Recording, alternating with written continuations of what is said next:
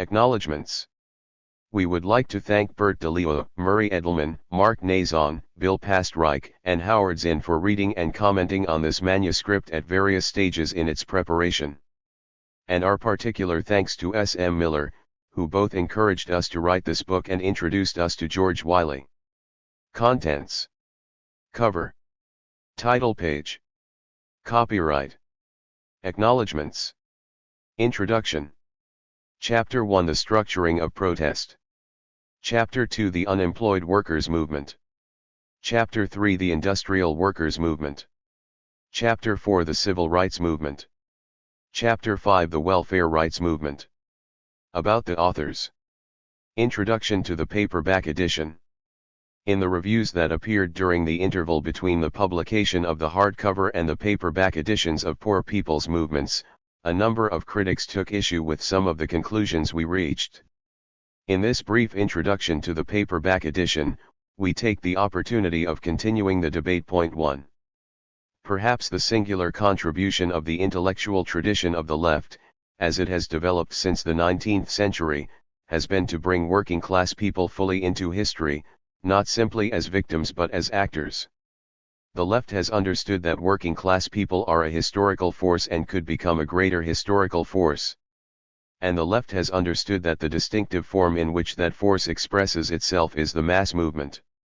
In theory, the left has also understood that working-class movements are not forged merely by willing or thinking or arguing them into existence. Proletarian movements, Marx said, are formed by a dialectical process reflecting the institutional logic of capitalist arrangements. The proletariat is a creature, not of communist intellectuals, but of capital and the conditions of capitalist production, a point emphasized in the Communist Manifesto. In proportion as the bourgeoisie, i.e., capital, is developed, in the same proportion is the proletariat, the modern working class, developed. Not only increases in number, its strength grows, and it feels that strength more. Of all the classes that stand face to face with the bourgeoisie today, the proletariat alone is a really revolutionary class. The other classes decay and finally disappear in the face of modern industry. The proletariat is its special and essential product. Of course, historical developments frustrated Marx's prediction. Expanding capitalist production did not create a revolutionary proletariat. Still, the basic mode of dialectical analysis underlying the failed prediction, the idea that the struggles of ordinary people are both formed by and directed against institutional arrangements, is correct. The prediction failed because Marx did not anticipate the specific institutional patterns which evolved under modern capitalism, nor did he anticipate the particular forms of struggle which would be generated in reaction to them. These institutional arrangements inhibited the emergence of a unified and revolutionary working class. The spread of imperialism helped to produce the surpluses that would raise working class material standards in the mother countries. The balkanization of modern industry helped to fractionalize the working class. New institutions such as public education helped to ensure capitalistic ideological hegemony. In turn, these institutional arrangements shaped the character of working class resistance. Contemporary working class struggles are fragmented where the left wishes for unity, and working class demands are reformist where the left prescribes a radical agenda. But the intellectual left has failed to confront these developments fully, at least in its posture toward movements in industrial societies too. It has failed to understand that the main features of contemporary popular struggles are both a reflection of an institutionally determined logic and a challenge to that logic. It has clung instead to the specific 19th century content of the dialectic, and by doing so, has forfeited dialectical analysis. Insofar as contemporary movements in industrial societies do not take the forms predicted by an analysis of 19th century capitalism, the left has not tried to understand these movements, but rather has tended simply to disapprove of them. The wrong people have mobilized, for they are not truly the industrial proletariat. Or they have mobilized around the wrong organizational and political strategies. The movements of the people disappoint the doctrine, and so the movements are dismissed. In writing this book, we tried to set aside doctrines in order to examine some of the ways in which the specific features of American social structure have shaped working-class movements. We were concerned to identify the institutional conditions which sometimes make mass movements possible, the institutional conditions which determine the forms taken by mass movements, and the institutional conditions which determine the responses of elites. We were led to these concerns by what we thought were the inadequacies of existing ways of thinking about movements. Obviously, protest movements are discredited in the dominant pluralistic tradition on the ground that there is ample opportunity for the working class to pursue its interests through democratic institutional channels. More to our point, many on the left also discredit these movements because they fail to conform to doctrinal prescriptions regarding constituencies, strategies, and demands. But this sort of complaint typically ignores the historically specific circumstances in which social movements emerge and in which constituencies, strategies, and demands are formed. We are prompted to make these opening comments because so much of the early response to this book has been dominated by a reiteration of doctrinal injunctions. In effect, a number of critics undertook to review the movements we study, rather than our analyses, and they are displeased. The movements fell short of the doctrine. Some critics were dissatisfied, for example, with the various expressions of the post-World War II Black movement, with the civil rights struggle in the South, or the riots in the North, or the surging demand for public welfare benefits that produced a welfare explosion in the 1960s. The Black movement is blamed for worsening divisions in the working class, for producing a popular backlash, and for failing to win larger gains, such as full employment. But popular insurgency does not proceed by someone else's rules or hopes, it has its own logic and direction. It flows from historically specific circumstances, it is a reaction against those circumstances, and it is also limited by those circumstances. One of the crucial ways in which the Black movement was institutionally structured, and thus limited, was by the existence of deep racial cleavages in the American working class. One might wish it were otherwise, if ever there were sectors of the working class that should have been the closest of allies, as one critic complained, it was the black and white poor. But the institutional development of the United States had determined otherwise, as witness the history of failed efforts to product multiracial, class-based protest movements. And so, when massive socio-economic and political changes finally made an independent black struggle possible, black eruptions provoked the violent opposition of Southern white working-class people and later the opposition of Northern working-class people as well. No course of action available to blacks could have prevented the worsening of antagonism so deeply embedded in the experience of the white working class. If blacks were to mobilize at all in the United States in the 1950s and 1960s, working-class divisions would inevitably be widened. What, then, is the point of Jack Beatty's insistence that strategies which divide are dangerous? To suggest that blacks might have done it differently, that they might have induced large elements of the Southern and Northern white working class to coalesce with them without showing how specific institutional conditions afforded that option, is to assume that people are free to act without regard to the constraints imposed by their social context. Moreover, the rigid application of these doctrinal prescriptions may tend to obscure recognition of the longer-term implications of mass insurgency. The Black movement, however great the immediate tensions it created, may have improved the possibilities for more broad-based working-class struggles in the future. As a result of the new legal accommodations forced by the movement, at least some aspects of the institutional framework supporting racism have been weakened, and while that is hardly a guarantor of future class-based movements, it is at least one institutional prerequisite. In other words, the doctrinal rejection of any strategy that engenders tensions within the working class ignored both the institutional forces that produce those divisions in the first place and the conflictual processes by which they may, perhaps, be overcome. Another criticism leveled at the movements we analyzed is that they produced a broad-based backlash in the American electorate. Harrington says that disruptive protest in the 1960s produced the mean spirit exploited by people like Richard Nixon, and Bernstein warns that disruptive protest is dangerous. There is a large measure of unreality about this criticism. It is as if group or class struggles can, when carefully managed, proceed without engendering conflict. Obviously, the labor struggles of the mid-30s helped produce the corporate-led backlash that began in 1938 and culminated in the witch hunts of the late 40s and early 50s, and just as obviously the black struggles of the 50s and 60s helped produce the backlash of the 70s. But how could it have been otherwise? Important interests were at stake, and had those interests not been a profound source of contention, there would have been no need for labor insurgency in the one period nor black insurgency in the other. Put another way, the relevant question to ask is whether, on balance, the movement made gains or lost ground, whether it advanced the interests of working people or set back those interests. A number of our critics, however, dismiss the gains of these movements because they were insufficient. The more realistic question whether the gains made were intrinsically important, and thus worth winning, is not addressed. Nor do the critics say why more was possible, how larger gains might have been made. Thus Starr refers to the dozens of mass mobilizations and ghetto riots of the 1960s that left so light a trace on the body politic. Harrington suggests that full employment should have been the priority for the welfare rights movement.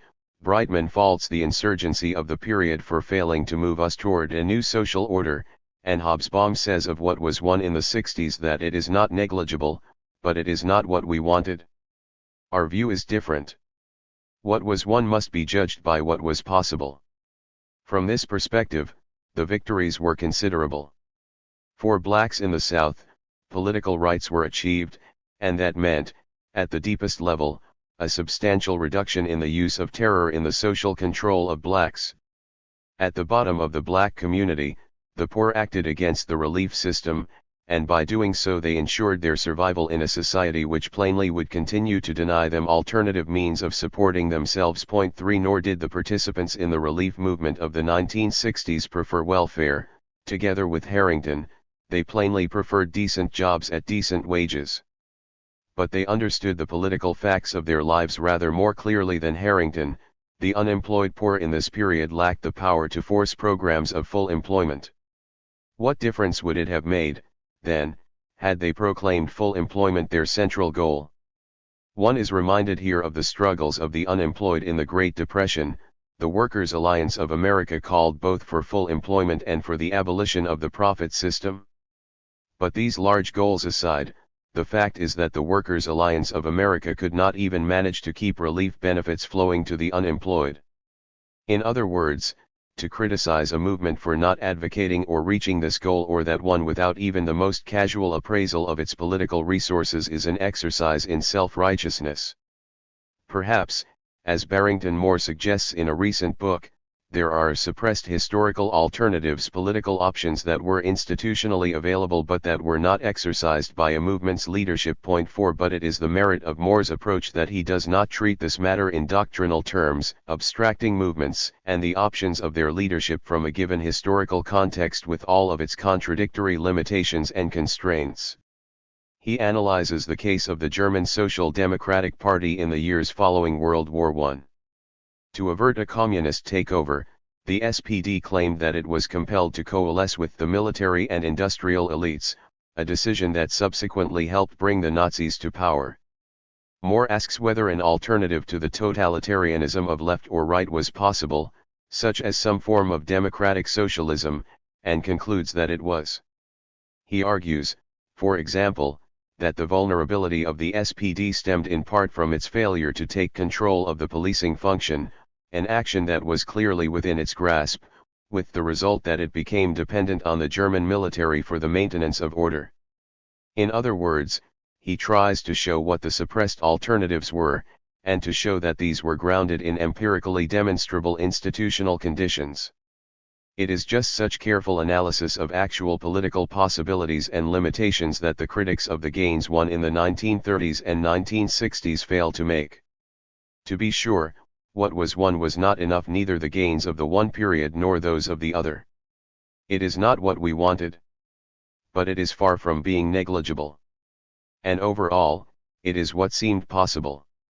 All of this is to say that tenets about the strategies that movements should have followed or ought to have avoided, statements regarding the goals that movements should have embraced or ought to have eschewed, and statements regarding the reactions from dominant groups or others that ought to have been averted. None of these criticisms takes on meaning unless it can also be shown that it could have been done differently. And to show how it might have been done goes beyond the invocation of doctrine, it requires examination of the institutional conditions which both create and limit the opportunities for mass struggle.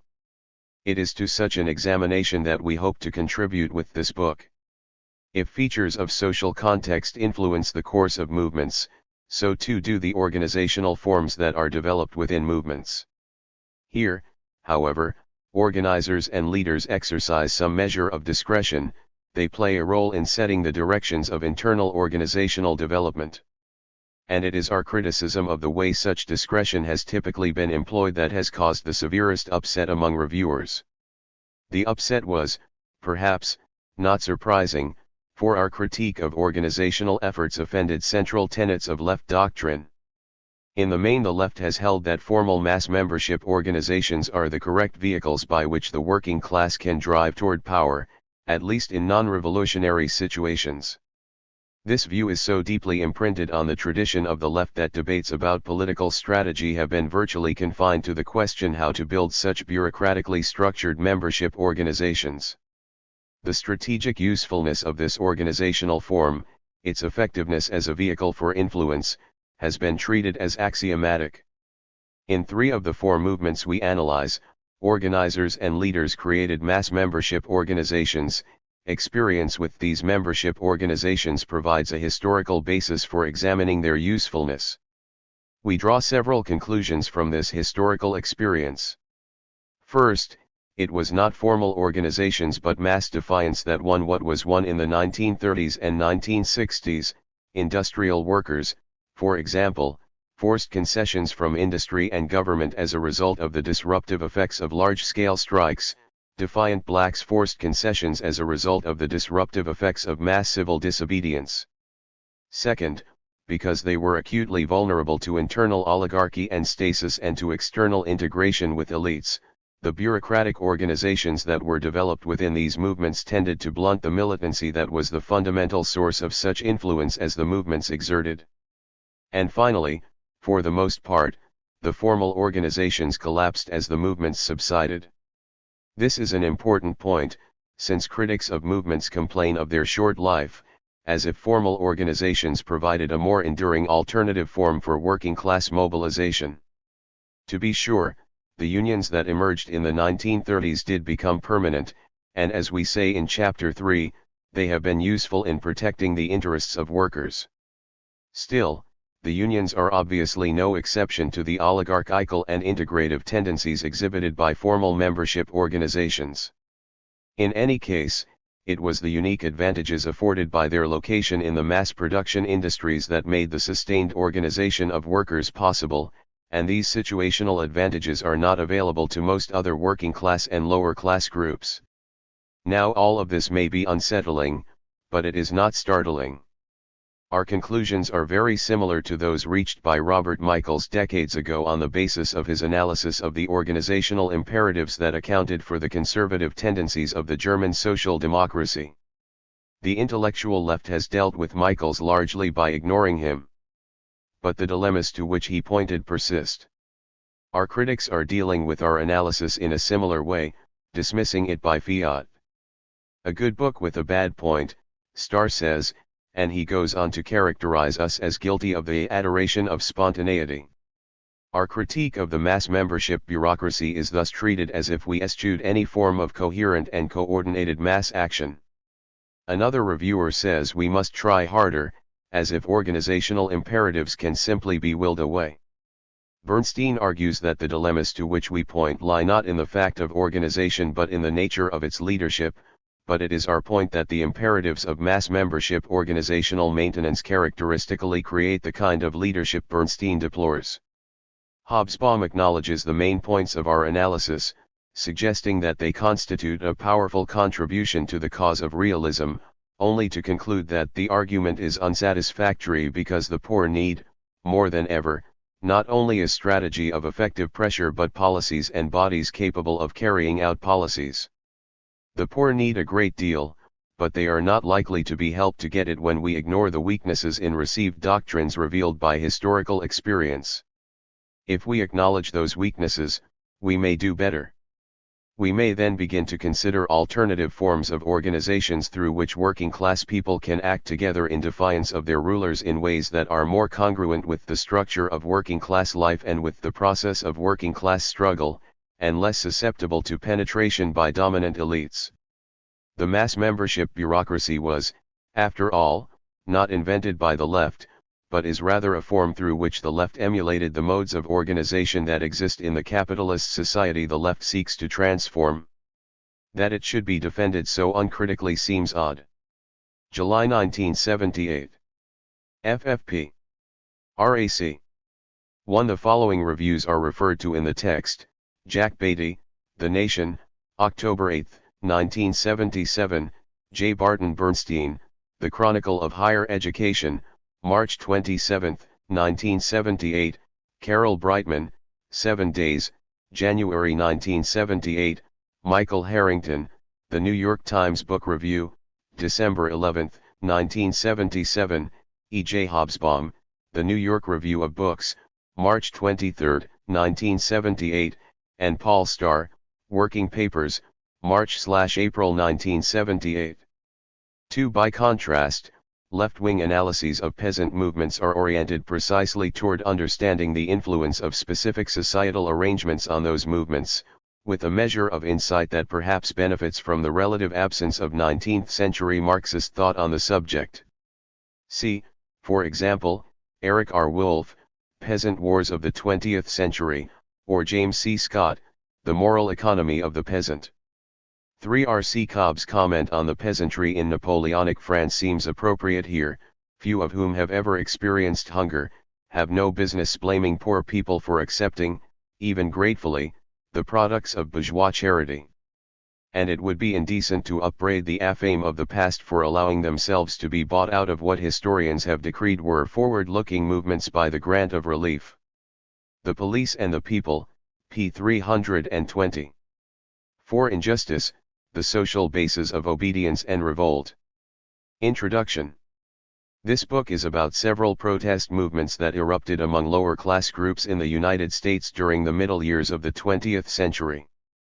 We first examine the protests that arose during the years of the Great Depression, both among the unemployed and among industrial workers. Then we turn to the black protests that arose after World War II, starting in the South and spreading to the northern cities. It is not our purpose, however, to present a comprehensive historical account of these events. We have tried to rely whenever we could on the historical research done by others. 1. Our purpose is rather to probe for the political meaning of the extraordinary struggles which occurred during these two tumultuous periods in recent American history. We have tried to understand the features of the American political economy which explain why these eruptions occurred when they did, why the eruptions took the forms they did, and why elites responded to them as they did. And we have tried to understand these events because we think they reveal much about both the limitations and the possibilities for power by the poor in the electoral representative political institutions of the United States. There is, of course, a considerable literature on protest movements. It is our opinion, however, that the most important question to be asked about protest movements is not dealt with in this literature. As forms of political struggle, protest movements sometimes succeed and sometimes fail. Sometimes they force concessions from the state that help to relieve the condition of life of the lower classes, and sometimes they are ignored or repressed. Once protest is acknowledged as a form of political struggle, the chief question to be examined must inevitably be the relationship between what the protesters do, the context in which they do it, and the varying responses of the state. It is this kind of analysis of past protest movements that hardly exists. As a consequence, lower-class groups, and those who align themselves with lower-class groups, have been denied the political wisdom that historical analysis of their own struggles might provide. One result of this denial of history is the persistence of certain doctrines among the activists and agitators who, from time to time in the 20th century United States, have tried to mobilize the lower classes for political action. Some of these activists, like the cadres of the civil rights movement, were simply brave reformers, committed not to the total transformation of American society but to reforms consistent with American doctrines.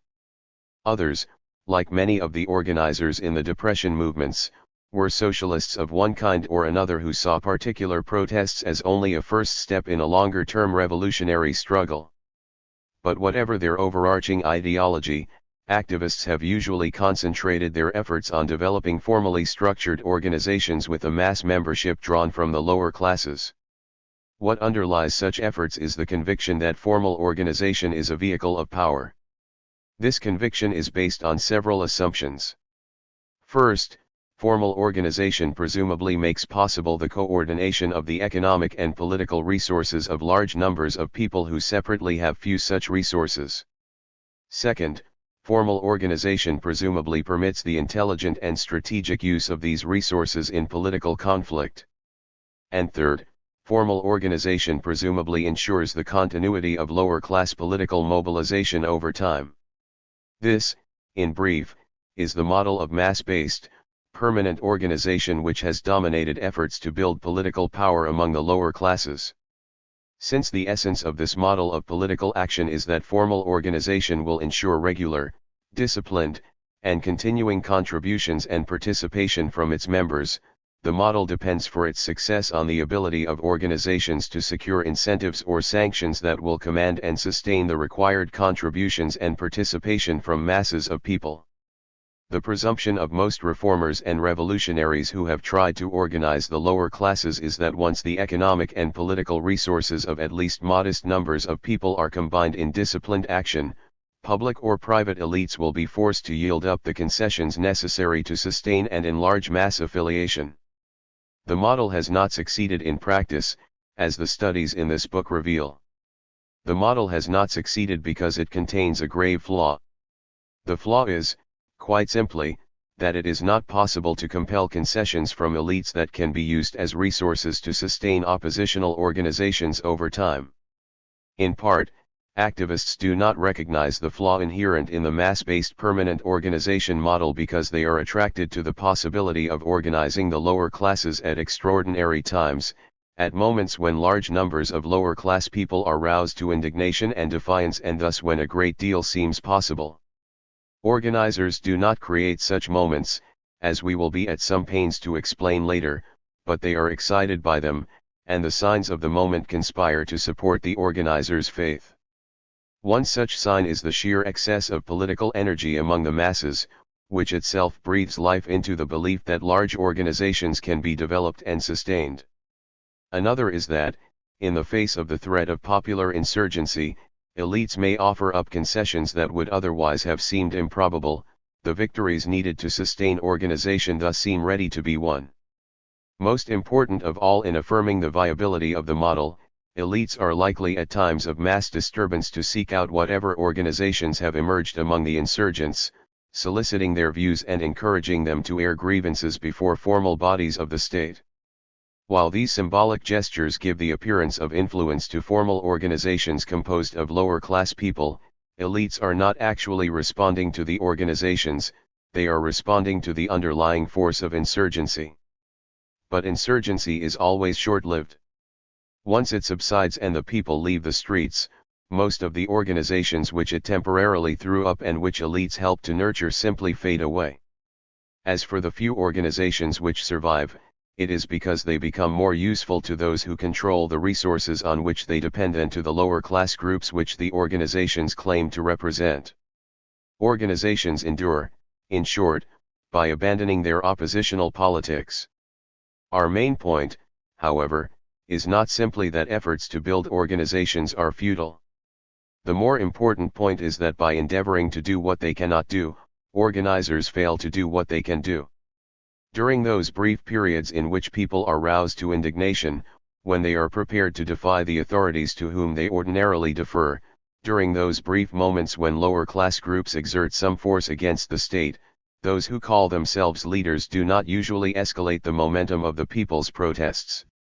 They do not because they are preoccupied with trying to build and sustain embryonic formal organizations in the sure conviction that these organizations will enlarge and become powerful.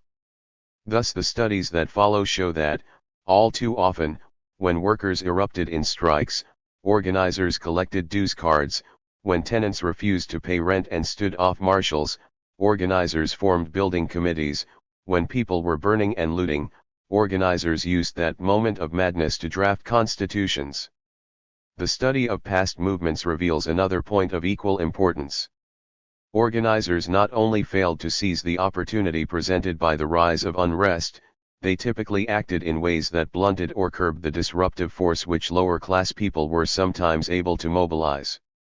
In small part, this resulted from the doctrinal commitment to the development of mass-based, permanent organization, for organization-building activities tended to draw people away from the streets and into the meeting rooms. In part it resulted from the preoccupation with internal leadership prerogatives that organization building seems to induce. But in the largest part organizers tended to work against disruption because, in their search for resources to maintain their organizations, they were driven inexorably to elites, and to the tangible and symbolic supports that elites could provide. Elites conferred these resources because they understood that it was organization building, not disruption, that organizers were about. Ordinarily, of course, elites do not support efforts to form organizations of lower-class people. But when insurgency wells up, apparently uncontrollable, elites respond.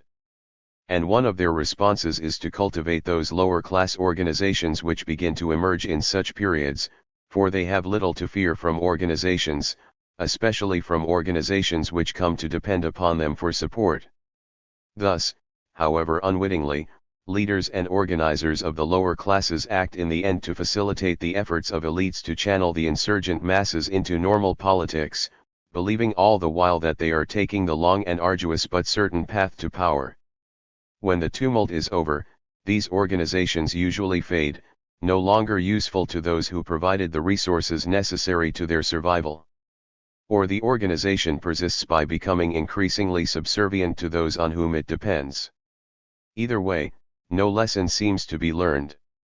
Each generation of leaders and organizers acts as if there were no political moral to be derived from the history of failed organizing efforts, nor from the obvious fact that whatever the people won was a response to their turbulence and not to their organized numbers. Consequently, when new institutional dislocations once again set people free from prevailing systems of social control, with the result that protest erupts for another moment in time, leaders and organizers attempt again to do what they cannot do, and forfeit the chance to do what they might do. We wrote this book as a step toward culling the historical wisdom that might inform lower-class political mobilizations in the future. The first chapter is a theoretical overview of the societal forces which structure protest movements of the lower classes in the United States. We consider this overview essential, for the forces which structure mass insurgency also define the boundaries within which organizers and leaders act, however much they might suppose otherwise.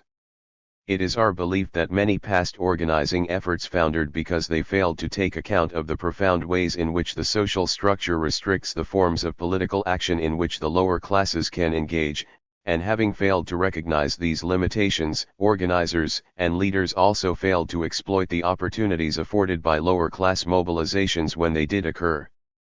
Then we turn to the movements of the Great Depression and of the post-World War II period. Our studies of insurgency during the years of the Great Depression include the movement of the unemployed that gave rise to the Workers' Alliance of America and the movement of industrial workers that produced the Congress of Industrial Organizations. The post-war studies include the Southern Civil Rights Movement and the protest organizations it spawned, and the movement of welfare recipients that generated the National Welfare Rights Organization. The industrial workers' movement and the civil rights movement gained more than the others. It is our central concern to show how differences in the strategies of organizers and leaders help to explain variations in what was won. Before we go on to the body of our argument, we ought to explain our use of the words lower class or poor. We do not use the terms in the contemporary sociological sense of a stratum beneath the working class, but rather as a stratum within the working class that is poor by standards prevailing in society at the time. Although the specific social origins of the participants in the movements examined here varied greatly, some were white men, some were black women, some were displaced southern agricultural workers, some were urban immigrant industrial workers. We consider that all of the protest movements we analyze arose among sectors of the working class, including the protest of welfare mothers in the 1960s. Our usage deviates from sociological custom, but it is consistent with classical Marxist definitions of the working class. Our usage also deviates from the current fashion on the left of referring to impoverished and underemployed working class groups as lumpen proletarians, a fashion we find not only offensive for its denigrating implications but also an abuse of Marx, who meant the term to refer to deviant and criminal elements from all classes. March 1977. FFP. RAC.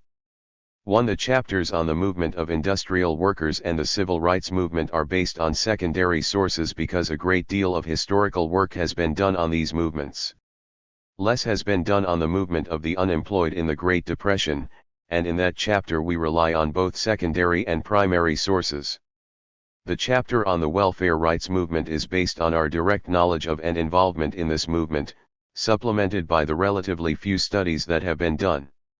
Chapter 1. The structuring of protest. Common sense and historical experience combine to suggest a simple but compelling view of the roots of power in any society. Crudely but clearly stated, those who control the means of physical coercion, and those who control the means of producing wealth, have power over those who do not. This much is true whether the means of coercion consists in the primitive force of a warrior caste or the technological force of a modern army. And it is true whether the control of production consists in control by priests of the mysteries of the calendar on which agriculture depends, or control by financiers of the large-scale capital on which industrial production depends. Since coercive force can be used to gain control of the means of producing wealth, and since control of wealth can be used to gain coercive force, these two sources of power tend over time to be drawn together within one ruling class. Common sense and historical experience also combine to suggest that these sources of power are protected and enlarged by the use of that power not only to control the actions of men and women, but also to control their beliefs. What some call superstructure, and what others call culture, includes an elaborate system of beliefs and ritual behaviors which defines for people what is right and what is wrong and why, what is possible and what is impossible, and the behavioral imperatives that follow from these beliefs. Because the superstructure of beliefs and rituals is evolved in the context of unequal power, it is inevitable that beliefs and rituals reinforce inequality, by rendering the powerful divine and the challengers evil. Thus the class struggles that might otherwise be inevitable in sharply unequal societies ordinarily do not seem either possible or right from the perspective of those who live within the structure of belief and ritual fashioned by those societies. People whose only possible recourse in struggle is to defy the beliefs and rituals laid down by their rulers ordinarily do not. What common sense and historical experience suggest has been true of many societies is no less true of modern capitalist societies, the United States among them. Power is rooted in the control of coercive force and in the control of the means of production. However, in capitalist societies this reality is not legitimate by rendering the powerful divine, but by obscuring their existence. Thus electoral representative arrangements proclaim the franchise, not force and wealth, as the basis for the accumulation and use of power. Wealth is, to be sure, unequally distributed, but the franchise is widely and nearly equally distributed, and by exercising the franchise men and women presumably determine who their rulers will be, and therefore what their rulers presumably must do if they are to remain rulers. Since analysts of power also live within the boundaries of ritual and belief of their society, they have contributed to this obfuscation by arguing that electoral arrangements offset other bases of power. Even the most sophisticated American political scientists have begun with the assumption that there are in fact two systems of power, one based on wealth and one based on votes, and they have devoted themselves to deciphering the relative influence of these two systems. This question has been regarded as intricate and complicated, demanding assiduous investigations in a variety of political settings, and by methods subject to the most rigorous empirical strictures. The answer that emerged from these investigations was that electoral representative procedures accomplished a substantial dispersal of power in a less than perfect world. It followed that those who struggled against their rulers by defying the procedures of the liberal democratic state were dangerous troublemakers, or simply fools. In the 1960s, the dominant pluralist tradition was discredited, at least among those on the ideological left who were prodded by outbreaks of defiance among minorities and students to question this perspective. In the critique that emerged, it was argued that there were not two systems of power, but that the power rooted in wealth and force overwhelmed the power of the franchise. The pluralists had erred, the critics said, by failing to recognize the manifold ways in which wealth and its concomitants engulfed electoral representative procedures, effectively barring many people from participation while deluding and entrapping others into predetermined electoral choices. The pluralists had also erred by ignoring the consistent bias toward the interests of elites inherent in presumably neutral governing structures, no matter what the mandate of the electorate.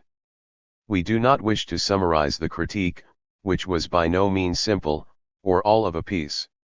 We wish only to make the point that the challenge rested in large part on the insight that modes of participation and non-participation in electoral representative procedures were not, as the pluralists had implied by their narrow empirical strictures, the freely made political choices of free men and women. Rather, modes of participation, and the degree of influence that resulted, were consistently determined by location in the class structure. It was an important insight, and once it had been achieved, the conclusion followed not far behind that so long as lower class groups abided by the norms governing the electoral representative system, they would have little influence.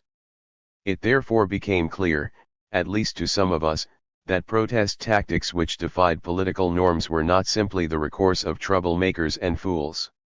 For the poor, they were the only recourse.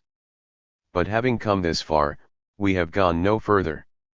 The insights that illuminated the critiques of electoral representative processes have been entirely overlooked in the few studies that have been done of the nature of protest itself.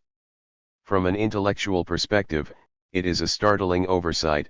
From a political perspective, it is all too easily explained by the overwhelming biases of our traditions. Briefly stated, the main argument of this chapter is that protest is also not a matter of free choice. It is not freely available to all groups at all times, and much of the time it is not available to lower class groups at all. The occasions when protest is possible among the poor, the forms that it must take, and the impact it can have are all delimited by the social structure in ways which usually diminish its extent and diminish its force. Before we go on to explain these points, we need to define what we mean by a protest movement, for customary definitions have led both analysts and activists to ignore or discredit much protest that does occur. The emergence of a protest movement entails a transformation both of consciousness and of behavior. The change in consciousness has at least three distinct aspects. First, the system or those aspects of the system that people experience and perceive loses legitimacy. Large numbers of men and women who ordinarily accept the authority of their rulers and the legitimacy of institutional arrangements come to believe in some measure that these rulers and these arrangements are unjust and wrong. 1 second, people who are ordinarily fatalistic, who believe that existing arrangements are inevitable, begin to assert rights that imply demands for change. Third, there is a new sense of efficacy.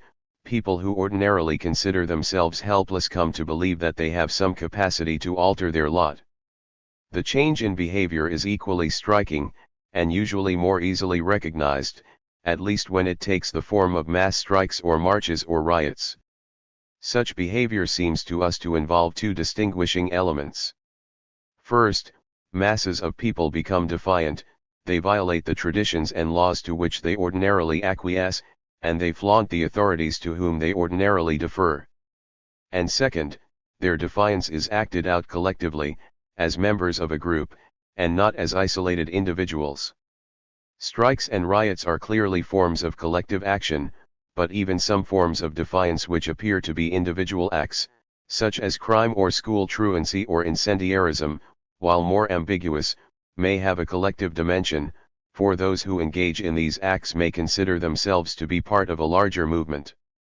Such apparently atomized acts of defiance can be considered movement events when those involved perceive themselves to be acting as members of a group, and when they share a common set of protest beliefs. Prevailing definitions, by stressing articulated social change goals as the defining feature of social movements, have had the effect of denying political meaning to many forms of protest. Thus, while the impulse to proliferate idiosyncratic usages ought ordinarily to be resisted, we believe that the difference between our definition and those generally found in the fairly extensive sociological literature on social movements is no mere definitional quibble. Joseph Gusfield, for example, defines a social movement as socially shared activities and beliefs directed toward the demand for change in some aspect of the social order. What characterizes a social movement as a particular kind of change agent is its quality as an articulated and organized group. Similarly, John Wilson says, a social movement is a conscious, collective, organized attempt to bring about or resist large-scale change in the social order by non-institutionalized means. The stress on conscious intentions in these usages reflects a confusion in the literature between the mass movement on the one hand, and the formalized organizations which tend to emerge on the crest of the movement on the other hand. Two intertwined but distinct phenomena point to thus formalized organizations do put forward articulated and agreed upon social change goals, as suggested by these definitions, but such goals may not be apparent in mass uprisings. Furthermore, our emphasis is on collective defiance as the key and distinguishing feature of a protest movement, but defiance tends to be omitted or understated in standard definitions simply because defiance does not usually characterize the activities of formal organizations that arise on the crest of protest movements. Whatever the intellectual sources of error, the effect of equating movements with movement organizations and thus requiring that protests have a leader, a constitution, a legislative program, or at least a banner before they are recognized as such is to divert attention from many forms of political unrest and to consign them by definition to the more shadowy realms of social problems and deviant behavior. As a result, such events as massive school truancy or rising worker absenteeism or mounting applications for public welfare or spreading rent defaults rarely attract the attention of political analysts. Having decided by definitional fiat that nothing political has occurred, nothing has to be explained, at least not in the terms of political protest. And having contrived in this way not to recognize protest or to study it, we cannot ask certain rather obvious and important questions about it. Institutional limits on the incidence of mass insurgency. Aristotle believed that the chief cause of internal warfare was inequality, that the lesser rebel in order to be equal. But human experience has proved him wrong, most of the time. Sharp inequality has been constant, but rebellion infrequent. Aristotle underestimated the controlling force of the social structure on political life. However hard their lot may be, people usually remain acquiescent, conforming to the accustomed patterns of daily life in their community, and believing those patterns to be both inevitable and just. Men and women till the fields each day, or stoke the furnaces, or tend the looms, obeying the rules and rhythms of earning a livelihood, they mate and bear children hopefully, and mutely watch them die, they abide by the laws of church and community and defer to their rulers, striving to earn a little grace and esteem. In other words, most of the time people conform to the institutional arrangements which enmesh them, which regulate the rewards and penalties of daily life, and which appear to be the only possible reality. Those for whom the rewards are most meager, who are the most oppressed by inequality, are also acquiescent. Sometimes they are the most acquiescent, for they have little defense against the penalties that can be imposed for defiance. Moreover, at most times and in most places, and especially in the United States, the poor are led to believe that their destitution is deserved, and that the riches and power that others command are also deserved. In more traditional societies, sharp inequalities are thought to be divinely ordained, or to be a part of the natural order of things. In more modern societies, such as the United States, riches and power are ascribed to personal qualities of industry or talent. It follows that those who have little or nothing have only what they deserve. As Edelman observes in his study of American political beliefs, The American poor have required less coercion and less in social security guarantees to maintain their quiescence than has been true in other developed countries, even authoritarian ones like Germany and notably poor ones like Italy, for the guilt and self-concepts of the poor have kept them docile.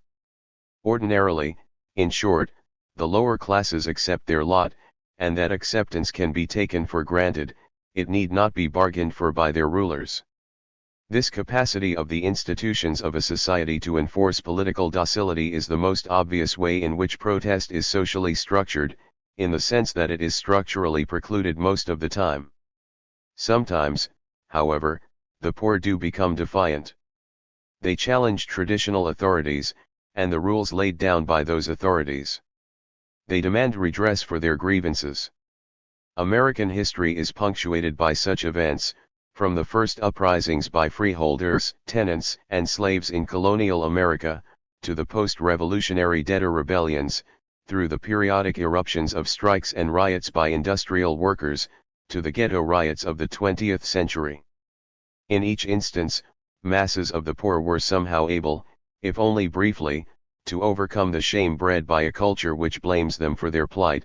Somehow they were able to break the bonds of conformity enforced by work, by family, by community, by every strand of institutional life. Somehow they were able to overcome the fears induced by police, by militia, by company guards. When protest does arise, when masses of those who are ordinarily docile become defiant, a major transformation has occurred. Most of the literature on popular insurgency has been devoted to identifying the preconditions of this transformation. Whatever the disagreements among different schools of thought, and they are substantial, there is general agreement that the emergence of popular uprisings reflects profound changes in the larger society. This area of agreement is itself important, for it is another way of stating our proposition that protest is usually structurally precluded. The agreement is that only under exceptional conditions will the lower classes become defiant, and thus, in our terms, only under exceptional conditions are the lower classes afforded the socially determined opportunity to press for their own class interests. The validity of this point follows from any of the major theories of civil disorder considered alone. When the several theoretical perspectives are considered concurrently and examined in the light of the historical events analyzed in this book, the conclusion is suggested that while different theories emphasize different kinds of social dislocations, most of these dislocations occurred simultaneously in the 1930s and 1960s. One does not have to believe that the various major theoretical perspectives are equally valid to agree that they may all cast at least some light on the series of dislocations that preceded the eruption of protest, at least in the periods we study. This argues that it not only requires a major social dislocation before protest can emerge, but that a sequence or combination of dislocations probably must occur before the anger that underlies protest builds to a high pitch, and before that anger can find expression in collective defiance. It seems useful to divide perspectives on insurgency according to whether the emphasis is on pressures that force eruptions, or whether the emphasis is on the breakdown of the regulatory capacity of the society, a breakdown that permits eruptions to occur and to take form in political protest. Thus, among the pressure theorists one might include those who emphasize economic change as a precondition for civil disorder, whether economic improvement or immiseration.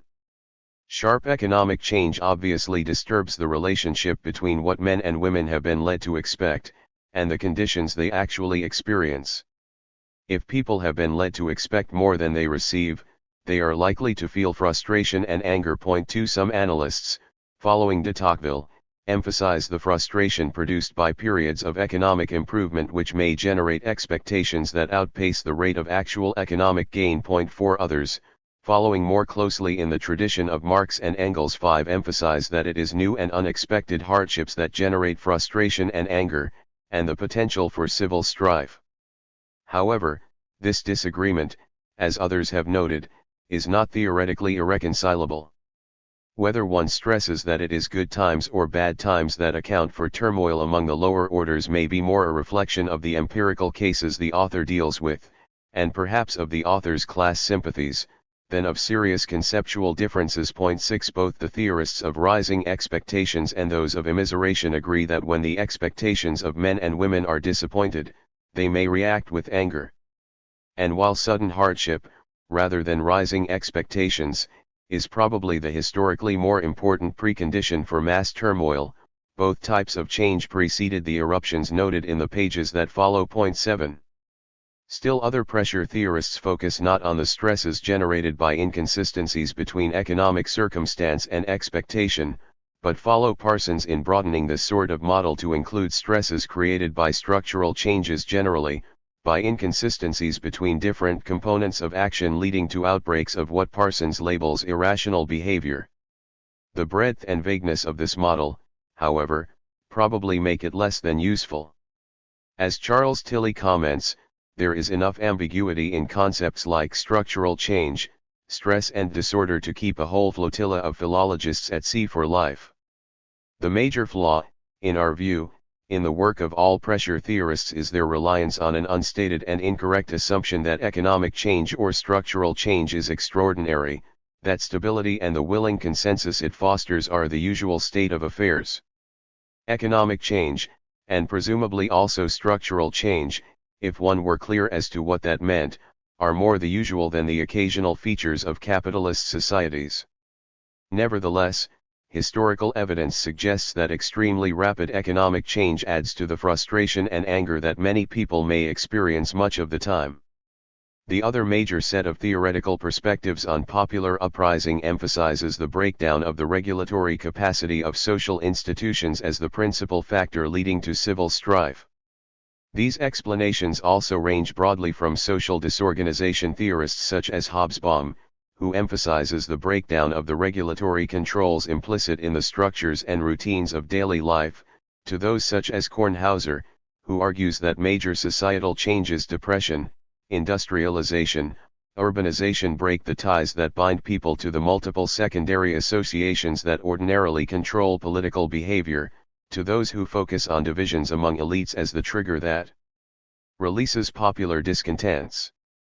Taken together, these social disorganization perspectives provide a major insight, however general, into the links between societal change, the breakdown of social controls, what Ash calls the deroutinization of life, and the eruption of protest. Point 8. The disorganization theories suggest that periods of rapid change tend, at the same time as they build frustration, to weaken the regulatory controls inherent in the structures of institutional life. More specifically, economic change may be so jarring as to virtually destroy the structures and routines of daily life. Hobsbawm points to the impact of just such conditions in accounting for the rise of social banditry among the Italian peasantry in the 19th century. Is most likely to become a major phenomenon when their traditional equilibrium is upset, during and after periods of abnormal hardship, such as famines and wars, or at the moments when the jaws of the dynamic modern world seize the static communities in order to destroy and transform them. Barrington Moore stresses a similar theme. The main factors that create a revolutionary mass are a sudden increase in hardship coming on top of quite serious deprivations, together with the breakdown of the routines of daily life, getting food, going to work, etc., that tie people to the prevailing order. The significance of economic change is, in other words, not simply that people find their expectations frustrated and so feel anger. It is also that when the structures of daily life weaken, the regulatory capacities of these structures, too, are weakened. A revolution takes place, says Lefebvre, when and only when, in such a society, people can no longer lead their everyday lives. So long as they can live their ordinary lives, relations are constantly re-established. Ordinary life for most people is regulated by the rules of work and the rewards of work which pattern each day and week and season. Once cast out of that routine, people are cast out of the regulatory framework that it imposes. Work and the rewards of work underpin the stability of other social institutions as well. When men cannot earn enough to support families, they may desert their wives and children, or fail to marry the women with whom they mate. And if unemployment is long-lasting, entire communities may disintegrate as the able-bodied migrate elsewhere in search of work. In effect, daily life becomes progressively deregulated as what Edelman calls the comforting banalities of everyday existence are destroyed. The first signs of the resulting demoralization and uncertainty are usually rising indices of crime, family breakdown, vagrancy, and vandalism. 9 Barred from conforming to the social roles they have been reared to live through, men and women continue to stumble and struggle somehow to live, within or without the rules. Thus it is not only that catastrophic depression in the 1930s and modernization and migration in the 1960s led to unexpected hardships, massive unemployment and the forced uprooting of people and communities had other, perhaps equally traumatic effects on the lives of people. The loss of work and the disintegration of communities meant the loss of the regulating activities, resources, and relationships on which the structure of everyday life depends, and thus the erosion of the structures that bound people to existing social arrangements. Still, neither the frustrations generated by the economic change, nor the breakdown of daily life, may be sufficient to lead people to protest their travails. Ordinarily, when people suffer such hardships, they blame God, or they blame themselves. For a protest movement to arise out of these traumas of daily life, people have to perceive the deprivation and disorganization they experience as both wrong, and subject to redress. 10 The social arrangements that are ordinarily perceived as just and immutable must come to seem both unjust and mutable. One condition favoring this transvaluation is the scale of distress. Thus in the 1930s, and again in the post-war years, unemployment reached calamitous proportions. Large numbers of people lost their means of earning a livelihood at the same time. This was clearly the case in the 1930s when unemployment affected 1/3 of the workforce. But among blacks the experience in the post-World War II period was equally devastating, for millions were forced off the land and concentrated in the ghettos of the cities. Within these central city ghettos, unemployment rates in the 1950s and 1960s reached depression levels. The sheer scale of these dislocations helped to mute the sense of self-blame, predisposing men and women to view their plight as a collective one, and to blame their rulers for the destitution and disorganization they experienced.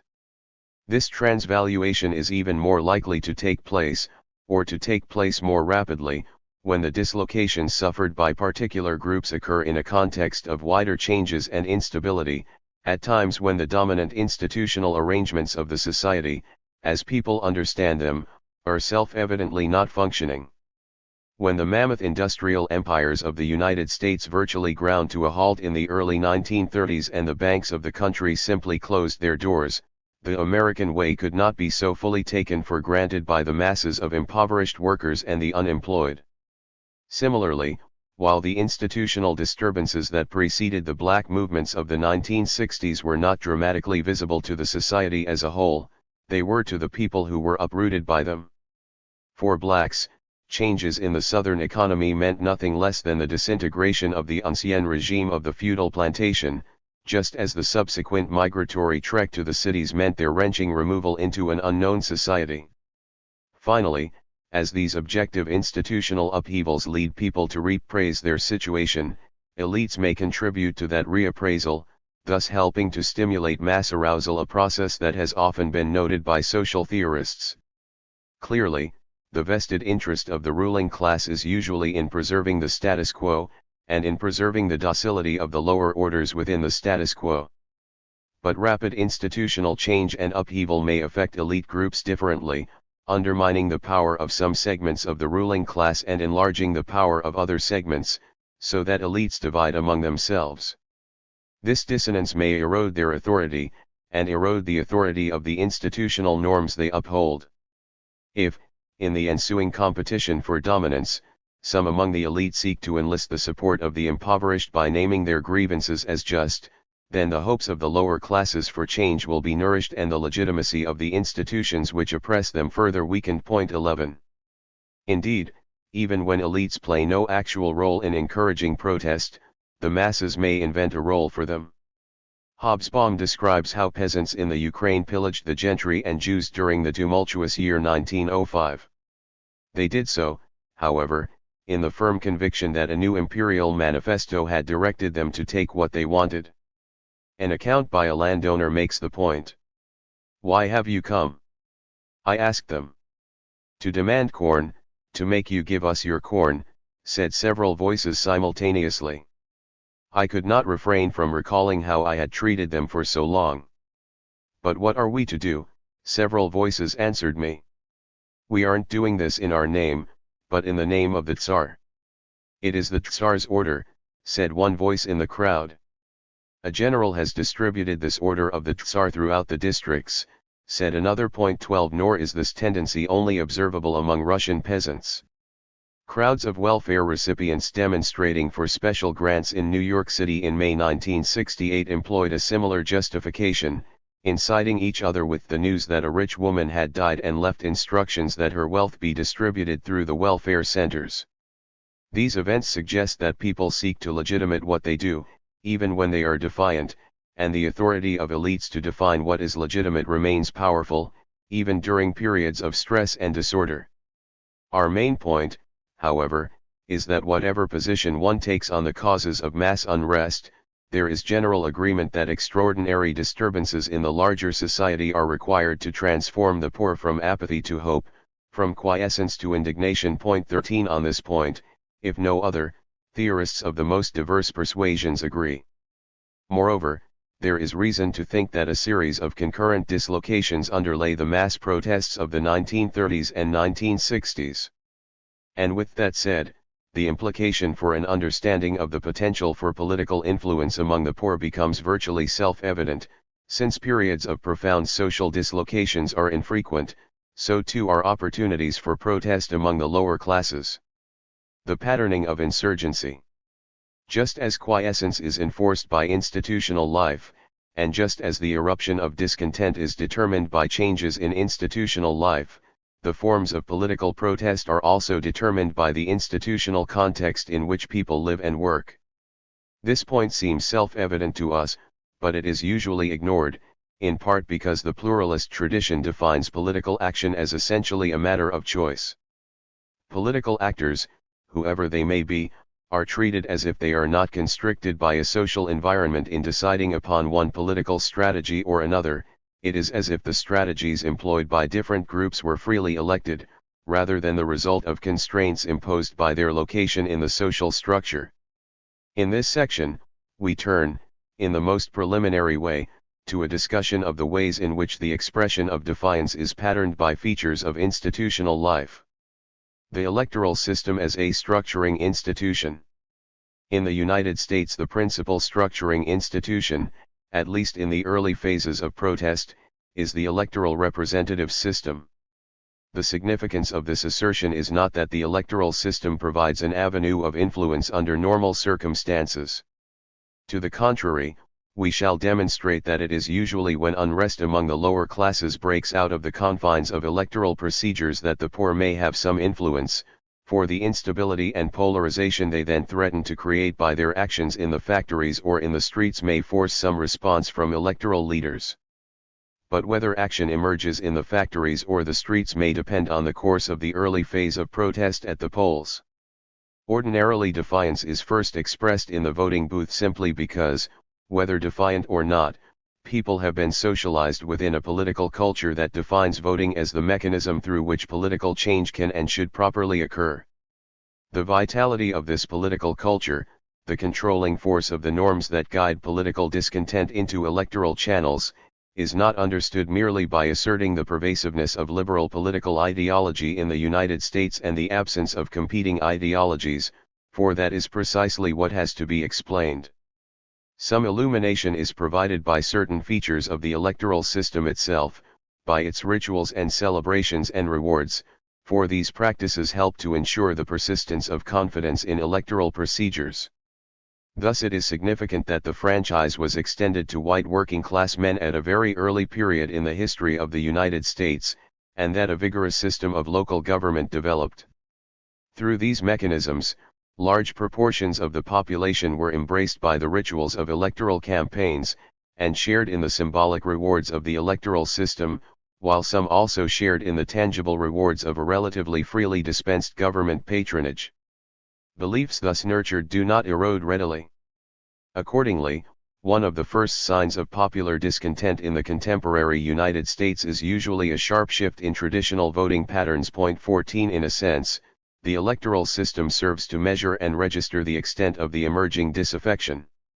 Thus, the urban working class reacted to economic catastrophe in the landslide election of 1932 by turning against the Republican Party, to which it had given its allegiance more or less since 1896.15. Similarly, the political impact of the forces of modernization and migration was first evident in the crucial presidential elections of 1956 and 1960.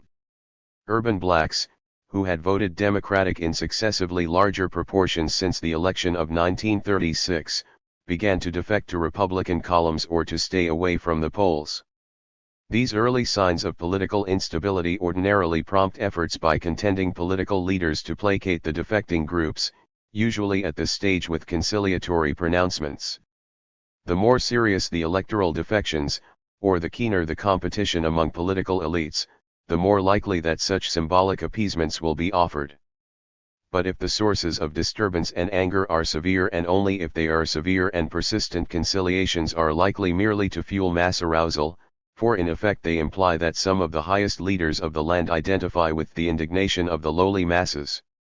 Moreover, just as political leaders play an influential role in stimulating mass arousal, so do they play an important role in shaping the demands of the aroused. Point 16. What are intended to serve as merely symbolic appeasements may instead provide a focus for the still inchoate anxieties and diffuse anger that drive the masses. Thus early rhetorical pronouncements by liberal political leaders, including presidents of the United States, about the rights of workers and the rights of blacks not only help to fuel the discontents of workers and blacks, but help to concentrate those discontents on demands articulated by leading officials of the nation. Point 17. But when people are thus encouraged in spirit without being appeased in fact, their defiance may escape the boundaries of electoral rituals, and escape the boundaries established by the political norms of the electoral representative system in general. They may indeed become rebellious, but while their rebellion often appears chaotic from the perspective of conventional American politics, or from the perspective of some organizers, it is not chaotic at all, it is structured political behavior. When people riot in the streets, their behavior is socially patterned, and within those patterns, their actions are to some extent deliberate and purposeful. Social location and forms of defiance. In contrast to the effort expended in accounting for the sources of insurgency, relatively little attention has been given to the question of why insurgency, when it does occur, takes one form and not another. Why, in other words, do people sometimes strike and at other times boycott, loot, or burn? Perhaps this question is seldom dealt with because the defiant behavior released often appears inchoate to analysts, and therefore not susceptible to explanation, as in the 19th century view of mental illness. Thus Parsons characterizes reactions to strain as irrational, Neil Smelser describes collective behavior as primitive and magical, and Kornhauser attributes unstable, extremist, and anti-democratic tendencies to mass movements. Many defiant forms of mass action that fall short of armed uprisings are thus often simply not recognized as intelligent political behavior at all. The common but false association of lower-class protest with violence may also be a residue of this tradition and its view of the mob as normless and dangerous, the barbarian unchained. Mass violence is, to be sure, one of many forms of defiance, and perhaps a very elemental form, for it violates the very ground rules of civil society. And lower-class groups do on occasion resort to violence to the destruction of property and persons, and perhaps this is more likely to be the case when they are deprived by their institutional location of the opportunity to use other forms of defiance. More typically, however, they are not violent, although they may be militant. They are usually not violent simply because the risks are too great, the penalties attached to the use of violence by the poor are too fearsome and too overwhelming. Point 18. Such perspectives have left us with images which serve to discredit lower-class movements by denying them meaning and legitimacy, instead of providing explanations. While the weakening of social controls that accompanies ruptures in social life may be an important precondition for popular uprisings, It does not follow either that the infrastructure of social life simply collapses, or that those who react to these disturbances by protesting are those who suffer the sharpest personal disorientation and alienation.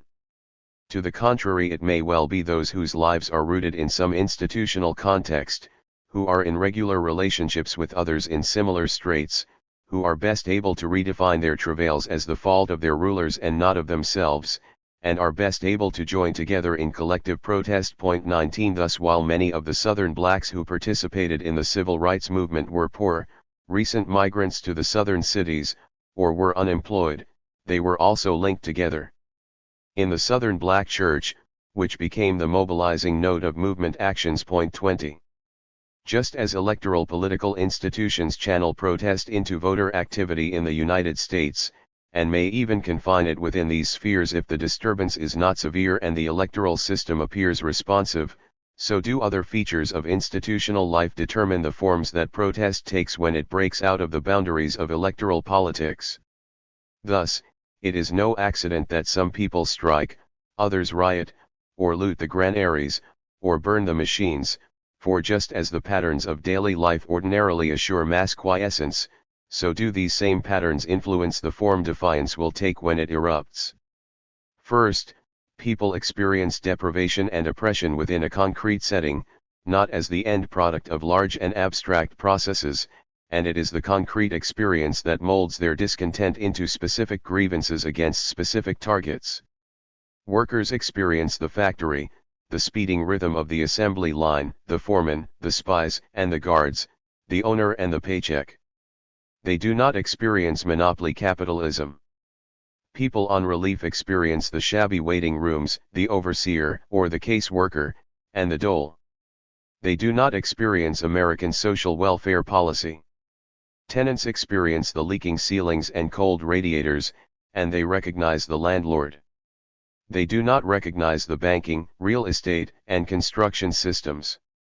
No small wonder, therefore, that when the poor rebel, they so often rebel against the overseer of the poor, or the slumlord, or the middling merchant, and not against the banks or the governing elites to whom the overseer, the slumlord, and the merchant also defer. 21 In other words, it is the daily experience of people that shapes their grievances, establishes the measure of their demands, and points out the targets of their anger.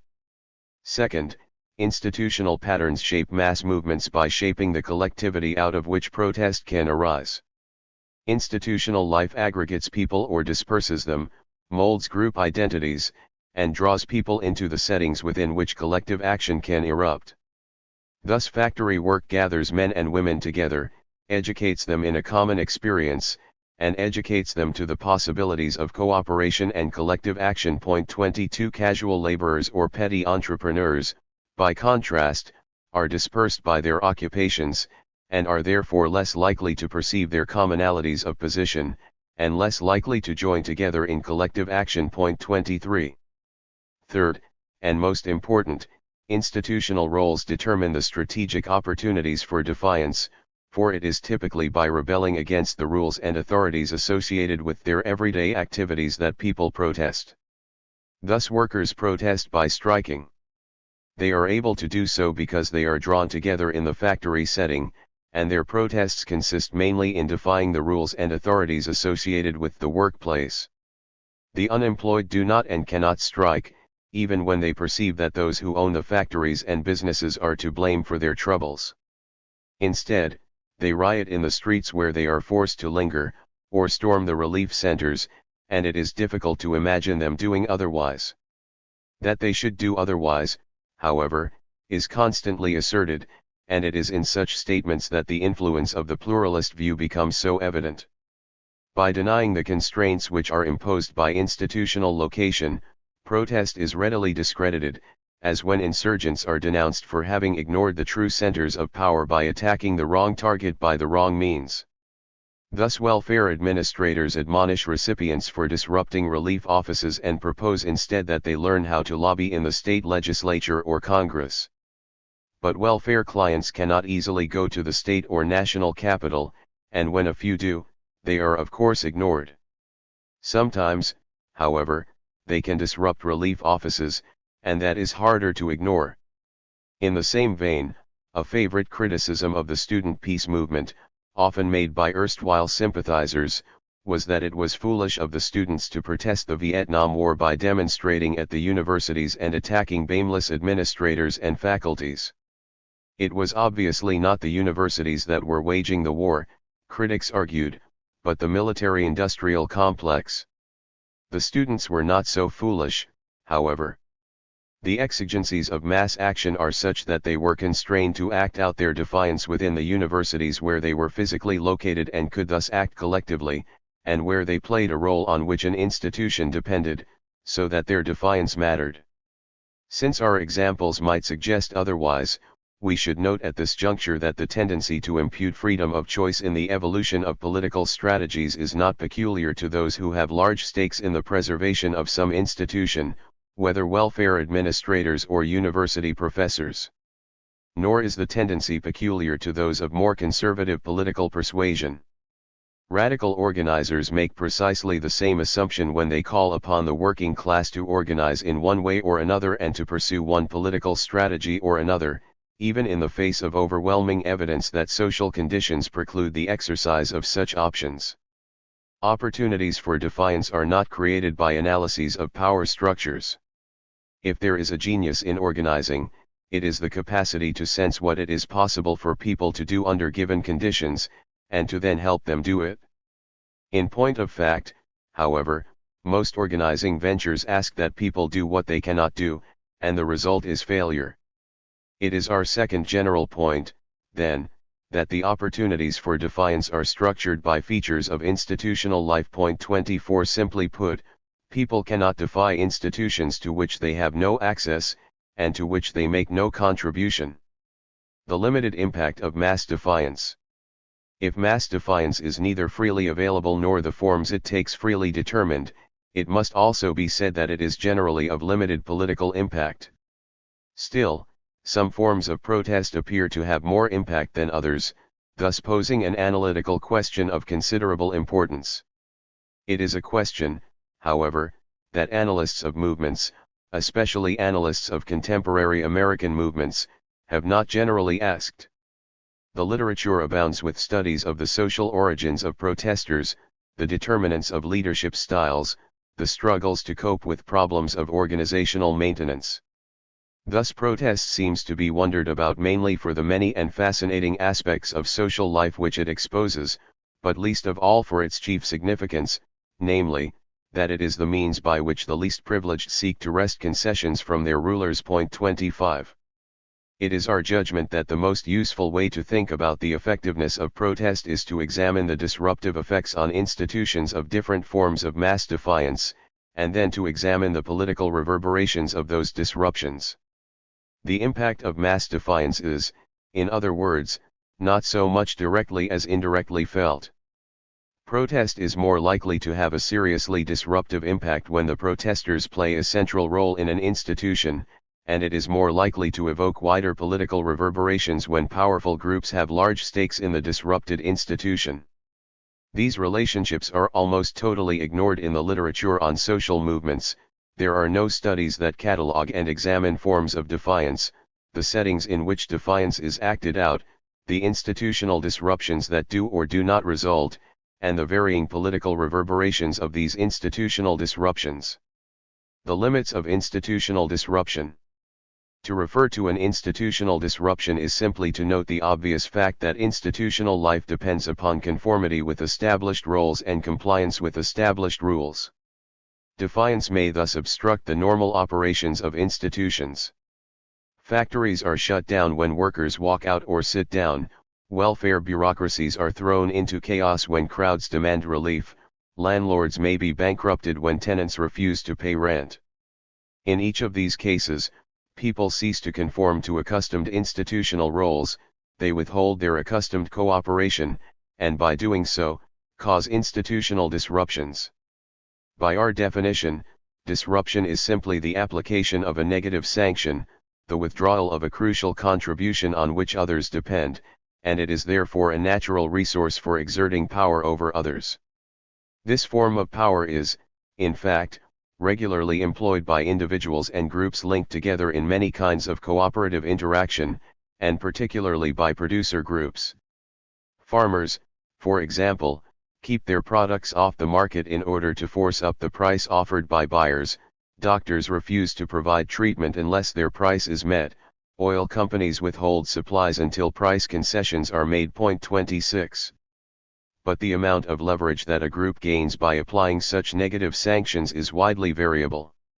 Influence depends, first of all, on whether or not the contribution withheld is crucial to others, second, on whether or not those who have been affected by the disruption have resources to be conceded, and third, on whether the obstructionist group can protect itself adequately from reprisals. Once these criteria are stated, it becomes evident that the poor are usually in the least strategic position to benefit from defiance. Thus, in comparison with most producer groups, the lower classes are often in weak institutional locations to use disruption as a tactic for influence. Many among the lower class are in locations that make their cooperation less than crucial to the operation of major institutions. Those who work in economically marginal enterprises, or who perform marginally necessary functions in major enterprises, or those who are unemployed, do not perform roles on which major institutions depend.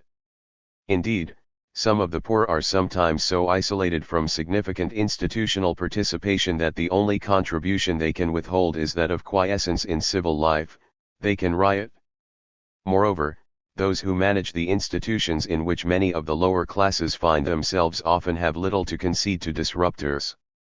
When lower class groups do play an important role in an institution, as they do in sweatshops or in slum tenements, these institutions operated as they often are by marginal entrepreneurs may be incapable of yielding very much in response to disruptive pressure. Finally, lower class groups have little ability to protect themselves against reprisals that can be employed by institutional managers.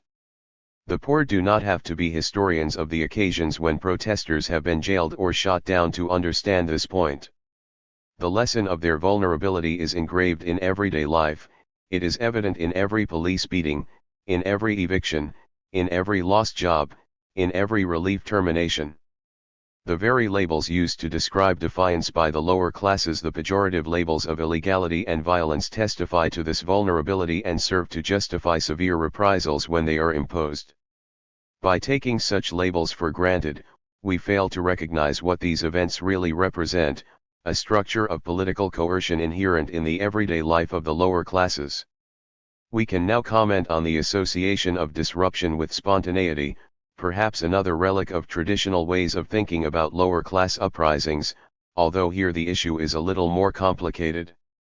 Disruption itself is not necessarily spontaneous, but lower class disruptions often are, in the sense that they are not planned and executed by formal organizations.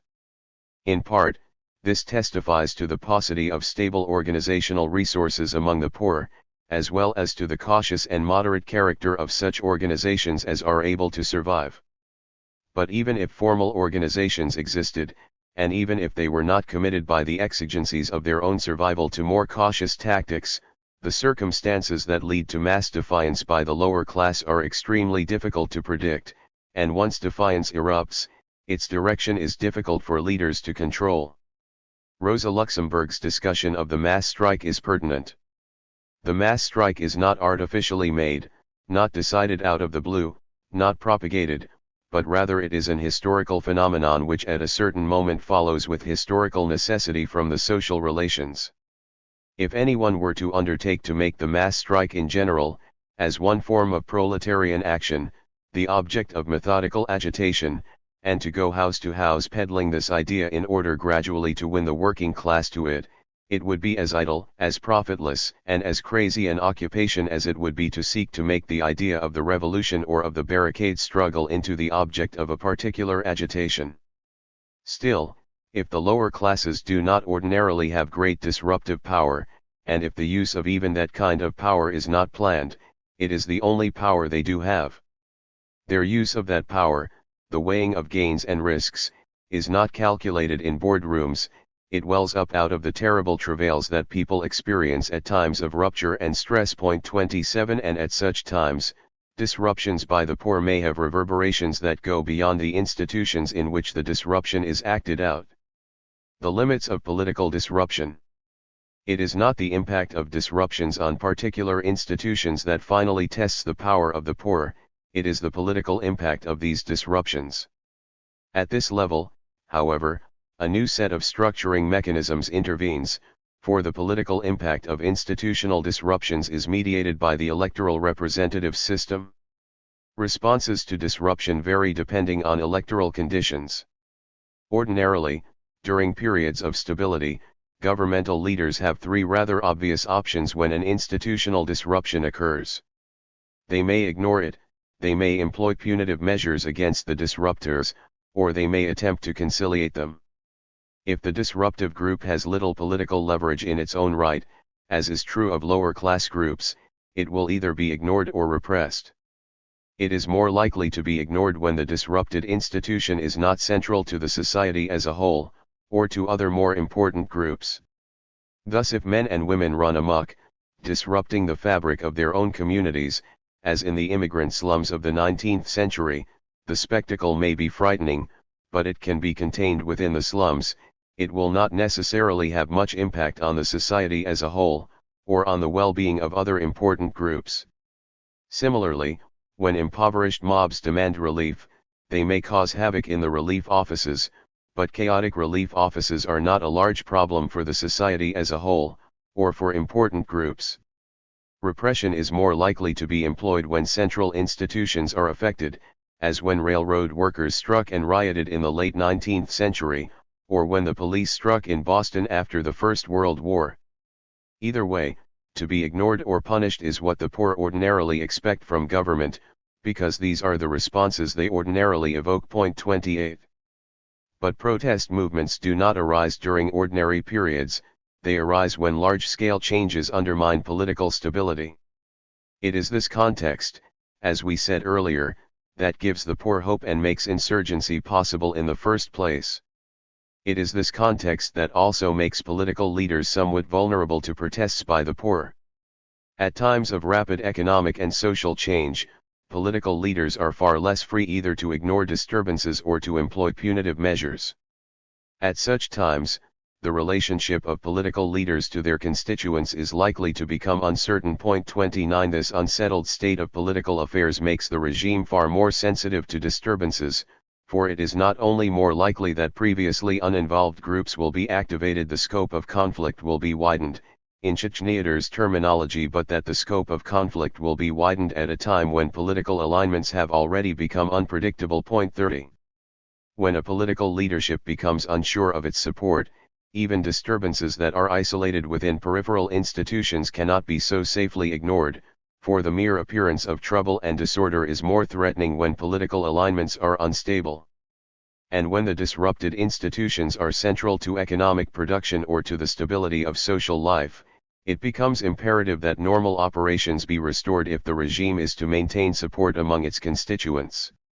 Thus, when industrial workers joined in massive strikes during the 1930s, they threatened the entire economy of the nation and, given the electoral instability of the times, threatened the future of the nation's political leadership.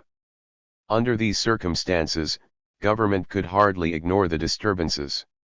Yet neither could government run the risks entailed by using massive force to subdue the strikers in the 1930s. It could not, in other words, simply avail itself of the option of repression. For one thing, the striking workers, like the civil rights demonstrators in the 1960s, had aroused strong sympathy among groups that were crucial supporters of the regime. For another, unless insurgent groups are virtually of outcast status, permitting leaders of the regime to mobilize popular hatred against them, politically unstable conditions make the use of force risky, since the reactions of other aroused groups cannot be safely predicted. When government is unable to ignore the insurgents, and is unwilling to risk the uncertain repercussions of the use of force, it will make efforts to conciliate and disarm the protesters. These placating efforts will usually take several forms. First and most obviously, political leaders will offer concessions, or press elites in the private sector to offer concessions, to remedy some of the immediate grievances, both symbolic and tangible, of the disruptive group. Thus mobs of unemployed workers were granted relief in the 1930s, striking industrial workers won higher pay and shorter hours, and angry civil rights demonstrators were granted the right to desegregated public accommodations in the 1960s. Whether one takes such measures as evidence of the capacity of American political institutions for reform, or brushes them aside as mere tokenism, such concessions were not offered readily by government leaders. In each case, and in some cases more than in others, reform required a break with an established pattern of government accommodation to private elites. Thus the New Deal's liberal relief policy was maintained despite widespread opposition from the business community. Striking workers in the mid-1930s succeeded in obtaining wage concessions from private industry only because state and national political leaders abandoned the age-old policy of using the coercive power of the state to curb strikes. The granting of desegregated public accommodations required that national Democratic leaders turn against their traditional allies among Southern plantation elites. In such instances concessions were won by the protesters only when political leaders were finally forced, out of a concern for their own survival, to act in ways which aroused the fierce opposition of economic elites. In short, under conditions of severe electoral instability, the alliance of public and private power is sometimes weakened, if only briefly, and at these moments a defiant poor may make gains. 31.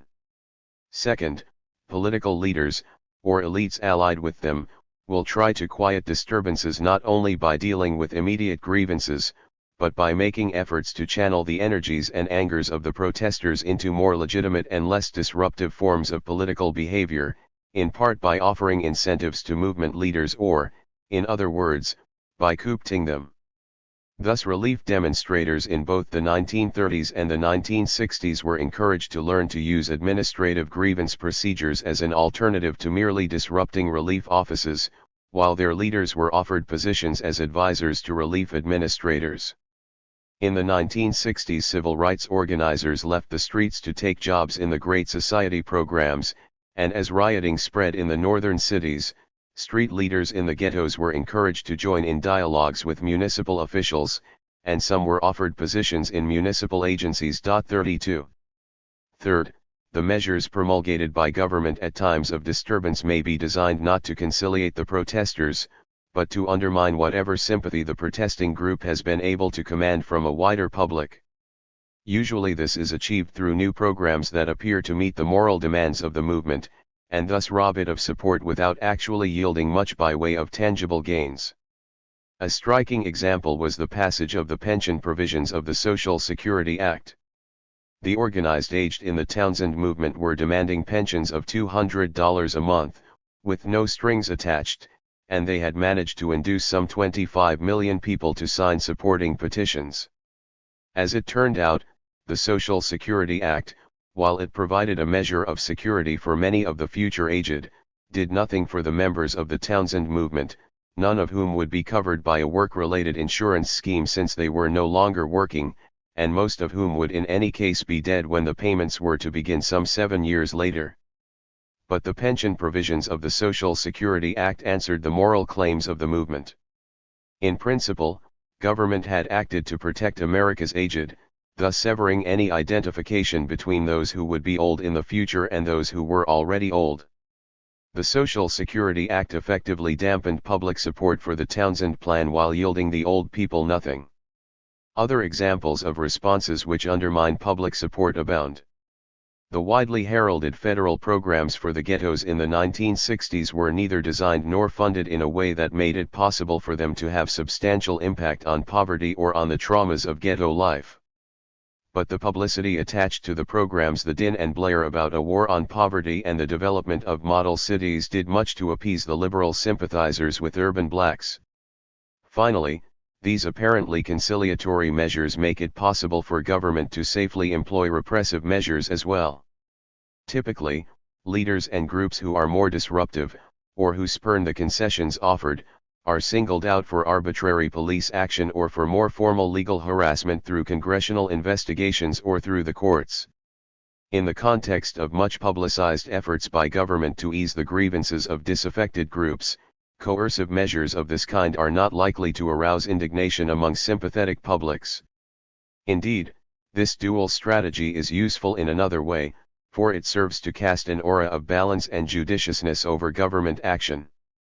The main point, however, is simply that the political impact of institutional disruptions depends upon electoral conditions. Even serious disruptions, such as industrial strikes, will force concessions only when the calculus of electoral instability favors the protesters. And even then, when the protesters succeed in forcing government to respond, they do not dictate the content of those responses. As to the variety of specific circumstances which determine how much the protesters will gain and how much they will lose, we still have a great deal to learn. The demise of protest. It is not surprising that, taken together, these efforts to conciliate and disarm usually lead to the demise of the protest movement, partly by transforming the movement itself, and partly by transforming the political climate which nourishes protest.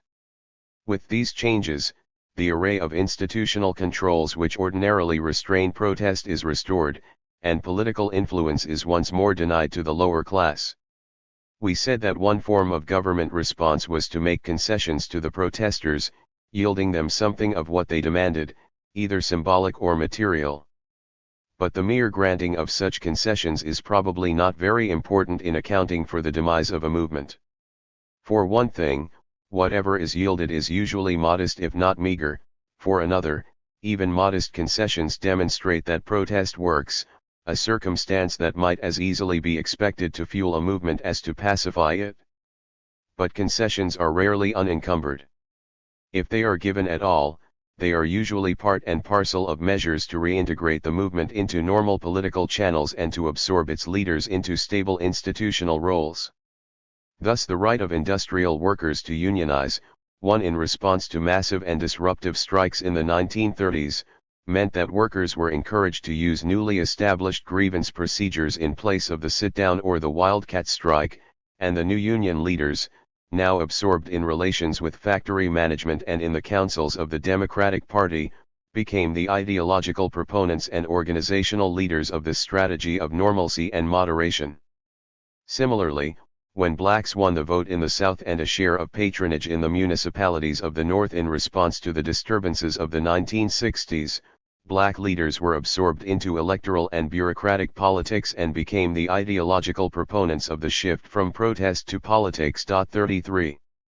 This feature of government action deserves some explanation because the main reintegrative measures, the right to organize, the right to vote, black representation in city government, were also responses to specific demands made by the protesters themselves. To all appearances, government simply acted to redress felt grievances. But the process was by no means as straightforward as that. As we suggested earlier, the movements had arisen through interaction with elites, and had been led to make the demands they made in response to early encouragement by political leaders. Nor was it fortuitous that political leaders came to proclaim as just such causes as the right to organize or the right to vote or the right to citizen participation. In each case, elites responded to discontent by proposing reforms with which they had experience, and which consisted mainly of extending established procedures to new groups or to new institutional arenas. Collective bargaining was not invented in the 1930s, nor the franchise in the 1960s. Driven by turmoil, political leaders proposed reforms that were in a sense prefigured by institutional arrangements that already existed, that were drawn from a repertoire provided by existing traditions. And an aroused people responded by demanding simply what political leaders had said they should have. If through some accident of history they had done otherwise, if industrial workers had demanded public ownership of factories, they would probably have still gotten unionism, if they got anything at all, and if impoverished Southern blacks had demanded land reform, they would probably have still gotten the vote. At the same time that government makes efforts to reintegrate disaffected groups, and to guide them into less politically disturbing forms of behavior, it also moves to isolate them from potential supporters and, by doing so, diminishes the morale of the movement. Finally, while the movement is eroding under these influences, its leaders, attracted by new opportunities, its followers conciliated, confused, or discouraged, the show of repressive force against recalcitrant elements demolishes the few who are left. However, the more far-reaching changes do not occur within the movement, but in the political context which nourished the movement in the first place. The agitated and defiant people who compose the movement are but a small proportion of the discontented population on which it draws. Presumably, if some leaders were co-opted, new leaders would arise; if some participants were appeased or discouraged, others would take their place. But this does not happen, because government's responses not only destroy the movement, they also transform the political climate which makes protest possible. The concessions to the protesters, the efforts to bring them into the system, and in particular the measures aimed at potential supporters, all work to create a powerful image of a benevolent and responsive government that answers grievances and solves problems. As a result, whatever support might have existed among the larger population dwindles. Moreover, the display of government benevolence stimulates antagonist groups, and triggers the antagonistic sentiments of more neutral sectors. The tide of public opinion begins to turn against labor in the late 1930s, against blacks in the late 1960s. And as it does, the definitions put forward by political leaders also change, particularly when prodded by contenders for political office who sense the shift in popular mood, and the weaknesses it reveals in an incumbent's support. Thus in the late 1960s, Republican leaders took advantage of white resentment against blacks to attract Democratic voters, raising cries of law and order and workfare not welfare, the code words for racial antagonism. Such a change is ominous. Where once the powerful voices of the land enunciated a rhetoric that gave courage to the poor, now they enunciate a rhetoric that erases hope, and implants fear. The point should be evident that as these various circumstances combine, defiance is no longer possible. The residue of reform. When protest subsides, concessions may be withdrawn. Thus when the unemployed become docile, the relief rolls are cut even though many are still unemployed; when the ghetto becomes quiescent, evictions are resumed. The reason is simple enough. Since the poor no longer pose the threat of disruption, they no longer exert leverage on political leaders, there is no need for conciliation. This is particularly the case in a climate of growing political hostility, for the concessions granted are likely to become the focus of resentment by other groups. But some concessions are not withdrawn. As the tide of turbulence recedes, major institutional changes sometimes remain. Thus the right of workers to join unions was not rescinded when turmoil subsided. And it is not likely that the franchise granted to blacks in the South will be taken back. Why, then, are some concessions withdrawn while others become permanent institutional reforms?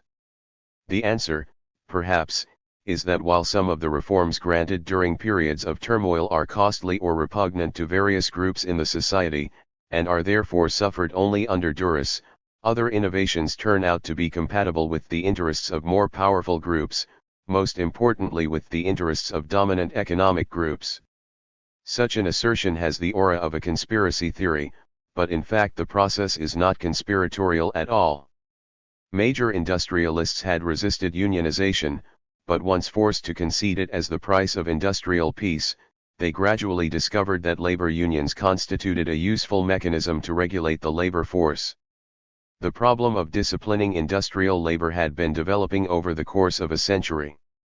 The Depression produced the political turmoil through which a solution was forged. Nor was the solution simply snatched from the air. As noted earlier, collective bargaining was a tried and tested method of dealing with labor disturbances. The tumult of the 1930s made the use of this method imperative. Once implemented, the reforms were institutionalized because they continued to prove useful. Similarly, Southern economic elites had no interest in ceding Southern blacks the franchise. But their stakes in disfranchising blacks had diminished. The old plantation economy was losing ground to new industrial enterprises, plantation-based elites were losing ground to economic dominance based in industry. The feudal political arrangements on which a plantation economy had relied were no longer of central importance, and certainly they were not of central importance to the new economic elites. Black uprisings, by forcing the extension of the franchise and the modernization of Southern politics, thus helped seal a fissure in the institutional fabric of American society, a fissure resulting from the growing inconsistency between the economic and political institutions of the South. What these examples suggest is that protesters win, if they win at all, what historical circumstances has already made ready to be conceded. Still, as Alan Wolfe has said, governments do not change magically through some historical radical transformation, but only through the actual struggles of the time. When people are finally roused to protest against great odds, they take the only options available to them within the limits imposed by their social circumstances. Those who refuse to recognize these limits not only blindly consign lower-class protests to the realm of the semi-rational, but also blindly continue to pretend that other, more regular options for political influence are widely available in the American political system. A note on the role of protest leadership. The main point of this chapter is that both the limitations and opportunities for mass protest are shaped by social conditions. The implications for the role of leadership in protest movements can be briefly summarized. Protest wells up in response to momentous changes in the institutional order. It is not created by organizers and leaders. Once protest erupts, the specific forms it takes are largely determined by features of social structure. Organizers and leaders who contrive strategies that ignore the social location of the people they seek to mobilize can only fail. Elites respond to the institutional disruptions that protest causes, as well as to other powerful institutional imperatives. Elite responses are not significantly shaped by the demands of leaders and organizers. Nor are elite responses significantly shaped by formally structured organizations of the poor.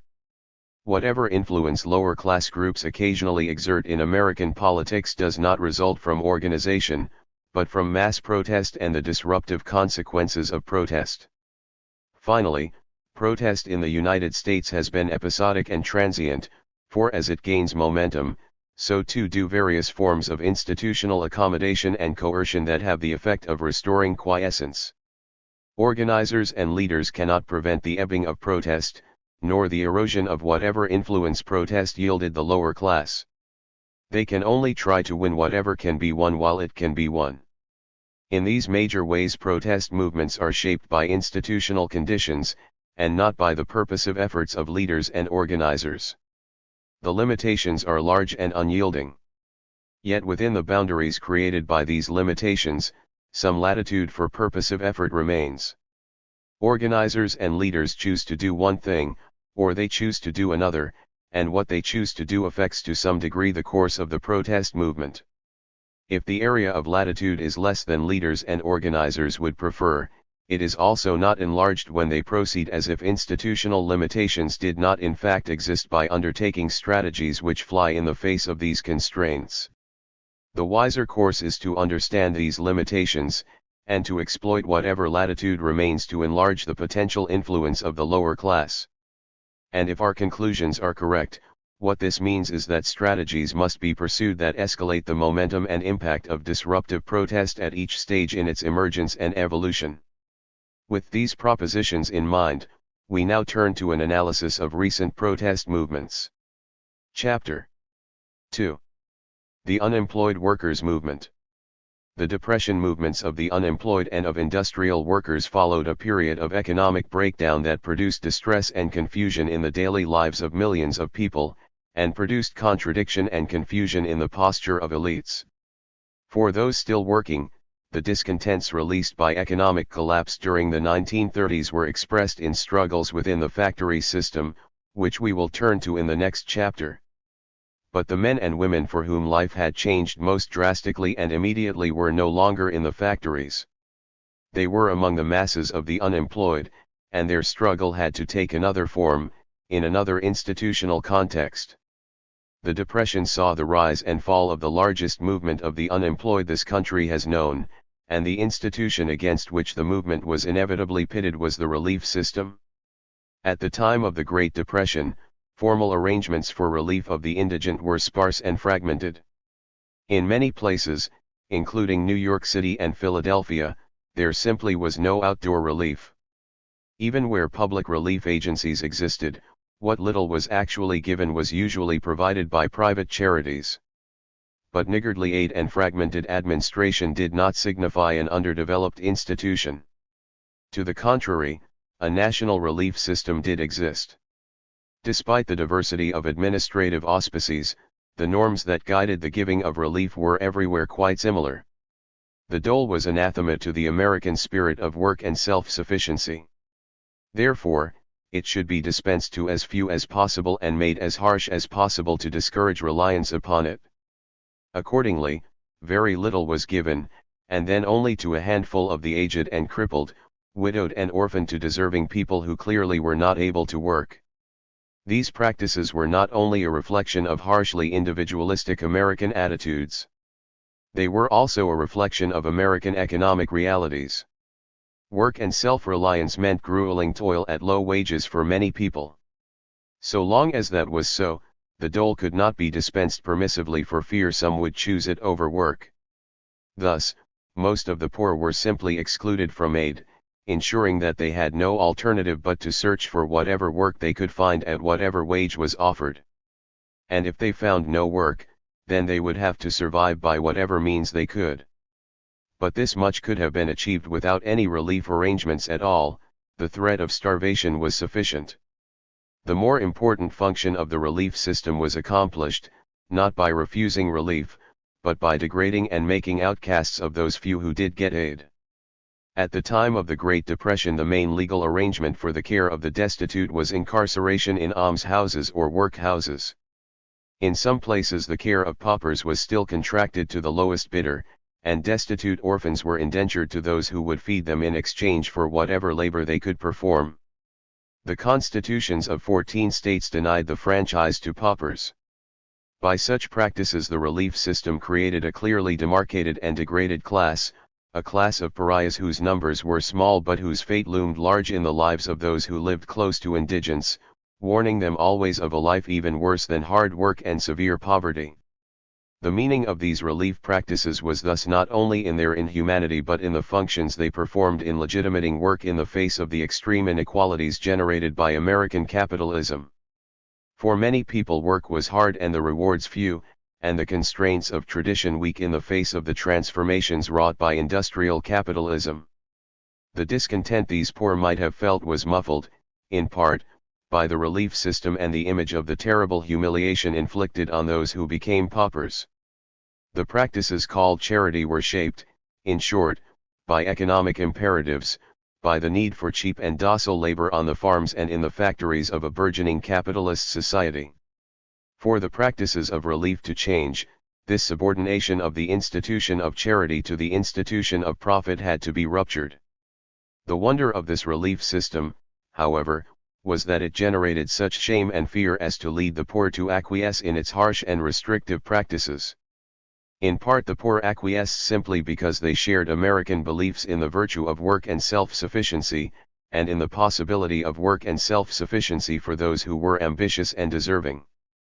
But any doubts they might otherwise have felt about this judicious sorting out of the worthy by the American marketplace were dispelled by the spectacle of the degraded pauper displayed by the relief system. Even when unemployment was endemic, most people endured in silence, blaming themselves for their misfortunes. They did not demand relief, for to do so was to give up the struggle to remain above the despised pauper class. Most of the time, the unemployed poor obeyed the prohibition against going on the dole, and by doing so collaborated in their own misery and in the punitive practices of local relief officials. Occasionally, however, unemployment reached calamitous levels and the jobless rebelled. At the depths of each of the recurrent depressions of the 19th and early 20th centuries, people joined together and demanded some form of aid to ease their distress. In the slump of 1837, some 20,000 unemployed in Philadelphia assembled to demand, among other things, that the national government relieve distress among the unemployed by a public works program, and in New York City, a crowd of thousands in City Hall Park protested against the monopolies and the high cost of food and rent. The crowd then paraded to the wholesale flour depot, and dumped flour and wheat in the streets. In the panic of 1,857 protests of the unemployed emerged in several big cities. 10,000 Philadelphians rallied to stimulate their representatives in the State House to an appreciation of their troubles, and a system of ward associations was set up to issue food to the needy. In New York, a meeting of 15,000 in Tompkins Square to demand work culminated in the destruction of fences and benches and the seizure of food wagons, although in this instance the workers got neither jobs nor relief, and federal troops were called in. The Depression of 1873 stimulated new demonstrations. In New York City, rallies drew 10,000 to 15,000 people who were dispersed by mounted police, and in Chicago, mass meetings of the unemployed, organized by anarchists under the slogan "Bread or Blood," culminated in a march of 20,000 on the city council. Subsequently, unemployed workers stormed the offices of the Chicago Relief and Aid Society, swamping the society with applications for aid. The society surrendered, and about 10,000 were given relief over the next year. 1 In the Depression of 1884, the unemployed in Chicago marched again, this time into better-off neighborhoods, and in 1893 a new and bitter depression led to a series of marches on Washington by the unemployed, the best known of which was of course Coxey's Army. Coxey's marchers got nothing, but mass demonstrations in the big industrial cities did succeed, at least in getting soup kitchens and, in some places, local public works projects as well. These experiences suggest that when unemployment is severe and widespread, at least a partial transvaluation may occur among the poor. The prohibition against the dole may weaken, if only because the extent of distress belies the customary conviction that one's economic fortunes and misfortunes are a matter of personal responsibility, of individual failure. At such times large numbers of the poor demand relief, the relief of work or the relief of food and money. This transvaluation occurred again in the Great Depression, and just as the scale of the calamity in the 1930s was unparalleled, so too was the protest movement that arose among the unemployed. The Great Depression, preconditions for insurgency. The Depression came suddenly, at a time when the American belief in unprecedented and unbroken prosperity had never been so fervent, earlier depressions notwithstanding. People were taken by surprise, the rulers as much as the ruled, and it took time for the political forces set in motion by the calamity to emerge. Then, as the Depression continued and worsened, the hars-henning and disordering of a way of life began to take form in rising popular discontent. The actions of elites added momentum to this process, for they too were shaken and divided, and their cacophonic accusations and proposals heightened the sense of indignation that was spreading. In the period of general political uncertainty that ensued, protest movements emerged among different groups, focusing on different institutional grievances. The earliest uprisings occurred among the unemployed. The economic collapse. The decade preceding the Depression had been a boom time for American business. National income rose from about $60 billion in 1922 to $87 billion in 1929, and by June of 1929 the index of industrial production reached its highest point ever. For the nation as a whole, prosperity had never seemed so assured. These were not nearly such good years for many workers and farmers, however. Rising productivity and profits in the 20s were largely the result of increasing mechanization rather than the expansion of the labor force. Meanwhile, depressed farm prices were forcing millions of people off the land and to the cities. The resulting labor surplus meant that for the first time in the American experience, prosperity was accompanied by continuing high unemployment throughout the decade. The labor surplus also accounts for the fact that wages remained relatively fixed, while profits soared. Moreover, some industries, particularly mining and textiles, were in a slump throughout the decade, and these workers suffered sharp wage cuts. But the hardships of particular groups remained submerged, because the people who bore them were subdued by the aura of prosperity that symbolized the era. These were self-evidently good times in America. Anyone who really wanted to work could ostensibly earn a livelihood. Then, in 1929, the production index began to slip from its June high, and by October, after a dizzying burst of speculation, the stock market reacted in the panic known as Black Thursday. The impact on unemployment was immediate. One government official judged that the numbers out of work rose by 2.5 million within 2 weeks of the crash, and President Roosevelt's Committee on Economic Security later estimated that the number of unemployed jumped from 429,000 in October 1929 to 4,065,000 in January 1930. The number rose steadily to 8 million in January 1931, and to 9 million in October. Particular industries were devastated, as were the towns where they were located. Bernstein reports, for example, that by January 1930, 30 to 40% of the male labor force was out of work in Toledo, where Willis Overland had cut its payroll from 20,000 to 4,000. In Detroit, a personal loan company discovered in March that half its outstanding commitments were from people who had lost their jobs. By the end of that year, almost half of New England's textile workers were unemployed, and the Metropolitan Life Insurance Company reported that 24% of its industrial policy holders in 46 larger cities were jobless. The Ford Motor Company employed 130,000 workers in the spring of 1929.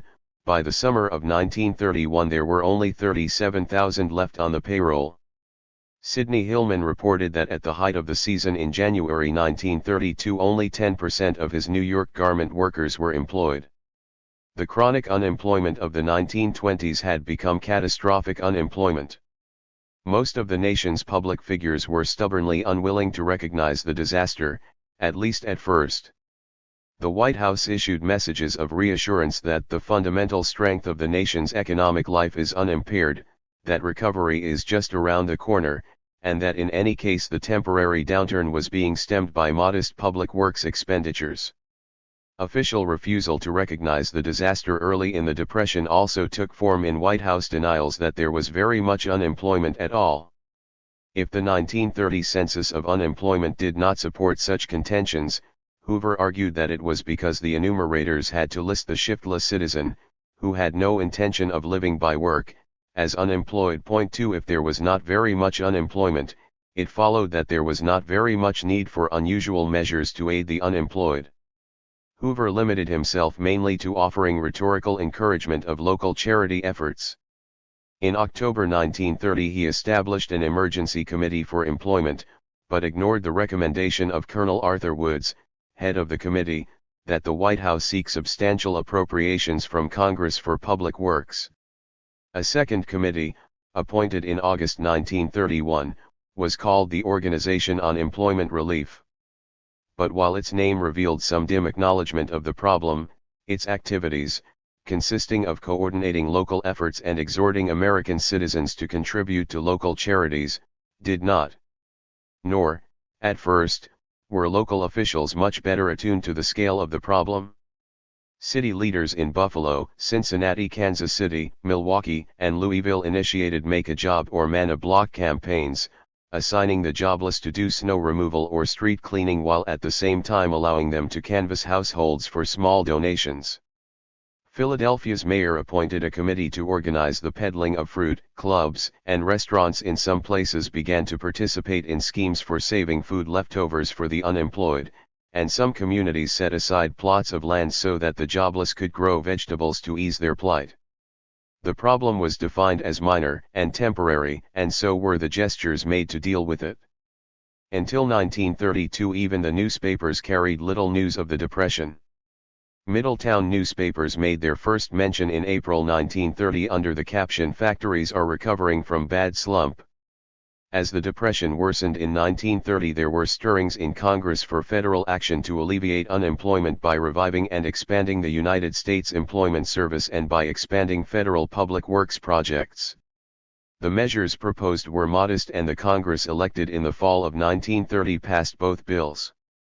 Hoover, ever staunch, vetoed the first and emasculated the second by appointing administrators hostile to federal public works. Nothing had been done to deal with the disaster except, perhaps, to begin to acknowledge it. The impact on daily life. The habit of work, and the wages of work, underpin a way of life. As unemployment continued to grow, and the wages of those still employed shriveled, that way of life crumbled. Despite denials by the public figures of the nation, the evidence was there in the daily lives of the people. One dramatic sign was the spread of malnutrition and disease.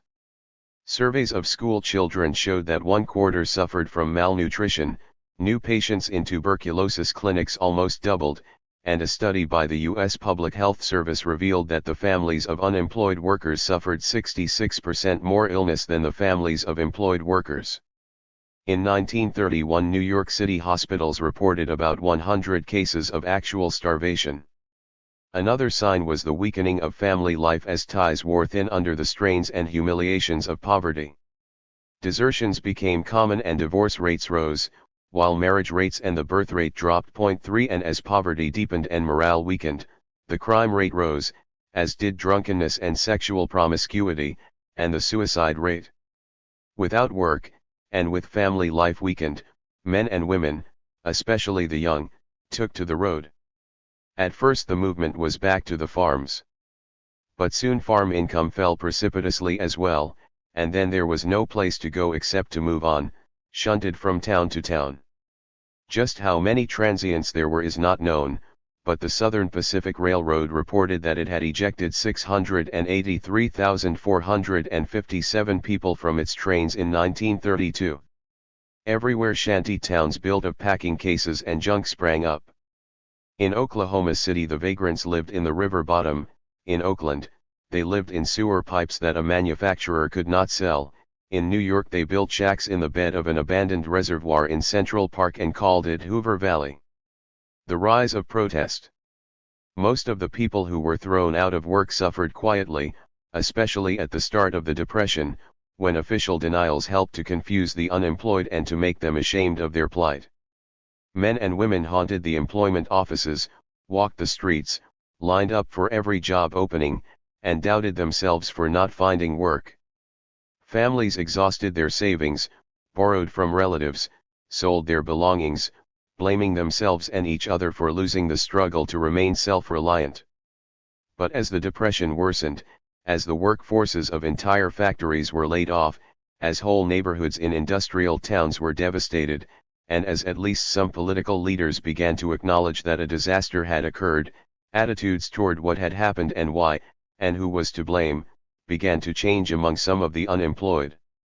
They began to define their personal hardship not just as their own individual misfortune but as misfortune they shared with many of their own kind. And if so many people were in the same trouble, then maybe it wasn't they who were to blame, but the system. For mob looting, marches, and demonstrations. One of the earliest expressions of unrest among the unemployed was the rise of mob looting. As had happened so often before in history during periods of economic crisis, people banded together to demand food. By and large, the press refrained from reporting these events for fear of creating a contagion effect. In New York, bands of 30 or 40 men regularly descended upon markets, but the chain stores refused to call the police, in order to keep the events out of the papers. In March, 1,100 men waiting on a Salvation Army bread line in New York City mobbed 2 trucks delivering baked goods to a nearby hotel. In Henrietta, Oklahoma, 300 jobless marched on storekeepers to demand food, insisting they were not begging and threatening to use force if necessary. Indeed, Bernstein concludes that in the early years of the Depression organized looting of food was a nationwide phenomenon. More consciously political demonstrations began as well. By early 1930, unemployed men and women in New York, Detroit, Cleveland, Philadelphia, Los Angeles, Chicago, Seattle, Boston, and Milwaukee were marching under such communist banners as Work or Wages and Fight Don't Starve. Lenda Cause, a labor journalist, was living in Cleveland at the time and described what was happening there. Marching columns of unemployed became a familiar sight. Public Square saw demonstrations running into tens of thousands. The street scene is etched in memory. It was in the heart of working-class Cleveland, during a communist-led demonstration. Police had attacked an earlier demonstration. In the street battle, several unemployed had been injured, and one had since died. In the same neighborhood, the unemployed councils had called a mass protest, a solemn occasion that brought out thousands. The authorities, under criticism and on the defensive, withdrew every cop from the area, many blocks wide. The crowds did not always stay in their own neighborhoods, and the authorities were not always judicious. On February 11, 1930, for example, some 2,000 unemployed workers stormed the Cleveland City Hall, dispersing only when the police threatened to turn fire hoses on them. A few days later the unemployed demonstrated at City Hall in Philadelphia, and had to be driven off by the police. A week later mounted police with nightsticks dispersed a crowd of 1,200 jobless men and women in Chicago. On February 26 the crowd of 3,000 was broken up by tear gas before the Los Angeles City Hall. In March the demonstrations became a national event. The Communists declared March 6, 1930, International Unemployment Day, and rallies and marches took place in most major cities. Many of the demonstrations were orderly, as in San Francisco where the chief of police joined the 2,000 marchers and the mayor addressed them, or in Chicago where some 4,000 people marched down Halsted and Lake Streets, and then dispatched a committee to petition the mayor. But in other places, including Washington, D.C., and Seattle, local officials grew alarmed and ordered the police to disperse the crowds with tear gas. In Detroit, Cleveland, Milwaukee, and Boston, the crowds resisted, and fierce battles broke out between the demonstrators and the police. 5 The worst clash occurred in New York City. 6 An event which was reported by the New York Times. The unemployment demonstration staged by the Communist Party in Union Square broke up in the worst riot New York has seen in recent years when 35,000 people attending the demonstration were transformed in a few moments from an orderly, and at times a bored, crowd into a fighting mob. The outbreak came after communist leaders, defying warnings and orders of the police, exhorted their followers to march on City Hall and demand a hearing from Mayor Walker. Hundreds of policemen and detectives, swinging nightsticks, blackjacks and bare fists, rushed into the crowd, hitting out at all with whom they came into contact, chasing many across the street and into adjacent thoroughfares and rushing hundreds off their feet. From all parts of the scene of battle came the screams of women and cries of men, with bloody heads and faces. A score of men were sprawled over the square with policemen pummeling them. The pounding continued as the men, and some women, sought refuge in flight.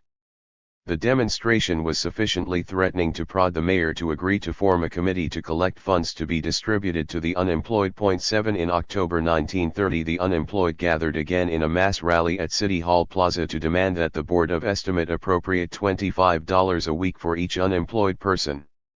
The police again attacked the demonstrators, and 2 of the organizers were injured, but the Board of Estimate appropriated $1 million for relief.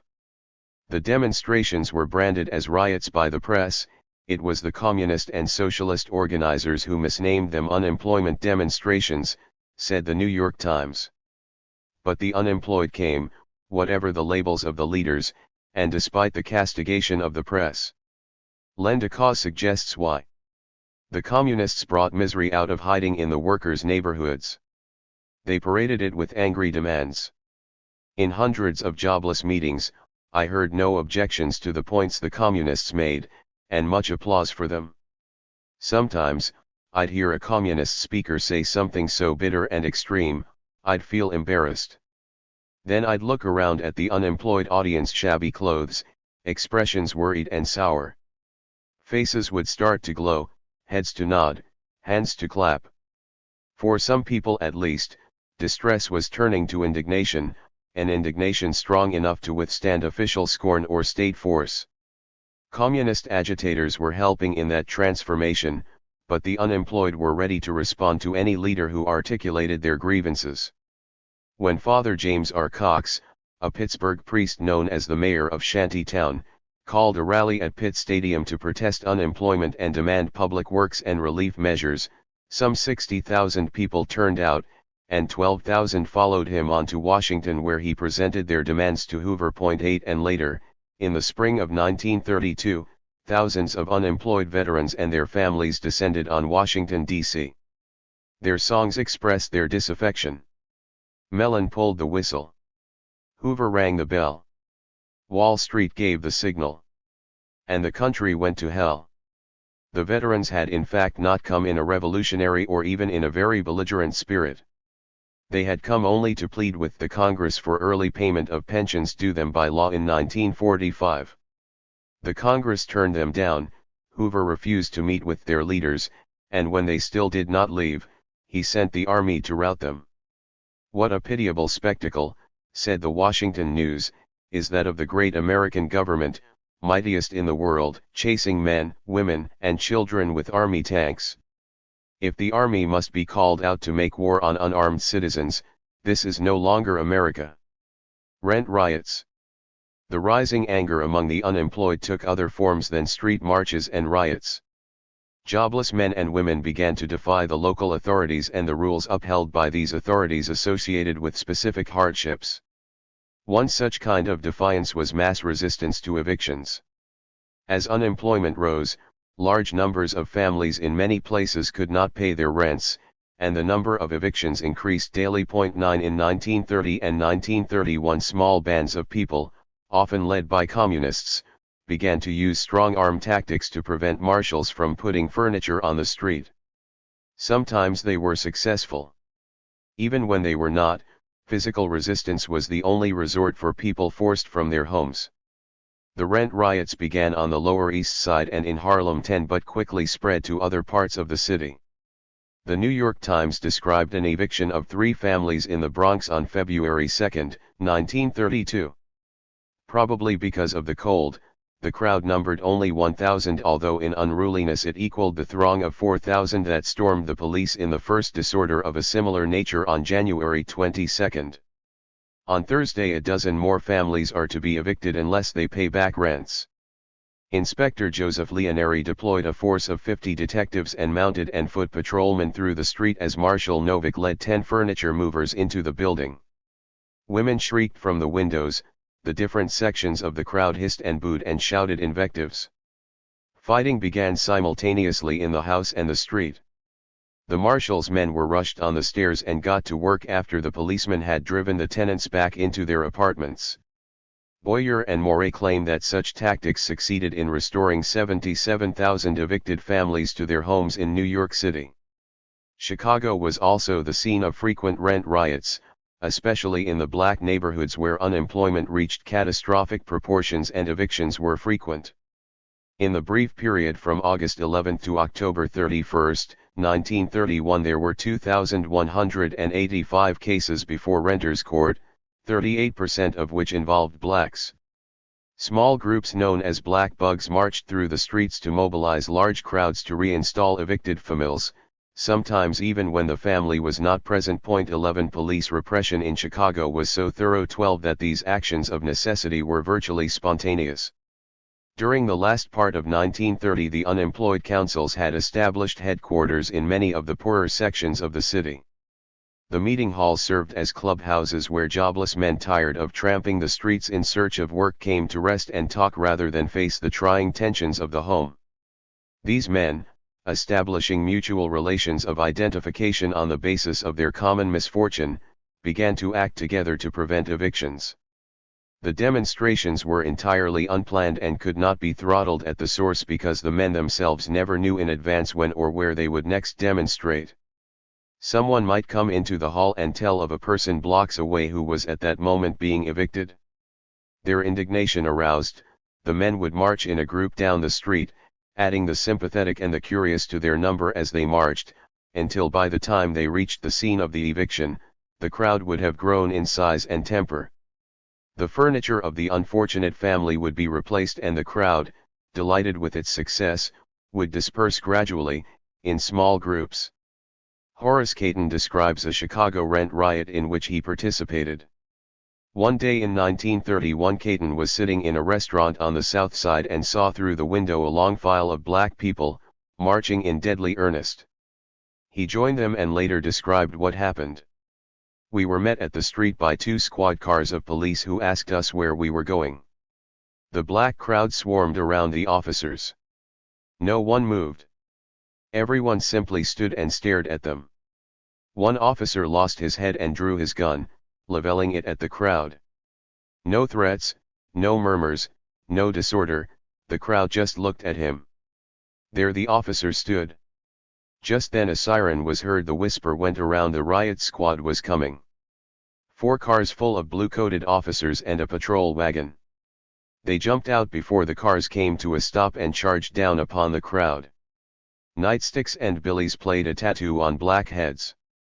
"Hold your places," shouted the woman. "Act like men," answered the crowd. They stood like dumb beasts. No one ran, no one fought or offered resistance, just stood, an immovable black mass. These tactics frequently culminated in beatings, arrests, and even killings. 13 But they also forced relief officials to give out money for rent payments. A rent riot in August 1931 left 3 people dead and 3 policemen injured. News of the riot screamed in the headlines of the evening press. The realization of the extent of unrest in the Negro district threw Chicago into panic. Mayor Anton Cermak responded by promptly ordering a moratorium on evictions, and some of the rioters got work relief. 14.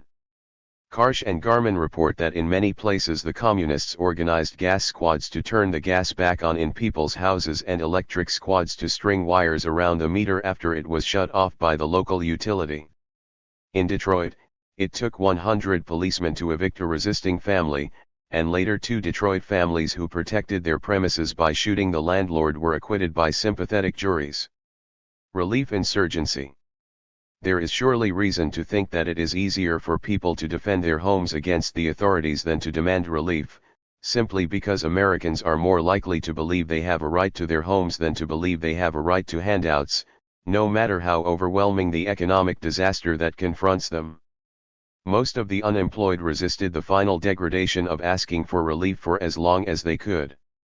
A study of those who applied for aid in 1932 in San Francisco and Alameda counties, for example, reported nearly 2/3 did not apply for relief until at least a year had elapsed after the chief breadwinner had lost his regular employment, and nearly 1/3 of these families had managed to get along for 2 years or longer.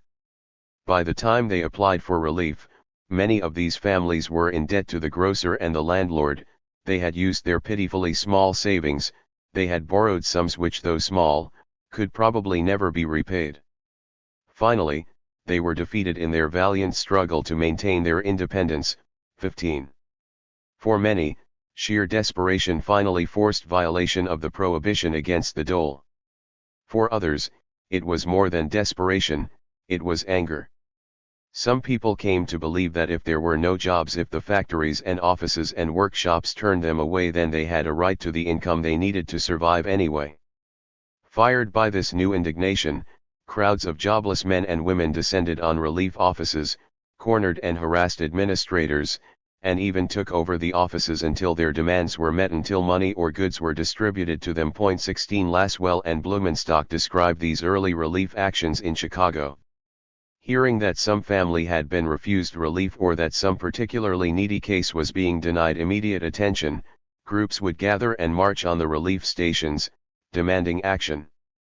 Social workers in many of the offices, having intimate knowledge of the misery behind such demands, hesitated to call the police.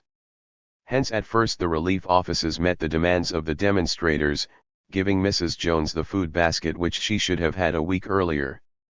With success, demonstrations of this sort increased in number and size. The relief stations found themselves unable to deal with this type of mass pressure. For example, on the afternoon of August 31, 1931, a group of 400 persons began to march on the United Charities offices located at 4500 Prairie Avenue. By the time they reached the relief station, the number had grown to 15 or 1600. A speaker addressed them in front of the station, and the tension grew so high that when Joel Hunter, chief administrator of the charities, asked for the selection of a committee to present the grievances of the crowd, there was a move to storm the station. A police squad arrived, and a general riot ensued. A study published by the American Public Welfare Association later in 1937 described similar demonstrations across the nation.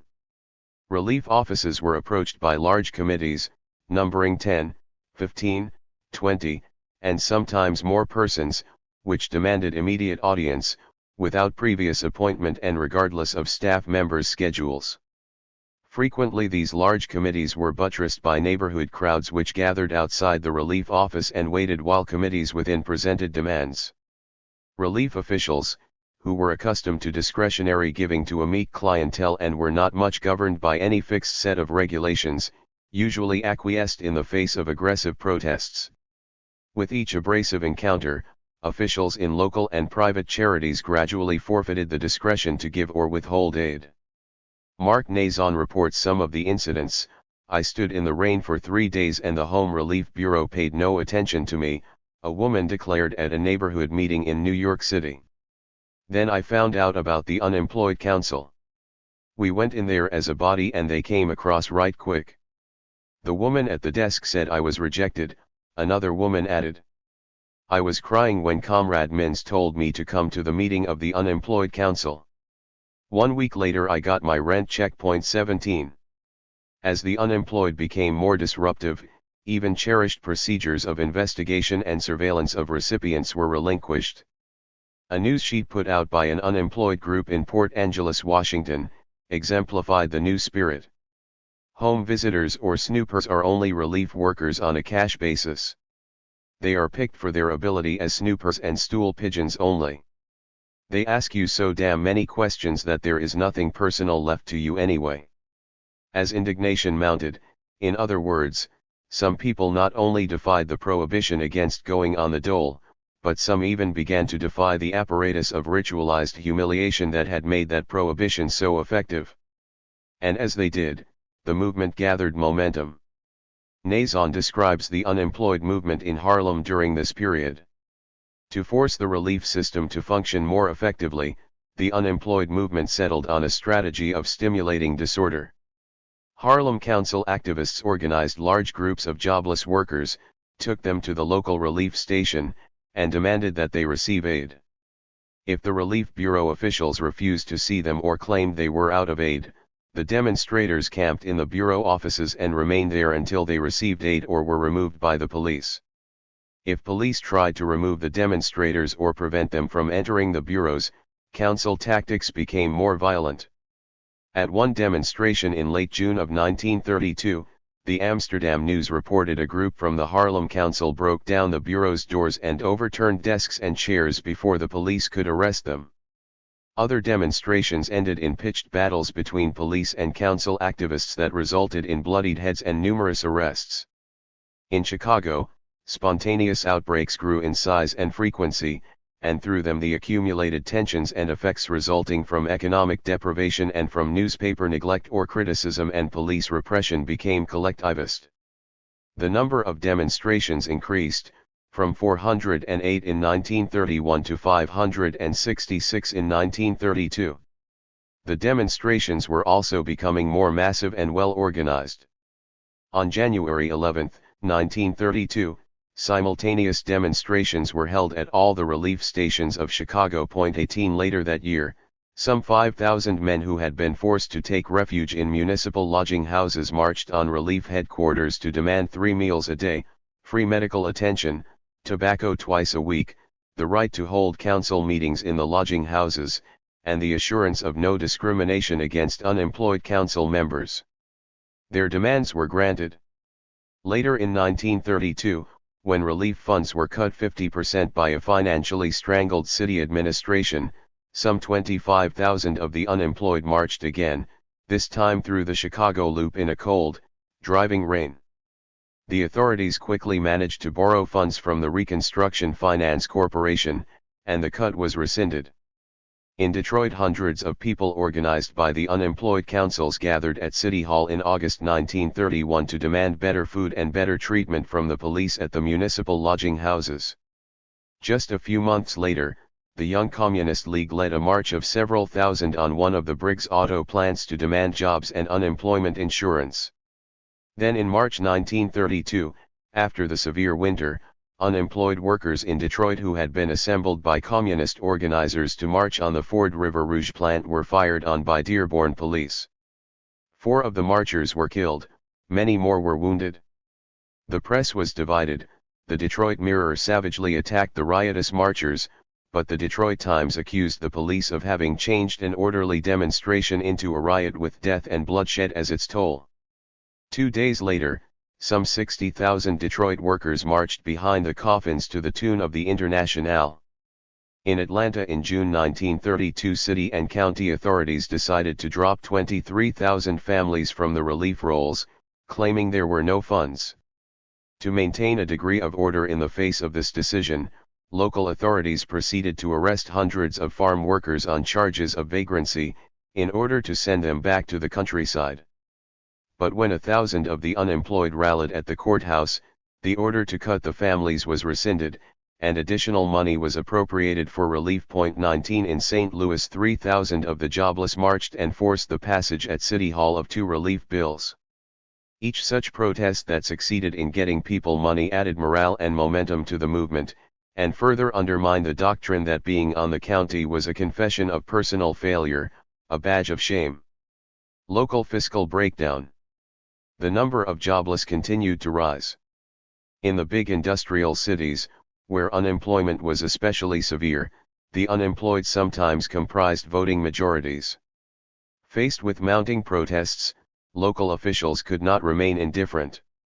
Clearly, the private agencies which had in many places handled whatever relief was given could not meet the surging demand, and various ad hoc arrangements were quickly invented, often with the cooperation of local businessmen and philanthropists.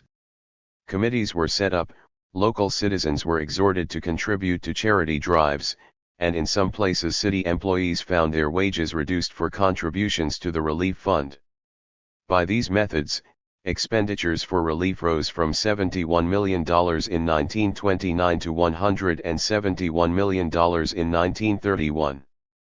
But this amount of relief in cities like New York, Chicago, Detroit, and Philadelphia barely scratched the surface of the need. The city manager of Cincinnati reported on the relief methods used there at the end of 1931, when about 1/4 of the city's workers were unemployed, and another quarter worked only part-time. Relief is given to a family 1 week and then they are pushed off for a week in the hope that somehow or other the breadwinner may find some kind of work. We are paying no rent at all. That, of course, is a very difficult problem because we are continually having evictions, and social workers are hard put to find places for people whose furniture has been put out on the streets. In New York City, where the Charter of 1898 prohibited outdoor relief as distinct from relief in workhouses or poorhouses, disruptions by the unemployed had led to the creation of an arrangement whereby the police precincts distributed direct relief to the most destitute from funds contributed by city employees. In 1931, on Governor Roosevelt's initiative, New York State established an emergency program which supplemented local relief funds with an initial outlay of $20 million. Even so, by 1932, the lucky among the unemployed in New York City were receiving an average grant of $2.39 per week, and only 1/4 were getting that. Testimony before the Senate Committee on Manufactures in the summer of 1932 reported that 20,000 children in New York had been placed in institutions because parents could not provide for them. In Chicago in October 1931, 40% of the workforce was unemployed, but help was being given only to the completely destitute. A local official reported, "In the city of Chicago there are 1,000 men eating in the bread lines food that costs 4.5 cents a day, and these men are from the so-called Gold Coast of Chicago. These resources are about to end, and they are confronted with 1 meal a day within, say 30 days after the city funds will become exhausted." Since Chicago was a railway hub, officials also had to deal with large numbers of transients, some of whom lived in a shanty town at the foot of Randolph Street, scavenging garbage for a living. Others were crowded in asylums and poorhouses. Bernstein reports that the Oak Forest poorhouse, having filled its corridors, turned away 19,000 people in 1931. By June 1932, Mayor Cermak told a House committee that if the federal government didn't send $150 million for relief immediately, they should be prepared to send troops later. And Chicago's leading industrialists and bankers joined in an appeal to Hoover for federal relief funds. In Philadelphia, public relief had been abolished in 1879-20, and so it fell to a committee of leading philanthropists and businessmen to deal with the problem. They inaugurated a diversified program of work relief, shelters, and loans, but their efforts were dwarfed by the need. Some 250,000 were out of work in Philadelphia. "We have unemployment in every third house," the executive director of the Philadelphia Children's Bureau told the Senate Subcommittee on Manufactures. "It is almost like the visitation of death to the households of the Egyptians at the time of the escape of the Jews from Egypt." In Detroit, Frank Murphy had won the mayoralty in 1930 with a campaign that pledged aid to the unemployed, and a public relief program was established, with the result that the costs of relief rose from $116,000 in February 1929 to $1,582,000 2 years later. But even so, Detroit provided only $3.60 for 2 adults per week, and a study in 1931 of those dropped from the rolls showed that average total income per person was $1.56 a week. Not surprisingly, Mayor Murphy reversed his belief in local responsibility, and told the Senate Manufactures Subcommittee that there ought to be federal help. These cities were actually the more liberal ones. In most places, people got only a little food. Baltimore, for example, provided an average weekly relief allotment of 80 cents in commodities. In Atlanta, white recipients received 60 cents a week, while blacks got less, when they got anything at all. Fortune summed up local relief efforts in the fall of 1931. The theory was that private charitable organizations and semi-public welfare groups were capable of caring for the casualties of a worldwide economic disaster. And the theory in application meant that social agencies manned for the service of a few hundred families, and city shelters set up to house and feed a handful of homeless men, were compelled by the brutal necessities of hunger to care for hundreds of thousands of families and whole armies of the displaced and jobless. The result was the picture now presented in city after city: heterogeneous groups of official and unofficial relief agencies struggling under the earnest and untrained leadership of the local men of affairs against an inertia of misery and suffering and want they are powerless to overcome. In November 1932, a distinguished group of California citizens serving on the State Unemployment Commission published a report of its findings. Unemployment and loss of income have ravaged numerous homes. It has broken the spirits of their members, undermined their health, robbed them of self-respect, destroyed their efficiency and employability. Many households have been dissolved, little children parceled out to friends, relatives, or charitable homes, husbands and wives, parents and children separated, temporarily or permanently. Homes in which life savings were invested and hopes bound up have been lost, never to be recovered. Men, young and old, have taken to the road. The army of homeless grows alarmingly. Precarious ways of existing, questionable methods of getting by rapidly develop. And in 1932 the New York Evening Graphic ran a series on starvation cases that year. The depression was no longer being denied. However pathetic local relief programs were compared to the scale of the need, the cost of even that puny effort had brought many cities close to bankruptcy, and other municipal services were taking the brunt of the fiscal squeeze. A Detroit official reported that essential public services had been reduced beyond the minimum point absolutely essential to the health and safety of the city, and this despite the fact that municipal salaries had been sharply cut. Chicago owed its school teachers $20 million in back pay. Boston had not paid its police for months. With local disturbances increasing, and local finances on the verge of collapse, other urban states followed New York's example. New Jersey, Pennsylvania, Ohio, and Wisconsin provided emergency outlays of relief funds, and other states began to underwrite municipal borrowing for relief. As a result of state and local efforts, total expenditures for relief rose by another $71 million between 1931 and 1932, to reach a total of $317 million. This amount of relief provided less than $27 that year for each of the 12 million unemployed. Even so, the effort was taking a heavy toll from local governments. To meet relief debts in the face of sharply declining tax revenues, Spending on other programs fell by $966 million between 1931 and 1932. Increasingly, local governments turned to borrowing, but they found fewer purchasers for their bonds, partly because many municipalities were no longer creditworthy. On April 15, Survey magazine published reports from 37 large cities and concluded that the industrial cities of the Middle West and the large cities of Pennsylvania are in desperate plight. Complete breakdown is imminent. By early 1933, nearly 1,000 local governments had defaulted on their debts. In February 1932, as part of a campaign for his bill to provide federal loans for unemployment relief, Senator La Follette sent out a questionnaire to mayors all over the country asking about current numbers of people on relief, anticipated increases, the amounts of relief aid being given, whether the city was in a position to float bond issues to meet relief needs, and whether the mayors favored federal appropriations to aid in providing more adequate relief for the needy or in lessening the burden on local taxpayers. In their replies, the mayors described widespread distress and clamored for federal aid. Not only were they administering relief on a starvation basis, but virtually every municipality claimed to be close to bankruptcy and faced the prospect of having to cut off relief altogether. 21.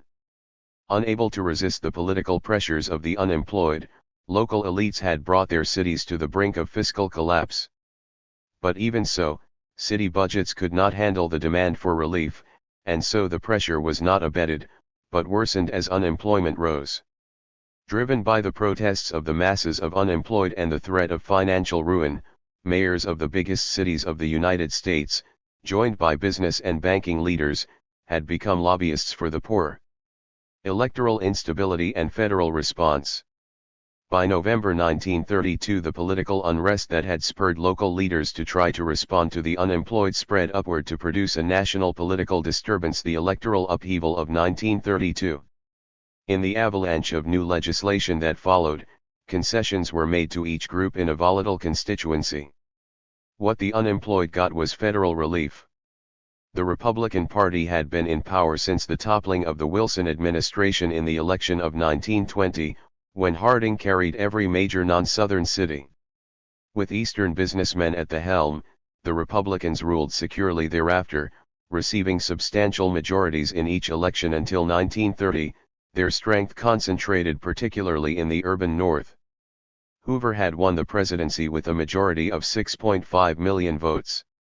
As for the Democratic Party, after the debacle of 1924, during which the agrarian wing had been defeated, it too had come firmly under the control of Eastern conservatives, businessmen like Bernard Barrick and John J. Raskob, and machine politicians like Alfred E. Smith. But the Depression created the shifting currents that would bring new leaders to the forefront of the Democratic Party, and would then force the massive realignment of voters that brought these leaders to national power. The realignment was first signaled in the election of 1928, when big city wage earners began to switch to the Democratic Party and the candidacy of Al Smith. 22 The shift of urban working-class voters became more evident as the Depression worsened. The Republicans suffered reversals in the congressional elections of 1930. But it was the presidential election of 1932 that produced one of the most sweeping political realignments in American history, and it was the election of 1936 that confirmed it.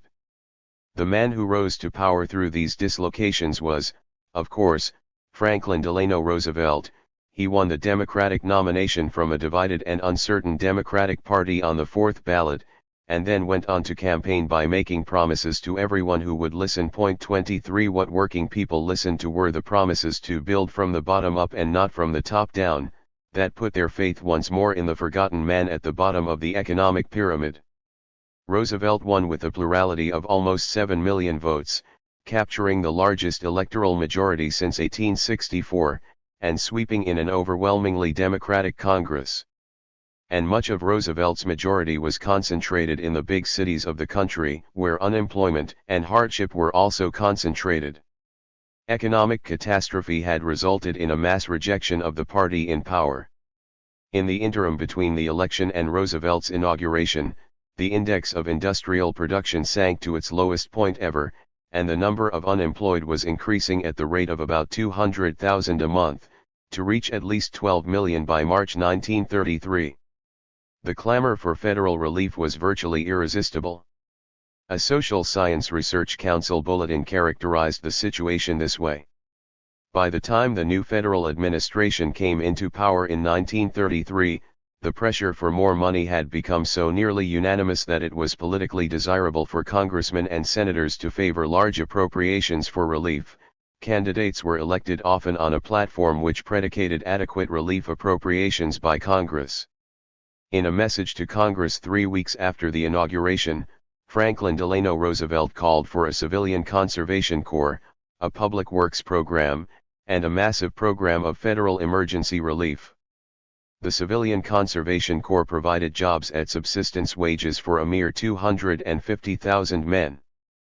The Public Works Administration was slow in getting started, and in any case it was designed not so much to provide jobs for the unemployed as to stimulate the economy, so that most of the jobs went to skilled workers.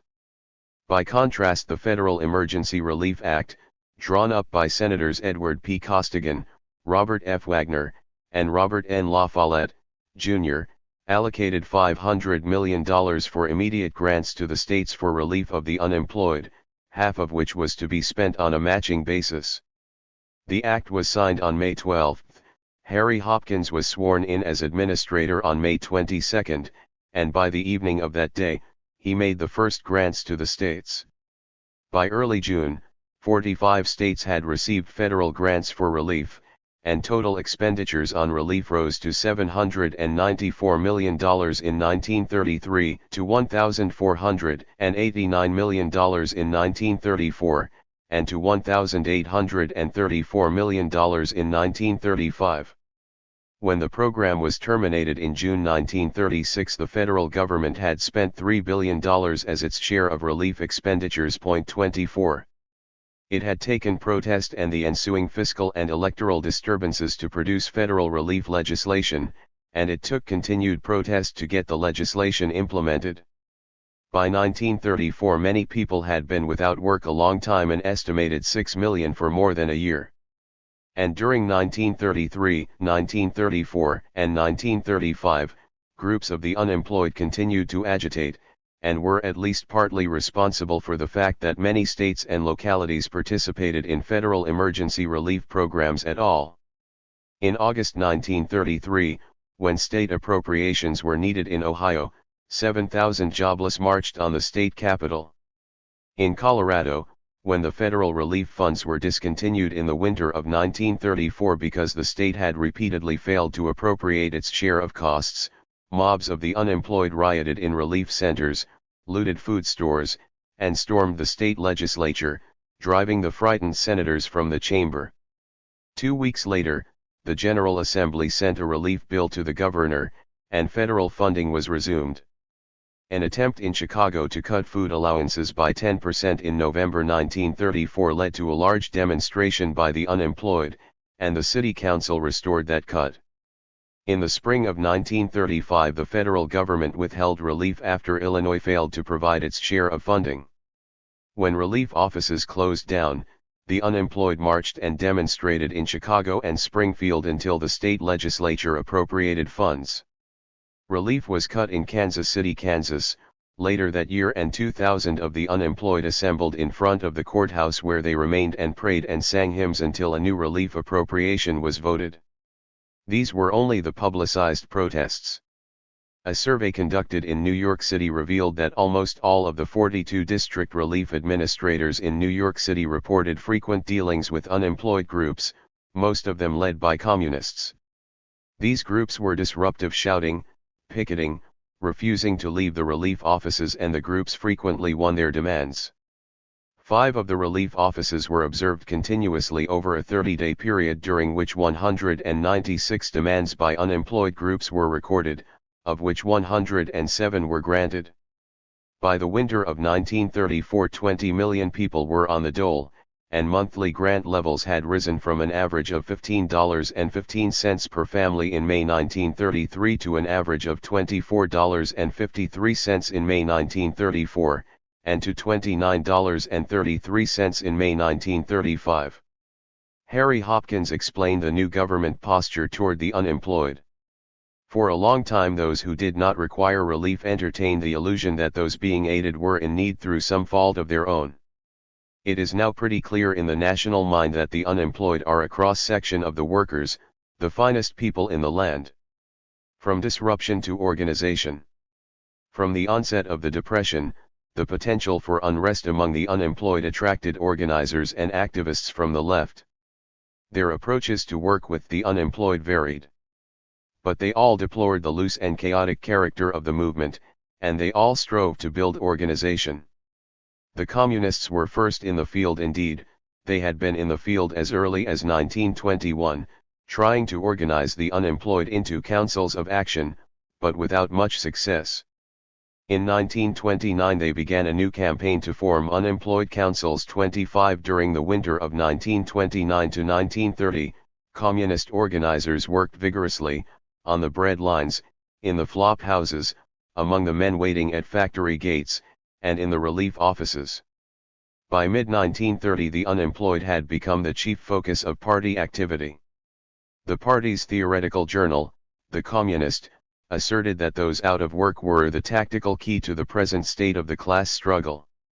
During this early period, communist activists concentrated on direct action rather than on organization, and the actions they led in the streets and in the relief offices were generally more militant and disruptive than those of other unemployed groups.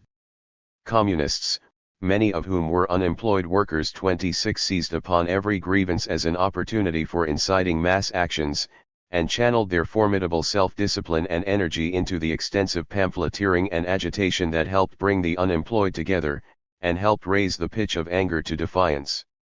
Moreover, communists themselves often took the lead in confrontations with police. Comrades were exhorted to stand firm and defend other unemployed workers when the police attacked, as they often did. At this stage, there were few membership meetings, little formal structure within each group, and very little effort to establish formal linkages among the different groups. The councils sprang alive at mass meetings and demonstrations. In between, only a cadre group constituted the organization. But because of the temper of the times, says Lieb, this hardcore managed to bring out ever-increasing numbers of people for the various protest demonstrations. Early in the Depression most socialists had been opposed to organizing the unemployed. Instead, the National Executive Committee of the Socialist Party had, in May 1929, urged the creation of emergency conferences on unemployment that would lobby for the socialist program of old age benefits, unemployment insurance, and the abolition of child labor. Little came of the emergency conferences, but groups of socialists in some localities, many of them associated with the League for Industrial Democracy, began to organize committees or unions of the unemployed despite the absence of a national mandate. They used grievance procedures and mass pressure tactics not very different from the communist unemployed groups. 27 The most successful of these was the Chicago Workers' Committee on Unemployment, which was credited with raising Cook County relief payments to one of the highest in the nation.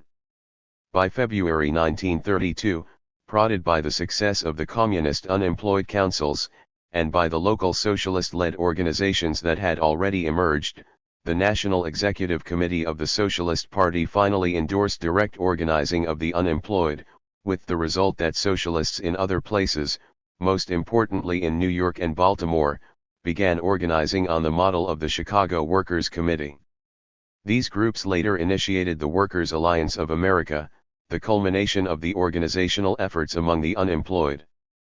Other radicals were also active, many of them affiliated with the Conference for Progressive Labor Action formed in May 1929 by socialists and trade unionists who were opposed both to the conservative leadership of the AFL and to the dual union approach of the Communist Trade Union Unity League. The CPLA began as a propaganda and education organization, but by 1931 it began to move to the left, and A.J. Must, who had run the Brookwood Labor College in the 1920s, emerged as the leading figure, with a program to build local organizations of the unemployed.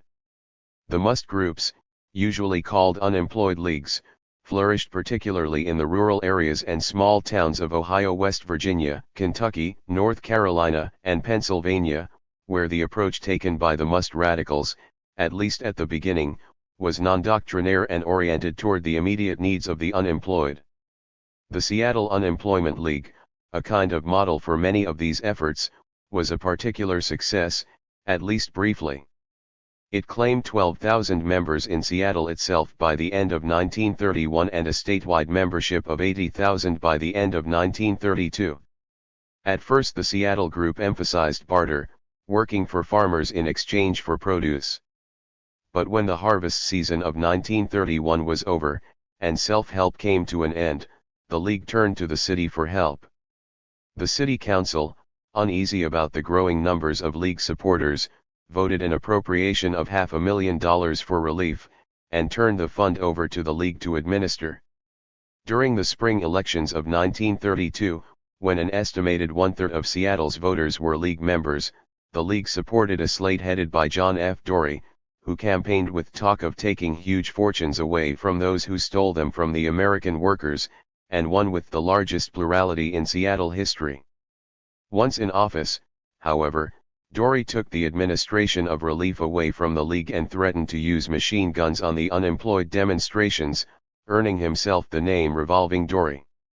Many of the unemployed leagues, like the Seattle League, did not last long as self-help efforts, if only because self-help programs could not cope with extensive and lasting unemployment. By 1933 the leagues became more political and abrasive in outlook and tactics, joining in the general demand for public relief. Some fell under the leadership of the Communists, and later some of the leaders of the leagues, Louis Budens among them, joined the Communist Party. Other groups appeared in many towns, sometimes under auspices which had nothing to do with radical politics.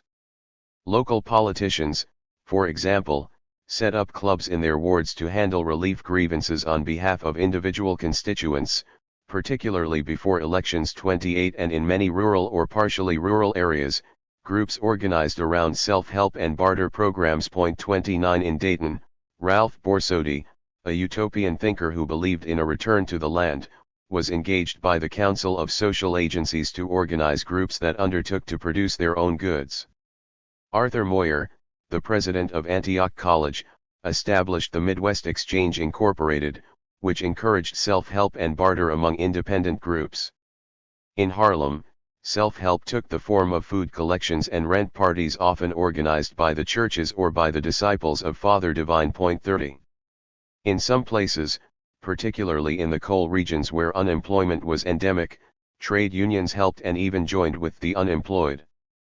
Locals of the United Mine Workers led 2 hunger marches in Charleston, West Virginia, for example, and joined with the Unemployed Council in Gallup, New Mexico, in leading mass resistance against evictions of unemployed miners from homes built on land owned by mining companies. In Pennsylvania, some locals of the UMW affiliated with and gave financial support to the unemployed groups. Elsewhere, unemployed groups occasionally provided support for striking workers. In the Toledo Auto Light Strike and the Milwaukee Streetcar Strike in 1934, it was the support of thousands of the unemployed that finally broke employer resistance. And in Minneapolis, unemployed workers were included in the militant Local 574 of the Teamsters. By and large, however, the trade unions avoided the unemployed, who were dropped from the union membership rolls as their dues lapsed. 31 Subsequently, William Green and John L. Lewis sent messages of greetings to meetings of the unemployed, but the CIO refused to permit the request of the Organization of the Unemployed to affiliate.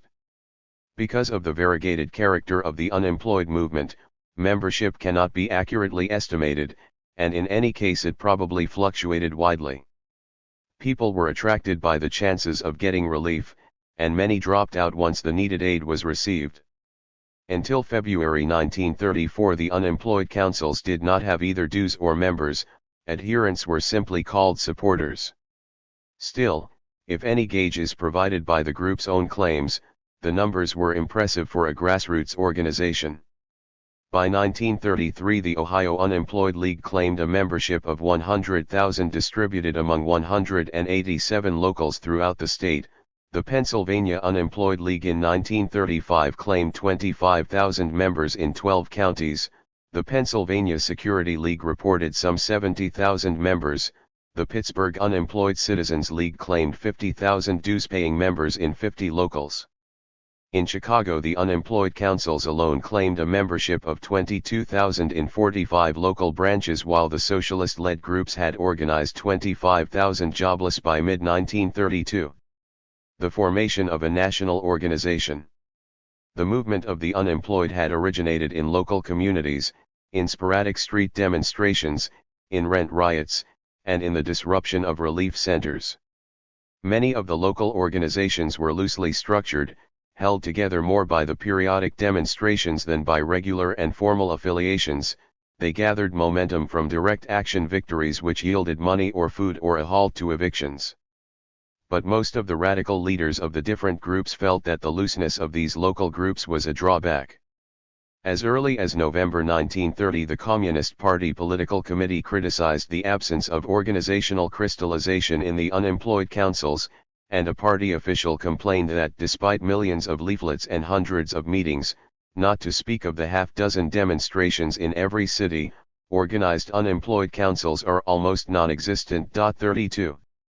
However bitterly the communists, the socialists, and the Musteades disagreed about issues of international socialism, they shared the view that the victories won by the unemployed in the early Depression were mere handouts.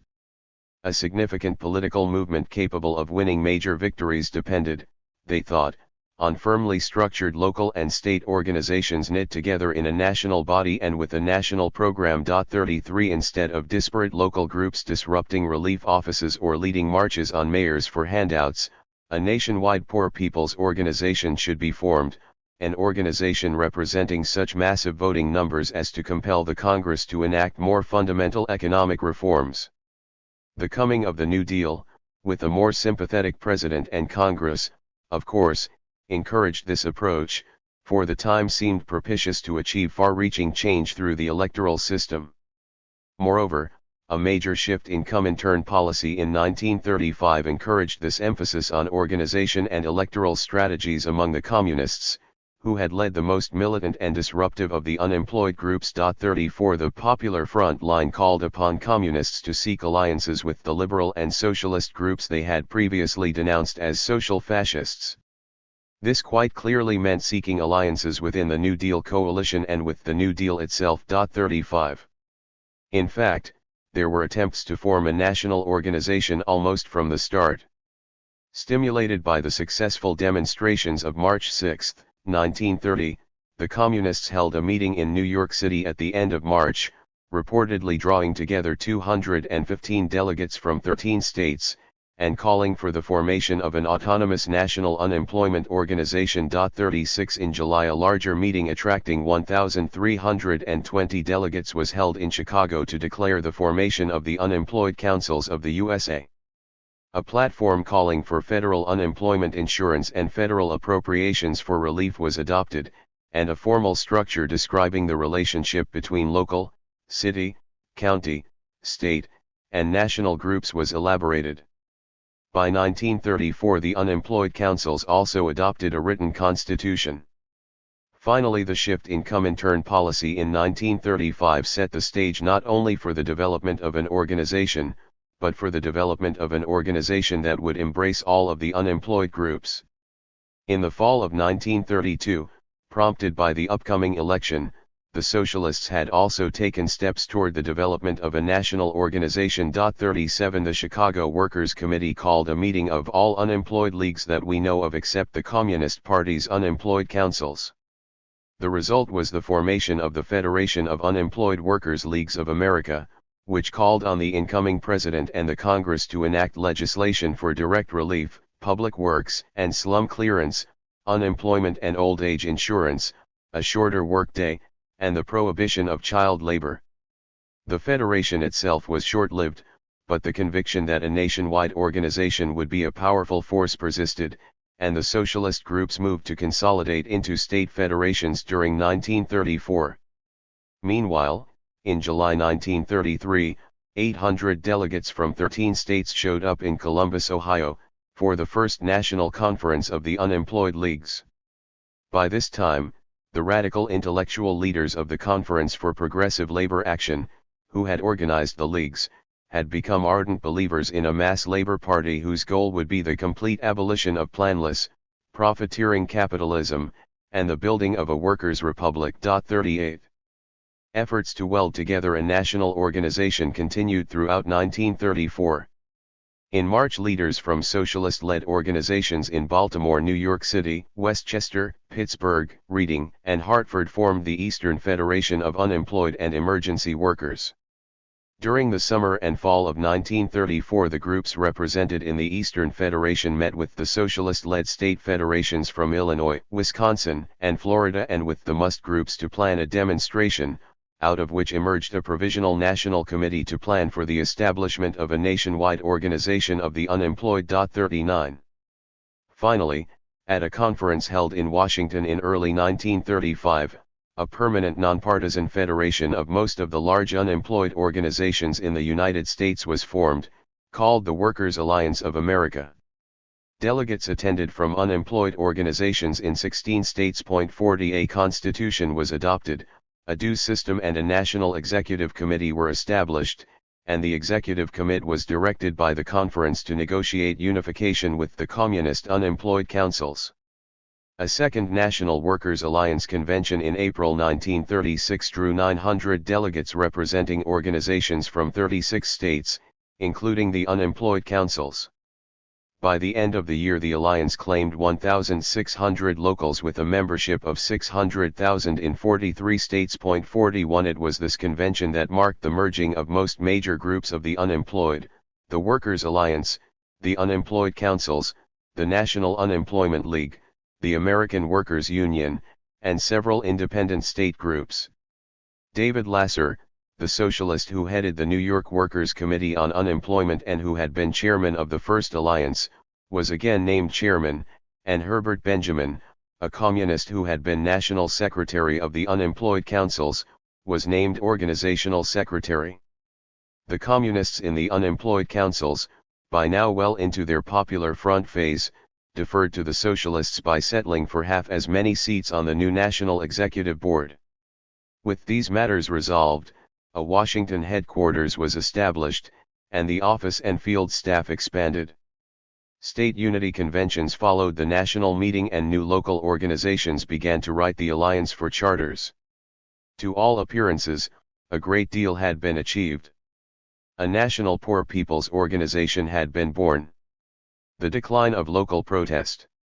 David Lasser, during his early efforts to forge what became the Workers' Alliance, had argued that a national organization would both stimulate local organizations and give them permanence. In fact, while the leaders of the unemployed groups had been concentrating on forming a national organization complete with a constitution and a bureaucratic structure, the local groups across the country were declining. They were declining largely as a result of the Roosevelt administration's more liberal relief machinery, which diverted local groups from disruptive tactics and absorbed local leaders in bureaucratic roles. And once the movement weakened, and the instability of which it was one expression subsided, relief was cut back. That this happened speaks mainly to the resiliency of the American political system. That it happened so quickly, however, and at so cheap a price, speaks to the role played by leaders of the unemployed themselves. For by seeking to achieve more substantial reform through organization and electoral pressure, they forfeited local disruptions and became, however inadvertently, collaborators in the process that emasculated the movement. The ability of the local groups to attract followers had depended on their concrete victories in the relief centers. But the expanded administrative machinery, the readier funds, and the new aura of sympathy provided under the Roosevelt administration made it possible for relief officials to regularize their agency procedures and to regain control over relief giving. These officials often took the view that there was no true dichotomy of interest between themselves and the unemployed, but rather that conflict had been fostered by group leaders who capitalized on inadequacies to incite conflict and to exploit and manipulate the unemployed for political purposes. What was needed were standardized procedures for dealing with grievances according to merit, rather than in response to pressure. Accordingly, they began to develop precise criteria to determine who should get how much relief. At the same time, they introduced elaborate formalized procedures for negotiating with organized groups of the unemployed.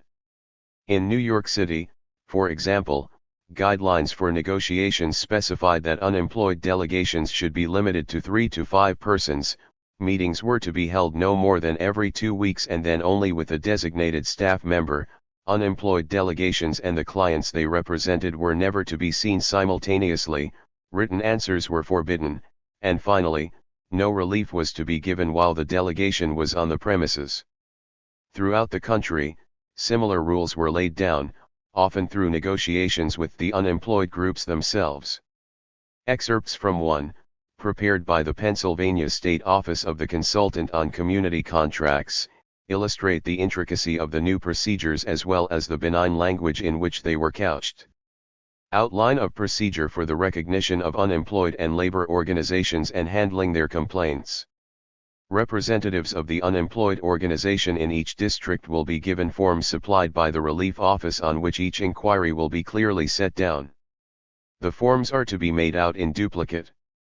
When the client, having made application, has failed to get what he believes he really needs and is entitled to, after talking it over with his visitor, he may, if he chooses, state the case to the chosen representative of his organization, who will clearly and legibly set down the necessary information on the form supplied by the relief office.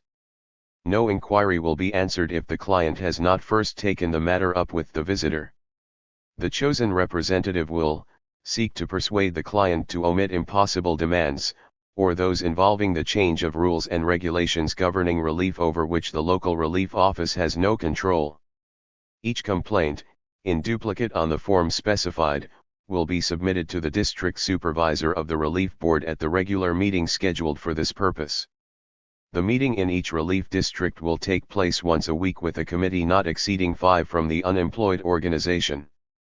Such cases as still appear to the committee of the unemployed organization to be unsatisfactorily adjusted may be submitted to the county executive committee of the unemployed organization, and if on examination of these cases, the county committee feels that further action is necessary, they may submit to the executive director for final decision.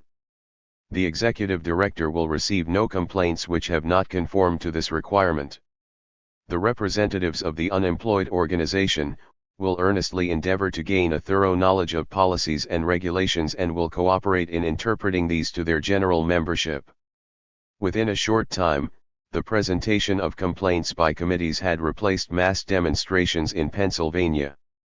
A composite of the typical relief official's view of the benefits of such procedures was presented in the Survey magazine of September 1936.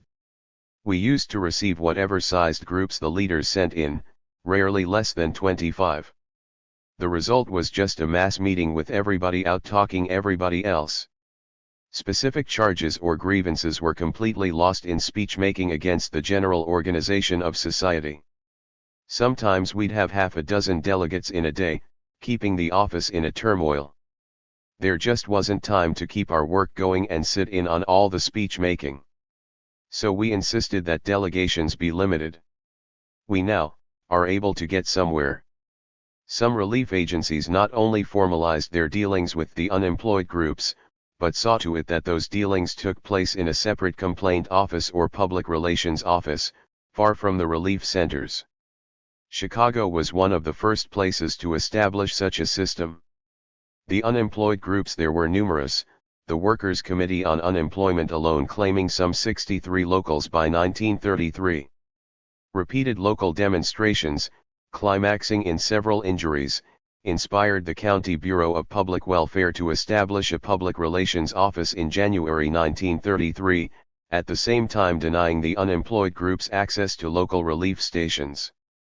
At first the Chicago groups boycotted the new office, complaining of its remoteness and asserting that it had been set up to avoid pressure from the unemployed. The Bureau held firm, however, and the groups gave in. The director could then report that the new office has been and is thoroughly successful in this respect. It has relieved one of the most vexatious problems of district relief administration. Individual complaints, both from the justly aggrieved and the unsatisfiable, continue to be received at the local office, but representative committees are no longer recognized there. Insomuch as some of these committees were previously disruptive of all orderly procedure, the situation is vastly improved. The introduction of a centralized grievance office stripped the Chicago unemployed groups of their main weapon against the relief centers. As a result, their membership declined, and internal dissension among the groups increased. Meanwhile, the two top leaders of the Chicago Workers' Committee on Unemployment took jobs with the Federal Emergency Relief Administration. In some places, relief administrators went so far as to induct leaders of the unemployed into the relief bureaucracy on the grounds that organized client groups meet a need, and that some process should be developed to make group vocalization possible. Fair hearings and similar procedures in client group representation at advisory committee meetings should prove to be effective in relation to special situations. A report distributed by the Family Welfare Association elaborated the new empathy of relief officialdom. It is only as the community understands and participates in the work that the needs of the client can be satisfactorily met. Point 42. Indeed, as unemployed groups were inducted in these ways, they came to be more seasoned and reasonable, and functioned as a kind of auxiliary staff, even undertaking investigations which the agency itself did not have the facilities to perform. Clearly, when the unemployed acceded to these new procedures, they did not pose much difficulty for local officials. A Chicago relief administrator could tell a reporter that the unemployed groups were a good thing because they gave the men a chance to blow off steam. Similar procedures were developed under the work relief program. They, too, were a stabilizing force. Beginning under the Civil Works Administration established in 1933, and later under the Works Progress Administration, the unemployed began to form associations modeled on trade unions. At the beginning, they staged strikes, often successfully, for higher wages and better working conditions. In West Virginia, for example, CWA strikers won an increase in their hourly wages from 35 to 45 cents, in Illinois, they won an increase from 40 to 50 cents. Strikes could also result in severe penalties. Frequently the men who participated were declared voluntarily separated. But with the vast expansion of federal work relief in 1935, a new and more conciliatory federal policy began to evolve. Workers were conceded the right to organize and to select representatives to negotiate with relief officials, grievance procedures and appeals boards were established, state administrators were instructed in the maintenance of fair and friendly relations with workers. With these arrangements in place, the President himself declared work relief strikes illegal and authorized administrators to replace striking men. Some leaders of the unemployed, it should be acknowledged, feared entanglement with the bureaucracies which administered direct relief or work relief, and urged resistance. The Communist Party organizers, schooled in the militancy of the early 1930s, were especially inclined to ignore grievance procedures, at least at first. Point 43. But when relief officials held firm, communist leaders sometimes found that urging more abrasive tactics imperiled their standing with their members. Most local leaders, believing cooperation would yield them significant influence over relief policies, hailed the bureaucratic reforms, and relinquished the use of confrontation tactics. They acceded to the new grievance procedures, agreed to the elaborate rules on how negotiations should be conducted, and allowed themselves to become client participants or consultants on agency policy. The whole development appeared to be a forward-looking one, certainly in the view of relief administrators, the more progressive of whom prided themselves on cooperating with the movement's leadership by helping to educate the poor so that they could move from primitive pressure tactics to a more sophisticated level of political action, by which they meant lobbying with legislatures and negotiating with administrators, instead of disrupting relief offices. The irony was not that relief administrators held these views, but that many of the leaders of the unemployed did as well. The earlier successes of the unemployed movement in obtaining benefits for people had not been won by lobbying or negotiating, or by using standardized complaint procedures. What leverage these groups had exerted on local relief officials resulted from the very disturbances, the pressure tactics, which both leaders and administrators later scorned as primitive.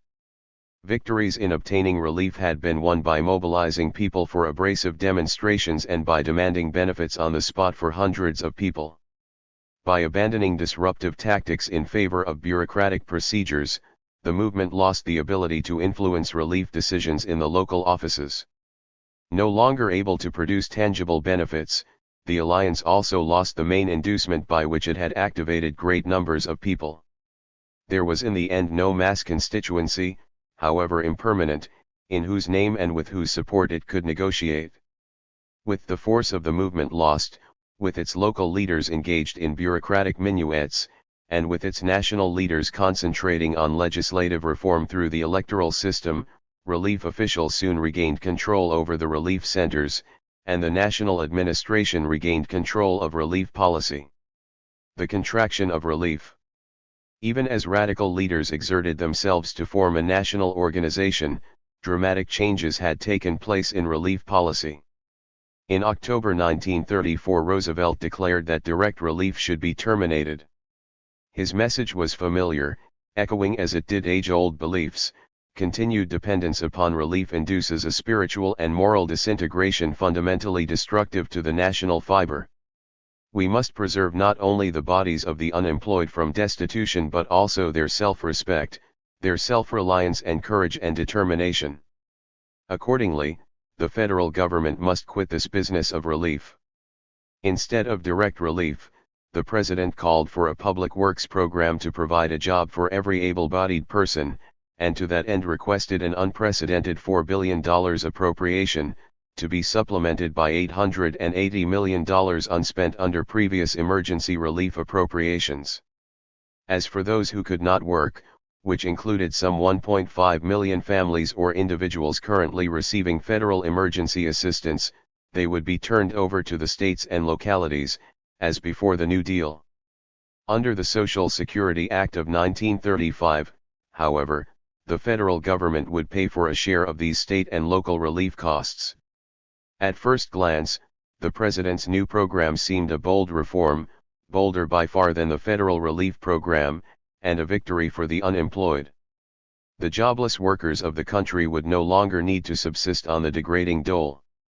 Government would put them to work, and put them to work at rebuilding America. 44. Meanwhile, those who could not work would be cared for by the states and localities, affirming America's tradition of local responsibility for the indigent. But while the new federal programs might have been equal to the imagination of reformers persuaded by promises of massive federal action to help the unemployed, they were to turn out in reality to be far from equal to the magnitude of need, or indeed even to the magnitude of the President's promises. Instead of 3.5 million jobs, the Works Progress Administration actually provided an average of about 2 million during its first 5 years of operation. Moreover, job quotas fluctuated wildly from month to month, in no apparent relation to unemployment, so that project workers never knew when they might be laid off. In any case, those who got on were the lucky ones. At its peak, WPA accounted for only about 1 in 4 of the estimated unemployed. 45 Thus, in 1936, when WPA provided about 2.5 million jobs, nearly 10 million were still unemployed. With direct federal relief abolished, the great mass of the unemployed, together with the old, the infirm, and the orphaned, were once again forced to turn to state and local relief agencies, which as a practical matter could not handle the burden, and which as a political matter no longer had to. Some localities scaled down their grants, others simply abolished relief. Distress was especially severe in some industrial states, such as Ohio, Pennsylvania, and Illinois. In New Jersey, licenses to beg were issued instead of relief. Texas simply refused relief to the able-bodied. Early in 1936, FARA and WPA initiated several local surveys to ascertain what had happened to former recipients of direct federal relief who did not subsequently get on the WPA rolls. In one area after another they found large numbers of people in dire need, without food or fuel. Some were struggling to live on the pittance granted by local relief agencies, less lucky ones begged, or searched through garbage cans. 46 And in February 1936 Dr. Harry Ward, a professor at Union Theological Seminary, made a nationwide tour and reported to the press that people were slowly starving to death as a result of relief cuts. These hardships provoked some new protests. In Fall River, Massachusetts, men cut off the WPA rolls stormed the City Hall. In New York City, some 200 relief recipients demonstrated at City Hall. In May 1936, a month after the Alliance Convention, 5,000 marchers organized by the New Jersey Workers' Alliance descended on the State House when relief funds ran out. Later that summer, a similar march took place at the Pennsylvania State House. In the fall of 1936, Alliance leaders conducted work stoppages and demonstrations on WPA projects to demand more adequate security wages and to protest layoffs. While in a few instances demonstrators got promises from state and local officials, none of this much moved Washington. One reason was that the almost unanimous support for relief measures in 1933 had evaporated. Business was improving, local finances were no longer in a shambles, and what sentiment remained in favor of relief had been assuaged by the bold new programs of 1935. Meanwhile, with the worst of the national crisis apparently past, opposition to relief in all its forms was rising, especially in the business community. A sample of press opinion at the time provides some inkling of that opposition, and the historically familiar reasons for it. The Chicago Tribune, on November 23, 1935, ran a story headlined "Relief Clients Refuse to Work as Corn Pickers," followed by an account of a survey of 9 counties and the excuses that relief clients used to avoid working in the corn fields. The Los Angeles Examiner, on November 5, 1935, under the headline "Farm Loss in Millions," also explained to its readers that people on the dole refused to work. The New Mexican had a similar complaint on March 6, 1936, telling its readers that sheepmen could not get herders because they were on relief at $40 a month. The next day the Indianapolis News editorialized about the waste of relief, and especially about the inability of private employers to compete with the pay and working conditions provided by WPA. And on March 30, 1936, the New York Times summed up press opinion with an editorial explaining the importance of cutting work relief costs. "There is no right to work," pontificated the editors, "the protests merely indicate the demoralization wrought by ill-advised schemes of relief." But it was not only that the political climate had changed. The unemployed themselves were less of a threat, and so less had to be done for them. They were less of a threat partly because their numbers had been divided. Many of the most competent and able had been absorbed into the new work projects, some had even been hired to work in the relief centers. Many others had been shunted to the residual state and local direct relief programs. The remainder were left with nowhere to turn, but their numbers were reduced and their sense of indignation blunted by New Deal reforms. All of this was made easier, however, by the directions local affiliates of the Workers' Alliance had taken in the local centers. It remained to be seen what the Alliance would achieve as a national lobbying force. Organization and electoral influence. The Workers' Alliance of America, committed from the start to obtaining reform through lobbying, reacted to the administration's new programs by attacking the White House for its empty promises and drafting a relief bill of its own. The bill did not brook compromise. It called for a $6 billion relief appropriation for the 17-month period from February 1, 1936, to June 30, 1937, for relief at decent standards, and for security wages on work projects equal to trade union scales. The Alliance used its network to deluge the White House with postcards, telegrams, and petitions. But the bill failed by overwhelming margins in the Congress.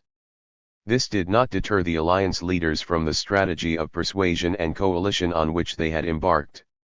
If anything, Roosevelt's initiatives in other areas during 1935, the Wagner Act, the Wealth Tax Act, and the Social Security Act, for example, had the consequence of moderating whatever abrasiveness their earlier rhetoric had contained.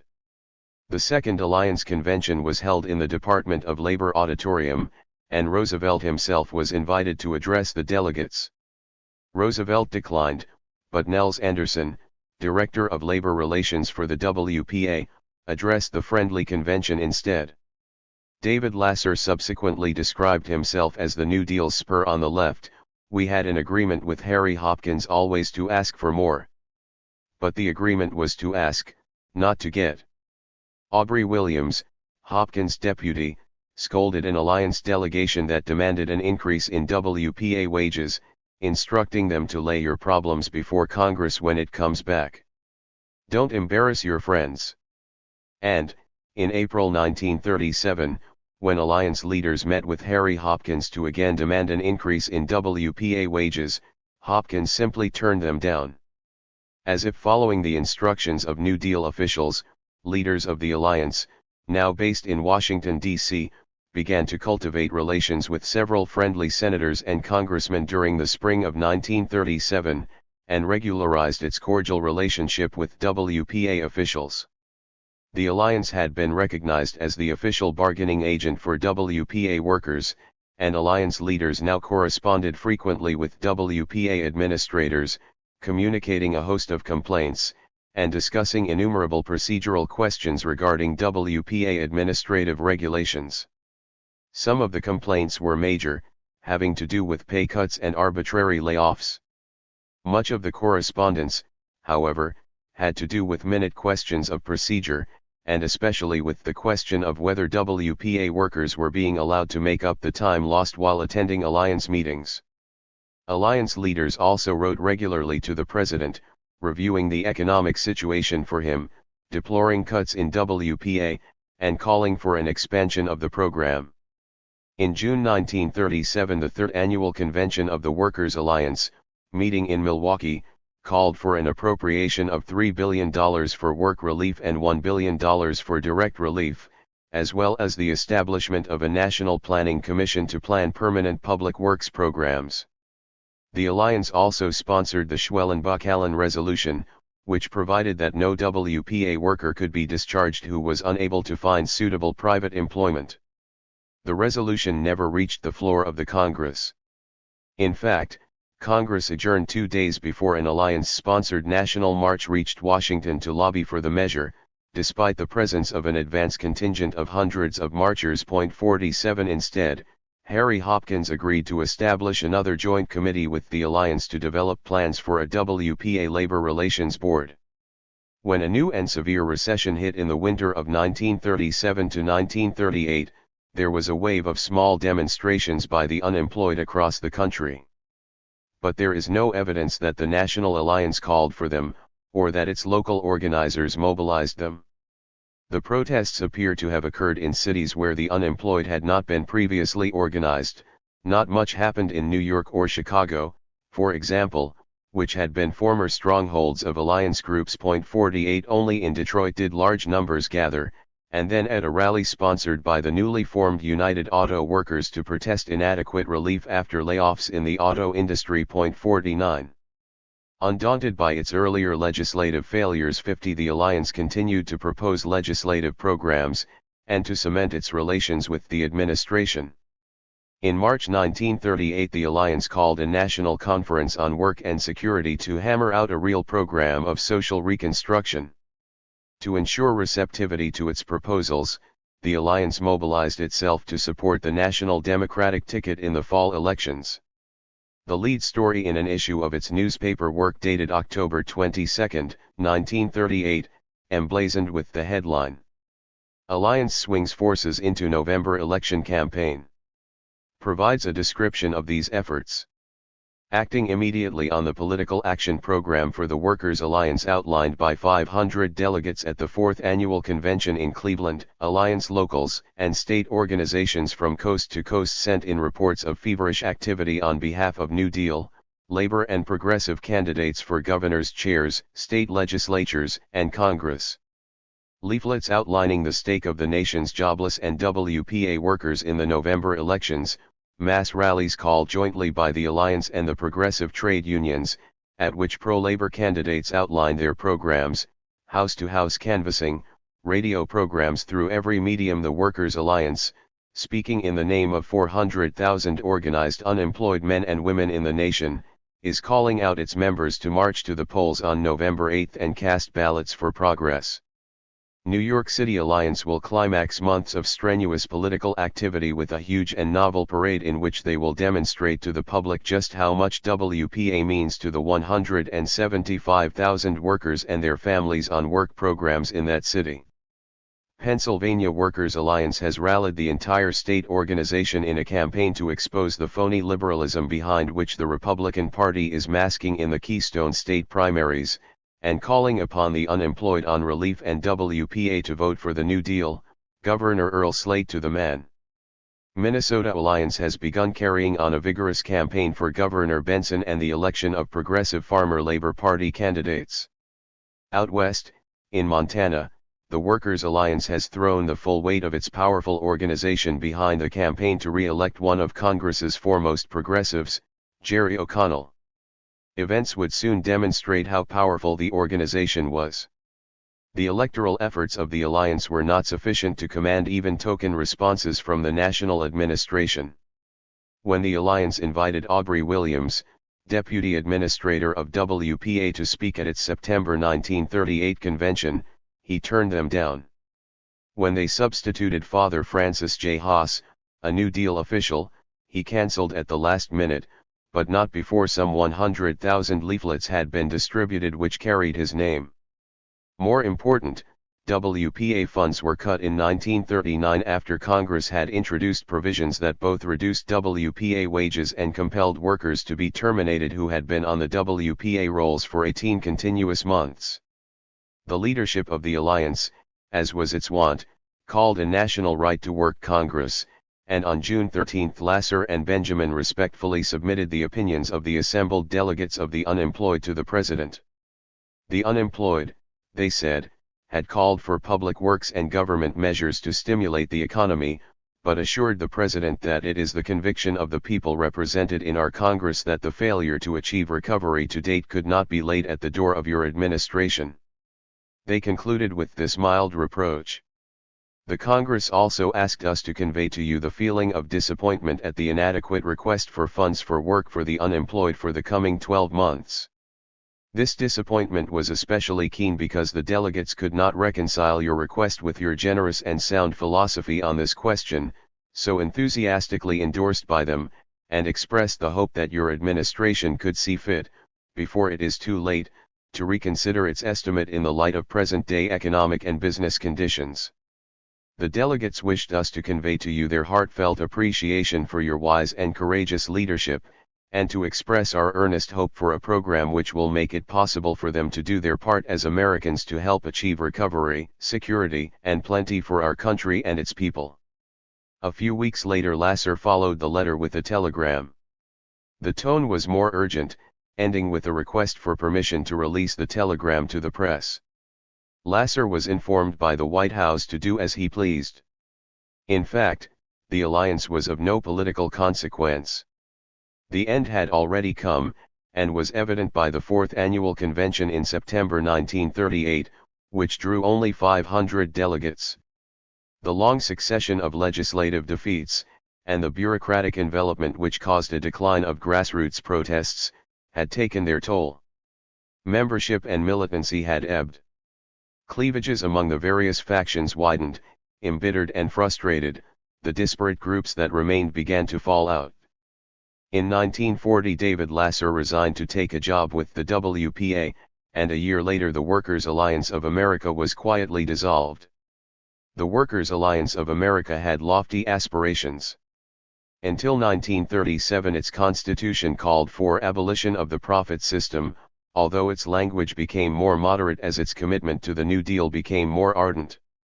Its legislative proposals included, among other things, all-inclusive unemployment insurance to be paid for by individual and corporate income taxes, and to be administered by workers and farmers.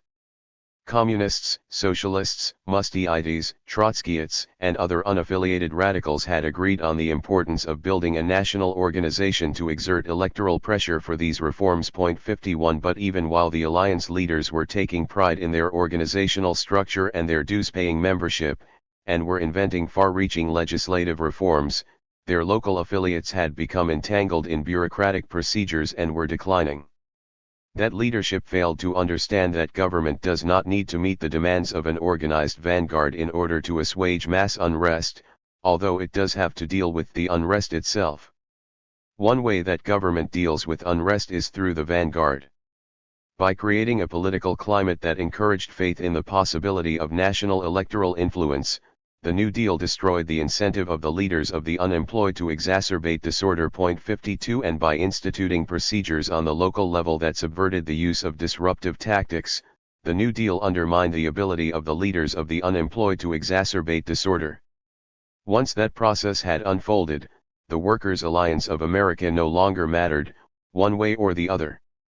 The particular tragedy of the Workers' Alliance is not that it failed to achieve the fundamental reforms to which it was committed. Achievements of that order are the result of forces larger than leaders alone can muster, and the Alliance was neither the first to try nor the last to fail. Rather, if there is a tragedy, it is in the role the Alliance played during the brief and tumultuous period when people were ready to act against the authorities and against the norms that ordinarily bind them. Instead of exploiting the possibilities of the time by pushing turbulence to its outer limits, the leaders of the unemployed set about to build organization and to press for legislation, and in so doing, they virtually echoed the credo of officialdom itself. For a brief time, there were 20 million people on the relief rolls, but millions more badly needed relief and never got it. And when the Alliance abandoned the relief centers to lobby for lofty programs of basic change, those millions on relief were abandoned too. The rolls were cut back and millions who were still unemployed were once again left destitute. The tragedy, in sum, is that the Alliance did not win as much as it could, while it could. Chapter 3. The Industrial Workers' Movement. The experience of labor unions in the United States is the historical bedrock on which the organizers' credo is grounded. As organizers recount this history, factory workers finally organized into large, stable organizations after many bloody travails, and were then able to exert influence in the factory. Moreover, organization was said to have yielded influence in politics as well. The large voting numbers and financial resources which the unions accumulated presumably gave working people a measure of political power. To be sure, some believers in the credo are disappointed in the way unions have used their power, blaming an oligarchical leadership for a narrow preoccupation with wages and hours and for the avoidance of more fundamental economic and political issues. However, the belief that working people were able to gain both economic and electoral power through organization still holds firm. It is this belief that suggests to organizers the model other powerless groups should follow. But on closer historical scrutiny, the bedrock turns out to be sand. Factory workers had their greatest influence and were able to extract their most substantial concessions from government during the early years of the Great Depression before they were organized into unions. Their power was not rooted in organization, but in their capacity to disrupt the economy. For the most part, strikes, demonstrations, and sit-downs spread during the mid-1930s despite existing unions rather than because of them. Since these disorders occurred at a time of widespread political instability, threatened political leaders were forced to respond with placating concessions. One of these concessions was protection by government of the right to organize. Afterwards, union membership rose, largely because government supported unionization. But once organized, the political influence of workers declined.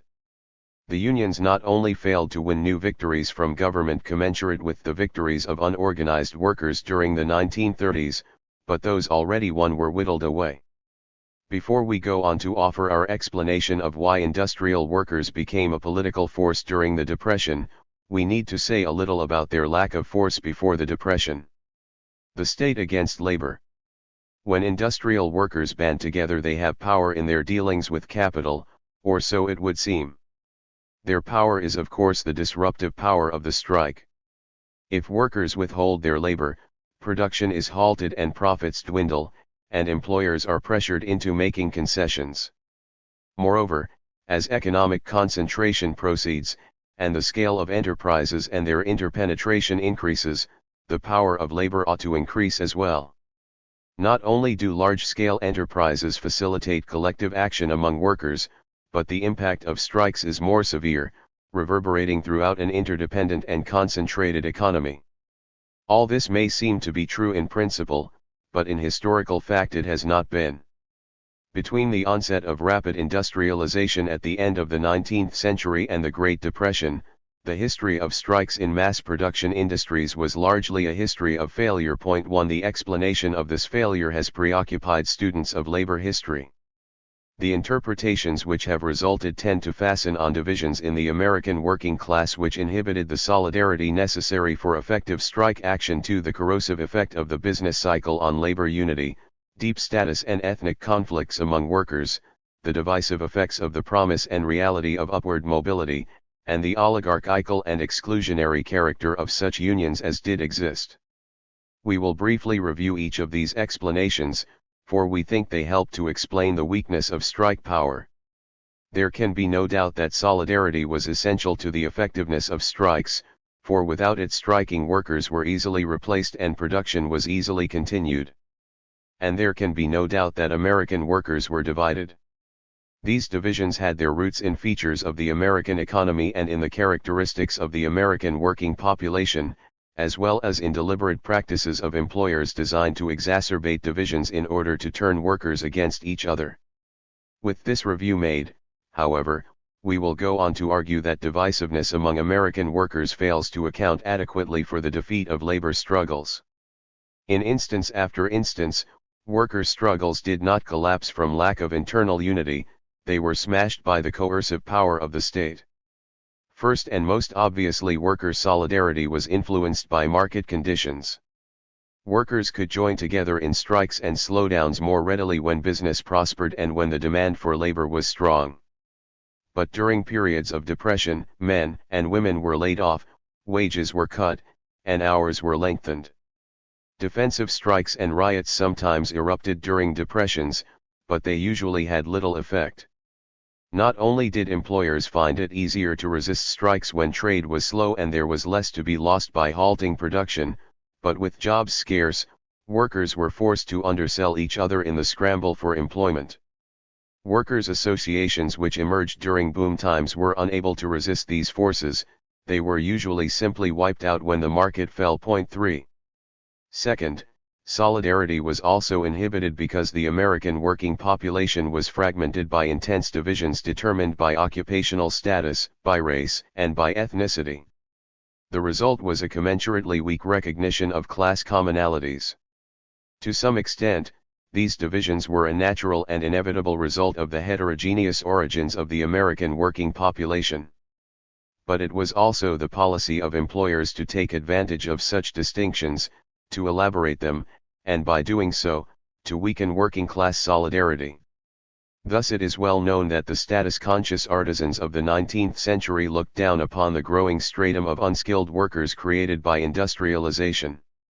This sense of themselves as a class apart was strengthened when industrialists agreed to bargain only with skilled workers during mass strikes.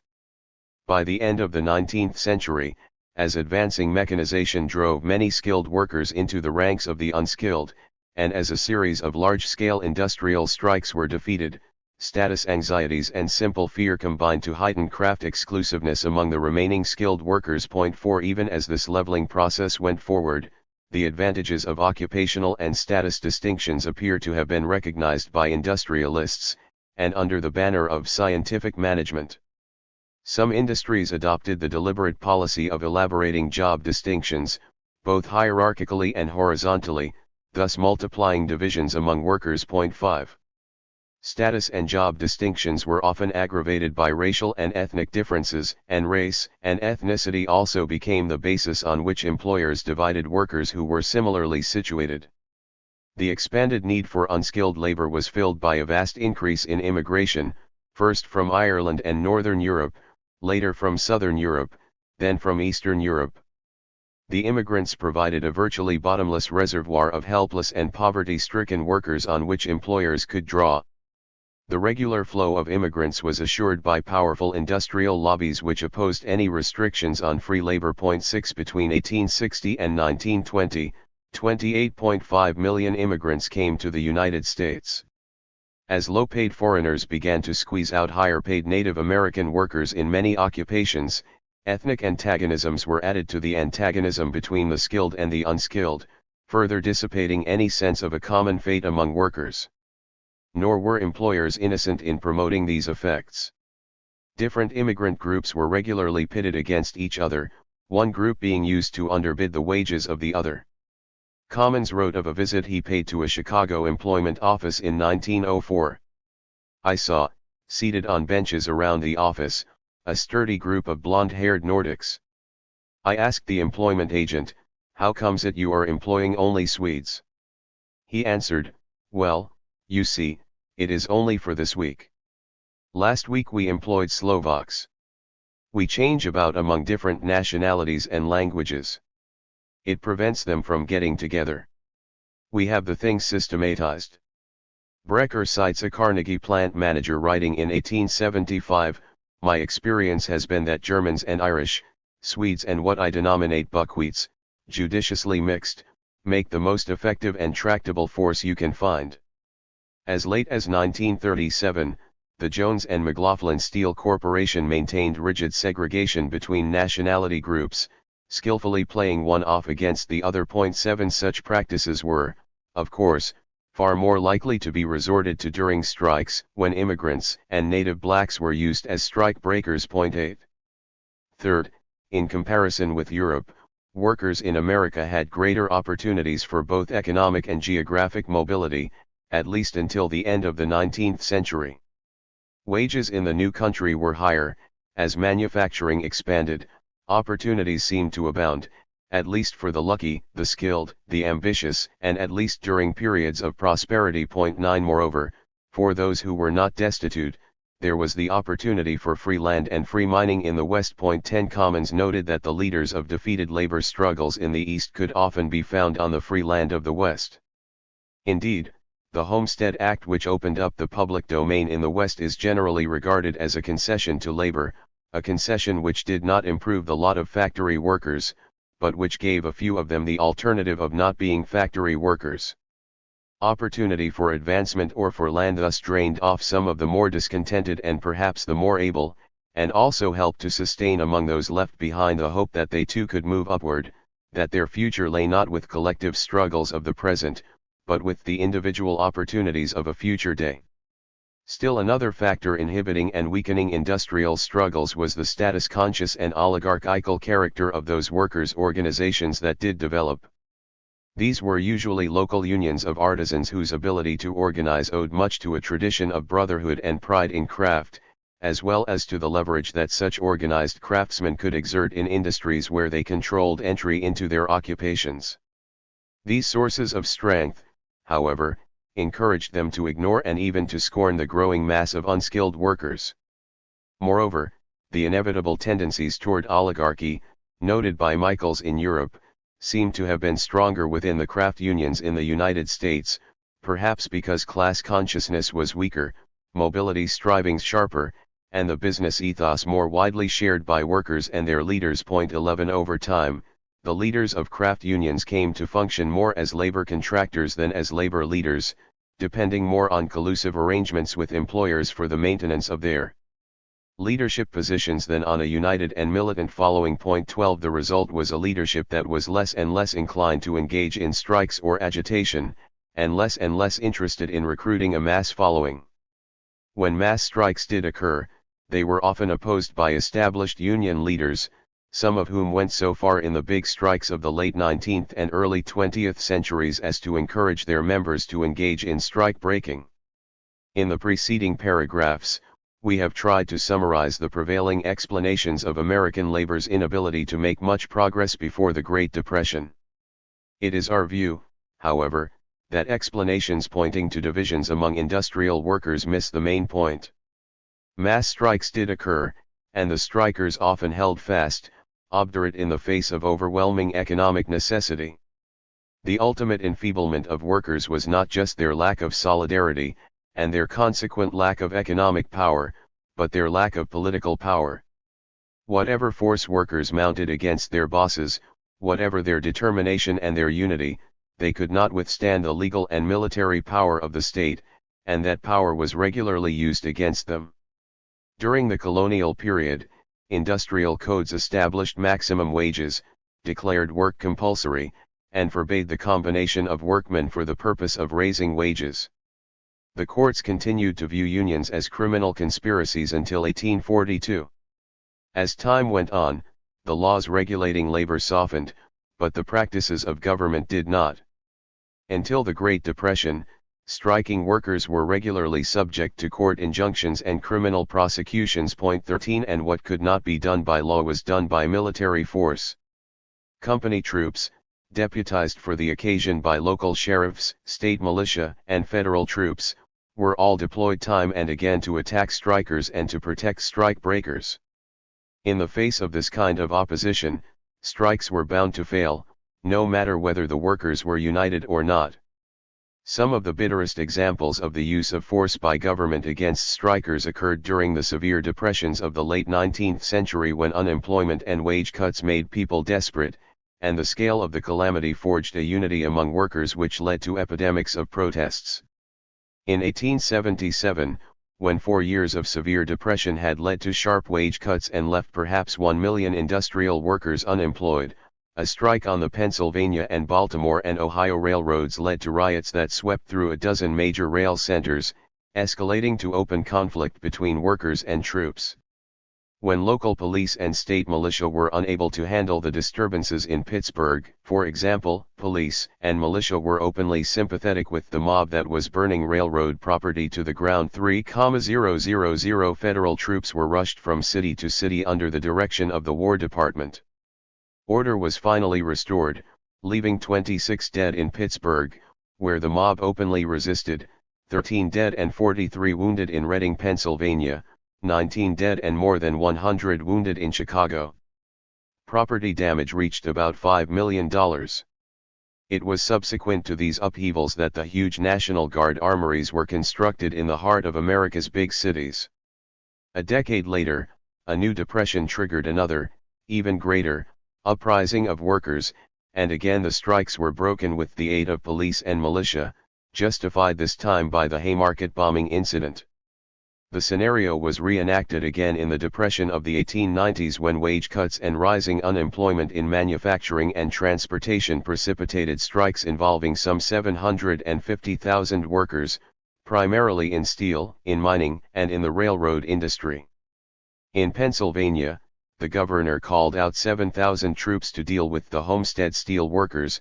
In Idaho, in the Coeur d'Alene region, National Guard and federal troops rounded up all Union miners and put them in a stockade where they were held for months without charges. The Pullman Railroad strike of 1894 brought thousands of federal troops to Chicago, with the result that an estimated 34 people were killed, and Eugene Debs was imprisoned. Subsequently, the federal government stationed marshals in numerous railroad centers to protect railroad property, at a cost of at least $400,000.14. These statistics almost surely fail to suggest the true magnitude of violence by government against workers during this period. One contemporary writer, for example, estimated that in the years 1902 to 1904 alone, 198 persons were killed and 1,986 injured. Overall, Taft and Ross were able to identify 160 occasions on which state and federal troops were called out to deal with labor agitations. As Eugene Debs said after the strike by his American Railway Union was crushed by the federal government in 1894, "We have only got a number, and a limited number, of poorly paid men in our organization, and when their income ceases they are starving. We have no power of the government behind us. We have no recognized influence in society on our side. On the other side, the corporations are in perfect alliance, they have all the things that money can command, and that means a subsidized press, that they are able to control the newspapers, and means a false or vitiated public opinion." The clergy almost steadily united in thundering their denunciations, then the courts, then the state militia, then the federal troops, everything and all things on the side of the corporations. When the steel strike of 1919 was defeated by United States Steel, a report of the Interchurch Commission echoed the judgments of Eugene Debs 25 years earlier. The United States Steel Corporation was too big to be beaten by 300,000 working men.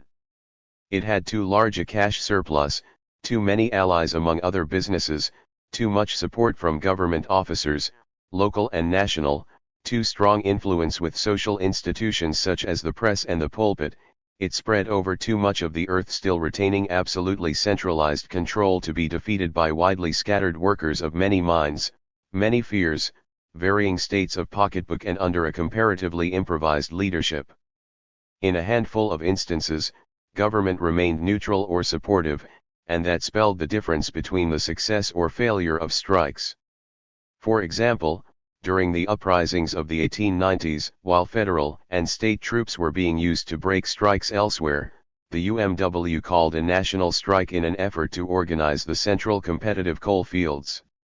When two recalcitrant companies in Illinois imported scabs whom the striking miners prevented from entering the mining areas, Governor John B. Tanner of Illinois sent National Guardsmen to avert the threat of violence, but with instructions not to assist the mine owners. Both companies eventually signed with the UMW. It is often said that employers in the United States were exceptional for the virulence of their opposition to the demands of workers. 15 Their opposition is not difficult to understand. But who is to say that they would have been successful in the face of large-scale strikes had not government on all levels regularly come to their aid? 16 In other words, without the power to restrain their presidents, their governors, and often their mayors 17 from using troops against them, workers remained helpless, stripped of the economic power of the strike by the coercive power of government. 18 That this was so in the 19th century was perhaps partly because the political power of employers, based on economic power, was not yet tempered by the mass numbers of a large industrial class. The United States remained predominantly a country of independent farmers and proprietors until the Civil War.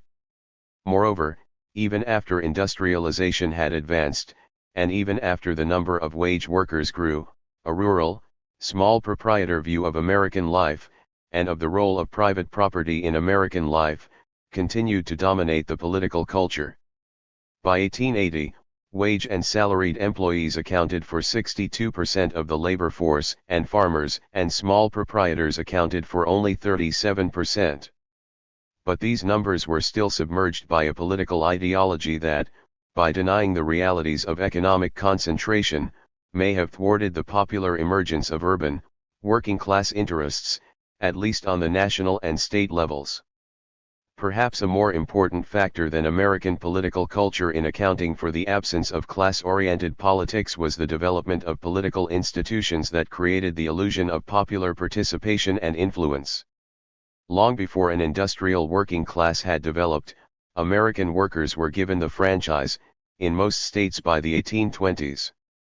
One result was that the political alienation to which Bendix ascribes the European working class movements of the 19th century did not emerge so acutely in the United States, for workers were at least granted the vote, the symbol of political influence, and they were included in the rituals of political participation as well.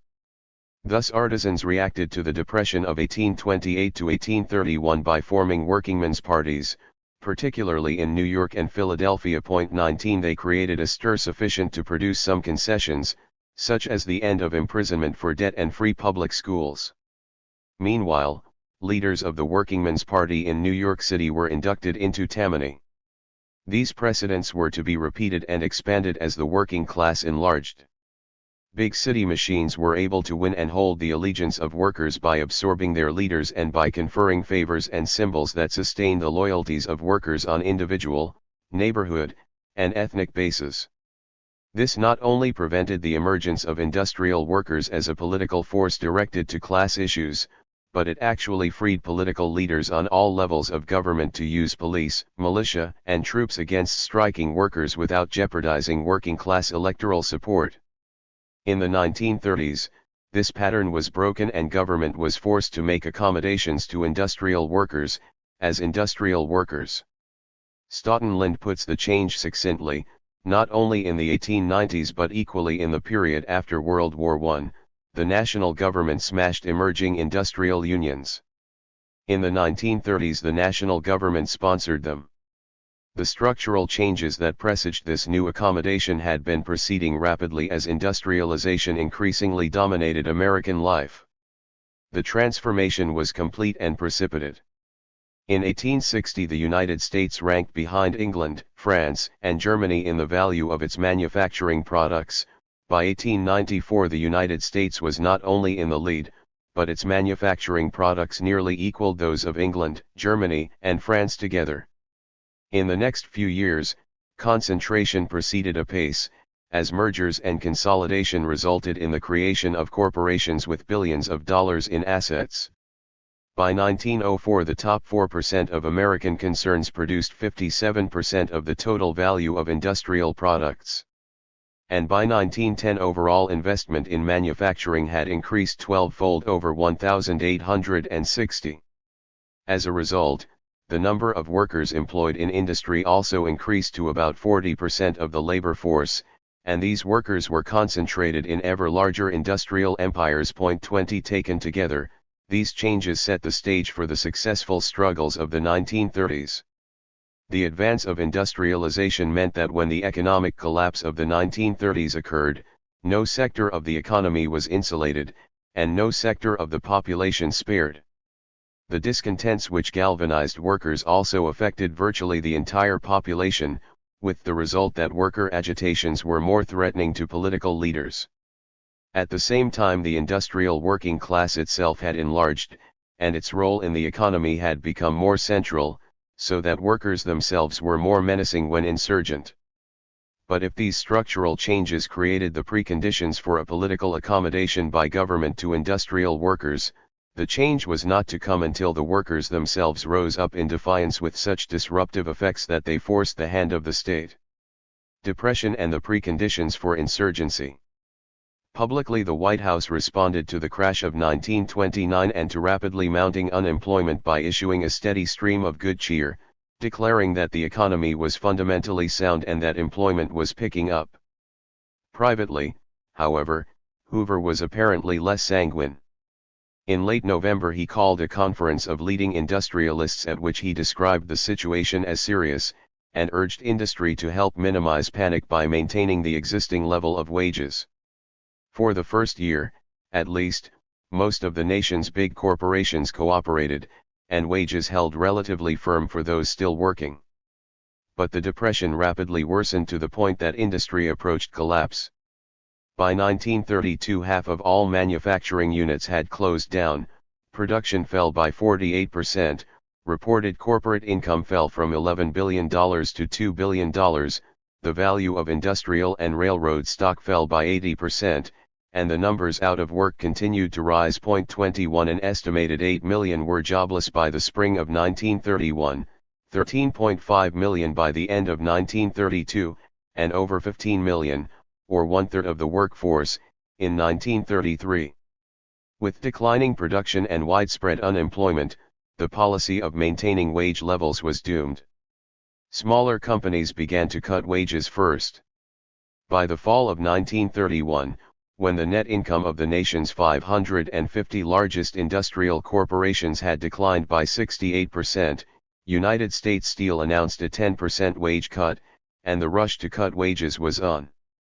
Those still working in the summer of 1932 suffered a drop in average weekly earnings from $25.03 to $16.73. 22 wage cuts were more severe in mining and manufacturing, where unemployment was also worse and less severe among railroad workers, but the overall drop in wages, together with unemployment and the spread of part-time employment, meant that the income of the labor force had been cut in half, from $51 billion in 1929 to $26 billion in 1933.23. During these first years of the Depression, the distress produced by rapidly declining wages remained mainly within private spheres. Most workers bore the hardships quietly, perhaps made fearful by the masses of unemployed at the factory gates. The reluctance of elites to acknowledge that much was amiss helped to turn distress inward, to keep the disorder of private lives from becoming a public issue. But as business conditions worsened, as unemployment spread, and as local relief efforts broke down, that began to change. By mid-1931, the Depression was being acknowledged, helping the grievances in private lives to acquire a public meaning and releasing public indignation. In September 1931, the American Legion announced that the crisis could not be promptly and efficiently met by existing political methods. Theodore Bilbo told an interviewer, "Folks are restless. Communism is gaining a foothold. Right here in Mississippi, some people are about ready to lead a mob. In fact, I'm getting a little pink myself." The Republican governor of Washington declared, "We cannot endure another winter of hardship such as we are now passing through." Edward F. McGrady of the AFL told the Senate Subcommittee on Manufactures, "I say to you gentlemen, advisedly, that if something is not done, the doors of revolt in this country are going to be thrown open." Somewhat later, in February 1933, Ernest T. Weir, chairman of the National Steel Corporation, testified before the Senate Finance Committee, "Practically all the people have suffered severely and are worn out not only in their resources, but in their patience." John L. Lewis went further, pronouncing, "The political stability of the Republic is imperiled." Signs of a pending worker revolt began to appear as well. Desperation strikes to resist wage cuts erupted among textile workers in Massachusetts, New Jersey, and Pennsylvania. In Harlan County, miners revolted as bad conditions grew worse, precipitating a sniping war between guards and strikers that left several dead. Similar outbreaks accompanied by violence followed among miners in Arkansas, Ohio, Indiana, and West Virginia. In April 1932, 150,000 miners in southern Illinois went on strike, and by summer the coal mining counties of southern Illinois had become a battleground between armies of miners and deputies as thousands of miners descended on the still operating mines to shut them down. 24 In the summer of 1932, after an outbreak of strikes by unorganized workers in the hosiery mills, Governor O. Max Gardner of North Carolina wrote a friend, "This outburst at High Point and Thomasville was almost spontaneous and spread like the plague. It only confirms my general feeling that the spirit of revolt is widespread. This thing burst forth from the nervous tension of the people who have lost and many of whom are now engaged in the battle for the bare necessities of life." That summer, hard-pressed farmers in North Dakota, Michigan, Indiana, Ohio, New York, and Tennessee armed themselves with clubs and pitchforks to prevent the delivery of farm products to towns where the prices paid frequently did not cover the costs of production. These outbreaks were dangerous portents. Still, considering the scale of the calamity that had overtaken them, most workers had remained relatively quiescent. Their first large-scale expression of discontent was to occur not in the streets, but at the polls, in the dramatic electoral realignment of 1932 when masses of urban working-class voters turned against the Republican Party to vote for a president of the forgotten man. When Roosevelt took office in the spring of 1933, the scale of the catastrophe was apparent to all. Industrial production had sunk to a new low and, by the day of the inauguration, every bank in America had closed its doors. Once in office, the new administration took the initiative, and there was little resistance from a stunned nation or a stunned Congress. Clearly the election was a mandate to attempt recovery, but economic panic and the electoral upset gave Roosevelt a relatively free hand in fashioning his early legislation. He proceeded to launch a series of measures, each to deal with a different facet of the breakdown, and each to cultivate and solidify a different constituency: farmers and workers, bankers and businessmen. Farmers got the Agricultural Adjustment Act, rewarding their half-century struggle for price supports, cheap credit, and inflated currency. The unemployed got the Emergency Relief Act. Business and organized labor got the National Industrial Recovery Act. For business, the NIRA meant the right to limit production and fix prices. For working people, the NIRA included codes governing wages and hours, and the right to bargain collectively. Those provisions were to have an unprecedented impact on the unorganized working people of the country, not so much for what they gave, as for what they promised. The promises were not to be kept, at least not at first. but that the federal government had made such promises at such a time gave a new spirit and righteousness, and a new direction, to the struggles of unorganized workers. The rise of protest. Franklin Delano Roosevelt was no brinkman, he was trying to build and conserve support wherever possible. The NERA was designed to promote economic recovery, and this purpose was as much political as economic, for continuing depression spelled continuing political disaffection and uncertainty. Moreover, the method for recovery was also political. The NERA created a mechanism by which industry could regulate production and prices without the constraints of antitrust legislation. This was precisely what business leaders themselves had been asking for. As early as November 1930, Bernard Baruch had called for modification of the antitrust laws and the abatement of uneconomic competition through business self-regulation under government supervision. In October 1931, the Committee on Continuity of Business and Employment of the Chamber of Commerce had endorsed proposals for industrial planning under government sanction. 25 Even the National Association of Manufacturers approved the promise of the NERA. But while the NERA was designed and implemented to conciliate business, it was not meant to offend anyone either, and 3 passages were included to provide reassurance to organized labor. Section 7, written in consultation with the American Federation of Labor, required that every industry code or agreement promulgated under the statute provide that employees shall have the right to organize and bargain collectively through representatives of their own choosing, and shall be free from the interference, restraint, or coercion of employers. Business was by no means happy with this provision. The National Association of Manufacturers and the Iron and Steel Institute made their opposition clear from the outset.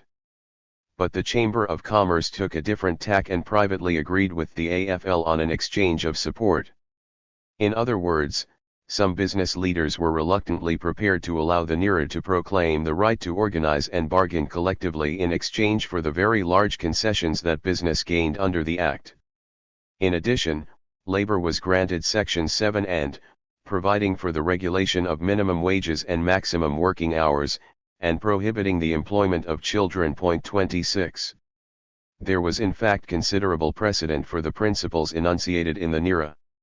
The desirability of collective bargaining had been endorsed by all 20th-century presidents of the United States. As early as 1900, a collective bargaining arrangement was made between mine workers and owners in the bituminous coal fields, to be followed 2 years later by a similar agreement with the anthracite mine owners, under the prodding of their financier backers and President Theodore Roosevelt. The Railway Labor Act had provided similar protections to the railway brotherhoods in 1926. These earlier gains had, however, turned out to be ephemeral. Collective bargaining in the coal fields did not last, and the Railway Labor Act turned out to be unenforceable in the face of resistance by the carriers. But by the early 1930s, as unemployment rose and the destitution of the nation's workers began to seep through to national consciousness, opportunities for more substantial and lasting reform of labor law seemed at hand. The Supreme Court handed down a decision that overturned decades of court opposition to unionism. The Senate refused to confirm the appointment of John J. Parker to the Supreme Court because of his earlier support of yellow dog contracts. The Norris-LaGuardia Act was passed, curbing the right of the courts to issue injunctions in labor disputes. The NERA provision seemed to complete these advances, and William Greene, president of the American Federation of Labor, announced that millions of workers throughout the nation had received a charter of industrial freedom. But charters are one thing, practical support quite another, and there is no evidence at all that the Roosevelt administration intended more than the charter. This is not a law to foment discord, Roosevelt told the public, it was rather the occasion for mutual confidence and help. In the context of the dislocations of the Depression, however, the charter not only fomented discord, it triggered an industrial war. The surge toward unionization.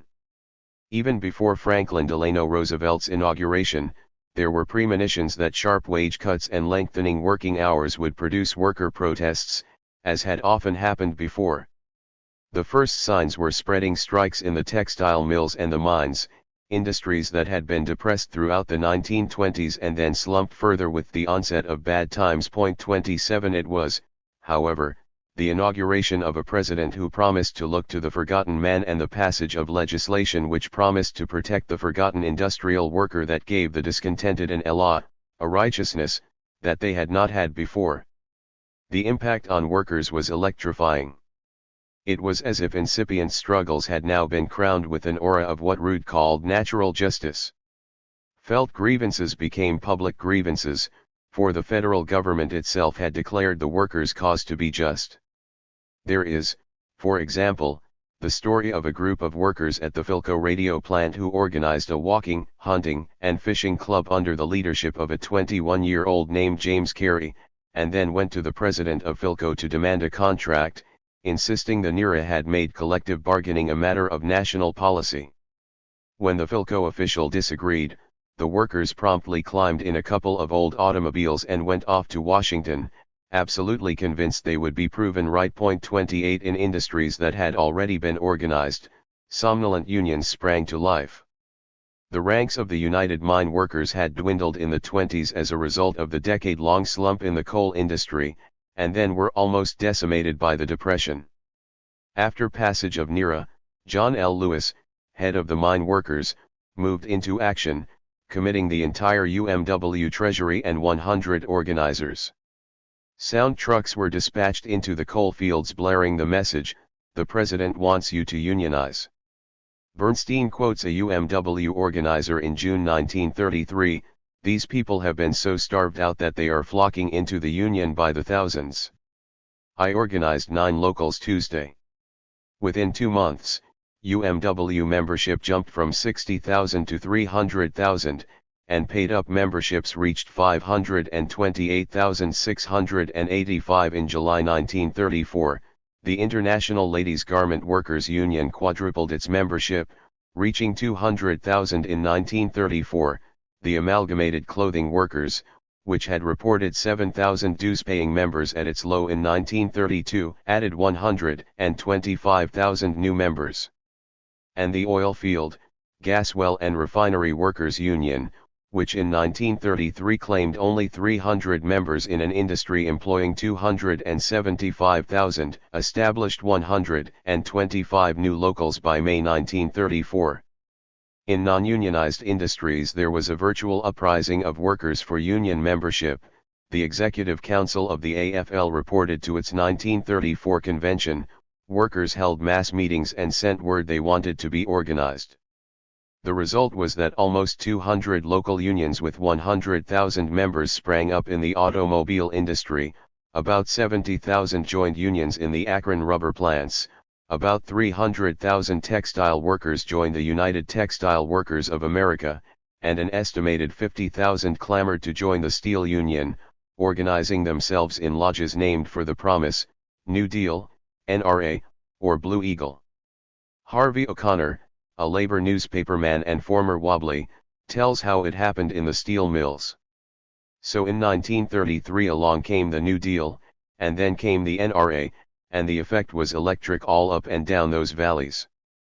The mills began reopening somewhat, and the steel workers read in the newspapers about this NRA Section 7 that guaranteed you the right to organize. That was true, and that's about as far as it went. You had the right to organize, but what happened after that was another matter. All over the country steel union locals sprang up spontaneously. These locals sprang up at Duquesne, Homestead, and Braddock. You name the mill town and there was a local there, carrying a name like the Blue Eagle or the New Deal local. There was even an FDR local, I think. These people had never had any experience with unionism.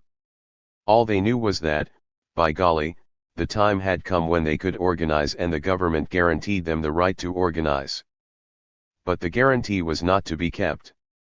Interestingly enough, the first obstacles were created by the existing unions themselves, for their role at this stage was virtually to destroy the surge toward unionism among the mass of unorganized industrial workers.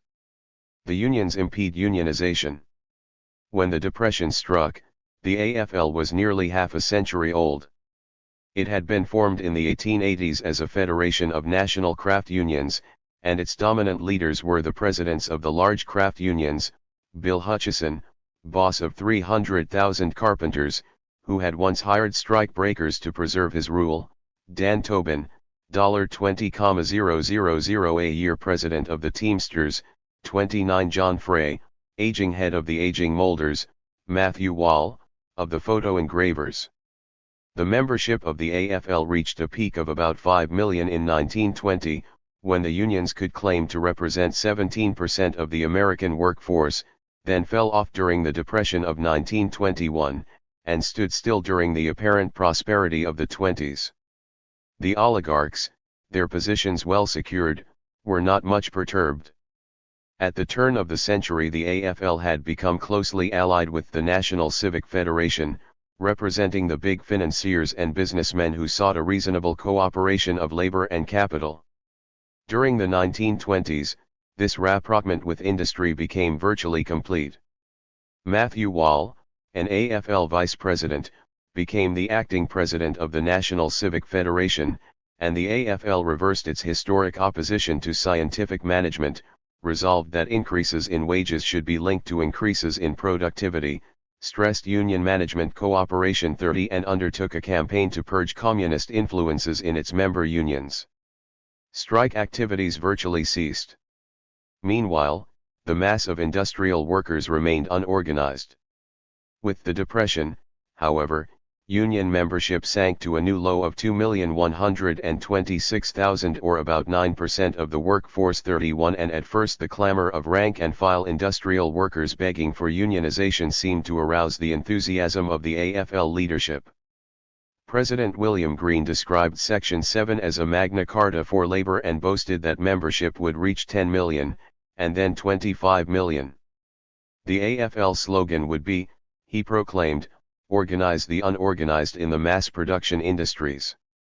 But this was not to happen, and there were several reasons why.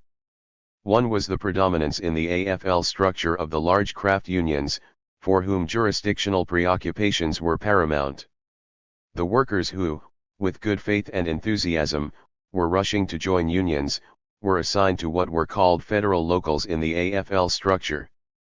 In the second half of 1933, after the passage of the NERA, the AFL received 1,205 applications for federal local charters and granted 1,006. In deference to the jurisdictional claims of the craft unions, these locals were considered temporary bodies, and were denied voting rights in AFL councils.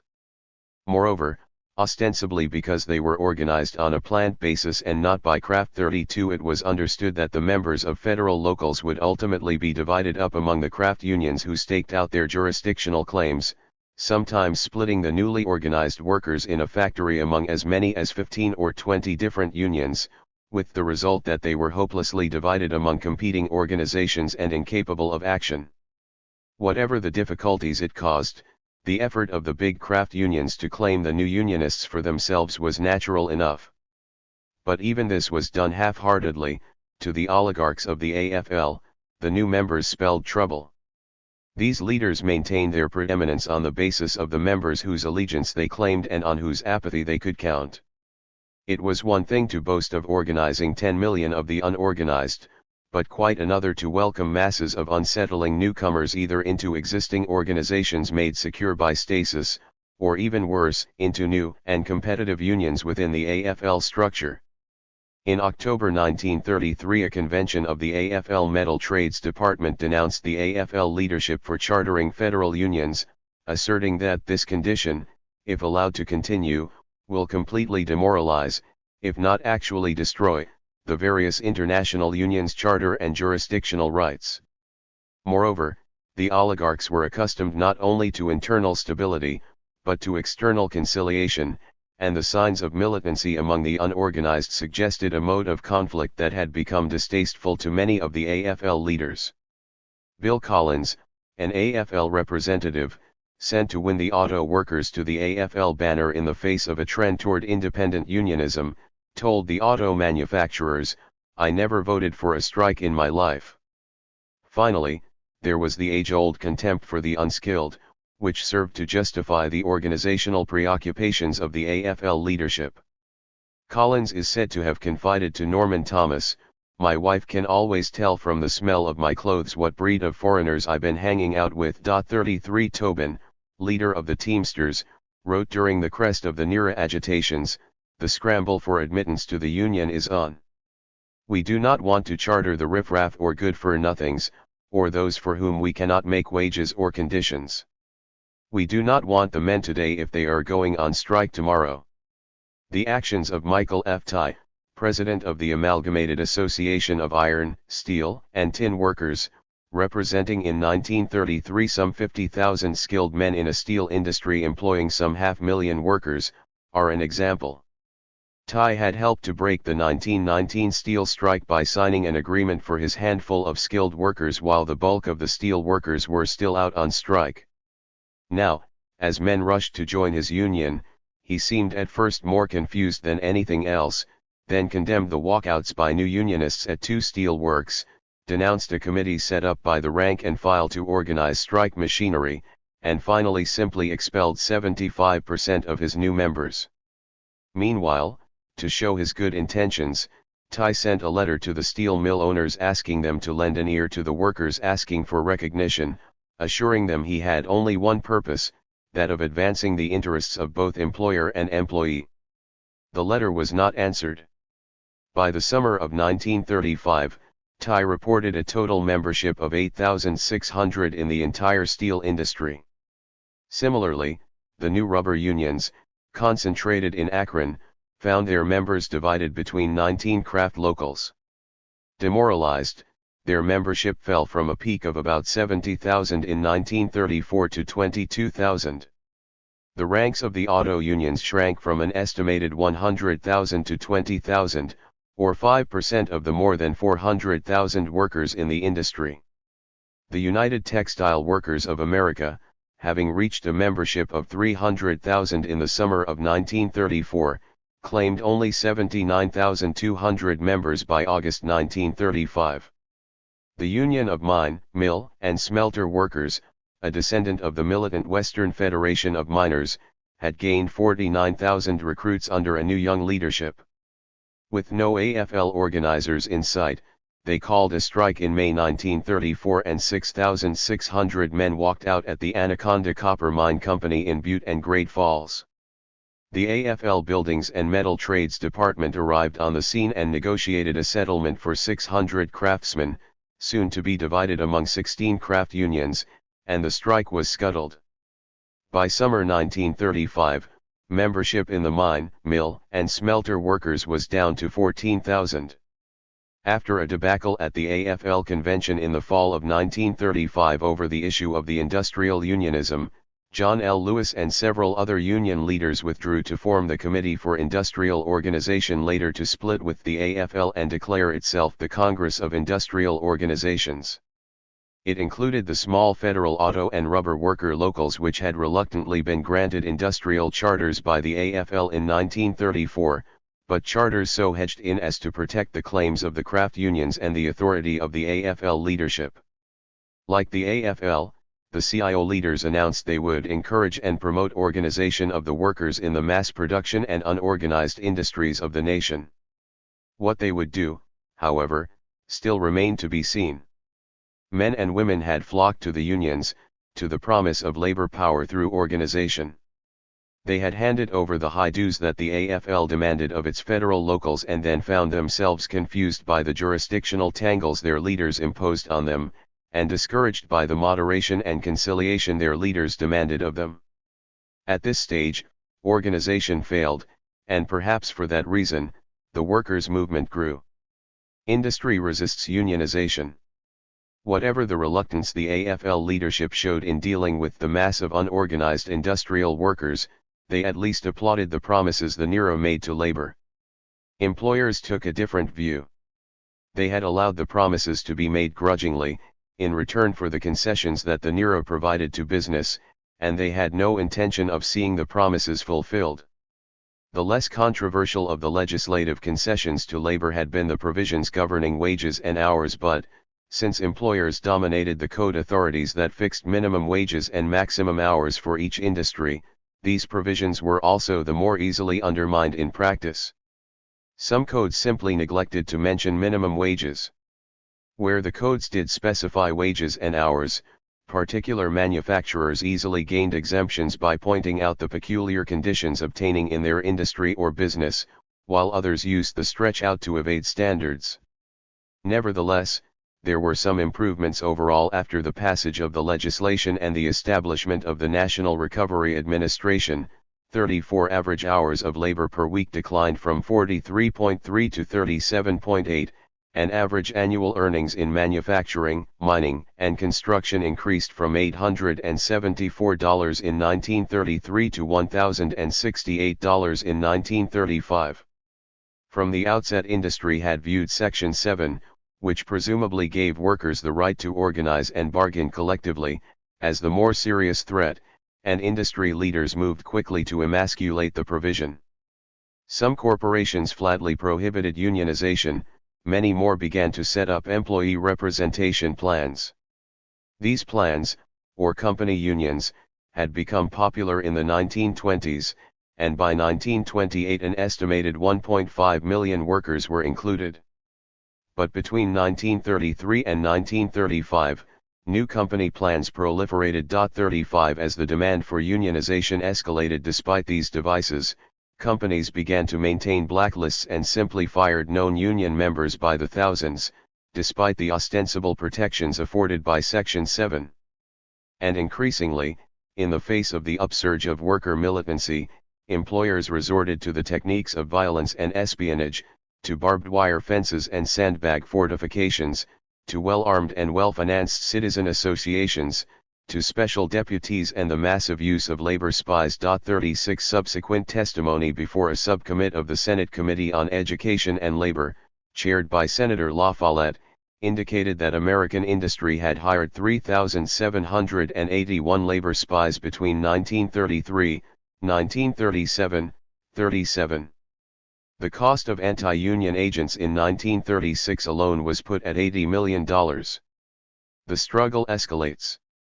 If industry leaders were not satisfied with the compromises of the New Deal, neither were the rank and file of labor. The right to organize and join a union had given the workers hope, and unleashed their discontent. 38 But unionization had so far been a failed cause, resisted by employers, fumbled by AFL leaders, and worn away in government procedures that led nowhere. The number of unionized workers again plummeted to a historic low by 1935, accounting for only 9.5% of the labor force. However, while union membership was falling, worker militancy was rising. During the spring and summer of 1934, strikes spread and, as they escaped the control of established union leaders, became more unpredictable. 3 times as many workers struck in 1933 after NERA as in 1932. The number of industrial disputes reported by the U.S. Bureau of Labor Statistics rose from 841 in 1932 to 1,695 in 1933-39, and then to 1,856 in 1934 when 1.5 million workers were involved in strikes. With employer resistance also mounting, many of the strikes culminated in large-scale battles. The first of these was the Battle of Toledo. Toledo had been devastated by the Depression. Its main plant was Willis Overland, which produced 42,000 cars in March 1929 and employed 28,000 people. In a matter of months, production was cut back. By spring of 1932, Willis employed only 3,000 people. Meanwhile, the auto parts industry in Toledo was also hard hit, with the result that unemployment in the city was high, and the wages of those still working were below the NERA code minimum. Early in 1934, demands for union recognition at the Electric Auto Light Company and several smaller firms were rejected, and 4,000 workers walked out. The workers returned to the plants after federal officials secured a commitment from the employers to set up a machinery for negotiations. But Auto Light then refused to negotiate, and a second strike was called on April 11. Only a minority of the workers joined the walkout this time, however, and the company determined to keep its plant open, hiring strike breakers to reach full production. Toledo was a stronghold of A.J. Must's radical unemployed leagues, and the Musteades rapidly mobilized large numbers of unemployed workers to reinforce the picket lines. On April 17 the company responded by obtaining a court order limiting picketing and prohibiting League members from picketing altogether. But the Musteades decided to violate the restraining order, and some local communists joined in with the slogan "Smash the injunction" by mass picketing. A handful of militants then began picketing. They were quickly arrested, but upon their release, they returned to the picket lines, their numbers now enlarged by workers emboldened by the militants' example. More arrests and further court injunctions seemed to only galvanize the strikers, and the numbers of people on the picket lines grew larger day by day. Sympathy for the strikers in Toledo was such that the sheriff could not use the local police to protect the strike breakers and instead deputized special police, paid for by Autolite. By May 23, the crowd massed outside the plant had grown to some 10,000 people, effectively imprisoning the 1,500 strike breakers inside the factory. The sheriff then decided to take the initiative, and the deputies attacked. The crowd fought back, several people were seriously wounded, and a contingent of the Ohio National Guard was called in. Armed with machine guns and bayonet rifles, the guardsmen marched into the Autolite plant in the quiet of dawn and succeeded in evacuating the strike-breaking workers. But the next day, the crowd gathered again, advanced on the guardsmen, showering them with bricks and bottles. On the third advance, the guard fired into the crowd, killing 2 and wounding many more. The crowd still did not disperse. 4 more companies of guardsmen were called up, and Autolite agreed to close the plant. Then, with the threat of a general strike in the air, the employers finally agreed to federal mediation, which resulted in a 22% wage increase and limited recognition for the union. 40. The next scene of battle was Minneapolis. The city had always been a stronghold of the open shop, vigilantly enforced by an employers' citizens alliance formed in 1908 to prevent unionization by means of stool pigeons, espionage, propaganda, and thugs.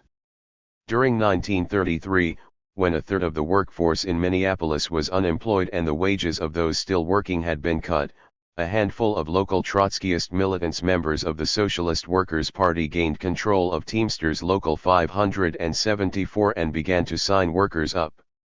After an initial victory in the coal yards, the local began to organize the truck drivers and helpers. But Minneapolis businessmen, alerted by worker agitation elsewhere in the country, were prepared for a showdown.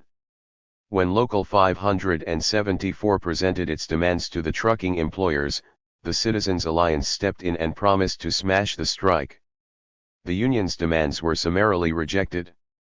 Mediation efforts by the Regional Labor Board were fruitless and, on May 15, 1934, the strike was on.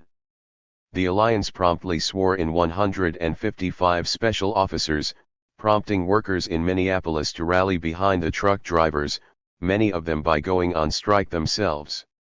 Both sides established military headquarters and armed their men. Pickets roved through the city in bands, some on motorcycles, seeing to it that no trucks moved. On May 21, after the police threatened to move trucks, the first battle broke out between the two armies. 30 of the vastly outnumbered police were injured in the hand-to-hand fighting that ensued. The next day, a crowd of 20,000 gathered, fighting broke out again, and 2 special deputies were killed, some 50 wounded. With workers virtually in control of the city, and with the first families of Minneapolis in panic, the sense of impending class war grew. At this point, Governor Olson managed to force a temporary truce. Negotiations proceeded, but the ambiguously worded agreement which resulted soon broke down, and both sides again began preparations for battle. After mediation efforts by federal representatives were rejected by the employers, who apparently hoped to force the governor to bring in the National Guard to break the strike, the workers struck again. At the next confrontation between the two camps, police wounded 67 workers and killed 2. Governor Olson then intervened in earnest, declaring martial law and raiding the headquarters of both camps. The trucking employers finally accepted a federal plan that, within 2 years, led to collective bargaining agreements with 500 Minneapolis employers. Meanwhile, Daniel Tobin, international president of the Teamsters, had refused his support to the workers, denouncing the strike leadership as Reds. 41. In San Francisco, longshoremen encouraged by Section 7 were flocking into the International Longshoremen's Association. Their special grievance was the shape-up hiring system, which left them at the mercy of the foreman, never able to count on a day's work. But the ILA leaders made no effort to challenge the shape-up, and a rank-and-file movement developed, led by a small caucus of communists and other radicals, including Harry Bridges. 42. At a meeting in February 1934, the rank-and-file forced union officials to demand a union hiring halt or threaten to strike in 2 weeks. Roosevelt had been warned that the waterfront bosses wanted a showdown, that any money they might lose in a dock strike would be more than worth it if the union was destroyed. A federal mediating team worked out a compromise that provided some degree of union recognition, but did not give the union control of the hiring hall. Joseph Ryan, president of the ILA, accepted. But local leaders, pressed by the rank and file, spurned the plan, and the strike was on. Employers imported large numbers of strike breakers, but rank-and-file Teamsters refused to haul goods to and from the docks, and some even joined the picket lines. On May 10 the communist-led Maritime Workers' Industrial Union joined the strike, prodding AFL maritime unions to do the same, so that the strike soon spread to include most maritime workers. From the first day the police tried to break the strike by force, and the pickets fought back. After 45 days, the San Francisco business community decided that the port had to be opened, and 700 policemen prepared to storm the picket lines. When the battle was over, 25 people were hospitalized. Several days later, on July 5, the police again charged crowds of pickets who had gathered to stop strike breakers. This time, 115 people were hospitalized, 2 strikers were killed, and 1,700 National Guardsmen marched into San Francisco to restore order. The funeral procession for the slain strikers was transformed into an awesome political statement by the working people of San Francisco.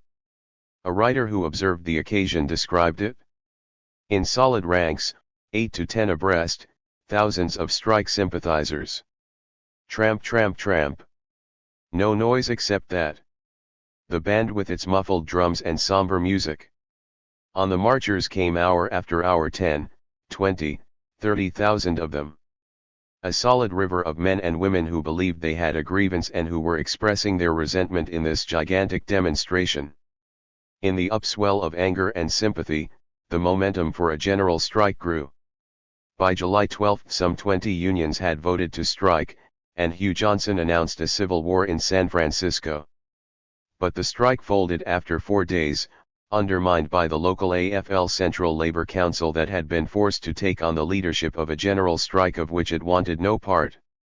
Once the general strike collapsed, the longshoremen had no choice but to accept arbitration, with the result that hiring halls jointly operated by the union and employers were established. In the interim, William Green of the AFL had himself denounced the San Francisco general strike. The textile strike that erupted across the nation in the summer of 1934 took on the character of a crusade as flying squadrons of men and women marched from one southern mill town to another, calling out the workers from the mills to join the strike. By September, 375,000 textile workers were on strike. Employers imported armed guards who, together with the National Guard, kept the mills open in Alabama, Mississippi, Georgia, and the Carolinas. Before it was over, the head of a local union in Alabama had been shot, his aides beaten. Governor Talmadge of Georgia declared martial law and set up a detention camp for an estimated 2,000 strikers. 15 strikers were killed, 6 of them when the sheriff's deputies clashed with a flying squadron in Honeopath, South Carolina. Riots broke out in Rhode Island, Connecticut, and Massachusetts, and National Guardsmen were on duty across New England, and the trade journal Fiber and Fabric pontificated that a few hundred funerals will have a quieting influence. 43. During that same summer, Deputies killed 2 strikers and injured 35 others when the Kohler Company in the model company town of Kohler Village, Wisconsin, refused to bargain with the union. All in all, a minimum of 15 strikers were killed in 1933, and at least 40 more were killed in 1934. In a period of 18 months, troops had been called out in 16 states. The state on the horns of the industrial dilemma. As worker demands escalated, industry resistance escalated to match, and each side repeatedly called on federal authorities to mediate. At first, the policy of conciliating business prevailed, but conciliation grew more and more difficult as workers became more militant. The automobile industry is an example. Before the NERA went into effect, there was virtually no union organization among automobile workers. 44 After the NERA, workers joined the AFL federal locals, independent unions began to appear, and a series of strikes broke out in the summer of 1933. Meanwhile, the National Industrial Recovery Administration had, as in other industries, ceded the initiative in formulating automobile codes to the owners of the industry. 45 The National Automobile Chamber of Commerce in effect became the Auto Industry Code Authority. The Wages and Hours Code which auto industrialists submitted and which the President signed called for hourly rates ranging between 41 and 43 cents and a work week ranging from 35 to 48 hours, but labor leaders claimed those standards were widely violated. The provision designed by the industry to demonstrate observance of Section 7 came to be known as the Merit Clause. It specified that employers in this industry may exercise their right to select, retain, or advance employees on the basis of individual merit, without regard to their membership or non-membership in any organization. Under this clause, companies began to discharge unionists in the fall of 1933. At the same time, General Motors rushed through a series of company union elections and announced that it would not recognize or enter into a contract with any independent union on behalf of its employees. Each time the code was extended in December 1933, in September 1934, and in February 1935, labor leaders protested vehemently, but to little avail, excepting that the President appointed a labor advisory board and also ordered a survey of wages and unemployment in the automobile industry. Agitation among the auto workers continued. In March 1934, when workers in several GM plants were threatening to strike, President Roosevelt called industry and labor representatives to a meeting at the White House. The resulting peace agreement established the principle of proportional representation. Employees in a plant would be divided among company unions and various independent unions for collective bargaining purposes. Roosevelt called the plan the framework for a new structure of industrial relations. The president of General Motors, Alfred P. Sloan, said, "All's well that ends well," and William Greene concurred, heralding a labor victory. But experience suggested that it was a plan for dividing workers against each other. The New York Times correspondent wrote that organized labor's drive for a greater equality of bargaining power with industry has been nullified. 46. Similar stratagems were followed in the textile industry. Codes governing wages and hours were undermined by stretch-outs that greatly increased the workload.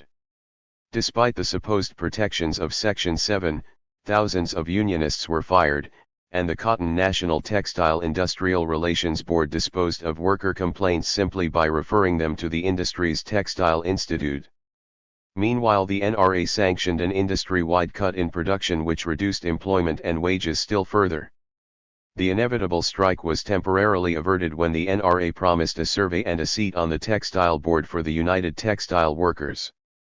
When the strike finally erupted in the summer of 1934, the President intervened by appointing a new Textile Labor Relations Board to study workloads in the industry, while the Department of Labor would survey wages, and the Federal Trade Commission would assess the capacity of the industry to increase hours and employment.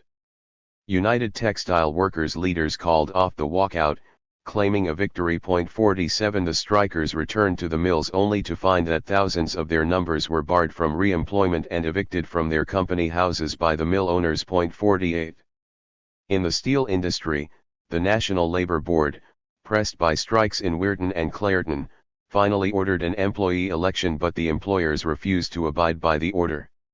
When handed the case, the Department of Justice refused to act. Later, when the companies were laying in supplies of tear gas, bullets, and submachine guns to defend against Unionists, rank and filers went to Washington to see the president, who was away on a cruise.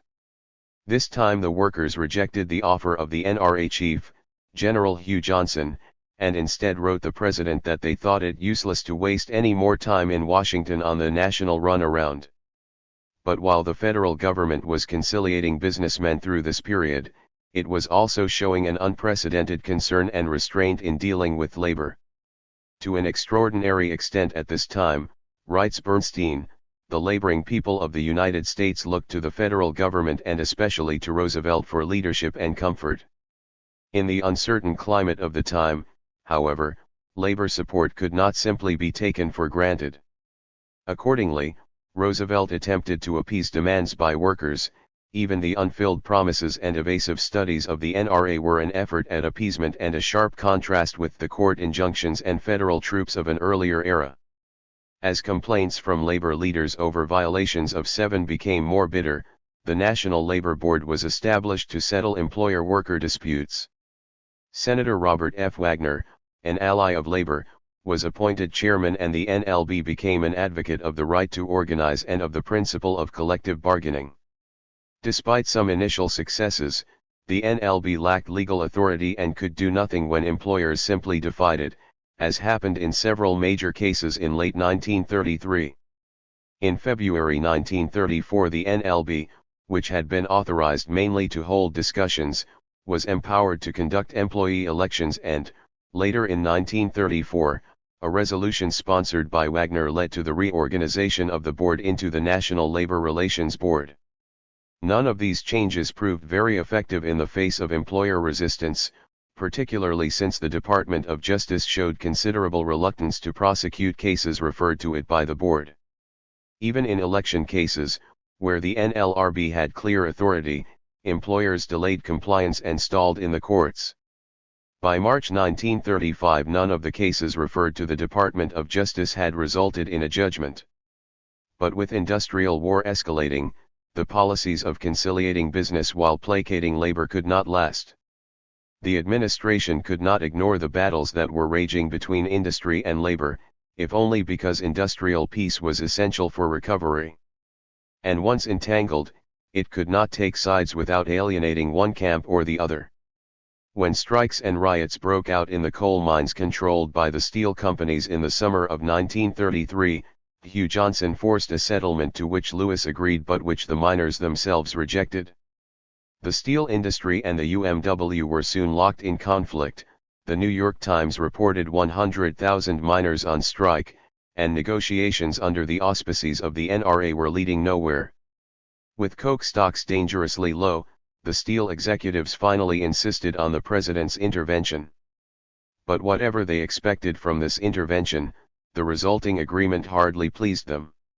In fact, none of the corporations abided by its terms until the disputes were referred to the NLB, with the result that a modified collective bargaining agreement was reached in many of the captive mines.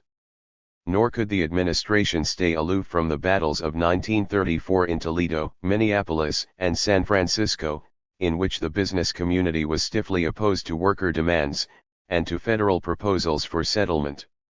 Once involved, federal arbitrators, faced with unprecedented labor uprisings, did not side with the workers, but they did not side with employers either.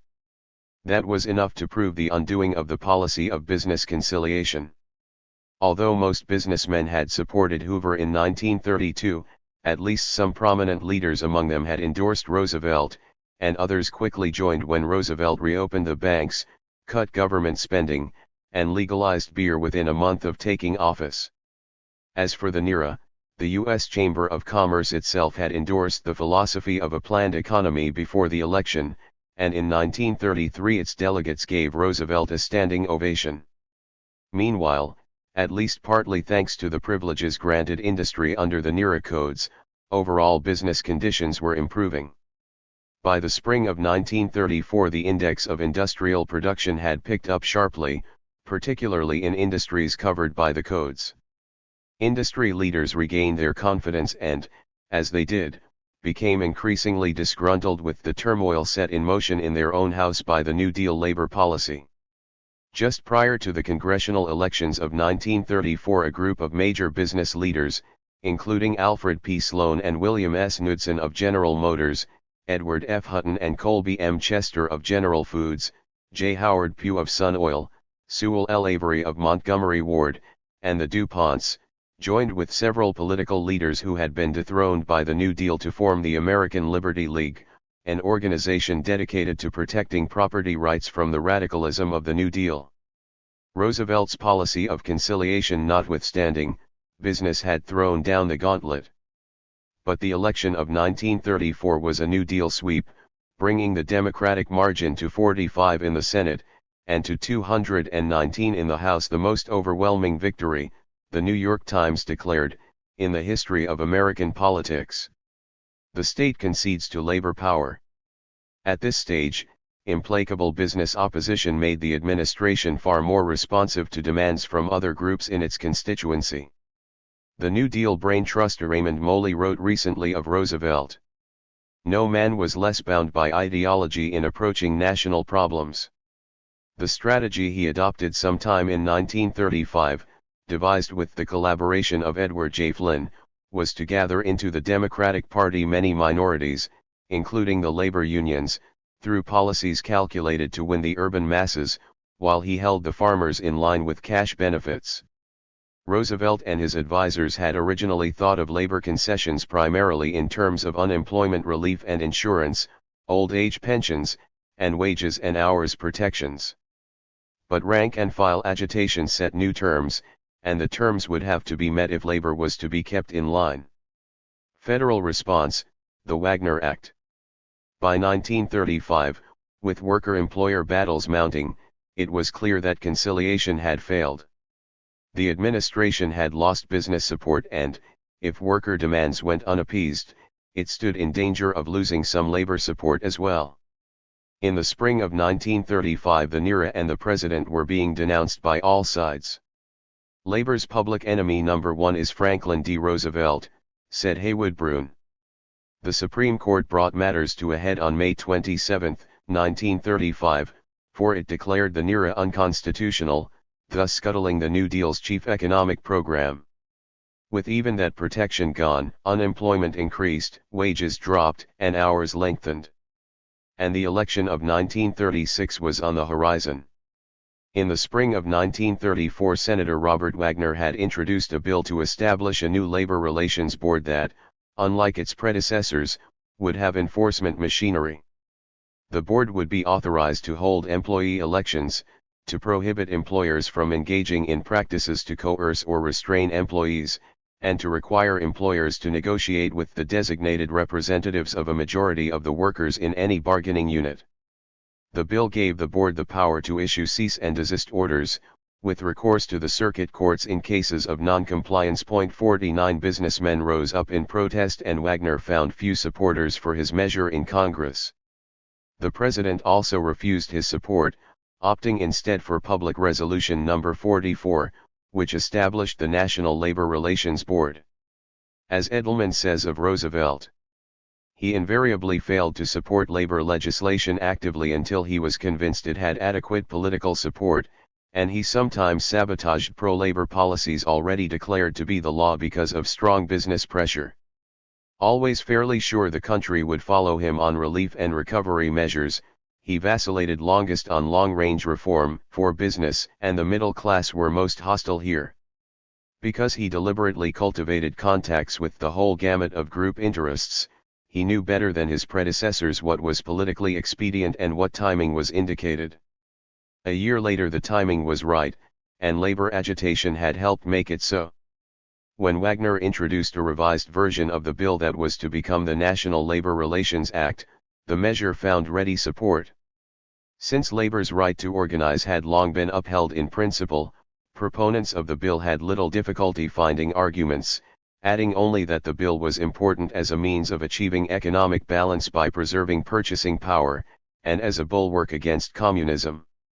With few exceptions, the business community continued to be vehement in its opposition, and the National Association of Manufacturers mobilized one of its largest campaigns to defeat the measure. The Commercial and Financial Chronicle called it one of the most objectionable, as well as one of the most revolutionary, pieces of legislation ever presented to Congress. The AFL remained aloof, as did the administration. Secretary of Labor Perkins, the only administration representative to testify, was ambivalent. On May 2, 1935, the Senate Labor Committee reported unanimously in favor of the bill. The vote in the Senate was 63 to 12. Several weeks later, it passed the House by an overwhelming 132 to 42. Roosevelt, who until this time had kept silent, finally came out in favor of the bill and signed it on July 5, 1935. But the fight was not over. 2 weeks after the bill became law, the American Liberty League published a brief signed by 58 lawyers declaring the Wagner Act unconstitutional. Industry then acted on the assumption that the law need not be obeyed, and U.S. Steel, General Motors, and Goodyear Tire and Rubber rushed to the federal courts, where they got injunctions that tied the hands of the new National Labor Relations Board. By June 30, 1936, the board was involved in 83 such suits. Moreover, there was reason to think employers would be vindicated by the Supreme Court. During 1935 and 1936, the court had nullified other major elements of the New Deal program, including the National Industrial Recovery Act. In 1936, the court struck down the Guffey-Snyder Act, which laid down procedures for the coal industry very much like those of the Wagner Act. American industry had grounds for optimism. Industry's resistance is overcome. American workers, however, were also optimistic. The passage of the Wagner Act, at a time when working conditions were worsening after the temporary recovery of 1934, only reaffirmed for them the justice of their struggle and their sense that victories could be won. Congress had acted despite the threats and importuning of the leading industrialists of the nation. Moreover, the defeat of many of those same industrialists in the election of 1934 was repeated in the election of 1936 when, despite the vigorous opposition of business interests, the New Deal won an overwhelming sweep. Workers probably understood that for the moment, at least, business had lost control of the state. Consequently, labor militancy surged in 1936 and 1937, especially in the mass production industries. The number of strikes continued to rise, 2014 in 1935, 2,172 in 1936, and 4,740 in 1937. And more than half of the strikes were over the demand for union recognition under the terms laid out in the Wagner Act. The first big strike after the Wagner Act occurred in Akron. The background for the strike was familiar. Akron was a one-industry town where employment had fallen by half after the stock market crash. By the spring of 1933, many of the rubber companies had shut down, Goodyear was on a 2-day week, the main bank had failed, and the city was broke, laying off many of its own employees. Then came Section 7, setting the rubber workers in motion. Federal locals were formed, and some 40 to 50,000 workers joined up, all of whom AFL leaders tried to parcel out among the international craft unions. At the end of 1934, the NLRB ordered elections in the Goodyear and Firestone plants, but the companies went to court and the issue was delayed indefinitely. The workers were pressing for a strike, but their union leaders signed a federally mediated agreement to await the outcome of the court action, and Goodyear announced that the agreement made no change in employee relations since the provisions are in complete accord with the policies under which Goodyear has always operated. Discouraged by AFL and government maneuverings, men dropped out of the union. But the workers' discontent did not dwindle, especially when in November 1935, and again in January 1936, Goodyear Tire and Rubber cut wages. Then, on February 10, the company laid off a large number of men without giving the usual notice. A few nights later, 137 workers, hardly any of them union members, shut off the power and sat down.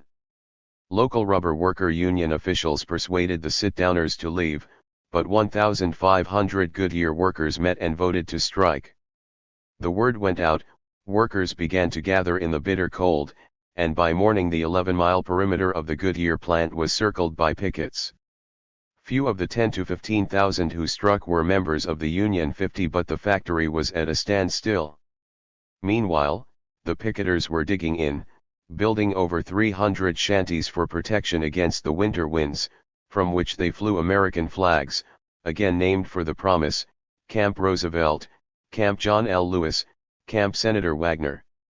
Goodyear succeeded in getting a sweeping injunction against mass picketing from the Common Pleas Court in Summit County, but the injunction was not enforced.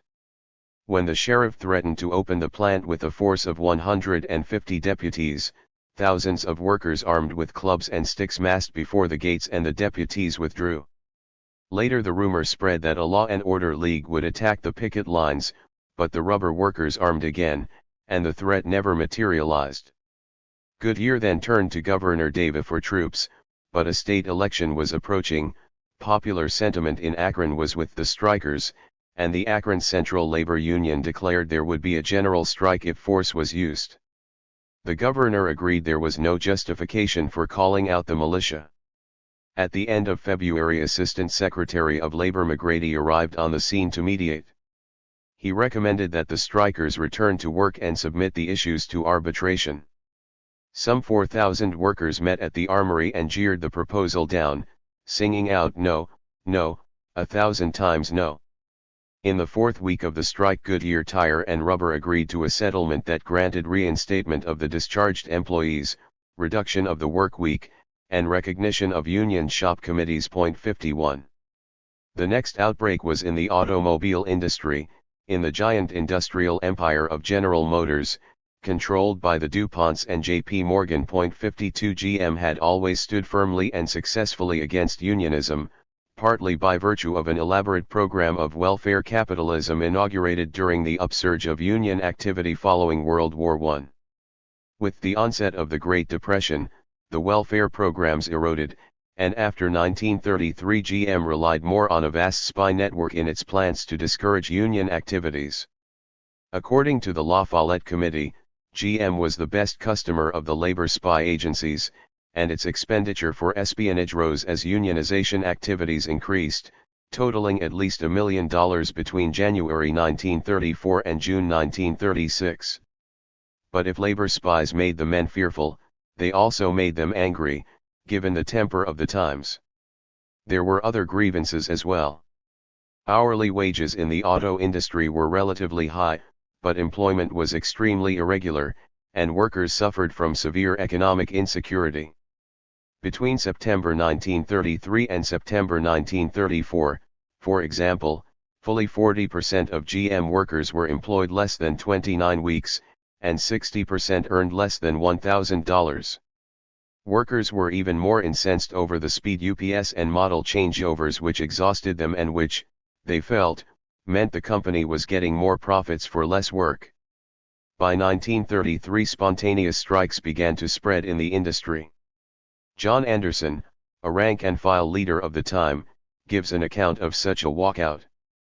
Briggs Manufacturing Company hired me as a metal finisher at 52 cents an hour, but they failed to pay me at that rate.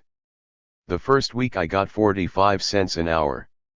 The second week our rate was cut to 40 cents an hour, and the third week it was cut to 35 cents. These wage cuts were enough to provoke the men to strike. After being called to work on Sunday, they walked out at noon without telling the foreman. On Monday we went to work again, and before starting work we told the foreman, "We want to know what our wages are. We were hired at 52 cents an hour, and we're being paid 35 cents. The foreman said, "You see that line out there of men looking for jobs? If you fellows don't want to work, get your clothes and clear out. There are plenty of men who will take your jobs." This statement provoked the men into walking out as a body, not as individuals.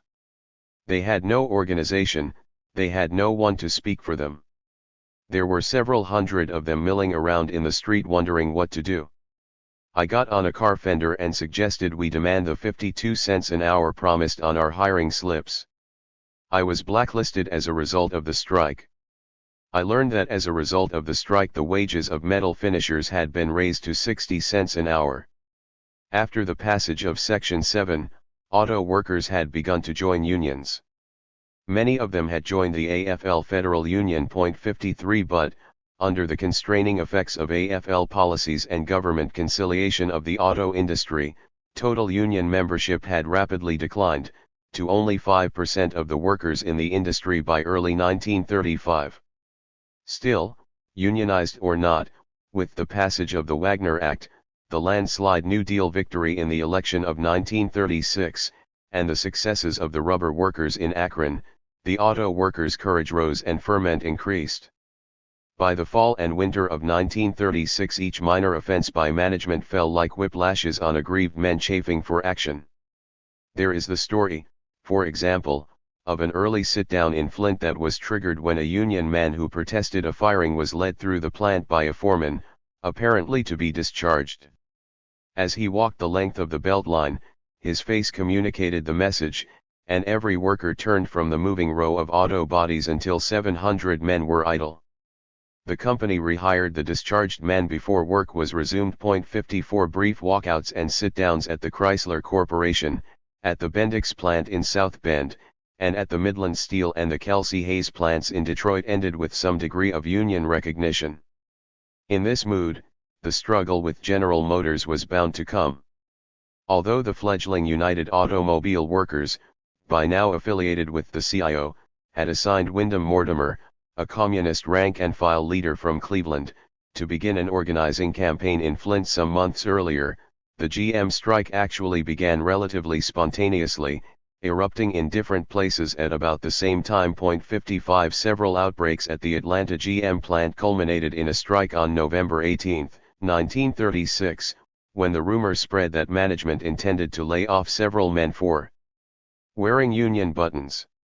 A few weeks later the workers at a GM Chevrolet plant in Kansas City walked out after the management had allegedly dismissed a man for violating a company rule against jumping over the line.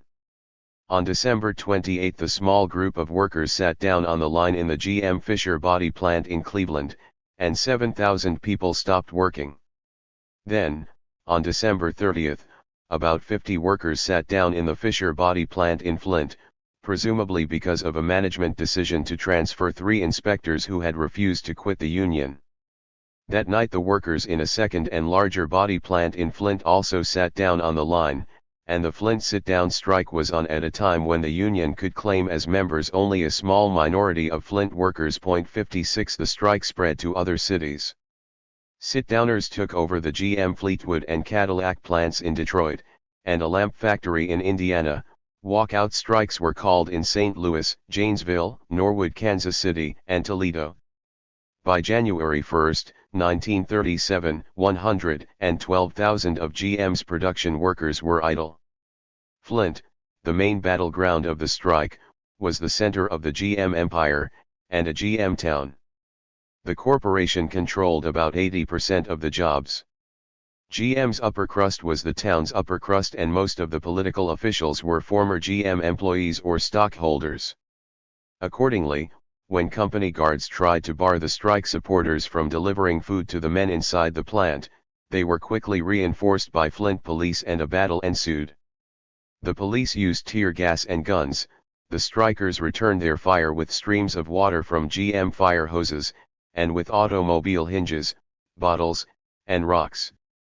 About 24 strikers and policemen were injured in what came to be known as the Battle of the Running Bulls. The disorder precipitated the intervention of the governor of Michigan, Frank Murphy, who had been elected to office in the Roosevelt landslide of the previous November. He had received the endorsement of the entire Michigan labor movement, although he was also on close terms with auto industry executives, and was later revealed to have substantial GM holdings. Governor Murphy sent word to GM officials not to deny food or heat to the strikers in the interest of public health, and arrived on the scene with about 2,000 National Guardsmen who, however, were instructed not to take sides. 57 The governor then assumed the role of peacemaker, prevailing on the UAW leaders and General Motors officials to negotiate. But the negotiations proved futile. The workers evacuated 3 minor plants only to discover that GM had also agreed to negotiate with the Flint Alliance, a citizens' vigilante organization dominated by the corporation. By mid-January, Secretary of Labor Francis Perkins was importuning GM executives to meet with union representatives. The corporation was losing about $2 million a day in sales, but it nevertheless held fast, refusing to meet with the union until the plants were vacated. On January 27, GM announced that it intended to resume production, and went to court for an injunction against the sit-downers. 58 The strikers responded by occupying yet another plant in a dramatically covered maneuver, leading President Roosevelt to phone John L. Lewis with the message that he backed a plan calling for GM recognition of UAW for 1 month. Lewis is said to have replied, "My people tell me it's got to be 6 months, and the sit-down continued." On February 2 the court acted. The order handed down by Judge Paul Gadela instructed the workers to leave the plants at 3 o'clock on February 3, and pressure was mounting on the governor to clear the plants by force. But worker pressure was mounting as well. On the evening of February 2 the strikers in one of the occupied plants sent a message to the governor. Their words virtually exulted in their sense of righteousness. The burden of violence was on the opposition. 59. We have carried on a stay-in strike for over a month in order to make General Motors Corporation obey the law and engage in collective bargaining. Unarmed as we are, the introduction of militia, sheriffs, or police with murderous weapons will mean a bloodbath of unarmed workers. We have decided to stay in the plant. We have no illusions about the sacrifices which this decision will entail. We fully expect that if a violent effort is made to oust us, many of us will be killed, and we take this means of making it known to our wives, to our children, to the people of Michigan that if this result follows from the attempt to eject us, you are the one who must be held responsible for our deaths. The spirit of the message from the sit-down strikers was the spirit of many workers outside the plants as well. On the morning of February 3, as the guardsmen set up their machine guns and howitzers, the roads to Flint were jammed with thousands of trucks and automobiles, supporters of the strikers from surrounding cities who had come to join the picket lines. Rubber workers came from Akron, auto workers from Lansing, Toledo, and Pontiac. Walter Reuther brought several hundred men from his West Side local in Detroit. Workers came from the Kelsey Hayes plant in Detroit carrying a banner, "Kelsey Hayes never forgets their friends." As the hour of the court order approached, a procession of perhaps 10,000 workers, led by women's emergency brigades carrying an American flag, circled the menaced plant. The marchers carried clubs and sticks, lengths of pipe, and clothes trees for the battle they expected. Thus the deadline passed. 60. The crisis had reached the point where the White House was compelled to intervene in seriousness.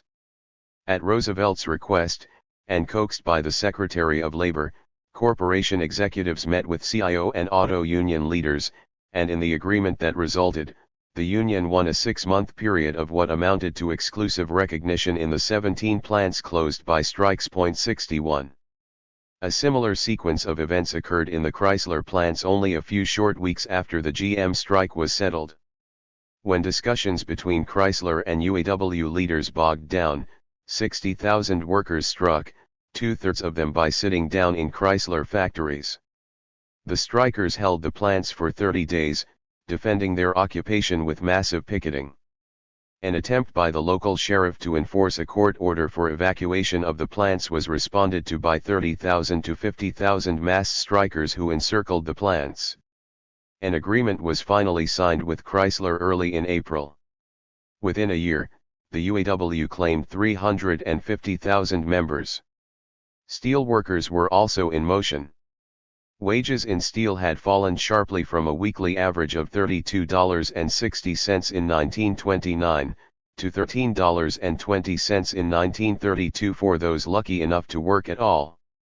The industry had dealt with worker demands during 1933 to 1934 by incorporating fully 90% of the 500,000 steel workers into employee representation plans or company unions. Ironically, it was these company unions that became the first vehicles for collective action. Point 62. A steel worker tells the story. Well, we got interested in the union, because the steel mill people came into the mill around 1933 and handed us a piece of paper. We looked at it, and it was called an employee representation plan. I looked at this paper as a young lad and said this thing could never work, because it said right at the outset that there would be 5 members from management to sit on a committee and 5 members from the union, the company union, to sit on the committee. I asked who settled the tie, and of course I found out the management did. We tried to disband the company union, and we formed what we called the Associated Employees. This was just workers like myself attempting to do something by way of getting into a legitimate union. One day we read in the newspapers that they were trying to do the same thing down in Pittsburgh. Signs of restlessness within the company union structure became clear early in 1935 when employee representatives in the Pittsburgh and Chicago area plants began agitating for wage increases, an issue that was not considered to be within the jurisdiction of the employee representation plans, or even of the individual plant managers, who claimed that wages were a matter of overall corporation policy. As a result, company union representatives from different plants began to meet together to consider joint actions. In January 1936, 13 out of 25 employee representatives in the Gary, Indiana, plant of Carnegie Illinois Steel formed a union lodge. In Pittsburgh, some 25 employee representatives met to set up a Pittsburgh Central Council to make district-wide demands on wages and hours issues through the company unions. By the summer of 1936, rank-and-file unrest was bubbling up in spontaneous walkouts. In the mood of the time, any grievance could become a trigger, as in the incident Jesse Reese recounts at the Youngstown Sheet and Tube Mills. They fired our foreman, a nice fellow, and they brought over a slave driver from Gary. A white fellow told us he was an organizer for the Ku Klux Klan and said, "You all going to stand for that guy to come in here?" So I went down to the operators of the pickles and said, "Shut the pickles down." And they shut them down. I went over to see Long, the foreman, and I said, "Long, you lost your job, give me 5 minutes and we'll make them tell you where your job's at." I drove over to the hot strip where the white fellows were rolling hot steel, and I said, "Hey, fellows, just stop a minute rolling that steel. We're shutting down over there. We're fighting for 10 cents an hour and our foreman back on the job." And they said, "Oh, you got it organized." And I said, "Yes, we shut it down. Look over there, we're down, we're not moving." So the white fellows said, "We'll follow you." On July 5, 1936, steel workers congregated in Homestead, Pennsylvania, to honor the Homestead martyrs and to hear a steel workers' Declaration of Independence, read by an erstwhile company union leader. Lieutenant Governor Kennedy of Pennsylvania, a former miner and officer of the UMW, told the crowd that steel was now open territory for union organizers and that they could count on government relief funds if there was a strike, a far cry from the treatment strikers received in Homestead during earlier struggles. Later that summer, Governor Earl told a Labor Day crowd of 200,000 assembled in Pittsburgh that never during his administration would the state troops be used to break a strike, and the skies returned the crowd's response.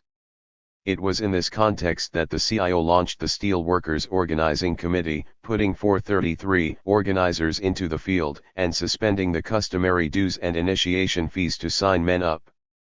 In November 1936, when the SWOC announced that 82,315 men had signed membership cards, U.S. Steel responded by announcing a 10% wage hike, and offering contracts to be signed only by the company unions. But many of the company union leaders had been drawn into the SWOC and refused to sign, while Secretary of Labor Perkins said that the leaders of the employee representation plans had no right to sign contracts. By March 1937, when SWOC had established 150 locals with 100,000 members and the company unions were wrecked, U.S. Steel signed with the union, without a strike. There were probably several reasons for the easy victory.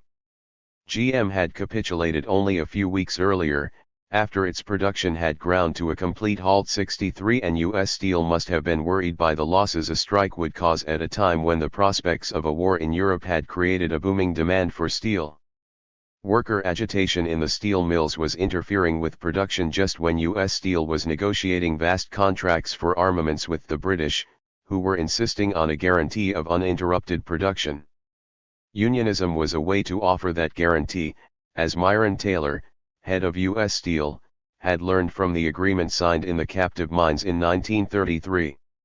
It was also clear that U.S. Steel would get little political support in a showdown. Governor Earl of Pennsylvania, elected by a Labor-Liberal coalition, had promised the steel workers his backing. And on Capitol Hill, criticism of the steel industry for its espionage activities and its price-fixing practices was growing.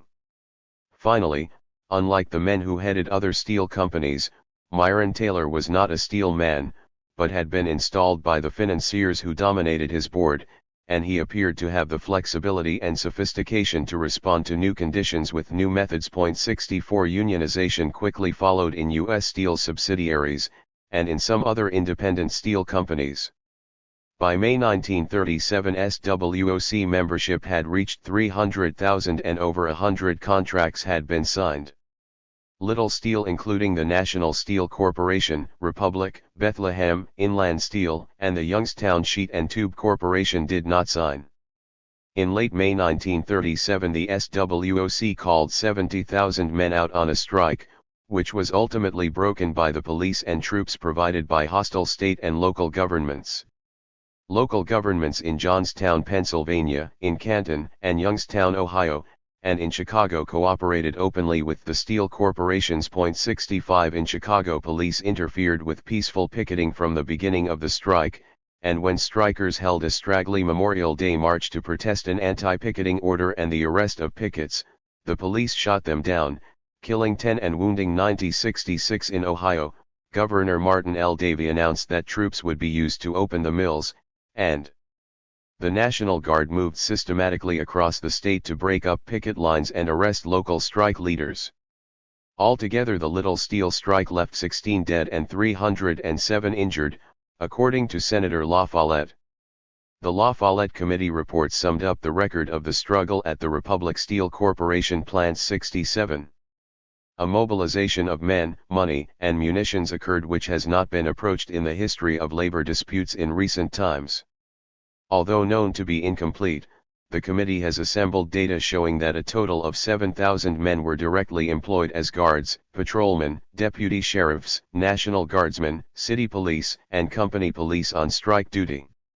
Over $4 million was expended directly attributable to the strike.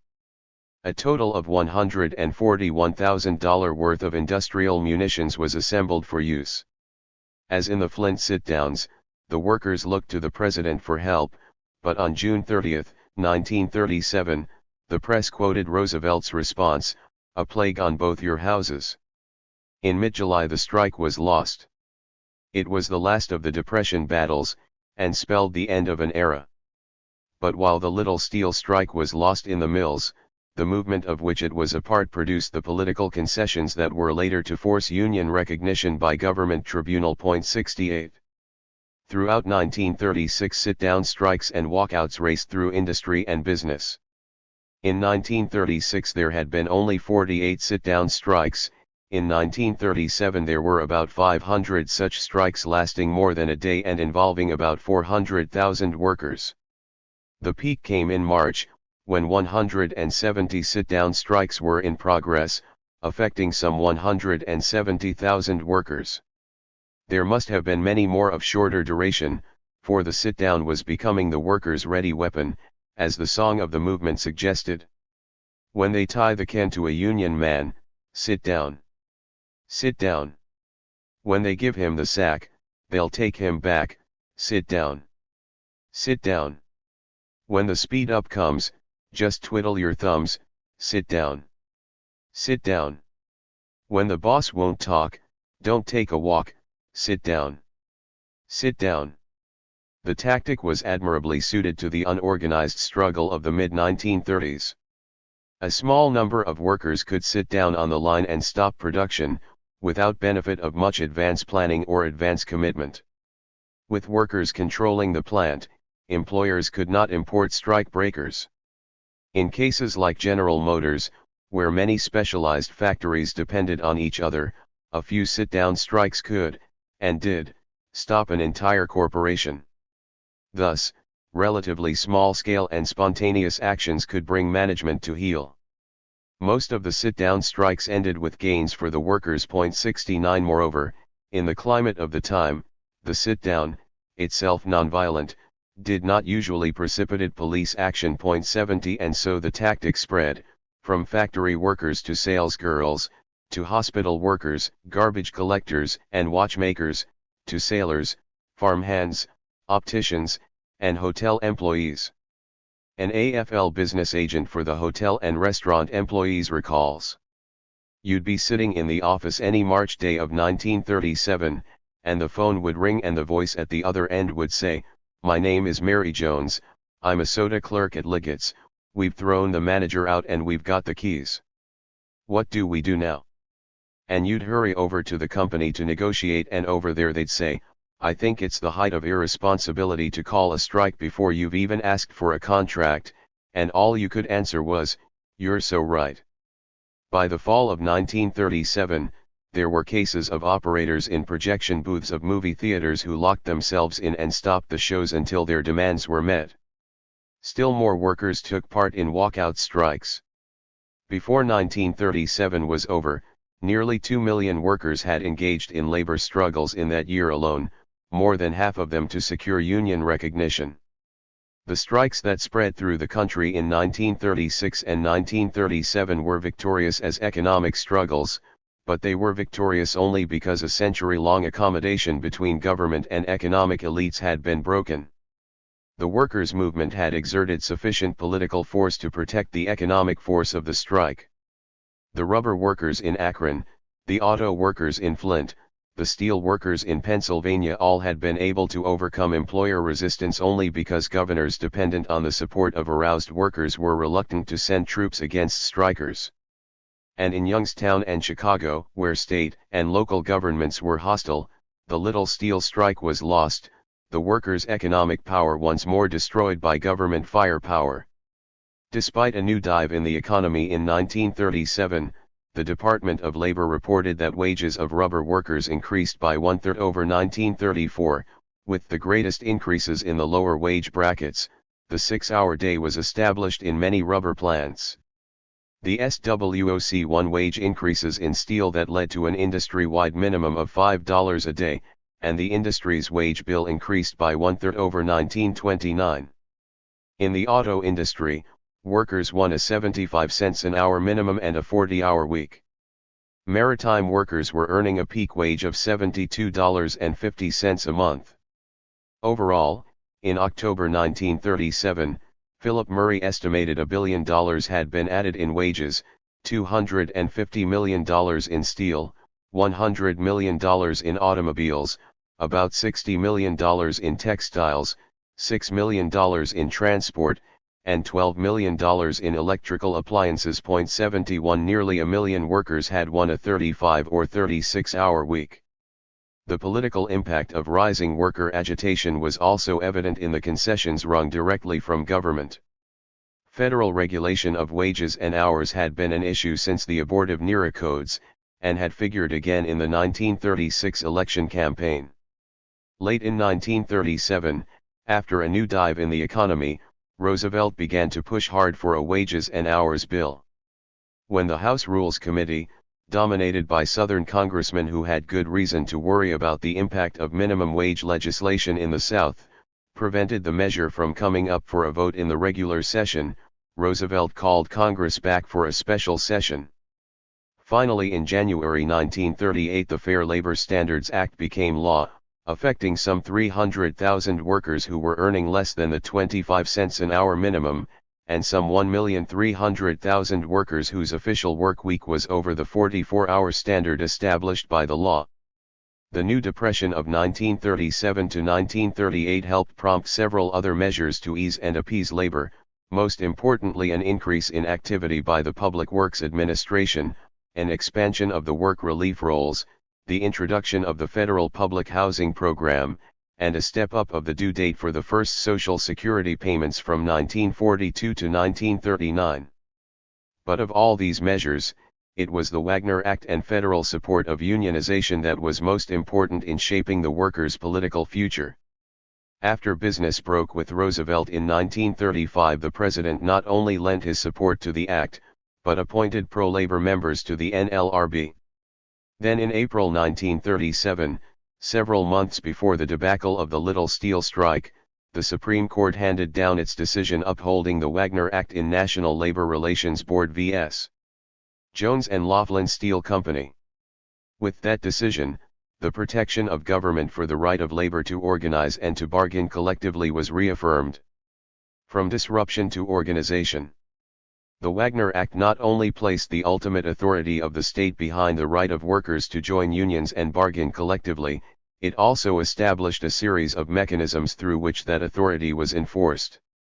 With the passage of the Act, therefore, it was government as much as the unions that organized workers, a point to which we will return shortly. Moreover, as our account up to now should make evident, the unions could not take much credit for the uprisings that forced government to act to protect unionization either. Who mobilized insurgency? In the minds of most people, worker struggles are usually linked with unionism. The right to join a union and to bargain collectively was often a central demand in worker uprisings long before the 1930s. But that does not mean that established unions played a central role in these uprisings.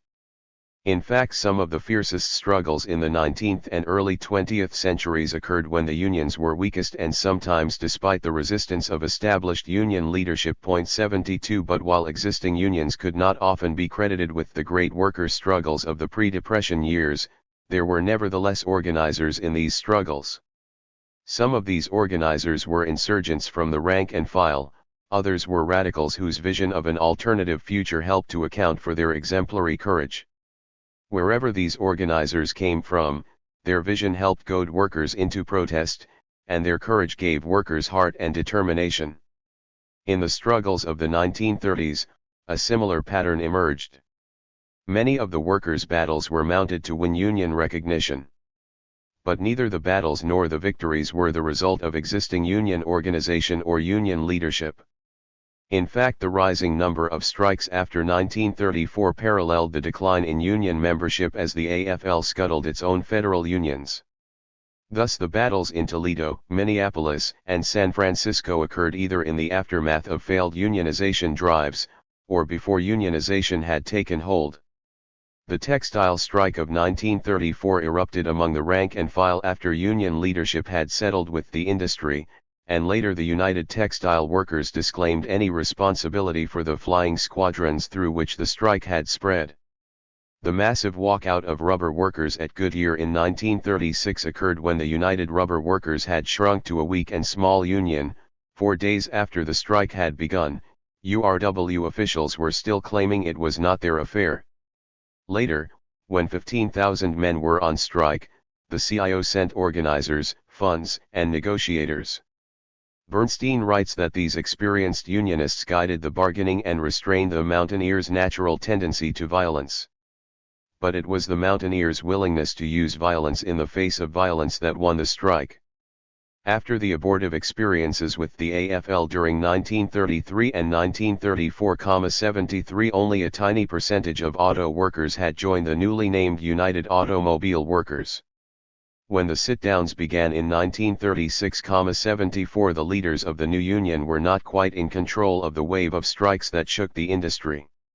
Homer Martin, the president of the UAW, was reportedly nonplussed when it became clear that the strike in the Atlanta GM plant was spreading and the union was faced with a GM strike.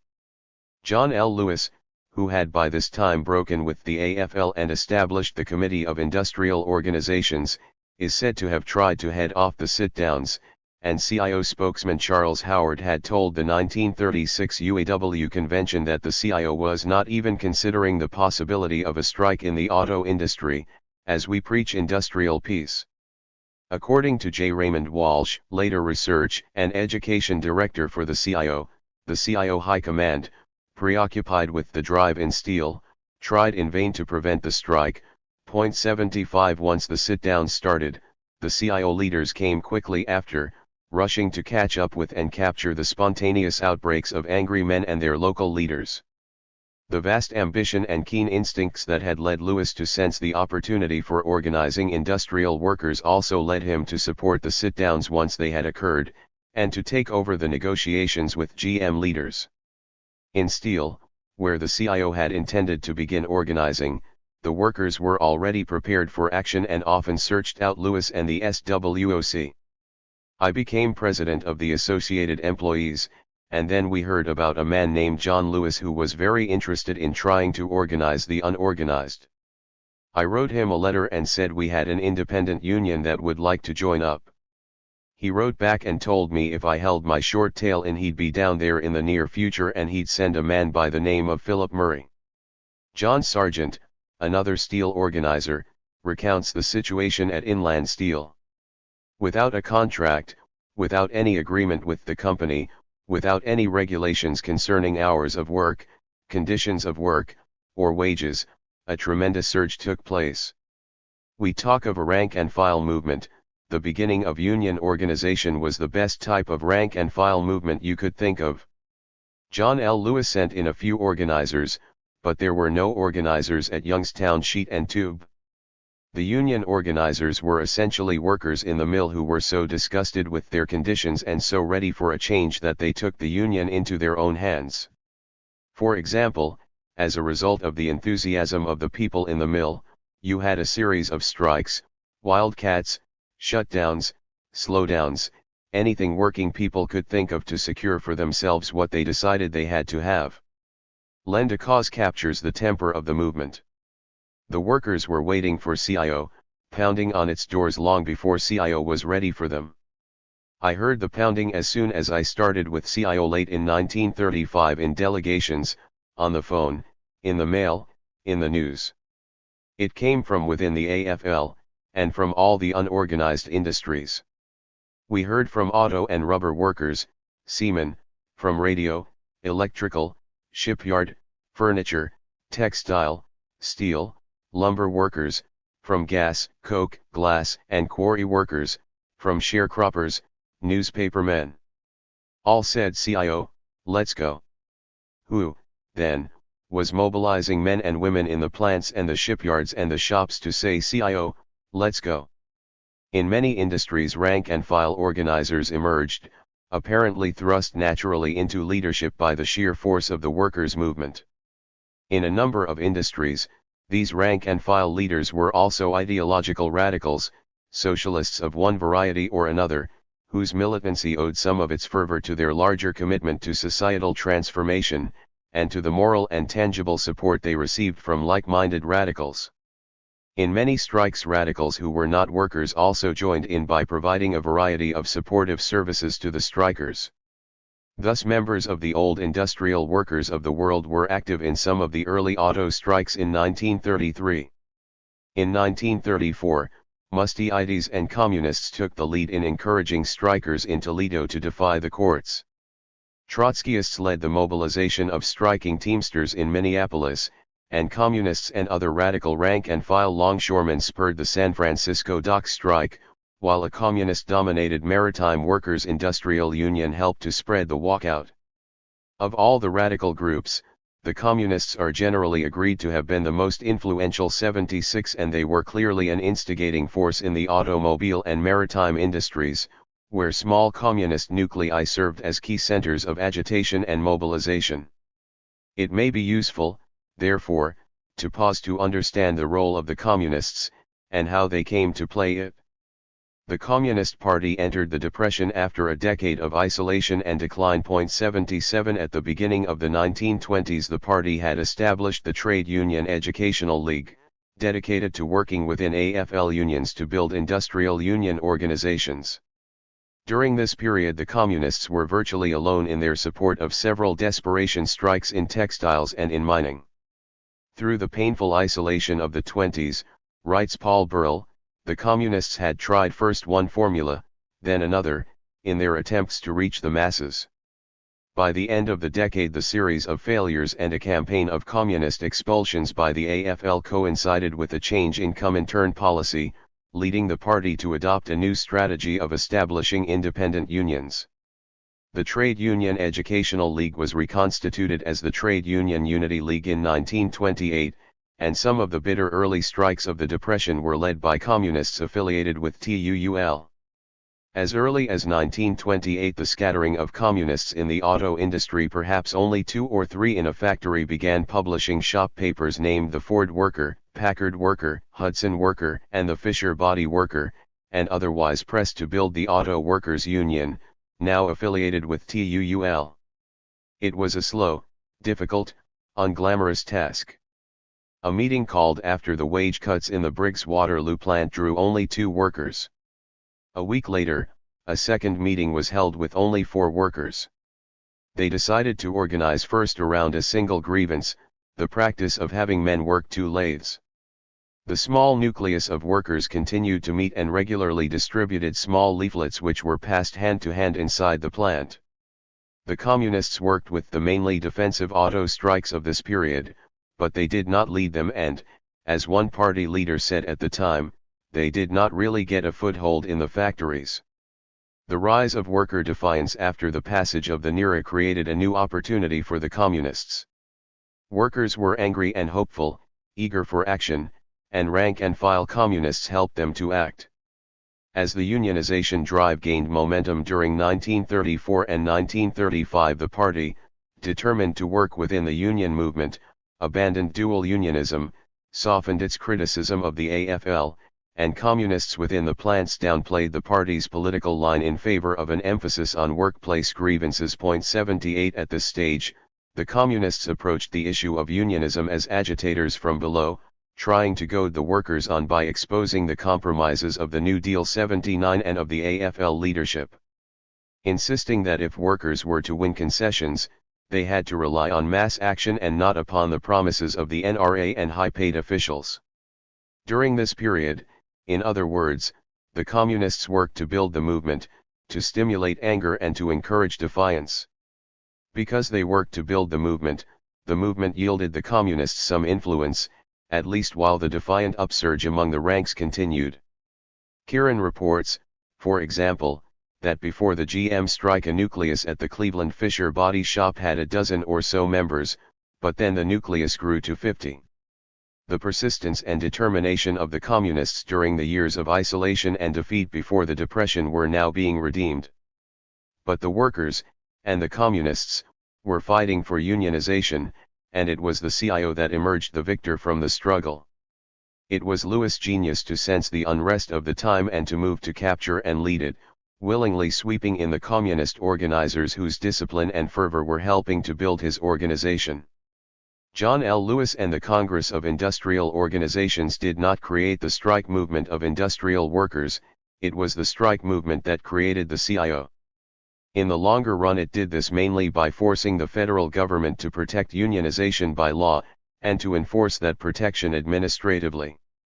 The state organizes labor. To a large extent, it was the National Labor Relations Board established under the Wagner Act that organized the member unions of the CIO. To an even greater extent, it was the NLRB that kept the CIO unions organized in the face of the forces that had eroded union membership during earlier periods. The NLRB built and protected union membership in several ways. It effectively eliminated the use of such employer weapons as yellow dog contracts, labor spies, and even anti-union propaganda. It required employers to bargain collectively with the elected representatives of a majority of the workers. And it provided a government mechanism for conducting the actual elections. During earlier periods, union organization had depended on continual efforts by organizers to maintain the affiliation of workers.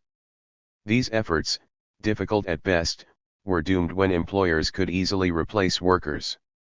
But the NLRB changed that, for it put the coercive power of government to extort union recognition from their employers at the disposal of employees. 80 In 1938, the board in effect reversed the defeat in Little Steel, ordering the reinstatement of strikers, the elimination of company unions, and forbidding anti-union activities by the steel corporations.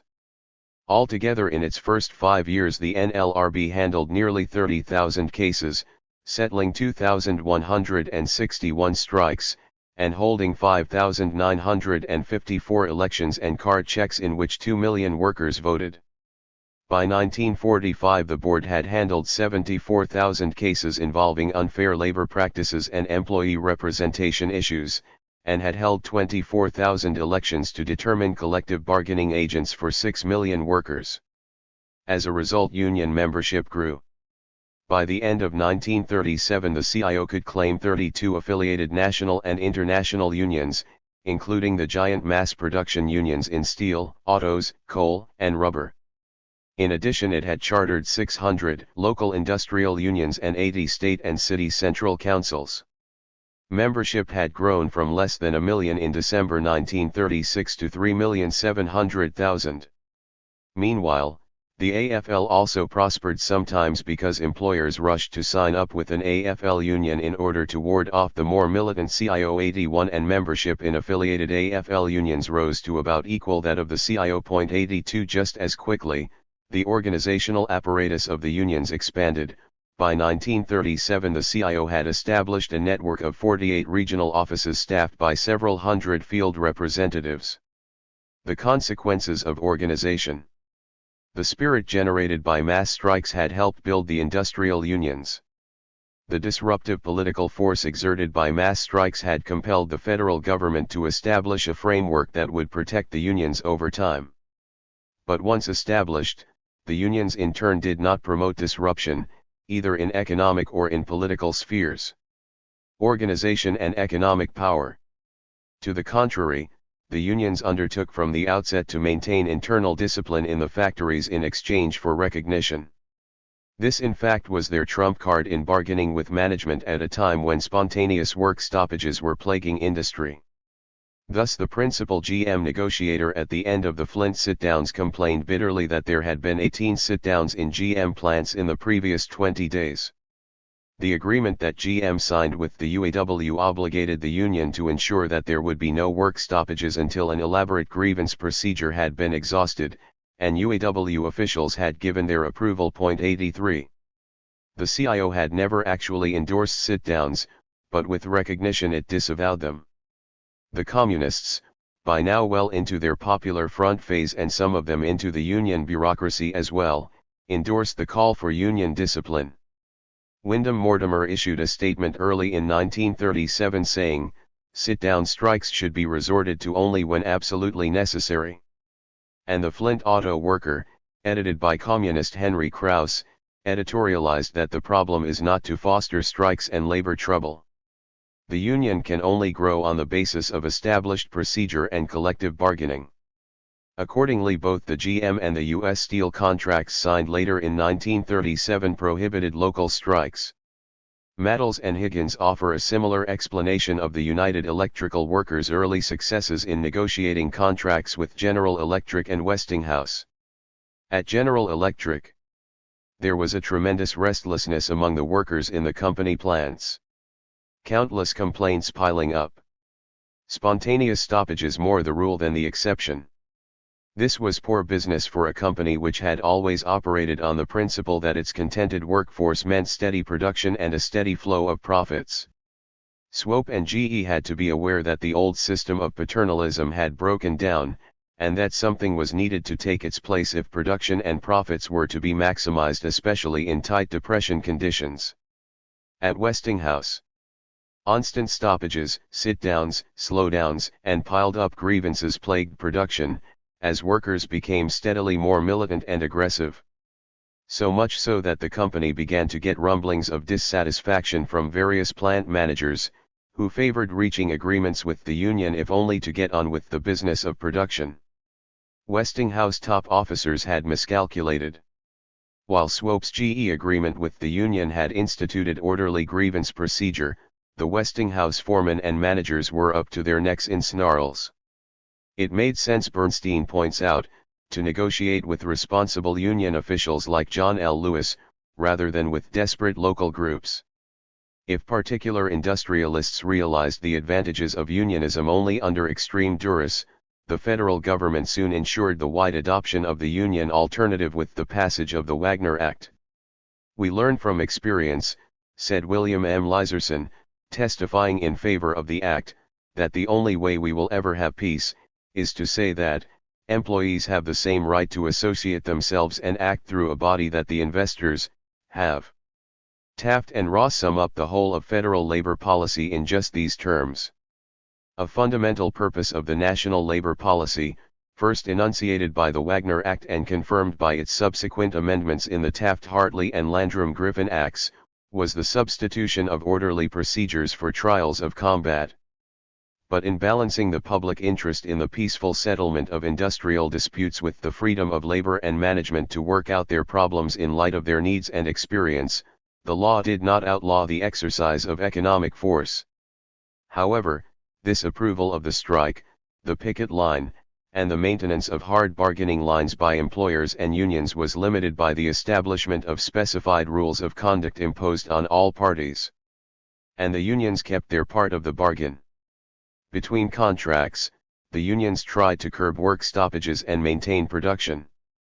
As time went on, the length of contracts and the duration of labor peace increased, and by 1950 the UAW signed a 5-year no-strike contract with General Motors with no protection against the speed-up.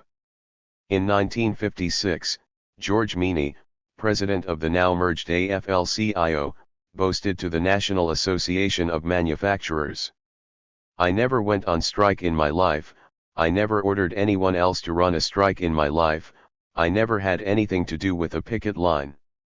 In the final analysis, there is not a great deal of difference between the things I stand for and the things that the National Association of Manufacturers stands for. In 1973 the United Steel Workers of America moved even further in the direction of labor management cooperation by signing an accord with 10 major steel firms committing the union not to strike, submitting issues to binding arbitration instead. When the agreement was signed, the steel workers had in any case not struck in 14 years, and during that time they had fallen from the highest paid industrial workers to 14th on the list. 84 other unions, including the Seafarers Union, followed suit, signing agreements to use third-party methods for resolving grievances in place of the strike. Whether, by agreeing to refrain from leading work stoppages between contracts, the unions actually succeeded in reducing disruptions of production is not immediately self-evident. 85 work stoppages occurred nevertheless. But the unions had undertaken the responsibility for trying to control the rank and file, standing as buffers between workers and management. In part, the unions did this by introducing some of the rituals of democratic representation into the workplace, rituals which tended to delegitimize worker defiance when it did occur. In part, the union's role as regulator was implemented through elaborate grievance procedures which were substituted for direct action. These procedures tended to divert and dilute anger more effectively than they secured redress. Union disciplinary procedures also reflected this regulatory role, for the unions now either sanctioned company punishments against workers, or, beginning in World War II, undertook themselves to punish the leaders of local wildcats. 86. What had happened, quite simply, was that the organizations born out of the workers' protests had become over time less and less dependent on workers, and more dependent on the regular relations established with management. This movement away from workers and towards management was, in part, a natural result of the tendency toward oligarchy in formal organizations. Thus Mattels and Higgins write of the CIO leadership during the war years, industrial union leaders, rubbing shoulders in the giddy Washington scene with big government and big industry figures, were being transformed, although most of them hardly knew it, into labor statesmen. 87 In part, it was the result of the dependence of the unions for their own organizational stability on the well-being of the industry. Thus B.J. Wydick writes, "With rare exceptions, unions have joined with employers in seeking relief from taxes and government regulations, or in asking Congress to provide other assistance, be it tariffs, money, or whatever. The railroad brotherhoods have urged Congress to lend railroads more funds. The Communications Workers Union worries about the antitrust action against AT&T, the steel workers join industry in demanding tariffs or quotas on steel imports. The auto workers union supports the Big Three's arguments for delaying emission control deadlines. In the trucking industry, Teamsters lobbyists are working effectively at state and national levels to obtain an easing of load limitations, or to find fuel for its carriers. The clothing and textile unions seek to protect their employees from the competition of cheap foreign goods. Finally, the orientation of the unions toward management was facilitated by the severing of union leadership from dependence on the rank and file, first through their reliance on the federal government for membership gains, and then through the dues check-off. 88 As a black auto worker wrote in 1970. The automatic dues check-off system has removed the union entirely from any dependence on its membership. The huge treasuries, originally conceived to stockpile ammunition for class warfare, have put the unions in the banking, real estate, and insurance business. The logical outcome of the bargain the unions had struck is summed up by John Laslett, writing about an earlier period of American labor history. The notion of contract implies a recognition by the union of its responsibilities for the enforcement of the agreement, which sometimes placed even radical union leadership in the seemingly anomalous position of having to act against its own constituency, when the contract was violated by members of the rank and file. Thus, the price which the union had to pay for the benefits it received was to become part of the productive system itself. 89. Nor were those union leaders who were communists immune from these influences, for as their organizational roles in the CIO developed, their politics became more ambiguous. Radical ideology was no defense against the imperatives created by organizational maintenance. 90. Organization and electoral power. The unions not only limited the disruptive force of workers in the factories, they limited their disruptive impact in electoral politics as well. Before we go on to explain this point, however, we have to tell something of the efforts of the unions to become a significant force in electoral politics. By the end of 1937, the labor unions had nearly 8 million workers on their membership rolls, and membership continued to grow during the war years. If the organization of large numbers is what matters for power in electoral politics, then the labor unions ought to have been a substantial force from the outset and, as their membership grew, their influence ought to have grown. But this was not the case. The organizational phase of the industrial workers' movement began just as the turbulent phase was cresting. While in 1936 the new CIO had not yet enrolled the millions of members it was soon to gain, it still began life with the not inconsiderable membership of the mine workers and the garment workers' unions. And, from the beginning, the CIO tried to use its organizational apparatus and membership to exert influence in Washington through conventional electoral politics. Prodded by the rise of business opposition to the New Deal, and the sharp decline in business campaign contributions, the CIO launched a massive campaign to re-elect the president in 1936. Labor's Nonpartisan League was established as the vehicle of union efforts, and the League's workers, operating very much like a party campaign organization going on the radio, staging rallies, passing out thousands of leaflets, and spending nearly $1 million, began to contact voters in the industrial states of New York, Pennsylvania, Illinois, and Ohio. In New York City, needle trades union leaders resigned from the Socialist Party to join with communists in creating the American Labor Party, making it easier for leftists who were reluctant to vote the Democratic ticket to back the New Deal. Roosevelt polled some 270,000 votes in New York on the ALP ticket. Later, the ALP also led the campaign for the re-election of Fiorello LaGuardia as mayor. Meanwhile, the constituent unions of the CIO contributed $770,000 to Roosevelt's campaign chest, most of it from the mine workers' treasury. The magnitude of this contribution is suggested by the fact that during the previous 30 years the AFL executive had contributed only $95,000 to national political campaigns. The election of 1936 was, of course, only the first step on the new course in pursuit of electoral influence. In 1938 the CIO lobby backed Roosevelt's Supreme Court reform, as well as an array of other New Deal legislative measures, and during the campaign the CIO distributed a bulletin called How to Organize and Conduct a Local Political Campaign. Meanwhile, Walter Reuther resigned from the Socialist Party to back Democrat Frank Murphy in the Michigan gubernatorial contest. In 1940, John L. Lewis himself opposed Roosevelt 91, but the CIO nevertheless gave FDR its overwhelming support. Union delegates participated in the Democratic Convention, and Roosevelt ran strongest in counties with high concentrations of CIO members. 92 In fact, the CIO's commitment to Democratic Party politics had already become so firm that Lewis' split with Roosevelt earned him nothing but the enmity of Union leadership, and he resigned as president of the CIO. In 1943, the CIO expanded its investment in Democratic electoral politics. 93 With the creation of the Political Action Committee, which developed a sophisticated and well-financed campaign organization, in some places capable of canvassing entire communities, from the precinct level up, operating in the primaries as well as the elections. Loyalty was the keynote. POC discouraged its state units from challenging local Democratic parties in order to weld together the unity of all forces who support the commander-in-chief behind a single progressive win-the-war candidate for each office. 94 POC was widely credited with a crucial role in the Democratic victory of 1944, in which every CIO constituent union endorsed Roosevelt and the CIO spent some $1,328,000.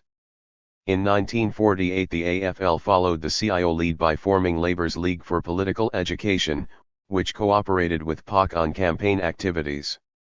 With the merger of the AFL and the CIO in 1955, the Committee on Political Education was established, and the investment of the unions in electoral politics and the Democratic Party continued to increase. 95 In other words, the unions had succeeded in following the prescribed American model for political influence.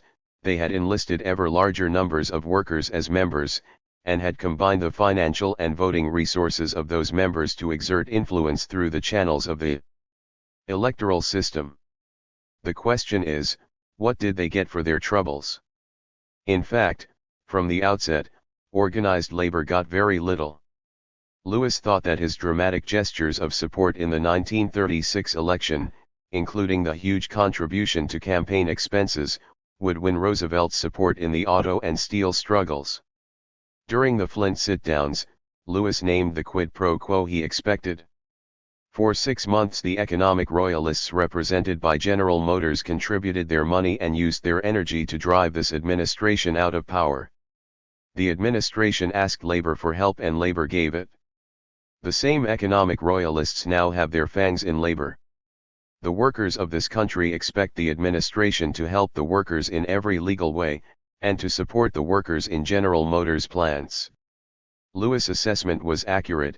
GM leaders were among Roosevelt's most vigorous opponents in the 1936 election. But his expectations were misplaced. When Roosevelt did finally intervene in the GM strike, it was reluctantly and cautiously. He intervened, not because he was politically beholden to Union leadership, but because he was forced to do so by the escalating crisis in Flint. Again, in the Little Steel strike, when Roosevelt was reported to have called down a plague on both your houses, Lewis claimed betrayal. It ill behooves one who has supped at labor's table and who has been sheltered in labor's house to curse with equal fervor and fine impartiality both labor and its adversaries when they become locked in deadly embrace. But whatever lesson was to be learned was lost on CIO leaders. Although the investment of the unions in electoral politics increased, the ability of labor unions to protect the gains that had been won in the mid-1930s rapidly diminished. The strike wave had subsided by 1938, its momentum broken by the bitter defeat in Little Steel. Meanwhile, business and government had begun a two-pronged assault on industrial unionism that was to culminate a decade later in the passage of the Taft-Hartley Act.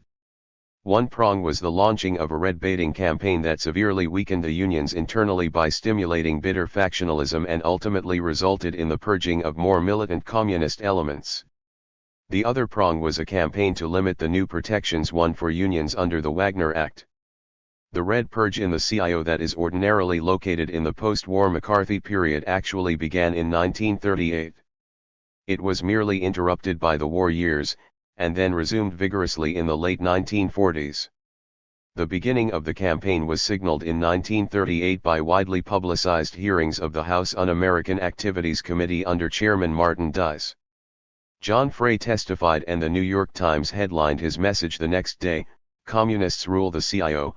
Frey of the AFL testifies, he names 248 Reds.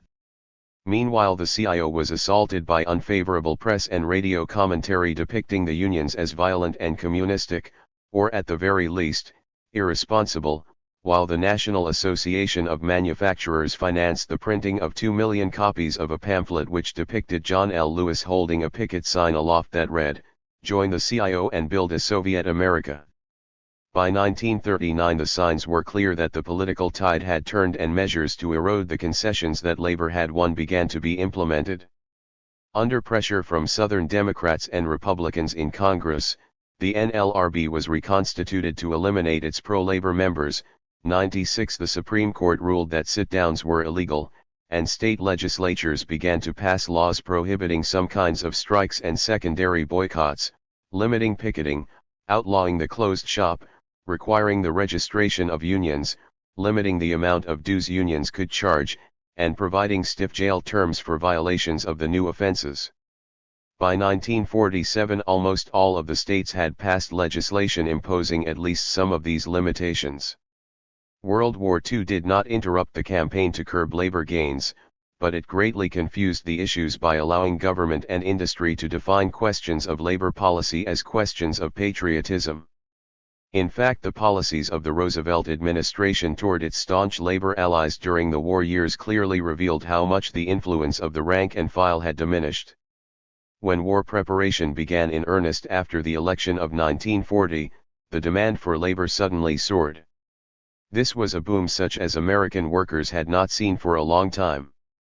Within a few months the number of unemployed dropped from 10 million to 4 million, and wages began to rise, from an average $29.88 a week in 1940 to $38.62 in December 1941. A new wave of strikes swept the country as the unions tried to enlist the new workers, and to take advantage of the rising demand for labor by pressing for higher wages. But the Roosevelt administration acted rapidly to suppress the strikes. When UAW workers at the Vultee aircraft plant in Los Angeles struck 2 weeks after the 1940 presidential election, the FBI and the Attorney General branded the strike red and government agents descended upon the strikers, who nevertheless won most of their demands. 97 Shortly afterwards UAW strikers shut down the Alice Chalmers plant near Milwaukee. The local police and state militia were called out and Roosevelt threatened to seize the plant.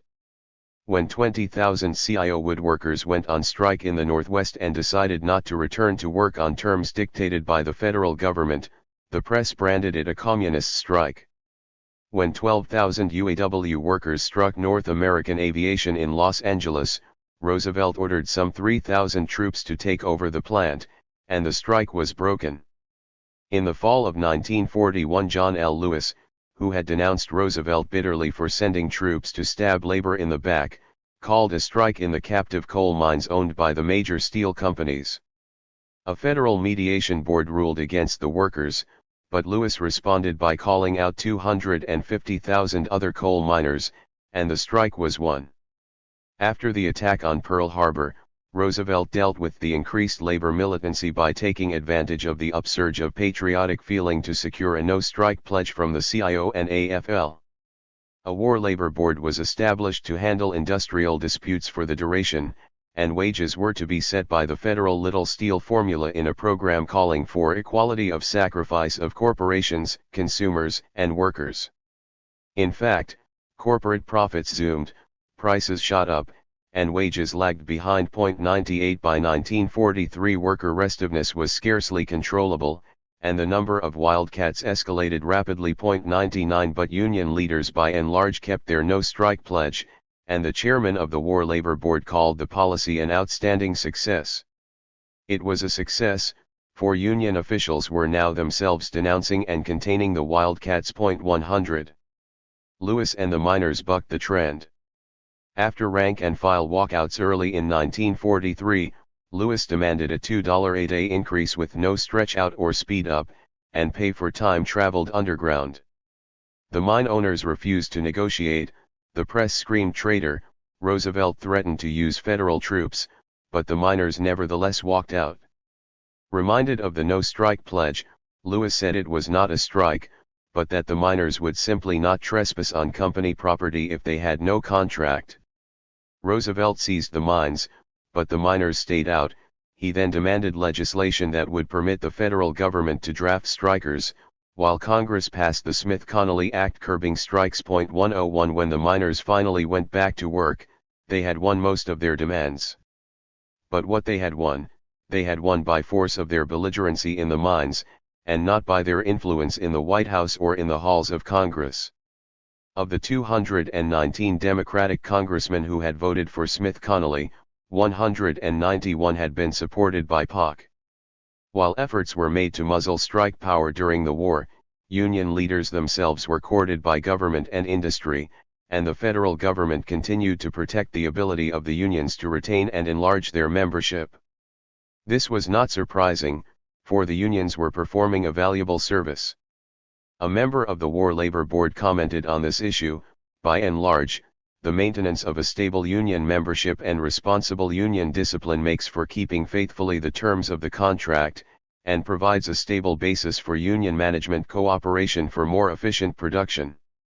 As a result of the War Labor Board's maintenance of membership policies, union membership grew. 102 By 1945, the CIO claimed 6 million members, the AFL claimed nearly 7 million. If ever there was a time for labor to demonstrate the force of organized voting numbers in electoral politics, a force no longer constrained by the imperatives of war and the spirit of patriotism, now was the time. As it turned out, the force of organized voting numbers could not even ward off the Taft-Hartley Act. With war contracts cancelled and servicemen demobilized when the war ended in the summer of 1945, unemployment rose, wages declined as overtime was lost, and prices continued to rise, reducing real take-home wages to levels below the pre-war period. An unprecedented wave of strikes ensued, this time under official union leadership. Virtually every major industry was shut down for some period during 1946. President Truman responded by using his wartime powers months after the end of the war to seize oil refineries, railroads, mines, and packing houses. When railroad workers struck anyway, the president threatened to draft them and use the army to run the railroads. 103 When the miners struck, the government secured an injunction, and the UMW was fined $3.5 million for its defiance. "We used the weapons that we had at hand," Truman said afterwards, in order to fight a rebellion against the government. Truman had proposed legislation to draft strikers, but the Congress responded with its own plan, the Taft-Hartley Bill, substantially modifying the Wagner Act by specifying the rights of employers in industrial disputes and restricting the rights of unions. Elaborate requirements were imposed for the reporting of internal union procedures. Non-communist affidavits were required of union officers on penalty of losing the services of the NLRB. 104 The closed shop was outlawed, as was the union shop, except where authorized by the majority of workers in a special ballot. The check-off of union dues by employers was declared illegal except by written permission of the employee, and various forms of secondary boycotts were prohibited. Finally, certain strikes were to be delayed by a mandated 60-day cooling-off period. Strikes against the federal government were prohibited altogether, and the president was given special powers to intervene to halt strikes for 80 days which endangered the national health or safety. Truman, with the 1948 elections ahead, vetoed the Act. 105 The Congress overrode the veto by a margin of 331 to 83 in the House, and 68 to 25 in the Senate, freeing Truman to use the legislation to curb strikes 12 times in the first year after its passage. 106 While Taft-Hartley was being debated in the Congress, the Cold War was being created in the White House, and with it the witch hunts and purges of leftists that further divided and weakened the CIO in the post-war years. Taft-Hartley went far beyond the wartime actions of the federal government. It not only curbed the strike power, but it curbed the union's capacity to organize as well. Union membership declined in the years immediately following the passage of the act, and thereafter recovered only slowly, reaching 18.9 million in 1968. But as a percentage of the total workforce, union membership was lower in 1968 than in 1947. In the 19 right-to-work states where compulsory open-shop legislation is permitted by Taft-Hartley, union membership averages only half the proportion in the other states. These are restrictions that the unions bitterly opposed at the time, and that they have continued to oppose in the 30 years since the act was passed. But without success. Our discussion has thus far emphasized the losses the unions sustained in the specific area of government labor policy. They fared no better in other areas of domestic policy that affected the conditions of working people. They did not succeed in expanding the gains wrested from government in the 1930s, and in some instances they did not even succeed in sustaining these gains. The list of labor's failures is long, but it self-evidently includes increasingly regressive federal income and corporate tax policies that help to erode whatever labor wins at the bargaining table, federal housing policies that have inflated the cost of workers' housing and profited the construction industry, federal minimum wage standards that have not been raised to keep pace with real wages, the poor record of federal performance in the area of industrial safety, and a social security system that bears more and more heavily on workers because of the extremely regressive formula by which it is financed. This dismal overall record in electoral and legislative politics was accomplished by the largest issue-oriented voting bloc in the nation. In the decade between the Wagner Act that signified labor's political muscle, and the Taft-Hartley Act that signified its helplessness, the ranks of organized labor had increased until 1/3 of the population was union-affiliated. During that decade the union's organizational apparatus had also enlarged and become increasingly sophisticated and increasingly committed to electoral politics on all levels. But neither this vast block of voters nor the sophisticated machinery of their organization could muster power sufficient even to resist the erosion of the gains won earlier, in the days before the unions had organized.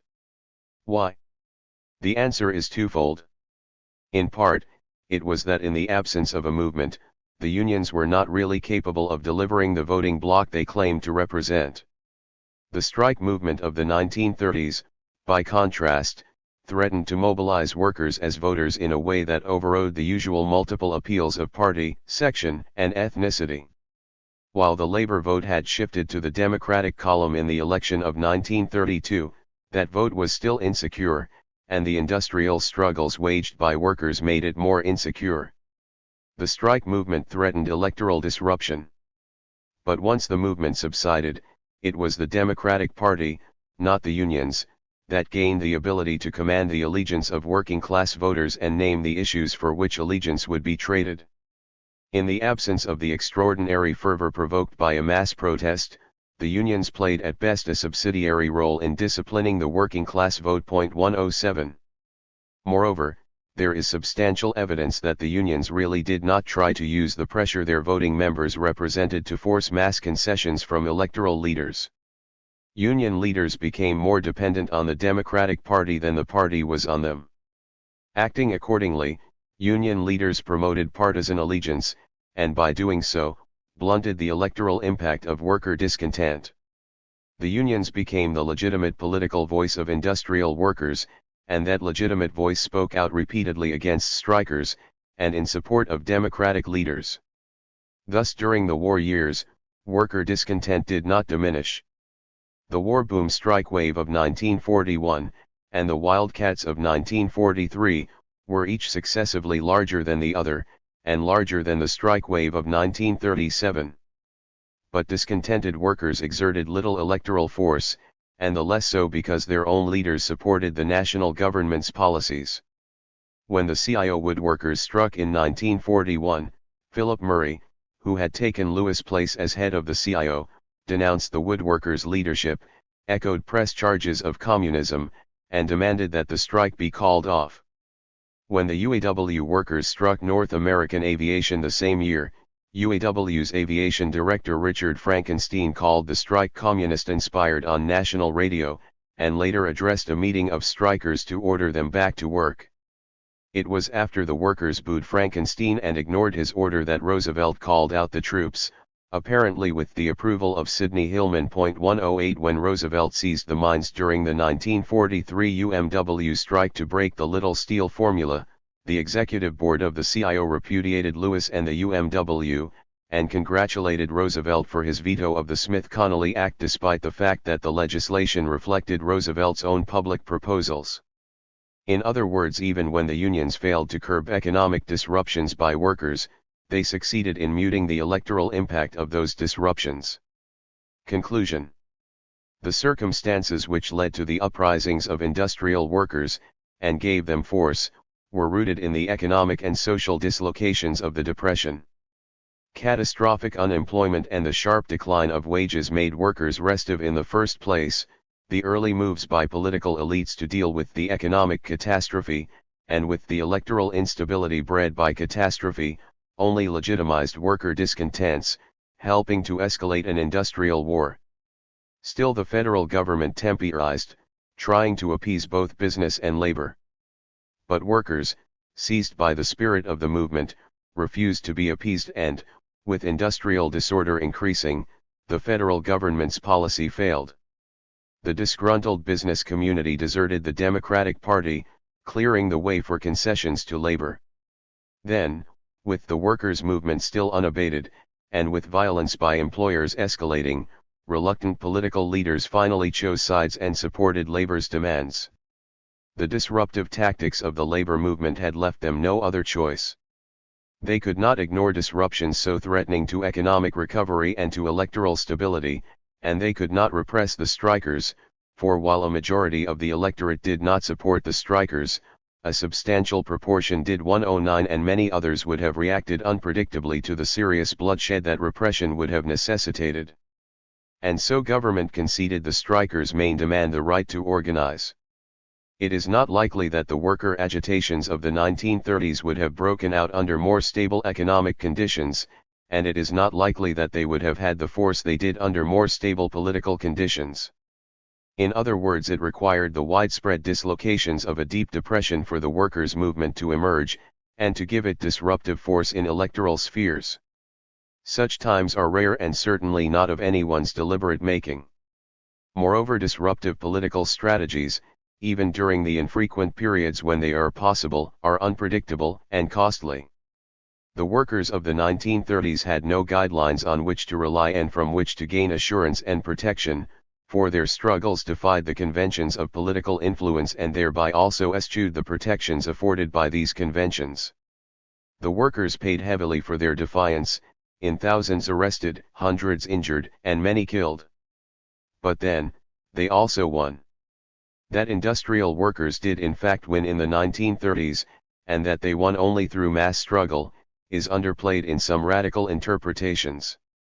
Such interpretations emphasize the advantages that unionization ultimately yielded management and seem therefore to imply that collective bargaining arrangements were yielded by an employer's conspiracy. It is clearly true that management came in time to find unions useful, perhaps because the unions helped to discipline workers and maintain production, and more certainly because they helped to depoliticize worker discontent when it did erupt. Moreover, in some industries such as electrical manufacturing, unionization promised to stabilize wages and thus reduce the uncertainty of corporate competition. 110 But for the most part, these were advantages that industrialists themselves recognized slowly at best and only under extreme duress. They granted union recognition after bitter resistance, they granted it only in the face of mass strikes and government coercion. In effect, industrialists learned to use unions after the workers had fought for and won them. Industrial unionization was not a management strategy but a workers' victory. And the victory was worth winning. Clearly, the straightforward concessions in higher pay and shorter hours and in government social welfare measures offered up at the height of the turmoil of the 1930s were worth winning. The more ambiguous concession was the right to organize itself. But, on balance, unionization must also be considered a gain for industrial workers simply because they have been better off with it than they were without it. They are better off in the 1970s than they were in the 1920s.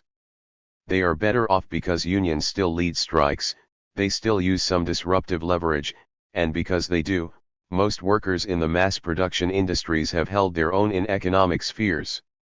Wages have kept pace with rising productivity and profits. 111 Moreover, through unionization, workers gained a measure of job security. In particular, workers are now protected against reprisals in union-led strikes.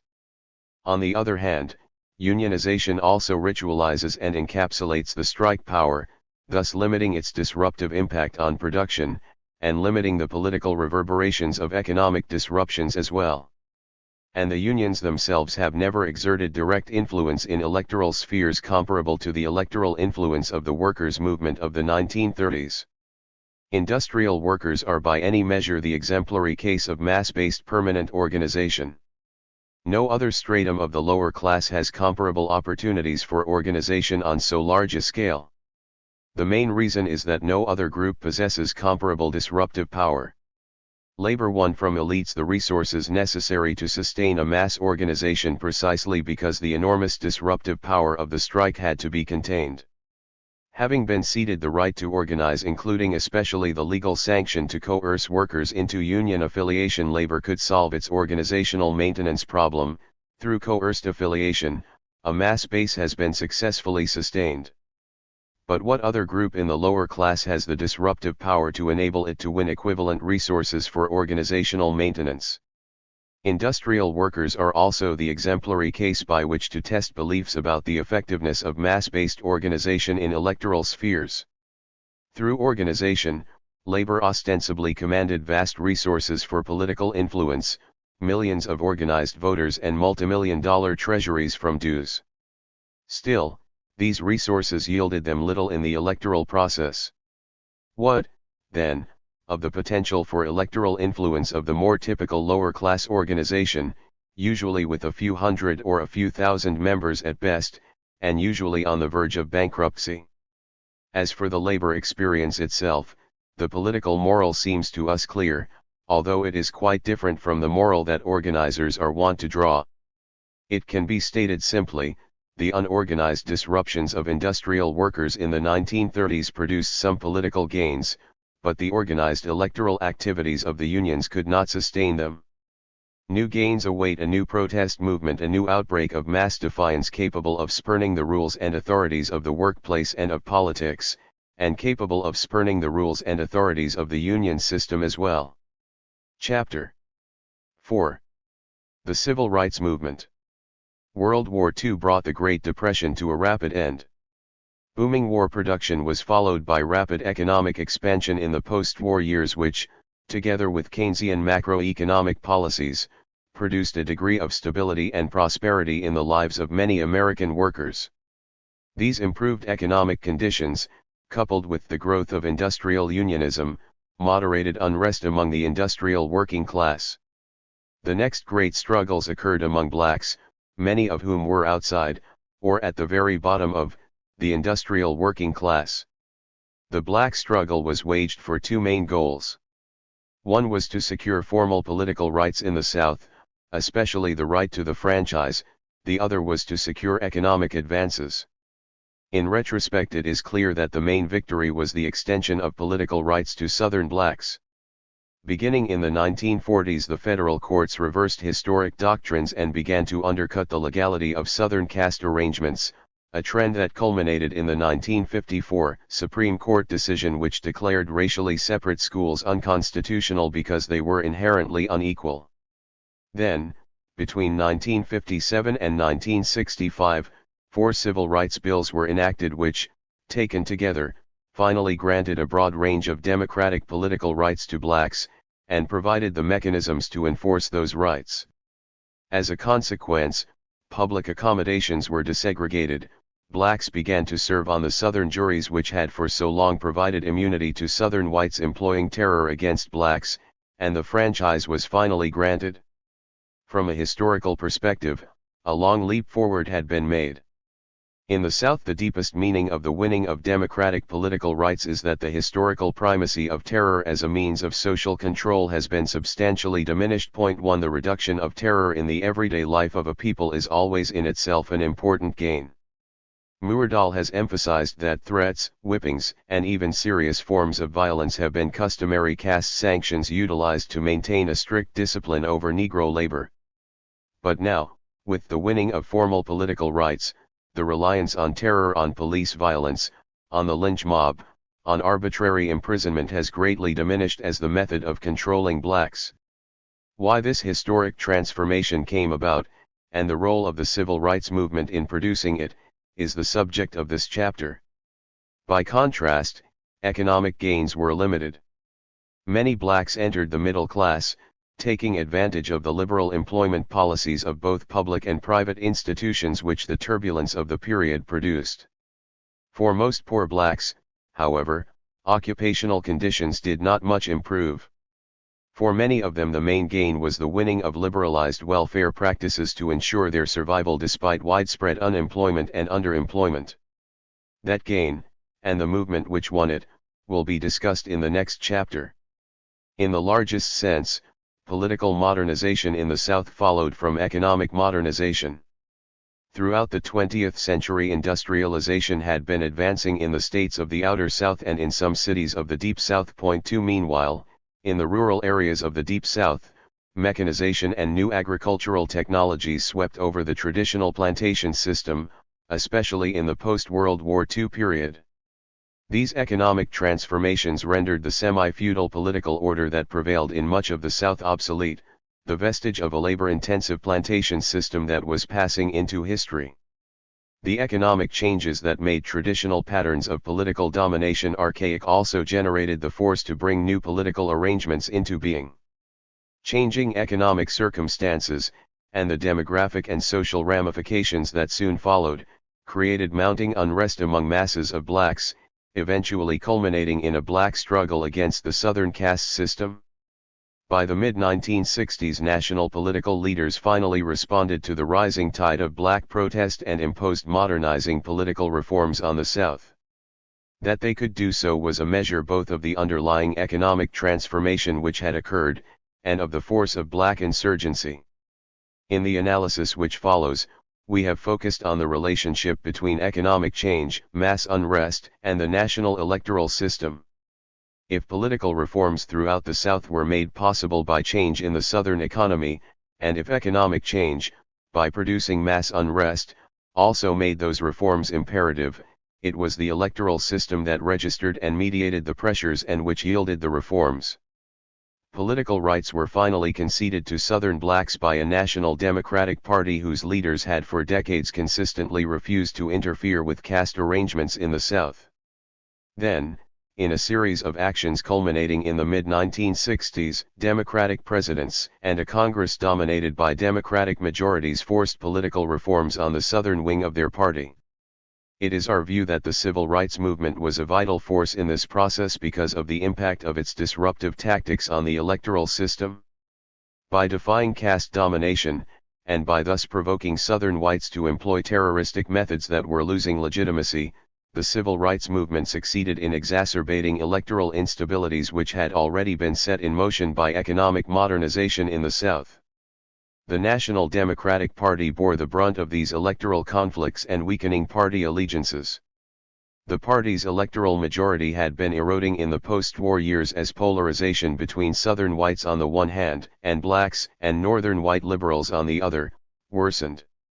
Consequently, when the black assault against the caste system took form in the 1950s, polarizing Northern and Southern sentiments all the more, the leaders of the National Democratic Party maneuvered to reduce their electoral losses by imposing political reforms on the South.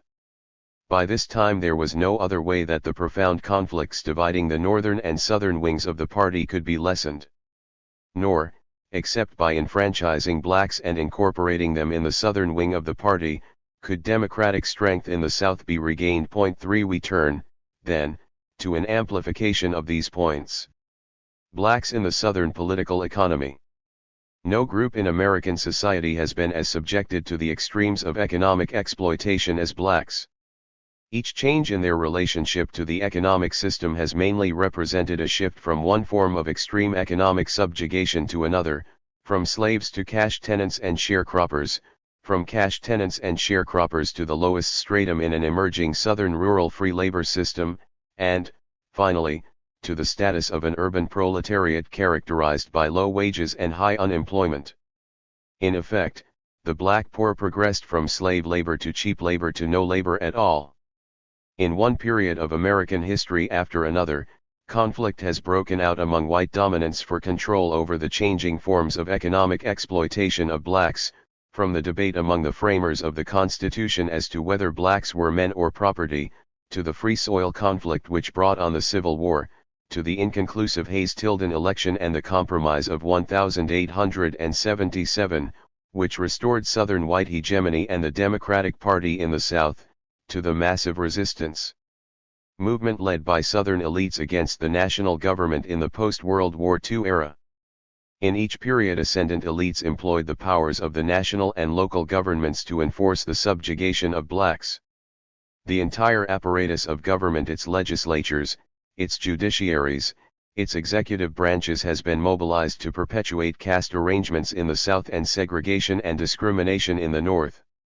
Legislatures enacted laws to deprive blacks of political rights and refused to prevent private institutions from depriving blacks of economic and social rights. The courts wove a net of opinions which legitimized the actions of other branches of government and of private institutions, and the executive levels of government employed their powers, especially police powers, to enforce the interests of private elites in exploiting the black labor force. The particular arrangements by which government buttressed the economic subjugation of blacks during the last 100 years had their origins in the post-Reconstruction period. The gains of the Civil War and of Reconstruction had, in principle, been considerable. Blacks were freed from slavery by the Emancipation Proclamation, and the 14th Amendment was enacted in 1868 to provide due process and equal protection of the law. 2 years later, the 15th Amendment guaranteed all citizens the right to vote regardless of race or other characteristics. In 1875, the Civil Rights Bill was enacted to provide equal enjoyment of public accommodations and other facilities. But, by the turn of the century, most gains had been lost, and all would be by the end of the first decade of the 20th century. Racism grew up as an American ideology, Arnold Rose has said, partly in response to the need to maintain a reliable and permanent workforce in the difficult job of growing cotton. That economic imperative was not lessened with the emancipation of the slaves. The Southern economy was in a shambles.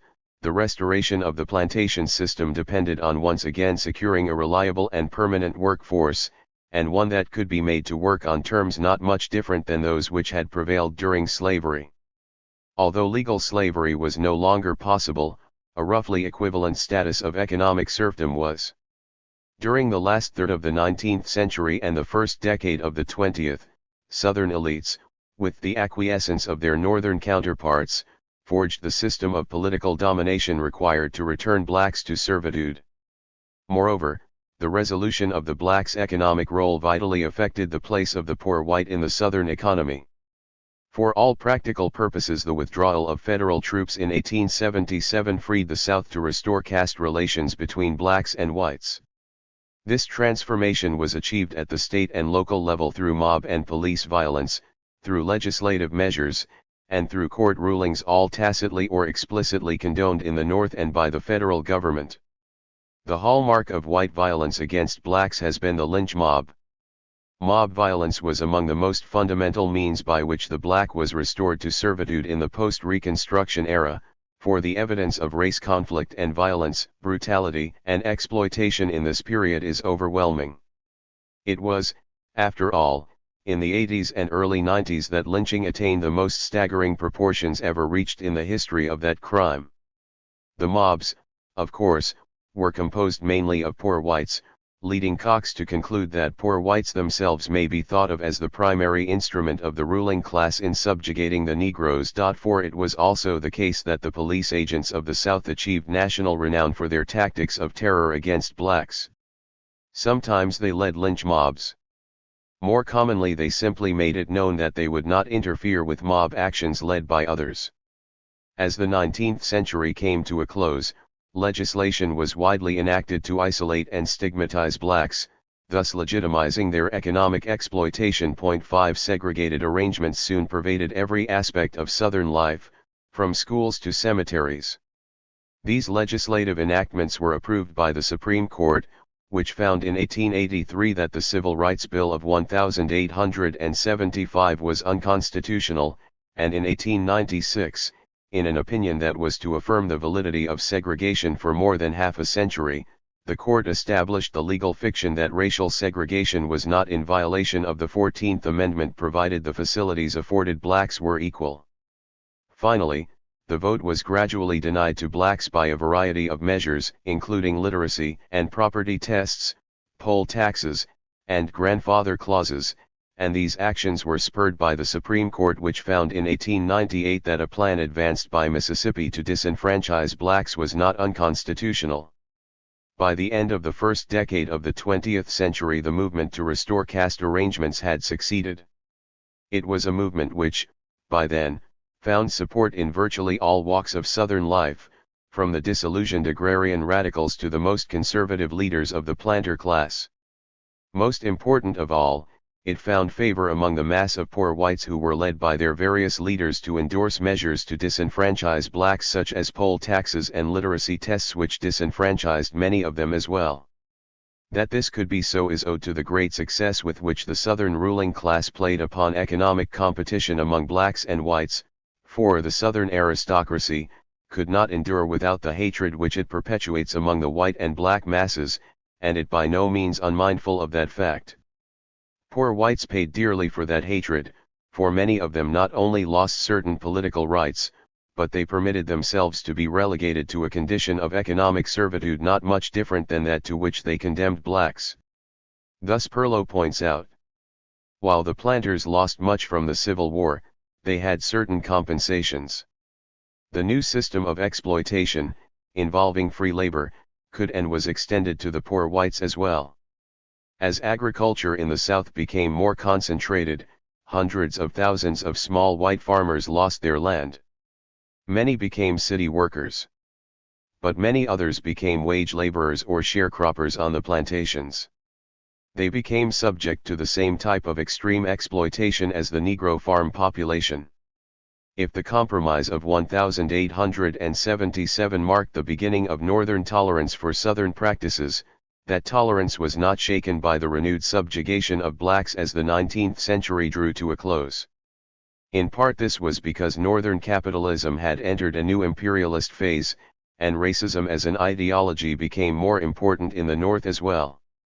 In the year 1898, the United States plunged into imperialistic adventures overseas under the leadership of the Republican Party.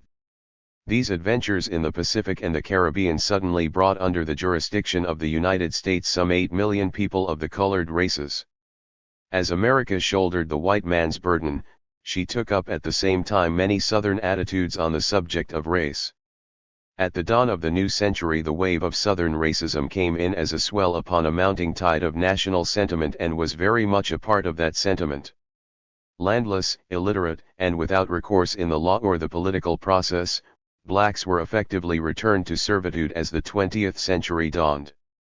All of this was made possible by national acquiescence in the full range of mechanisms which made up the Southern caste system. The federal government would not intervene to prevent the harsh exploitation of black labor, nor to alter the social and political structures by which that exploitation was achieved. The result was the consolidation in the South of a ruling class which could easily control the whole of Southern life and which faced little opposition until the post-World War II years. The one-party South, and the low political participation of even the white people favor a de facto oligarchic regime, Muirdahl points out. The oligarchy consists of the big landowners, the industrialists, the bankers, and the merchants.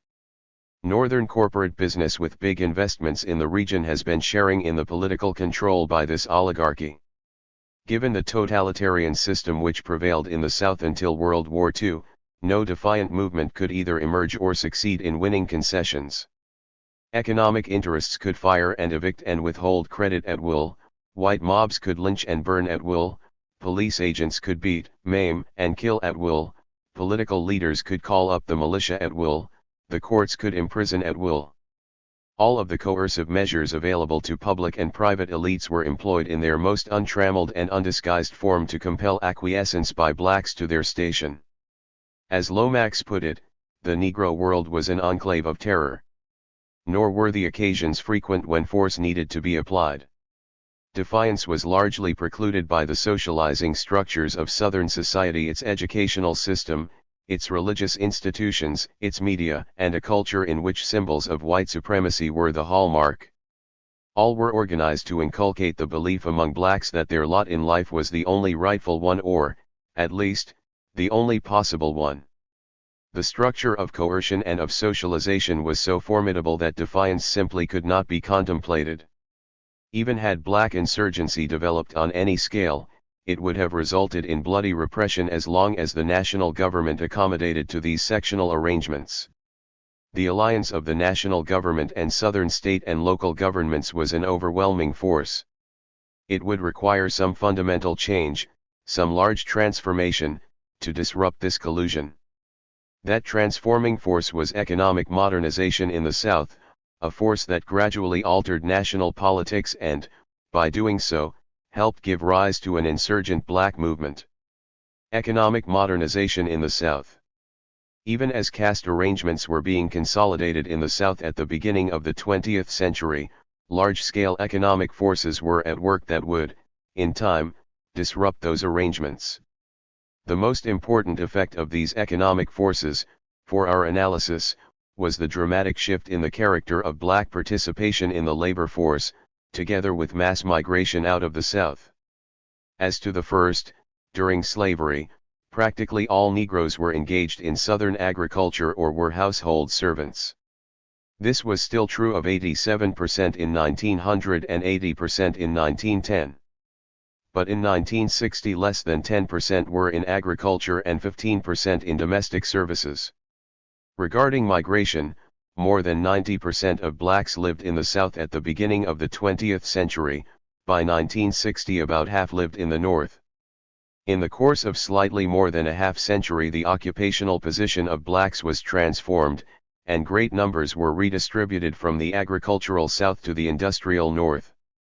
In the broadest terms, these shifts were caused by industrial expansion in the North during the first part of the 20th century, by the decline in agricultural markets after World War I, together with federal agricultural policies originating in the 1930s, which took great masses of land out of production, and by the rapid pace of agricultural and industrial modernization in the South during and after World War II. Northern industrial expansion began to draw many blacks out of agriculture and out of the South in the early part of the century. After the turn of the century, Ross points out, American industrialism came into full flower. From an annual average of $13 billion in the last decade of the 19th century, the gross national product increased to $40 billion in the 1909 to 1918 period. Total employment rose from an average of 27 million in 1889 to 1898 to 39 million in 1908-1918. With the outbreak of war in Europe, the waves of immigration which had provided the labor supply for industrial expansion were sharply diminished, causing northern industry to look to the South for a source of labor. With these changes the first massive migration of blacks out of the South began. Between 1910 and 1920 about 500,000 blacks moved to northern and western states. 6. The post-World War I years brought a sharp reduction in the need for agricultural products, both because of curtailed wartime exports and curtailed immigration. The result was the beginning of a long period of intense hardship for agricultural workers. This trend reached catastrophic proportions in the Great Depression. The collapse of agricultural markets, together with New Deal policies which attempted to deal with agricultural surpluses by reducing production, forced millions off the land throughout the United States.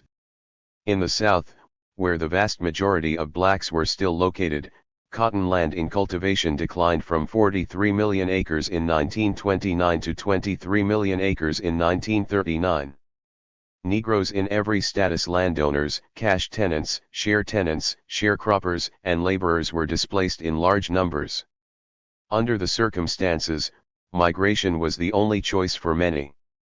By 1940 almost one quarter of blacks had come to live outside the South. World War II reversed the decline in agriculture, but it also provided the impetus for a large-scale modernizing trend. 7.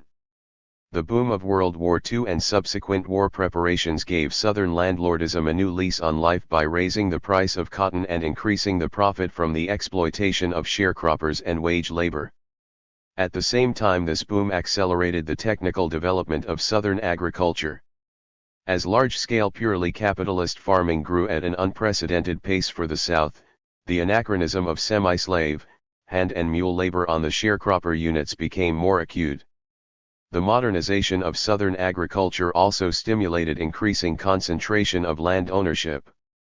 Although the amount of Southern acreage in farm production declined only slightly between 1940 and 1960, the number of farms dropped by nearly half, and the average farm size increased from 123 acres to 217 acres. 8 Taken together, mechanization, new agricultural technologies, federal policies which removed land from production, and the enlargement of land holdings dramatically altered the labor requirements of Southern agriculture. The traditional tenant labor force of the South thus found itself increasingly obsolete, forced to search elsewhere for the means to subsist. White surplus farm labor found employment in the developing Southern textiles mills and related industries. But blacks continued to be excluded from such employment. This pattern of segregated employment served the Southern employing classes well. The availability of a huge black labor surplus could be used as a threat to impede demands by whites for higher wages and for unionization. By excluding blacks, the manufacturing class made the underpaid white worker satisfied with his superior status and threatens implicitly to bring in the Negro in case of difficulties with the white workers. Low wages and docile workers, in turn, help to spur industrial expansion all the more, for the cheap labor pools available in the South led Northern capital to make increasingly heavy investments in that region. The relative exclusion of blacks from Southern industry had a further consequence of great importance for the analysis being developed in this chapter. It gave many blacks little choice but to migrate northward. To be sure, a good many blacks migrated to Southern cities, with the result that by 1960 only about 40% of the blacks who remained in the South still lived in rural areas. But their experience in the Southern cities was one of intense economic hardship. They occupied the very bottom rung of the urban proletariat, finding employment mainly available in those forms of work that were considered unsuitable for whites. Consequently, their economic circumstances both in agriculture and in the Southern cities created an inexorable pressure upon blacks to migrate northward, producing the greatest exodus of Southern black agricultural workers in the nation's history. During the decade of 1940 to 50, over 1.5 million Negroes left the South and 1.5 million left during the next decade. On the other hand, the net outmigration of whites from the South was only 0.1% in the 1940s and 1.7% during the 1950s. 9 With this trend growing, the proportion of blacks living outside of the South rose from 23% to almost 50% between 1940 and the mid-60s. For all practical purposes, then, the South succeeded in redistributing a substantial part of its surplus labor to other regions of the country. Taking all of these changes together, the results are striking. In 1910, 75% of the nation's blacks lived in rural areas and 9/10 lived in the South. 3/4 were in cities and half resided outside of the Southern states. In the course of a few decades, a depressed Southern rural peasantry had been transformed into a depressed urban proletariat. With a massive agricultural and industrial transformation underway, a system of political domination based on terror and disenfranchisement was no longer essential to the Southern ruling class in order to ensure their labor needs on terms favorable to them. In other words, economic modernization had made the South susceptible to political modernization. In the large-scale mechanized agriculture that was developing in the rural South, market incentives were slowly substituted for the older system of serf labor. A wage labor supply, one that was somewhat more skilled, was coming to be required. This transition to wage labor was greatly facilitated by the huge labor surpluses which were continually thrown up by the process of agricultural modernization itself. The constant threat of unemployment was a powerful inducement for rural workers to accept wage work on terms dictated by the planter class. In the industrializing areas of the South, a new capitalist class was emerging, especially during and following World War II. In large part it was tied to Northern corporate power, for a considerable segment of Southern industrial enterprise was initiated and controlled by Northern capital. This new urban-based industrial class relied mainly on market mechanisms to ensure its labor needs. To be sure, the inferior status of blacks continued to be a useful mechanism to ensure maximum profits.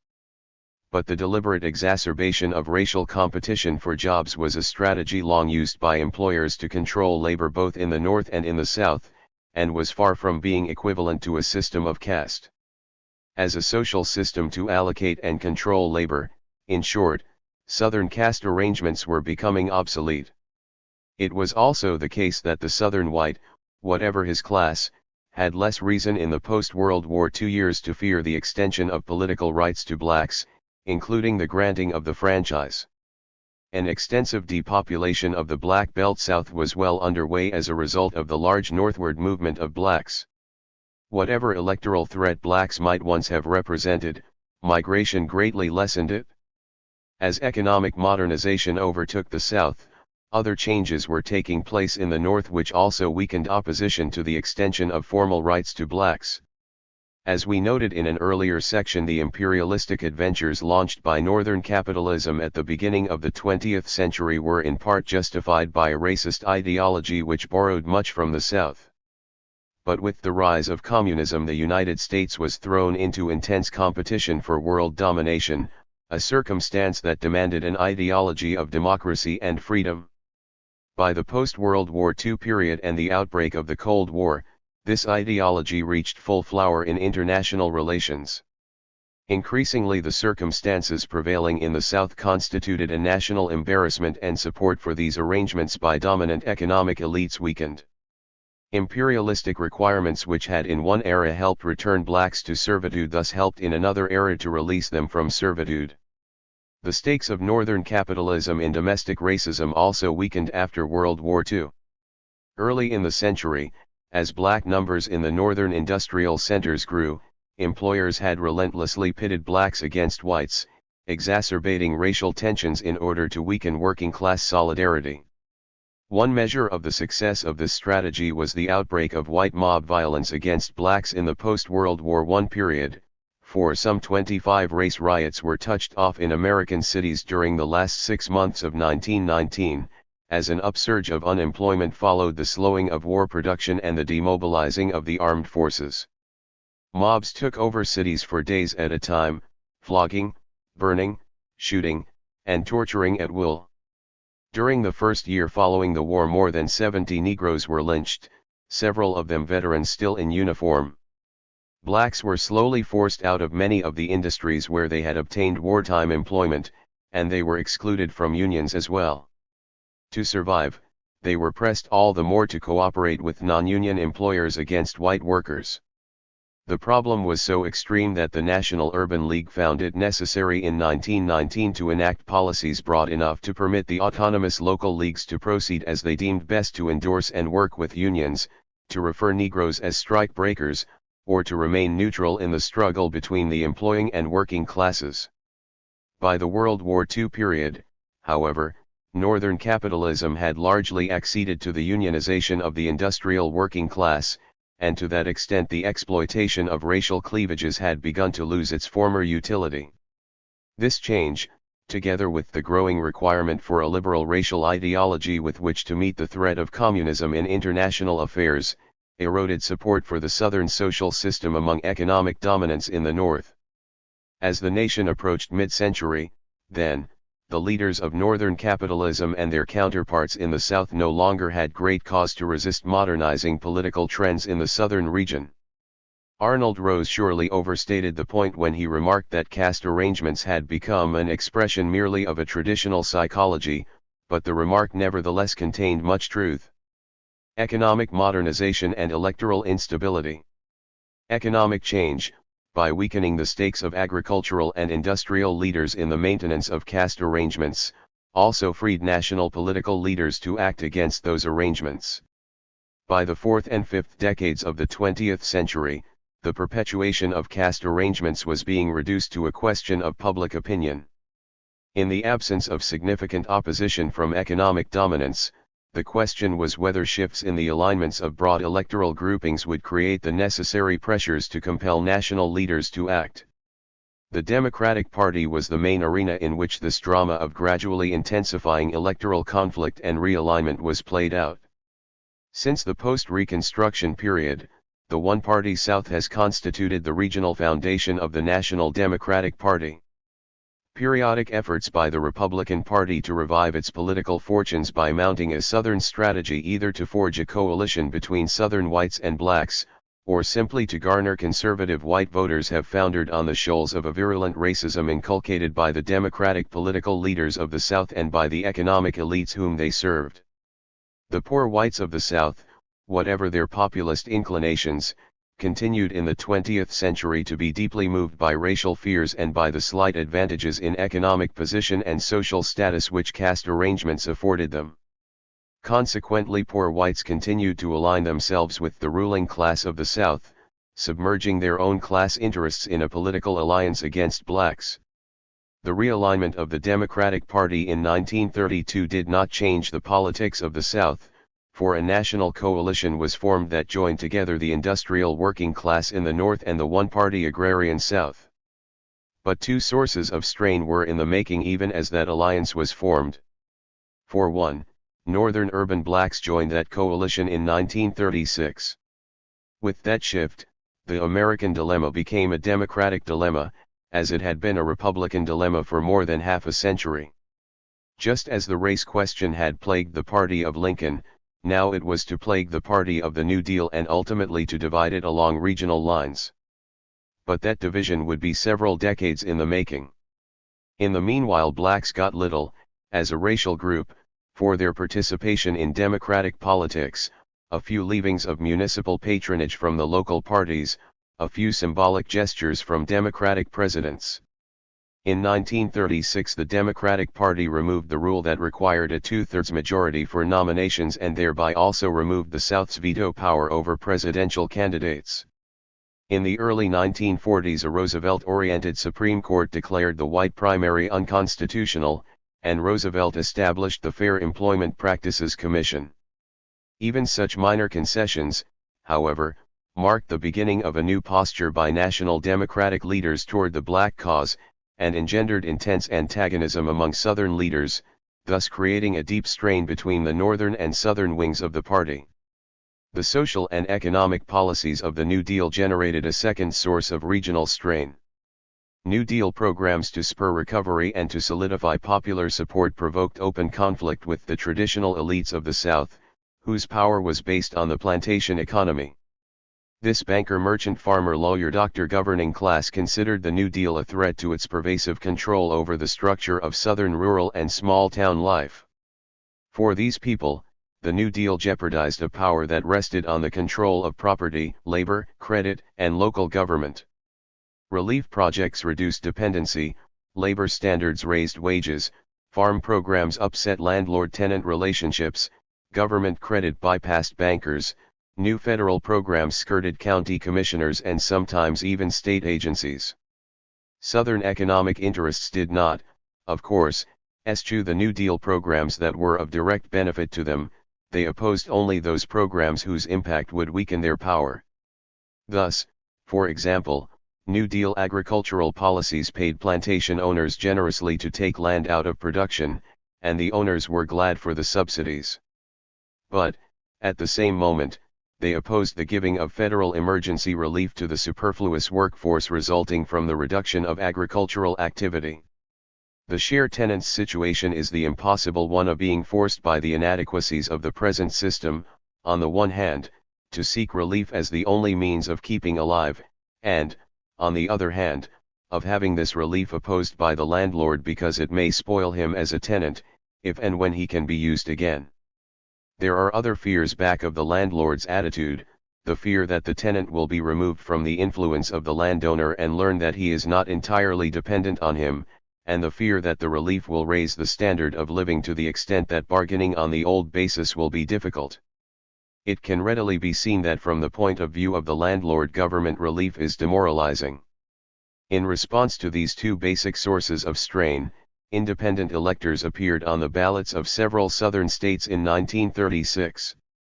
Although it was another decade before the movement toward independent or unpledged electors gathered momentum, the election of 1936 was a harbinger of the deep strains in Democratic presidential politics that would soon split the party. But whatever their antagonism toward New Deal programs, Southern leaders were in no position to bolt the party, for they had little hope of carrying the Southern rank and file with them. Roosevelt's policies for economic recovery and social reform resonated with a long tradition of economic populism among the Southern white masses, and thus solidified his electoral strength throughout the South. However, the tensions originating in the New Deal period led Southern congressional delegates to coalesce with the Republicans, in exchange for opposition by Southern Democrats to many progressive economic and social welfare measures put forward by the Democratic leadership. The Republicans in turn withheld support from civil rights proposals which were so repugnant to the South. To cope with this strain in the party, Roosevelt chose to avoid head-on clashes with the South over the race issue. Instead, he argued that blacks could best progress by being loyal to the New Deal, thus benefiting from the array of social and economic legislation sponsored by the New Deal. There can be no doubt that blacks did benefit from many of these programs. But as an excluded and exploited racial group, they got virtually nothing. In effect, the civil rights issue was submerged in order to maintain greater party unity. By 1940, blacks began leaving the South in great numbers. Year by year, the impact of this demographic revolution on the Northern electoral system was immense, for blacks were concentrating in the northern cities of the most populous, industrialized states. In other words, they were concentrated in the electoral strongholds of the Democratic Party. And as their voting numbers swelled, leaders in the northern wing of the party began to acknowledge that concessions to blacks would have to be made. The race issue emerged in the election of 1948. It probably would not have emerged so early as a presidential campaign issue were it not for the formation of the Progressive Party led by Henry Wallace. Wallace directed his appeals to Northern liberals and to blacks. Clark Clifford, Truman's chief campaign strategist, was worried about the president's strength among blacks, and not just because of Wallace. The Republicans were also making symbolic appeals to the black voter. Thus Clifford warned Truman that the Republicans were doing everything they could to win back this electorate. He predicted that the Republicans would offer an FEPC, an anti-poll tax bill, and an anti-lynching bill in the next congressional session. To counter, the president had to push for whatever action he felt necessary to protect the rights of minority groups. Although the South might not like this action, it was the lesser of two evils. 10. At the same time, Clifford advised Truman that as always, the South can be considered safely democratic. And in formulating national policy, it can be safely ignored. Accordingly, Truman gave the appearance of championing civil rights. Although he went much further than any previous president, he failed to match rhetoric with concrete efforts. Thus Truman called for a broad range of civil rights measures in an address to Congress on January 7, and on February 2, he delivered a special civil rights message to Congress which outlined a 10-point program, including outlawing the poll tax, establishing a permanent FEPC, and making lynching a federal crime. But having promised to issue executive orders abolishing segregation in the armed forces and discrimination in federal employment actions which were within his immediate power, he did neither. The nominating convention scuttled Truman's essentially rhetorical civil rights strategy. Liberal leaders intent on securing a strong civil rights plank despite Truman's opposition were joined by influential Northern machine leaders who believed Truman would lose the election. They were less concerned with Southern diehards bolting than with solidifying the Negro vote behind their local and state candidates. Henry Wallace was making a powerful appeal to this constituency in major cities. Any spectacular demonstration of the Democrats as resolute defenders of Negro interests that would head off the Wallace threat was to be welcomed. Consequently, a strong civil rights plank was pushed through on the floor of the convention, leading Alabama and Mississippi to walk out. The Dixiecrat forces, drawing upon dissident elements throughout the South, convened 2 days later in Birmingham to form a states' rights party with Senator J. Strom Thurmond of South Carolina as its presidential nominee. With these events, Truman was pushed all the more to the left on the race question, and he immediately issued the executive orders he had promised months earlier. Thus, a border state politician intent on pursuing an ambiguous racial policy had the torch of civil rights unexpectedly thrust into his hands. In the ensuing election, Truman won despite the loss of 4 Deep South states, Louisiana, South Carolina, Alabama, and Mississippi, to the States' Rights Party. The militancy of Southern leaders in 1948 reflected the continuing, though rapidly diminishing, political and economic stakes in the exploitation of blacks, especially in the Deep South. Moreover, the hoisting of the states' rights banner afforded Southern leaders an opportunity to mobilize opposition to the offensive social and economic policies of the New Deal and the Fair Deal. Lubell refers to this as a double insurgency, an economic revolt aimed at checking government spending and the power of labor unions, and a racial reaction designed to counter the influence of Negro voting in the North. 11. Thus, it cannot be said that the cause of securing civil rights legislation was immediately advanced by these events. Southern defections in the election of 1948 foreshadowed the possible dissolution of that regional base, and so concessions to the South, namely, maintaining the racial status quo, became the order of the day, as Stevenson's posture in campaigning for the Democratic nomination in 1952 revealed. In one speech prior to the convention, Stevenson declared that "I reject as contemptible the reckless assertions that the South is a prison in which half the people are prisoners and the other half are wardens." During the nominating convention, he expressed great concern that the fight over civil rights might drive the South out of the party. The party needed unity. With his acquiescence, the delegation from Illinois voted to seat the Dixiecrat delegations without a loyalty pledge, a position which antagonized many Northern advocates of civil rights. By reason of his personal convictions and his concern that the South had to be kept within the framework of the Democratic Party, Stevenson emerged as a compromise candidate, defeating Kefauver and Harriman after several ballots.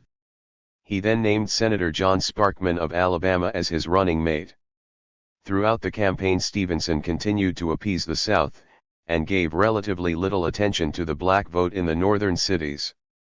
He repeatedly indicated concern about losing the South, and time and again he asserted that the responsibility for dealing with the race problem properly resided with the states. He fell back on an old proposal that the federal FEPC relinquish jurisdiction to states that had FEPCs of their own. What about the filibuster? I suppose the president might properly be concerned with the rules of the Senate. I should certainly want to study it. I am told that it has disadvantages as well as advantages. There are other considerations involved in unlimited and free debate that must not be overlooked in our anxiety to advance in one field alone. 12. As it happens, this policy of conciliation did not stem the tide of defections in the subsequent election because an entirely different force was also at work. To be sure, the Dixiecrat states, where race was the preeminent issue, returned to the Democratic ranks, although South Carolina and Louisiana did so by very slim majorities. But in the outer South the Republicans made big gains. Virginia, Florida, Tennessee, and Texas delivered their electoral votes to Eisenhower. Republican strength in the outer South was especially noticeable among the growing white middle classes in the cities, while Democratic strength tended to be concentrated among whites in the declining small towns and rural areas of the Deep South. The election of 1952 thus revealed the political effects of a second form of economic change that was sweeping the South: industrial modernization. This modernizing trend was casting up a new white middle class in the cities and suburbs whose political sympathies inclined toward the Republican Party. These changes in the class structure became apparent in the election of 1952, which marked a turning point in Republican fortunes, the beginnings of a Southern Republicanism that would contest elections, first at the presidential level, then at the state and local levels, evolving gradually into a credible opposition party everywhere except the inner core of the Deep South, and even there sporadically. In other words, the rupture between the northern and southern wings of the Democratic Party which occurred in 1948 was no transient phenomenon. Both agricultural and industrial modernization were contributing to a deep and widening fissure. Each of these economic forces was eroding the Democratic Party's base in the South in a different way. Indeed, some political analysts even reached the conclusion at the time that the Democratic Party might not survive. Louisville was one. The most heavily Democratic districts in the North are becoming those which are poorest economically and which have the largest Negro populations, two characteristics which tend to pull the representatives of these districts back to the old appeals of the New Deal. If this trend continues, as seems likely, the congressmen from these districts will find themselves in sharpening conflict with the southern districts, both with the anti-Negro sentiments, so strong in the rural South, and the economic conservatism of the rising middle-class elements in the southern cities. The underlying tensions between these two wings of sure Democratic seats are sufficiently intense so that the cracking apart of the Democratic Party must be rated a possibility.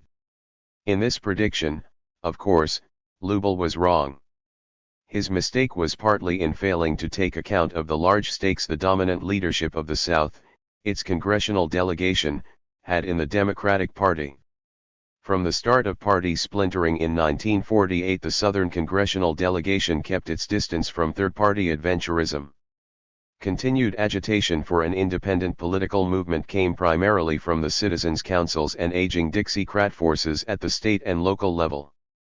As a result of its longevity in Congress, the Southern delegation enjoyed tremendous power in national affairs, it had a large claim on federal patronage, and had a decisive impact on the allocation of billions of dollars in defense funds for the construction of military, space, and industrial complexes, many of which came to be located in the South. Nor were shifts in party identification free of risks to electoral incumbency itself. The mystique of the Democratic Party still held sway below the Mason-Dixon line despite the racial tensions of the times. Consequently, Southern congressional leaders confined themselves to encouraging presidential republicanism, unpledged electors, and other stratagems to threaten the National Democratic Party, but they did not bolt. In effect, they defined the limits of the Southern white resistance movement and thereby weakened it. But within these limits they helped the North-South fissure grow. Because of this fissure, blacks did not benefit much at this stage from their growing voting numbers in the North. Black loyalty to the Democratic Party was not in doubt, in fact it had been intensifying. Referring to the trends in black voting with migration to the North, Louisville observed that as their numbers have increased, so has their Democratic Party loyalty. Truman got a heavier proportion of the Negro vote than did Roosevelt, while Stevenson did even better among the Negroes than Truman. The firm allegiance of black voters thus encouraged Democratic strategists to decide that it was defections among Southern voters which constituted the main problem of the party. For this reason, the civil rights issue continued to be sacrificed to the goal of regional unity. It was the South, in short, that initially benefited from electoral instability. But that was to change, for if the South was becoming antagonized and restive over the race issue, so too were blacks. Economic modernization and the rise of black defiance. As economic modernization thrust blacks out of one socio-economic system and into another, their capacity to resist caste controls was substantially enlarged.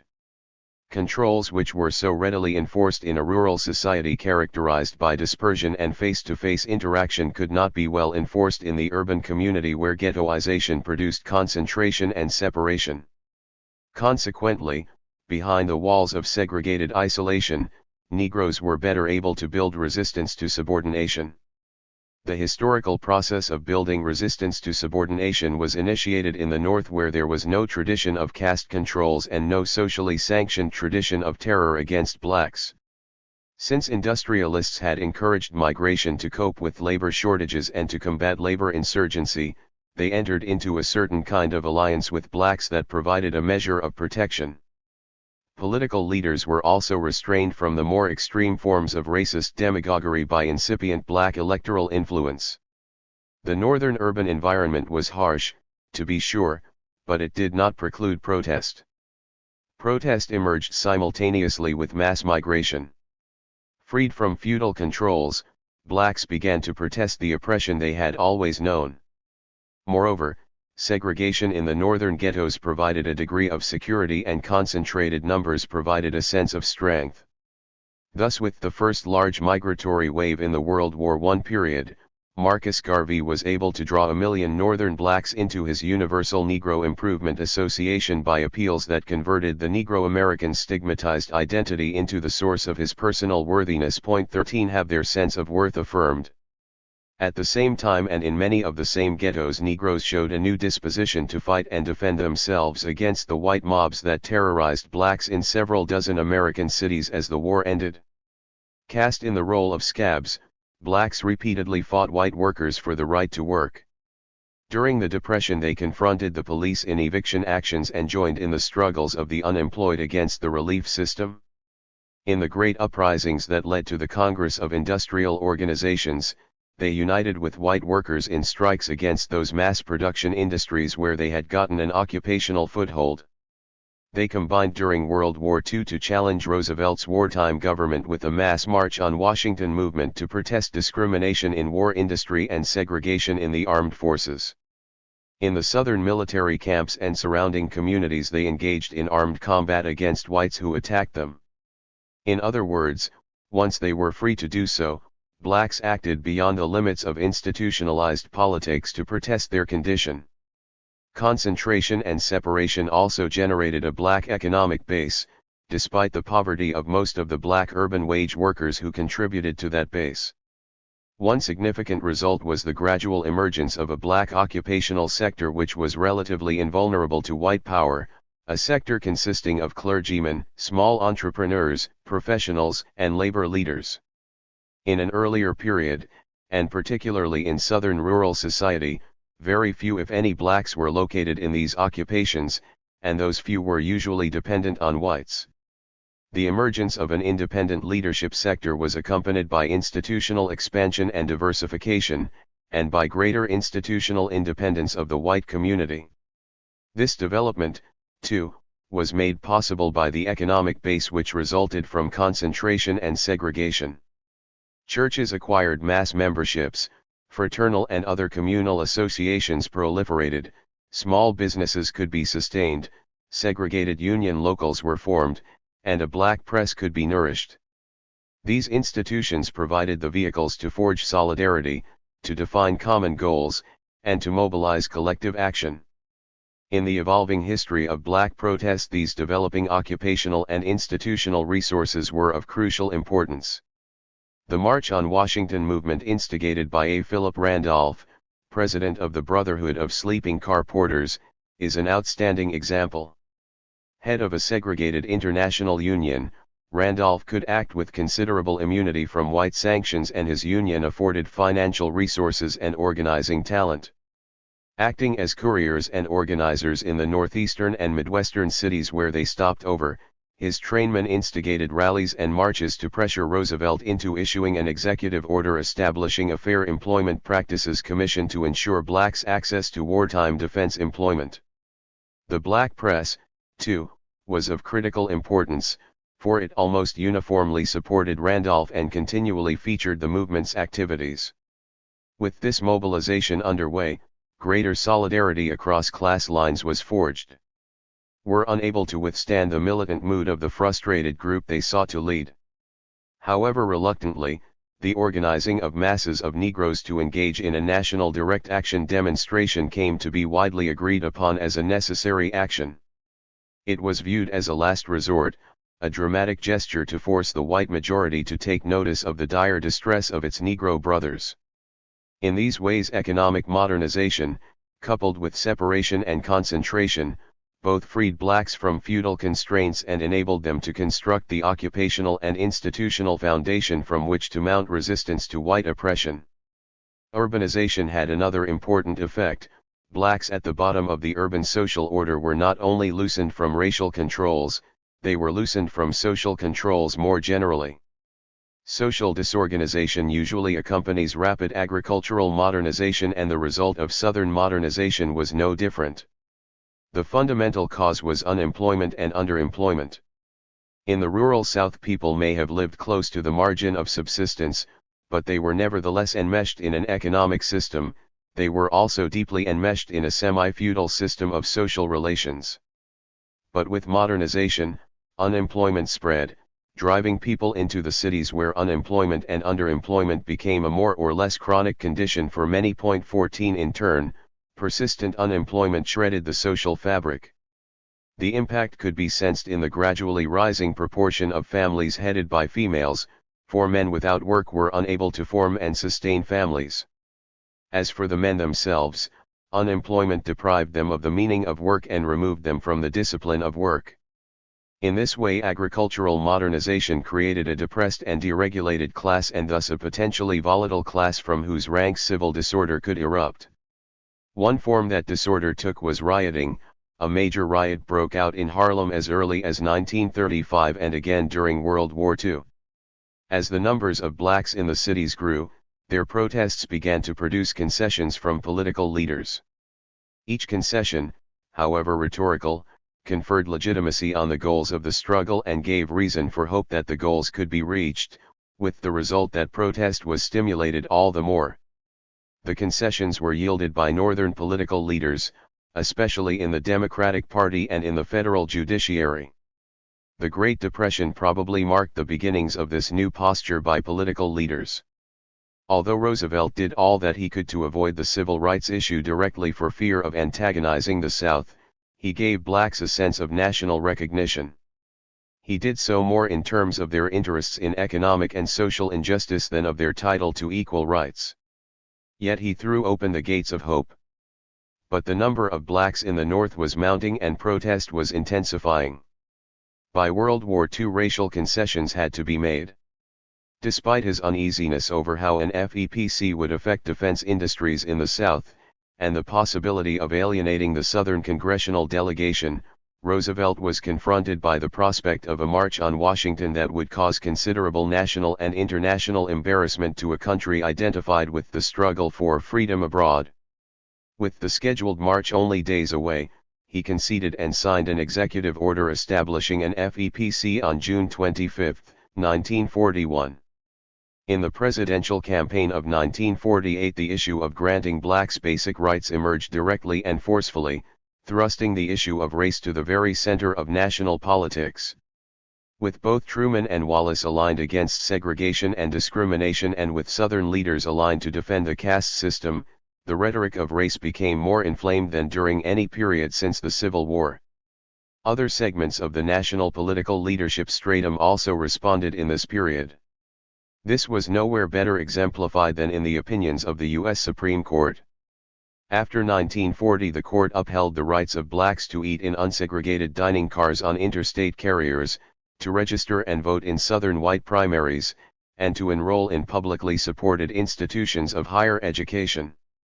This assault on racism through the courts had been many years in the making by the NAACP, and in a growing climate of black protest the courts granted concessions.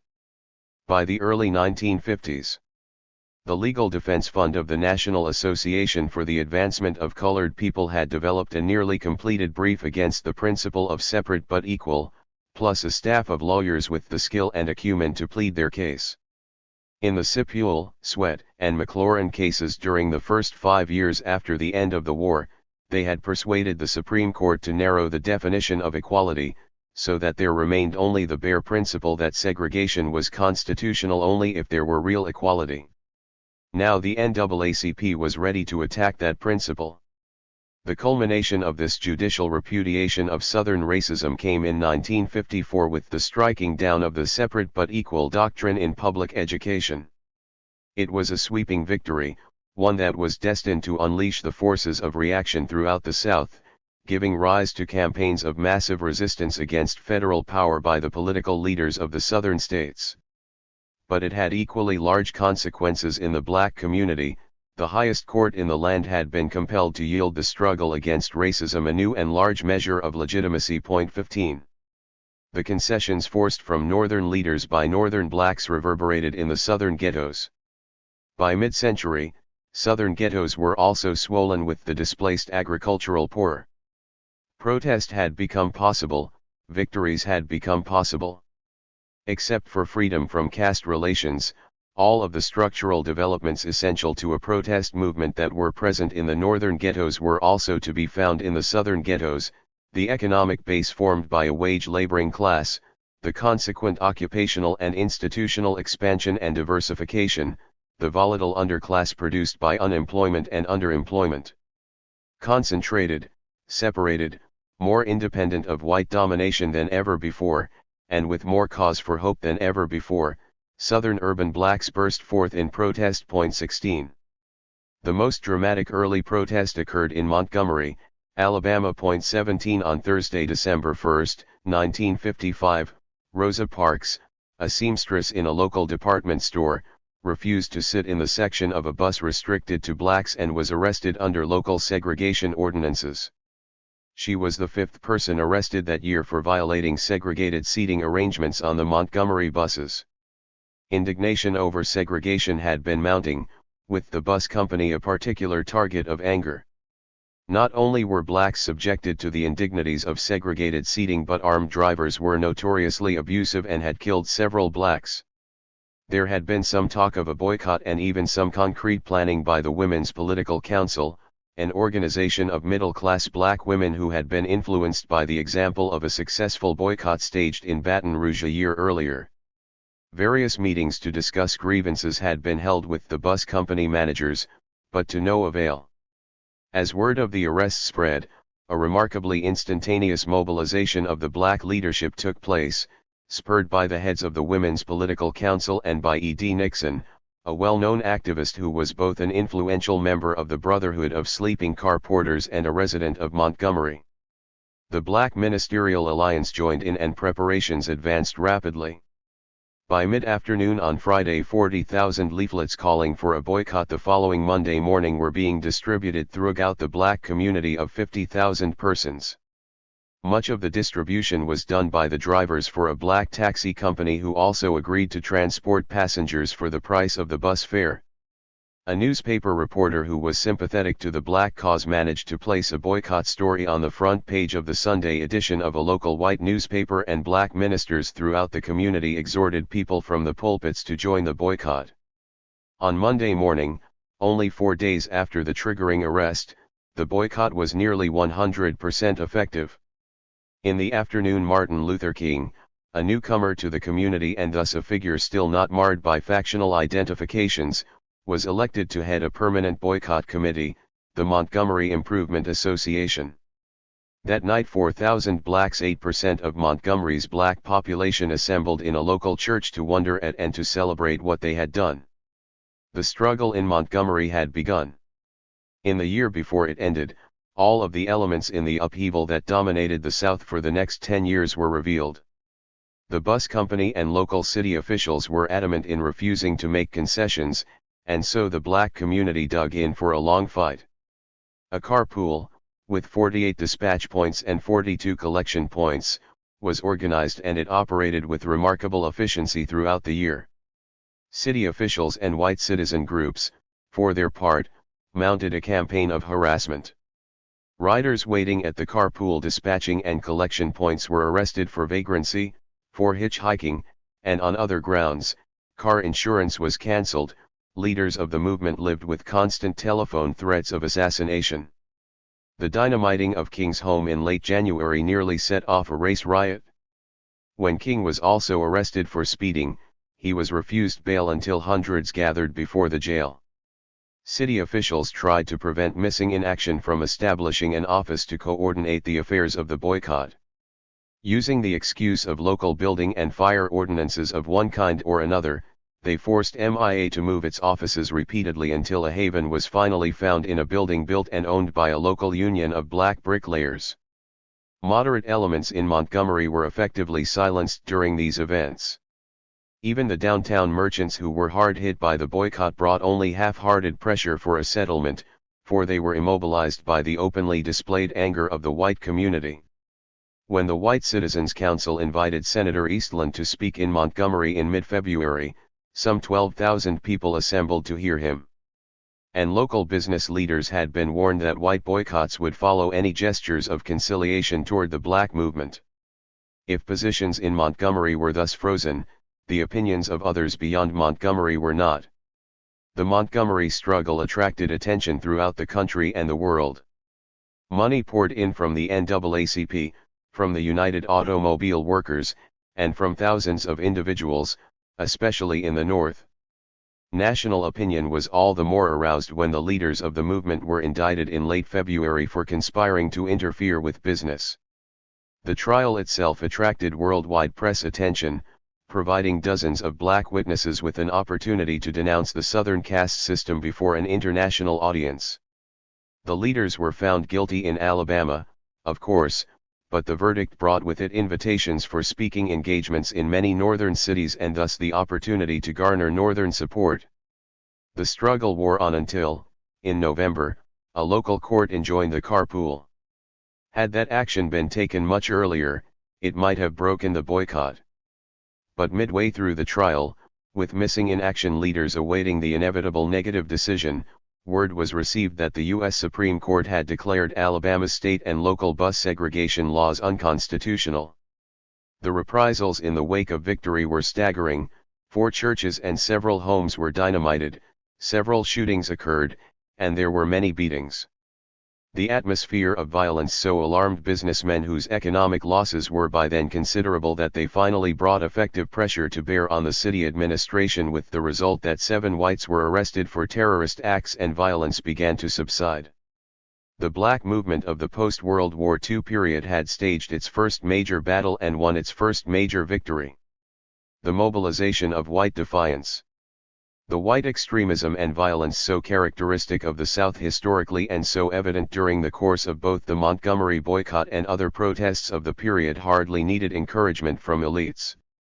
But it was provided in any case, for as the caste system came under assault, traditional Southern white leaders rose up in outrage. Respected and influential figures denounced the courts, the federal government, and civil rights organizers for unwarranted infringements upon states' rights. They did more than denounce. Senator Harry Flood Byrd of Virginia called for a program of massive resistance by state and local governments to nullify the power of the courts. The most dramatic symbol of this elite movement was the Declaration of Constitutional Principles, the so-called Southern Manifesto, which was sponsored by Senator J. Strom Thurmond of South Carolina. When it was issued in 1956, it bore the signature of 82 representatives and 19 senators, or 101 of the 128 national legislators from states in the former Confederacy. The statement called the Brown decision a clear abuse of judicial powers that was being exploited by outside agitators.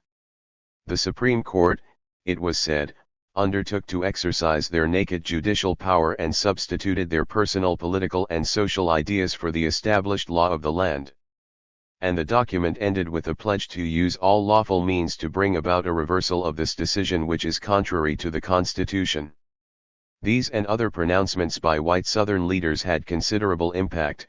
Virtually every state in the former Confederacy, for example, enacted legislation to prevent or hamper enforcement of the Brown decision, including closing and padlocking the public schools. The legitimacy which Southern leaders thus conferred on defiance of the federal courts encouraged the emergence of a movement of massive resistance among whites. New South-wide segregationist organizations mushroomed, their membership drawn mainly from the small towns and rural areas of the Black Belt. Most of them were eventually swept into the better organized and financed White Citizens Council movement, which, at its height in 1956, could claim 250,000 members. But these organized segregationists exercised an influence far more pervading than membership rolls implied. Their ranks included the cadres of massive resistance, effective leadership and organization, council spokesmen to usurp the voice of the white community. An uneasy but workable alliance with powerful political figures gave its leaders influence at the highest policy levels. 18. At the local level, citizens' councils turned out massive amounts of propaganda in support of segregation, denounced and intimidated whites who spoke up in support of court compliance, and instigated systematic retaliation against black activists. The boycott in Montgomery had been followed by a similarly successful campaign in Tallahassee in June 1956, and boycotts against white businesses were spreading to other parts of the South. In response, citizens' councils organized or supported the use of economic sanctions against blacks. Blacks as well as civil rights sympathizers were evicted from tenant farm shacks, were fired from jobs, were denied loans, and had their mortgages foreclosed. With black boycotts spreading and economic reprisals against blacks worsening, it could be fairly said that economic warfare was being waged in the South in the latter half of the 1950s. In the presidential campaign of 1956, national political leaders attempted to play down the divisive race issue, particularly avoiding the inflammatory Brown decision. The Republican platform said that the party accepts the decision. The Democrats said that the decision had generated consequences of vast importance. During the campaign, Eisenhower declared, "I don't believe you can change the hearts of men with laws or decisions," and Stevenson, in response to the question of whether he would employ federal troops to enforce the orders of the courts, replied, "I think that would be a great mistake." That is exactly what brought on the Civil War. It can't be done by troops, or bayonets. We must proceed gradually, not upsetting habits or traditions that are older than the Republic. In other words, the civil rights stance of the Democrats in 1956 was designed to regain the insurgent South. Although both parties avoided the school desegregation issue, the Republicans saw opportunities in the difficulties being experienced by the Democratic Party over the race question. There was the possibility of playing upon this issue to make further gains among whites in the South or of making equally important gains among blacks in the ghettos of the North. In some measure, Republican strategists were uncertain of the proper course. Like the Democrats, the Republicans were torn between conflicting strategies. Some GOP leaders looked longingly toward the Negro vote in the northern states and recommended a vigorous civil rights policy. Other party strategists, watching the disintegrating position of the National Democratic Party in the South, visualized further Republican gains among white voters below the Potomac and counseled a cautious approach to the problems of desegregation. However, the Republicans finally cast their lot with the potential for gain among northern blacks, for the congressional Republicans were all from northern states where blacks were concentrating. Under the urging of Herbert Brownell, the Attorney General, and of other party leaders, Eisenhower sent a civil rights bill to Congress in 1956 and Republicans pushed for it, prodded as they were by a president who was demanding party support for a civil rights bill that conceivably could revolutionize Negro politics and bring the Negro vote back to the party of Lincoln. 21 For Northern Democrats, the Republican action presented a major dilemma, especially in an election year. Many felt it was essential to take decisive action on civil rights, others feared the impact of such action on Southern support. In the end, Lyndon B. Johnson, the Senate Majority Leader, conspired with other Southern congressmen to kill the bill, and the Congress adjourned. The election of 1956 indicated that the Democratic strategy of avoiding civil rights issues was not succeeding. The basis of the North-South Democratic coalition was inexorably weakening. On the one side, Southern defections continued. When the returns were in, Stevenson fared slightly worse than he had in the election of 1952. 4 states in the outer South, Florida, Virginia, Tennessee, and Texas, remained in the Republican column, a reflection in part of the two-party system developing as a result of industrial modernization. And in the Deep South, Louisiana defected. The Democrats, despite a policy of conciliation on the race question, thus suffered a net loss of one additional Southern state over the election of 1952, and analysts began to speculate that the two-party system in the South might be reviving. On the other side, the election of 1956 revealed that black allegiance to the Democratic Party was also weakening. Partisan as well as non-political spokesmen for the race had warned that resurgence of racial bigotry in the South endangered the old alliance. Polls indicated that the Democrats could not count on the overwhelming majorities from Negro districts which had been returned consistently during the past 20 years. When the ballots were counted, a Gallup poll reported that of all the major groups in the nation's population, the one that shifted most to the Eisenhower-Nixon ticket was the Negro voter. Stevenson had won about 80% of the black vote in 1952, but he won only about 60% in 1956. The upward trend of black support for the Democratic Party initiated in the election of 1936 was broken. Analysts of the election of 1956 uniformly attribute the falloff in the Democratic black vote to Stevenson's efforts to maintain party unity at the expense of the civil rights issue. Matthews and Protho state, the significant shift to Eisenhower in 1956 was caused by the belief that neither Stevenson nor the Democratic Party was sound, from the Negro viewpoint, on the race issue. Considerable support for this view derives from the regional pattern of defections. Significantly, the closer the Negro lived to the resurgent terror, the sharper was his defection from the dominant party. In many Southern precincts the drop-off in black Democratic votes was startling. For example, in 1952 the Illinois governor carried Atlanta Negro precincts better than 2-1. 4 years later he received less than 15% of the vote in these same precincts. 22. Although the sharpest black defections occurred in the South, many Northern black voters signaled their disapproval of the Democratic Party in another way. There was a sharp decline in balloting in many Negro districts throughout the country, but particularly in northern industrial centers from which, in previous years, the Democrats had received huge majorities. This, despite an increased Negro population in most of these cities. In Philadelphia, 27,000 fewer votes were cast than in 1952 for a loss of 14.7%. Voting in the Negro wards of Kansas City, MO, was off a fifth for a decline of 5,900 in the number of ballots cast. The percentage loss was even higher in Boston where the vote was down 28.5. The Negro vote declined 19% in Atlantic City, 15.6 in Toledo, 15.4 in Pittsburgh, 12 in Chicago, 9.3 in Brooklyn, 9.1 in Youngstown, Ohio, 6.4 in Cleveland, and 5.9 in Harlem.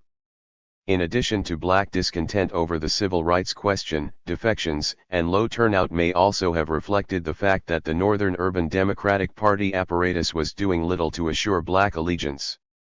Blacks were not being quickly absorbed into the political organizations in the northern cities.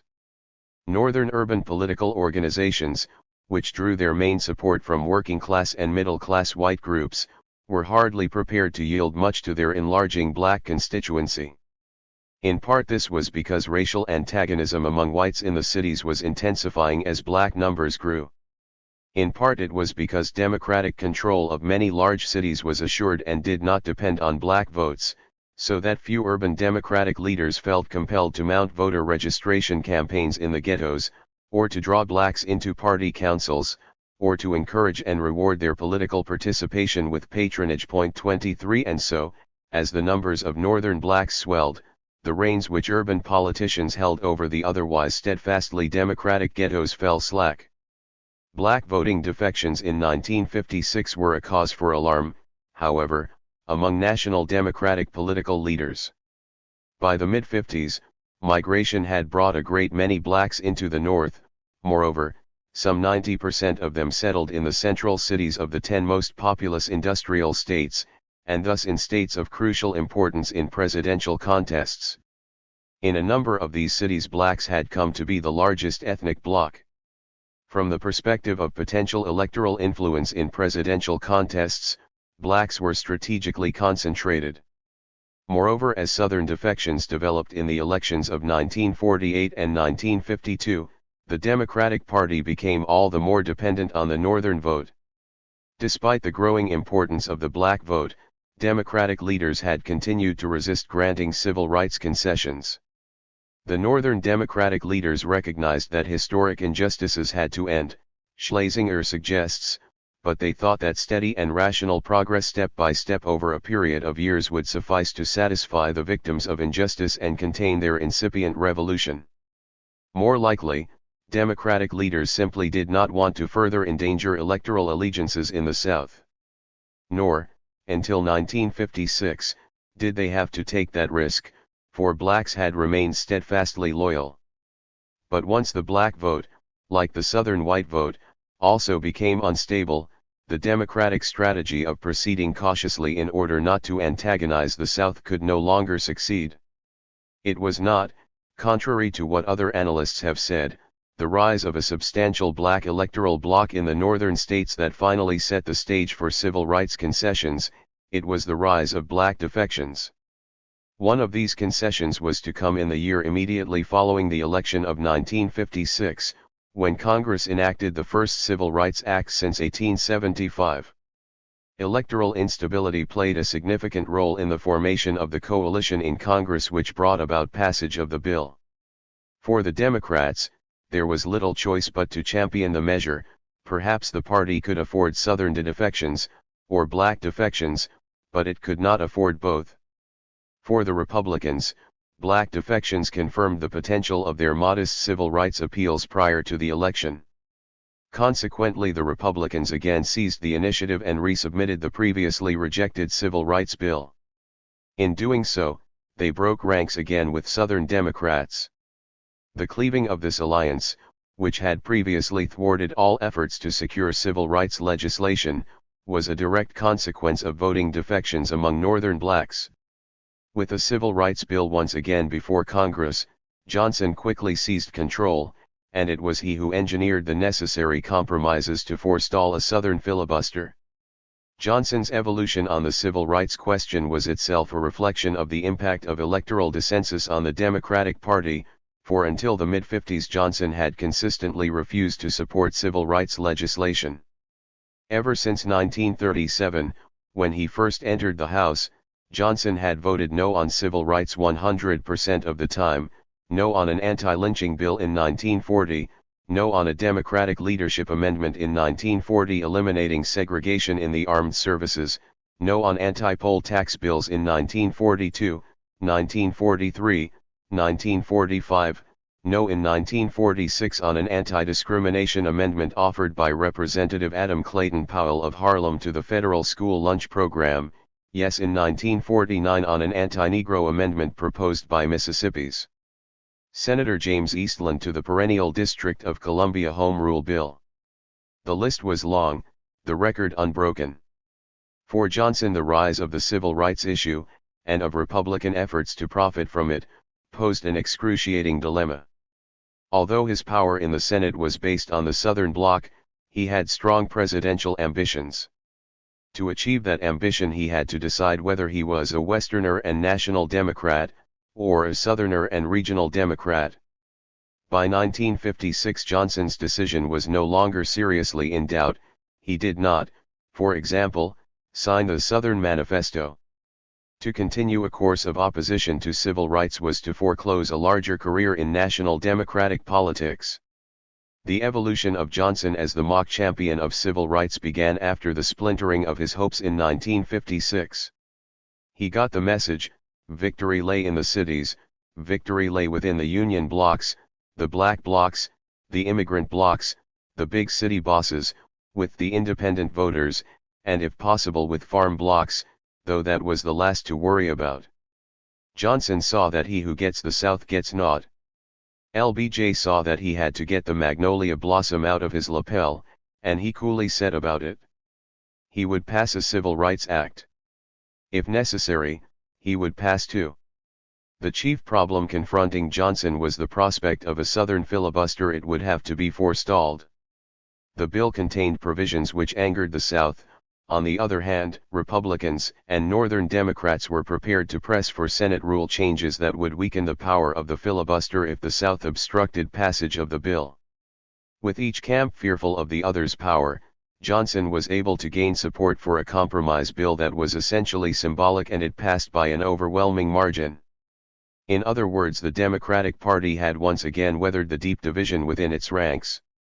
But there was this difference: it had done so only by enacting a civil rights measure, however weak its provisions may have been. The Civil Rights Act of 1957 was significant for that reason, for it presaged the end of an older strategy of coping with regional divisions by avoiding the civil rights issue. The growing size and instability of the black vote had forced the beginning of a new mode of adaptation to those divisions, an adaptation in which concessions would be made to blacks. Henceforth the struggle would be over the substance of those concessions. Even as the Civil Rights Act of 1957 was being debated and enacted, The massive resistance strategy of Southern whites intensified, for it was clearly the intent of the dominant political leadership in the Deep South. Force all hesitant communities into irreconcilable opposition to the Supreme Court. Considering the outright defiance of the federal courts which this entailed, a major crisis was inevitable. Little Rock, Arkansas, was one of those hesitant communities, and it became a major locus of the looming crisis. Governor Faubus, a moderate on race, gradually lost control over the white populace in Arkansas as the ideology of massive resistance swept the South. Faced with overwhelming evidence that white violence would be provoked if the Little Rock School Board implemented its court-ordered desegregation plans, Faubus appealed to Eisenhower for federal support. 24 When that appeal failed, he ordered out the Arkansas National Guard on September 2, 1957, to prevent desegregation. The beleaguered school board turned to the federal courts for instructions and was promptly ordered to persist in carrying out the desegregation plan. 9 black students then braved violent white mobs to enter Central High School, but were turned back by guardsmen. School officials again appealed to the federal courts for a temporary suspension of desegregation plans, but were refused. The court also ordered the U.S. Justice Department to file for an injunction against Governor Faubus and top officials in the National Guard, and on September 20, hearings were held on that petition. That same day the court ordered Governor Faubus and the National Guard to desist from obstructing desegregation, and the governor promptly withdrew the guardsmen. Little Rock officials were horrified by the prospect of mob violence which would surely follow and appealed for federal marshals, but Eisenhower again refused to intervene. Finally, as mob violence worsened during the next few days, Eisenhower had to federalize the Arkansas National Guard and send in paratroops to restore order. The Little Rock episode went far toward polarizing racial sentiments across the country. At the time both camps in the civil rights struggle probably drew comfort from it. For blacks and their allies, federal intervention could be defined as a triumph of federal power over sectional racism. On the other hand, white Southern leaders could not fail to recognize the deep reluctance of the federal executive branch to be drawn into the controversy, except under the most extreme conditions, thus suggesting that other methods of circumventing the courts might well continue to succeed. There were many forms such resistance could take. In 1958, for example, a concerted attack on the Supreme Court reached its height, when the House of Representatives passed 5 bills designed to curb the court's authority. These measures failed to receive Senate approval, but the anti-court coalition evidenced substantial strength in the upper chamber. The militancy of Southern resistance to desegregation, the passage of anti-integration laws in one state after another, and the anti-court movement within Congress combined to bring the Supreme Court under the heaviest attack it had experienced since in 1937. One result was that the court moderated its views, while continuing to affirm the general principle of equal protection of the laws as stated in Brown. It upheld the concept of discretionary pupil placement, and thus granted Southern school officials the means to engage in tokenistic modes of school desegregation. Massive resistance, in short, still had momentum. Nevertheless, mounting regional tensions, together with the tentative and fumbling efforts by the Republicans to exploit them, were beginning to produce some gains for blacks. A modest gain was made in 1960 with the passage of a second Civil Rights Act. Johnson realized from the start of the 86th Congress that the massive Democratic majorities elected in 1958 would demand another civil rights bill to close loopholes in Negro voting protection. Consequently, he hoped to pass a minimal bill as quickly as possible in 1959, again avoiding a Southern filibuster, and well in advance of the 1960 election. On January 20, 1959, Lyndon Johnson introduced his first civil rights bill. A 4-part measure, it featured the racial conciliation service he had considered in 1957 but discarded. The reaction was uniformly unfavorable, from civil rights advocates and segregationists alike. A much broader civil rights bill sponsored by President Eisenhower became the framework for debate. Eisenhower's bill was debated in early 1960. There was no way Johnson could persuade the Southern delegation to accept the bill, and no way he could persuade the Senate liberals to modify it. The result was a filibuster that dragged on for months, and could not be beaten. Finally, to appease the triumphant Southerners, Johnson and Eisenhower's Attorney General, William P. Rogers, agreed to delete the bill's two toughest sections, and that assured the bill's passage. What remained of the original bill were criminal penalties for bombings, bomb threats, and mob action designed to obstruct court orders, especially school desegregation orders, and an ineffective provision for court-appointed voting referees. Every Republican senator voted affirmatively, and Eisenhower signed the bill on May 6. The resurgence of black and white defiance.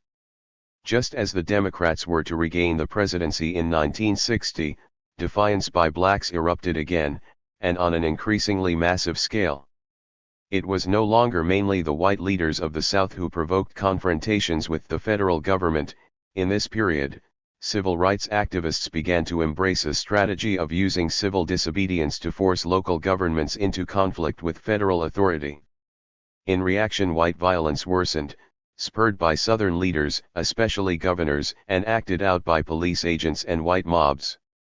On February 1, 1960, 4 students from the Negro Agricultural and Technical College in Greensboro, North Carolina, entered a variety store and were refused service at the lunch counter where they sat in violation of caste rules. Fueled by the discrepancy between the promise of desegregation and the reality of tokenism, the sit-in movement swept like a brush fire from one locale to another.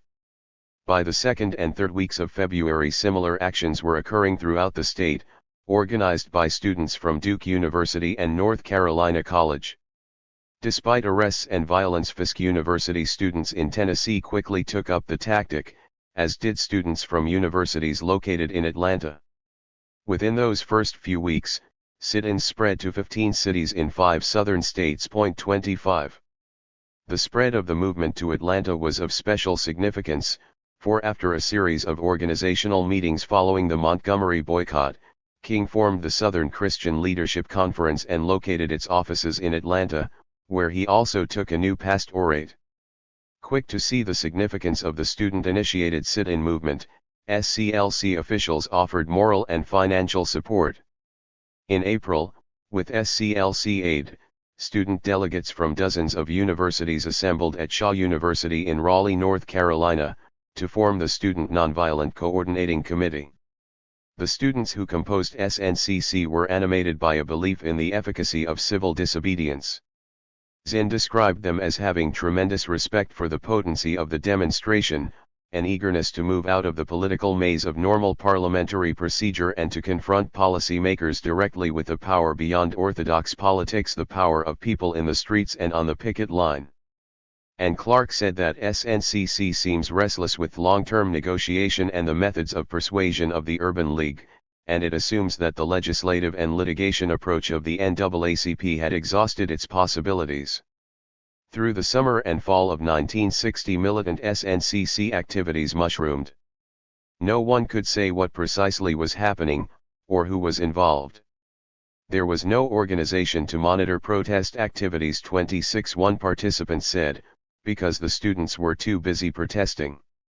No one really needed organization because we then had a movement. Following the earlier organizing meeting, several hundred delegates assembled in Atlanta in October, ostensibly to bring some semblance of structure to the movement which they had created. Even then, little by way of structure resulted. SNCC was not a membership organization. This left the adhesion of individuals to the group fluid and functional, based simply on who was carrying on activity. The twig was bent, and the tree grew that way. In this same vein, Clark remarked, instead of a single leader, SNCC has many leaders. Indeed, none of the direct action organizations in this struggle were either much organized or much oriented toward building formal membership. CORE also typified this point. Although its money-contributing membership rose from a few thousand in 1959 to 80,000 in 1964, the active members never exceeded 3,000 to 5,000, distributed among over 100 chapters. The point is that direct action requires only small numbers of persons, but these must be so highly motivated and involved that they are willing to risk the great hardships involved in direct action. Southern Corps typified this generalization. In short, the direct action organizations which developed during the civil rights struggle were cadre organizations. 27. The cadres, whether in SNCC or Corps or SCLC, at first engaged in exemplary actions. Thus the essence of SNCC leadership appears to be this willingness to assume personal risks, to expose oneself to imprisonment and brutality. Its members play the important role of commando raiders on the more dangerous and exposed fronts of the racial struggle. Often in groups of just 2 or 3 or a half dozen, the cadres were the most active demonstrators. The first sit-in students who actually served their full jail terms in the 1960 sit-ins, for example, were members of Tallahassee Corps. The first of the Freedom Riders to serve their full jail terms rather than appeal were members of New Orleans Corps. SNCC participants called this tactic jail no bail.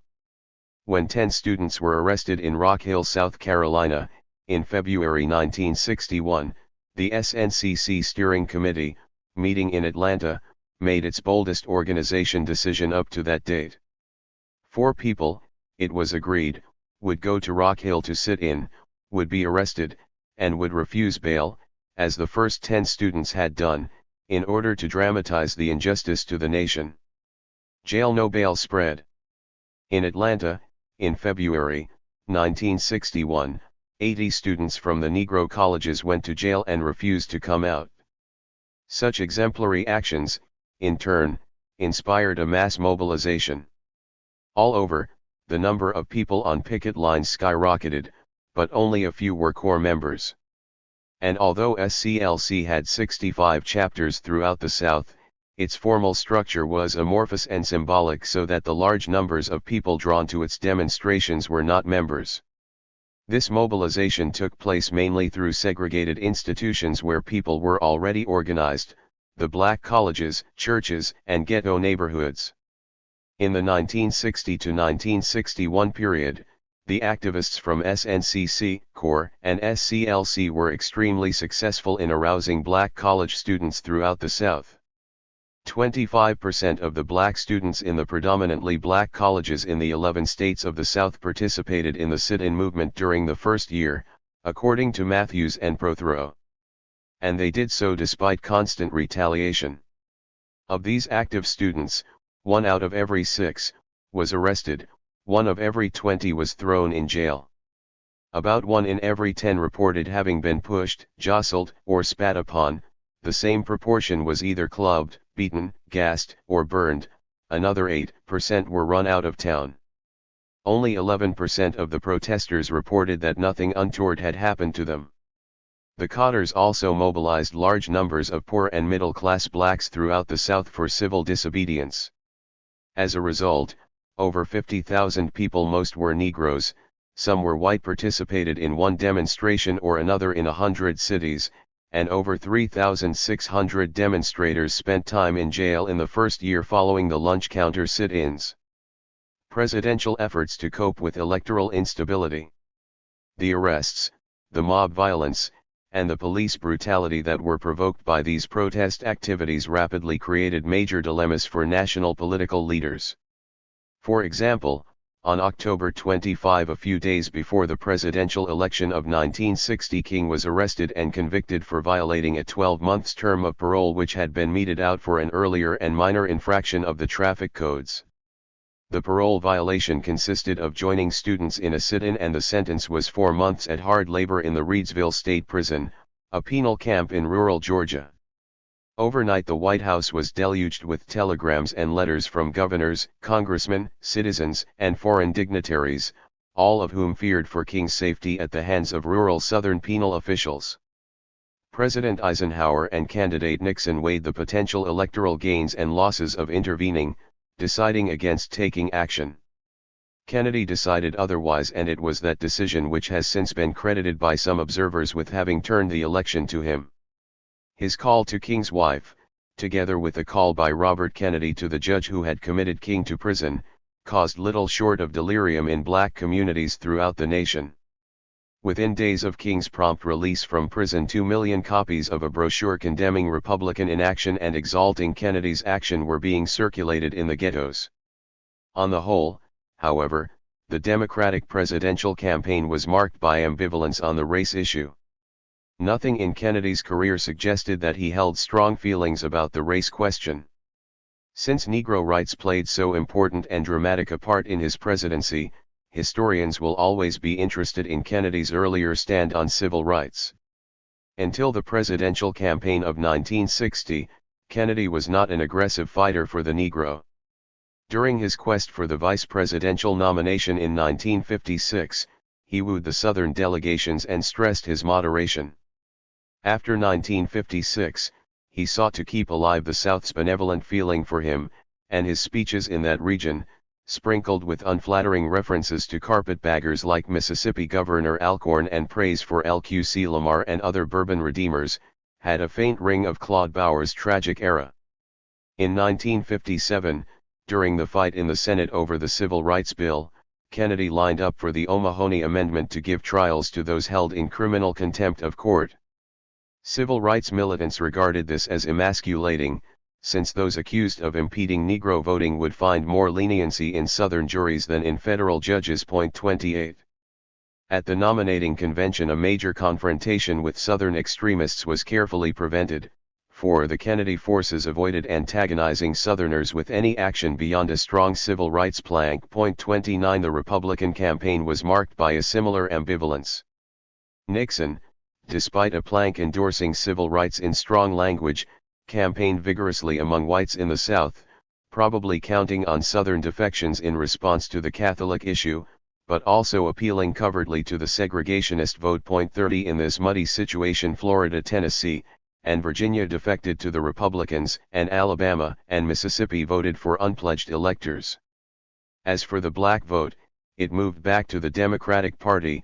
Kennedy received 68%, up about 8 points from the election of 1956. Moreover, it must be said that the black vote moved back in just the right places. Landslide majorities in some of the nation's largest ghettos helped Kennedy carry key states by razor-thin majorities. It had been Kennedy's strength in the great northern cities to which Southern Negroes had migrated that produced hairline victories for the Democrats in the 8 states experts consider crucial to success in any close election: New York, Illinois, Pennsylvania, Michigan, Maryland, Missouri, Minnesota, and New Jersey. All but one Missouri went to Eisenhower in 1956. All 8 went for Kennedy in 1960, on the strength of the big city vote. The Republican National Committee, using Philadelphia as a laboratory, made a precinct-by-precinct study of why this happened. The study revealed, among other things, that their candidate won only 18% of the Negro vote, leaving 82% for Kennedy. If any group had reason to expect presidential action on its behalf, it was blacks following the election of 1960. Without the huge black majorities in the key industrial centers of the nation, Kennedy could not have been elected. 31 Still, almost 2 years were to pass before Kennedy telephoned again. He had won office, but narrowly, and white Southern defections had been no small cause of his near defeat. A policy of conciliation toward the South still appeared to be the expedient course of action. Moreover, Kennedy was concerned that a confrontation with Congress over civil rights would cost him support on other domestic legislation. The reason was arithmetic. To solidify the conservative coalition by presenting an issue on which Southerners had traditionally sought Republican support in exchange for Southern opposition to other measures would doom his whole program. Instead of legislative action, therefore, the president opted for a strategy of executive action. Kennedy's task was to accomplish so much by executive action that the demand for immediate legislation could be kept under control. Power to enforce existing civil rights law lay in the Department of Justice. And the hand that would wield it was the Attorney General's. A Kennedy in that position could convey not only the color of presidential authority but the personal moral force of the president as well. If Kennedy's Attorney General won the confidence of those chiefly concerned with civil rights and maintained a strong impression of forward motion in this field, the president could stall on supporting new civil rights legislation until after Congress had approved his social and economic program, and that required Southern votes. 32. The Justice Department thus became the chief instrument of civil rights action by the administration. Civil rights litigation was given higher priority within the department, and more litigation was undertaken than had previously been the case, especially in school desegregation and on voting rights. At the same time, however, Kennedy appointed Southerners to the federal bench who caused great dismay among blacks. James Farmer reflected the sentiments of activists. To be sure, the Justice Department was more active in initiating voter registration suits in the South than it had been under Eisenhower, but, presumably with the concurrence of the Justice Department, Kennedy had appointed 3 known racists to the federal bench: William Harold Cox of Mississippi, J. Robert Elliott of Georgia, and E. Gordon West of Louisiana. Racist federal judges are perhaps the greatest obstacle to federally enforced equal rights in the South today. In the field of employment, Kennedy issued an executive order against discrimination in federal employment, and hired more blacks than any previous administration, including the appointment of a number of blacks to top positions in the administration. He also instructed all departments to systematically upgrade blacks. Consequently, the number of Negroes holding jobs in the middle grades of the civil service increased 36.6% from June 1961 to June 1963, in the top grades, 88.2%. The President also strengthened federal efforts to reduce private discrimination in employment through the President's Committee on Equal Employment Opportunity, headed by Vice President Lyndon B. Johnson, although no federal contracts with private employers were canceled as a result of this committee's efforts. Defiance spreads. But the Kennedy administration's activity on the civil rights front was both too much for Southern leaders and far too little for civil rights activists. Consequently, both camps escalated tactics of defiance, one seeking to weaken efforts by the federal government to enforce the law, the other to strengthen the federal role in enforcing the law. The most dramatic tactics in this period were the freedom rides organized by civil rights activists, and the confrontations over the desegregation of institutions of higher education precipitated by several Southern governors. One of the most conspicuous symbols of Southern caste arrangements was the segregation of bus and train terminals from waiting areas, to eating facilities, to restrooms. Since these public areas were under the jurisdiction of a federal agency, the Interstate Commerce Commission, they were a logical arena in which to force confrontations over the segregation issue. In the spring of 1961, the Congress of Racial Equality, under the leadership of its new executive director, James Farmer 33, decided to send Freedom Riders into the South. 34 The Freedom Rides brought on some of the worst mob violence of the era. There were in all about a dozen different freedom rides involving about 1,000 persons. With each outbreak of arrests and mob violence, the federal government was faced with the decision whether to intervene, for it was clear that the civil rights activists would not desist. James Farmer expressed the spirit of the freedom rides when he declared that jails are not a new experience for the riders, but the freedom riders were definitely a new experience for Mississippi jails. In fact, many of the participants in the various freedom rides were already familiar with the jails of the South. They were veterans of the sit-ins and jail no bail protests. The Southern jails had become the crucible in which the cotters of civil disobedience were being formed. The Kennedy administration was continually drawn into the conflict created by the clashing forces throughout the South. Its actions, in turn, added fuel to the fire, for when the federal government supported the goals of the movement either symbolically or through various executive actions, the participants in the movement gained encouragement, however frustrated they may have also felt with delays and compromises in the federal government's responses. For example, when the president was asked about the freedom rides during a press conference, he replied, "The Attorney General has made it clear that we believe that everyone who travels, for whatever reason they travel, should enjoy the full constitutional protection given to them by the law and the Constitution." Moreover, the Attorney General intervened to protect the freedom riders in Montgomery, for the events there were too violent to be ignored. The violence became so intense and open that Attorney General Robert Kennedy sent 400 U.S. Marshals to Montgomery to maintain order. On the evening of May 21, Dr. King held a mass meeting in Montgomery's First Baptist Church. As the mass meeting proceeded, a mob of white segregationists gathered outside the church. Standing between the 1,000 Negroes in the church and the mob was a squad of U.S. Marshals and a few Montgomery City policemen. Someone in the mob shouted, "We want to integrate, too. Let us at them." Then a barrage of bottles and bricks was rained on the church. The marshals countered with tear gas. A battle raged for most of the night. Inside the church the Negroes linked arms and sang the marching song of the civil rights movement, "We shall overcome. We are not afraid. We are not afraid. We are not afraid today. Oh, deep in my heart, I do believe. We shall overcome someday." Within a matter of months the federal courts and the ICC ordered the desegregation of all terminal facilities for both interstate and intrastate passengers. Presidential efforts to channel the black movement. In the wake of the student sit-ins and the freedom rides, the Kennedy administration attempted to divert the civil rights forces from tactics of confrontation to the building of a black electoral presence in the South. The Kennedy administration's posture on these matters is not difficult to understand.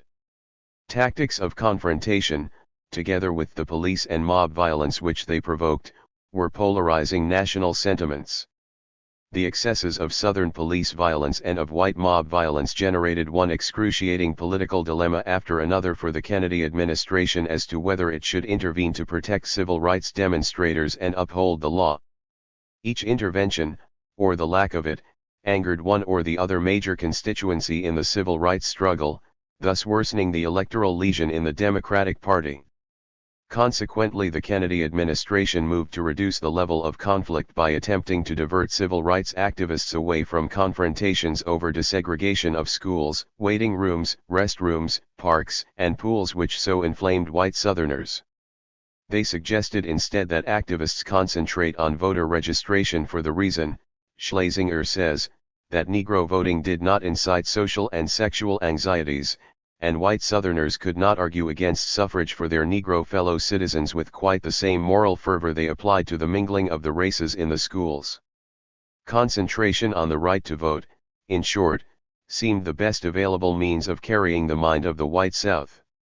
At the same time, the extension of the franchise to blacks, as both Sorensen and Schlesinger make plain, was gradually coming to be seen by the Kennedy administration as a way of regaining democratic strength in the South.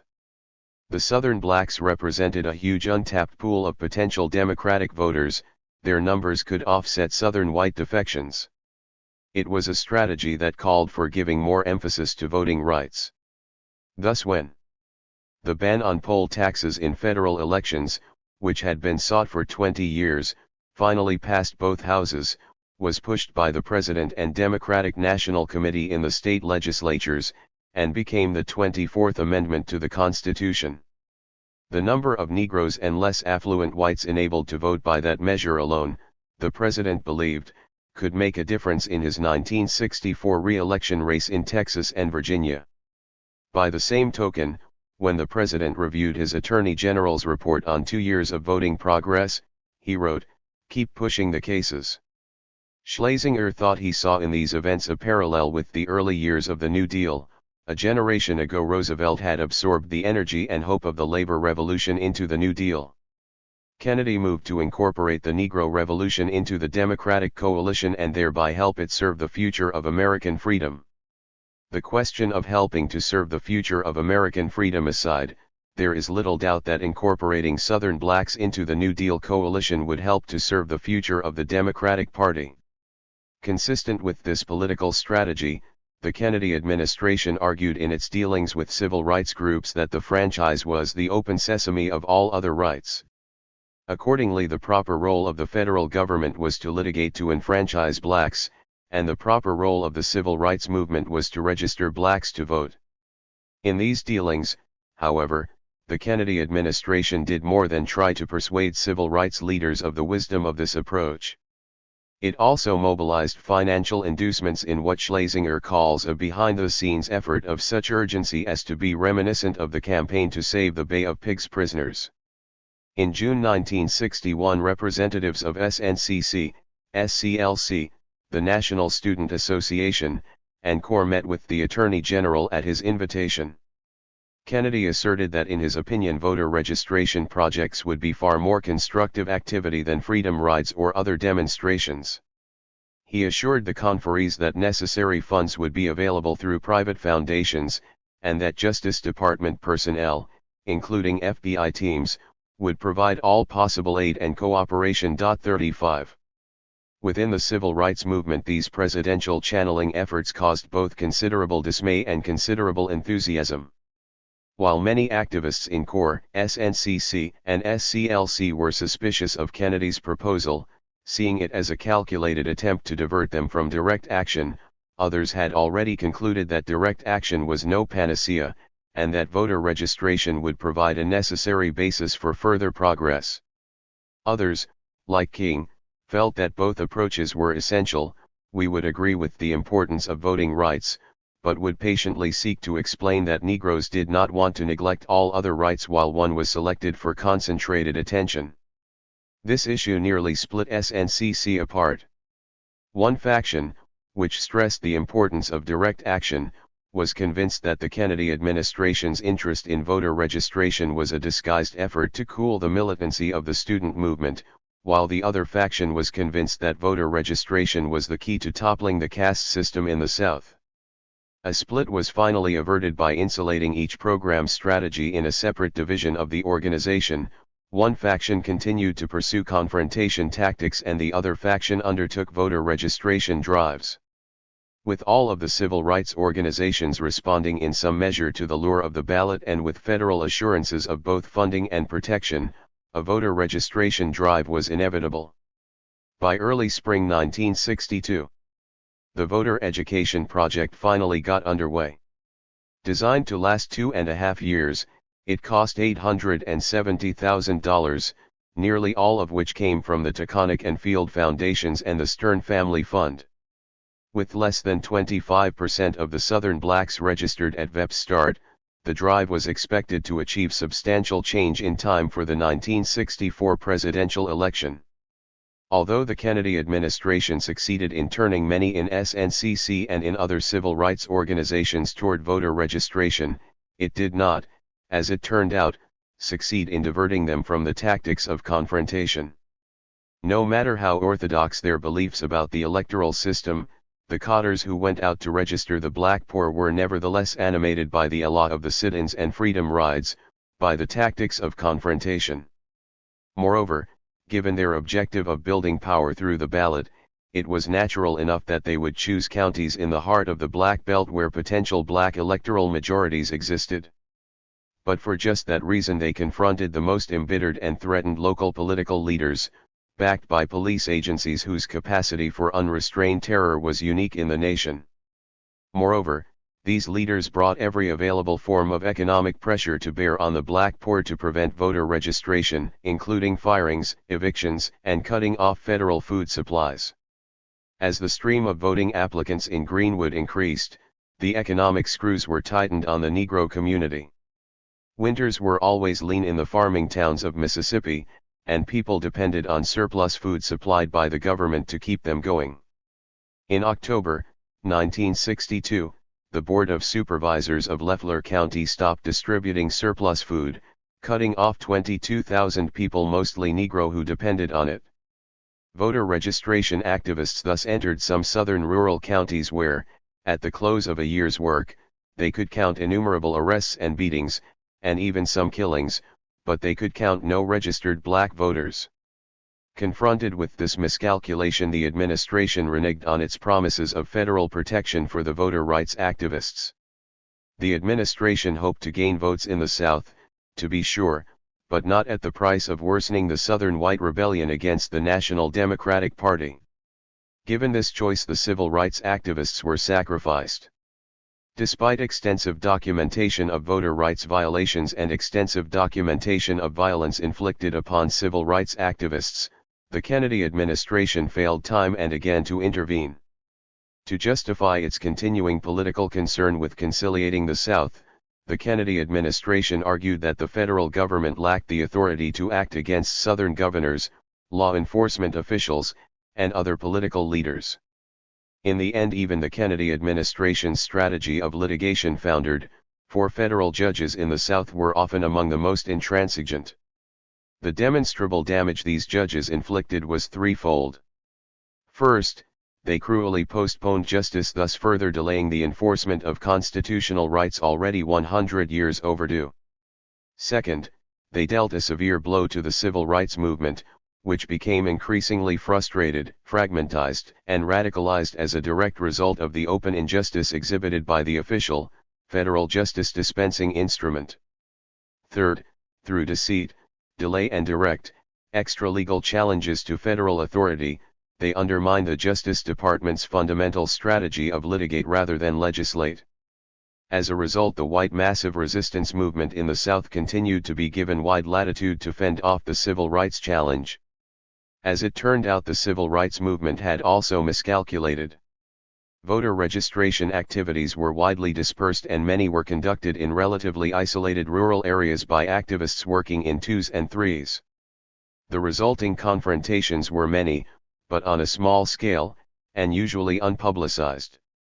They could thus be ignored by the White House. In this unexpected way, the channeling efforts of the Kennedy administration had succeeded. It remained, then, for the civil rights movement to continue to provoke mass civil disorder, for it was only when mass civil disorder erupted in its most extreme forms that the federal government did what it claimed it did not have the authority to do. "We put on pressure and create a crisis," James Farmer said, "and then they react." One important crisis occurred in Albany, Georgia, although it, too, failed to provoke federal intervention. Defiance escalates. The precipitating incident in Albany was an order issued by the Interstate Commerce Commission. Responding to the turbulence caused by the Freedom Rides, Robert Kennedy petitioned the ICC to ban segregated terminal facilities in interstate travel. The ICC issued the necessary order on September 22, 1961, to become effective on November 1. But many Southern communities ignored the order or desegregated interstate passenger facilities and left intrastate facilities segregated as before. The same month that the ICC order was to become effective, SNCC organizers in Albany, who had developed wide-ranging connections in the black community, boarded a bus in Atlanta bound for Albany, where they intended to test the ban on desegregated terminal facilities and test the readiness of the black community for direct action. 36 The anticipated arrests did in fact occur. Several additional tests followed, with the Department of Justice being notified in each case. But there was no response from Washington. On December 10, SNCC members again traveled by train toward Albany, and hundreds of blacks gathered to meet them. 8 out of 9 riders were quickly arrested, and that was enough to galvanize the community. Over the next few days, mass marches were staged by hundreds of blacks to protest the arrests of the preceding weeks. By December 15, nearly 500 people were in jail. When negotiations with city officials failed, the leaders of the Albany movement called upon SCLC for help. 2 days later, mass marches, led by King, began again and were met by large contingents of police. Upwards of 1,000 demonstrators were subsequently arrested and jailed, including King, who refused bond. He then appealed for clergymen throughout the country to come and join in a vigil while he remained jailed over the Christmas period. Through what was apparently a misunderstanding, however, King accepted release a few days later, only to learn that the concessions from local political and business leaders which he thought had been won had not in fact been granted. Despite the bitterness of this defeat and the embarrassment in the national press which the incident created, the struggle in Albany continued through the spring and summer of 1962. The campaign included all forms of direct action, from boycotts to sit-ins to marches and mass demonstrations. During 1 week in August 1962, 1,000 demonstrators were imprisoned. Many were injured by the police, still others suffered economic reprisals of various kinds. But it was all to no avail, at least in the sense that mass demonstrations and mass arrests yielded no concessions from city officials. Negroes won nothing in Albany. It was not until the Civil Rights Bill of 1964 that even token integration came to Albany, Georgia. Two explanations of that failure have been advanced. On the one hand, there is universal agreement among the movement leaders that they were mistaken in simultaneously attacking all the manifestations of segregation in the city instead of concentrating on one or two: employment, bus segregation, an integrated police force, or free access to places of entertainment. On the other hand, some observers and participants felt that the campaign had been haphazardly managed owing in part to internecine factional strife. King himself seemed to agree with both of these explanations, for he said at the close of the campaign that the movement had jumped too far, too soon, and with improper preparation. But whatever the reasons that the Albany movement won nothing from the local white leadership, there is another vantage point from which that experience was an extraordinary success. Victories or not, Albany had shown that large masses of Southern blacks could be mobilized for marches and demonstrations. Albany represented a permanent turn from the lunch counter and the bus terminal to the streets, from hit-and-run attacks by students and professional civil rights activists to populist rebellion by lower-class Negroes. The prototype for demonstrations that later rocked Birmingham and dozens of other cities throughout the nation. The tactics also differed significantly from those employed in Montgomery and in similar boycotts elsewhere in the South in the late 1950s. Boycotts required of people that they avoid transportation facilities, or avoid various white businesses. There were surely inconveniences and some hardships as a result. Moreover, people also had to be prepared for retaliatory measures such as threats to jobs which such boycotts provoked. But they did not generally have to be prepared to suffer the brutality inflicted by the police and the possibility of injury or even death. Albany proved that the movement could arouse masses of blacks to confront the police and to fill the jails of the South, and that was its chief significance, or so it seems to us. The campaign in Albany also demonstrated that Southern whites were far more recalcitrant than most had imagined, and that white moderates, if they existed at all, had been effectively muzzled by the rising tide of extremist sentiment and coercion. White extremism continued unabated. When sufficiently provoked by that extremism, the Kennedy administration did intervene. In this period, some of the most celebrated actions taken by the Kennedy administration were in the field of higher education, and they were taken because of the same kind of mob violence which had forced Eisenhower's hand in Little Rock. Thus, in September 1962, when Governor Ross Barnett refused to allow James Meredith to enroll at the University of Mississippi, in defiance of the Supreme Court decision, Kennedy sent in federal marshals and federalized the Mississippi National Guard, largely to maintain order. In the battle-scarred history of the Negro Revolution since the 1954 Supreme Court decision, Oxford was a nightmare. For 2 horrible days, Sunday, September 30th, and Monday, October 1st, 1962, the battle raged, with upward of 2,500 frenzied whites repeatedly charging the federal marshals, the federalized Mississippi National Guard, and the regular Army troops who protected the seething campus. The campus trembled now to exploding tear gas bombs and the screams of the whites, "Give us the nigger." In the Holocaust, 2 men, a French journalist and a local Oxford resident, fell dead and at least 375 were injured. But in the end, defiant Governor Ross Barnett yielded and James Meredith entered the university. Similar action was taken by the Kennedy administration when Governor Wallace, standing in the schoolhouse door, made the flamboyant gesture of refusing to desegregate the University of Alabama.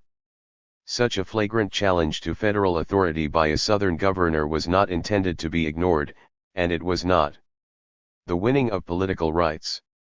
In the years 1963 through 1965, the balance of electoral considerations shifted decisively to favor the granting of black rights in the South.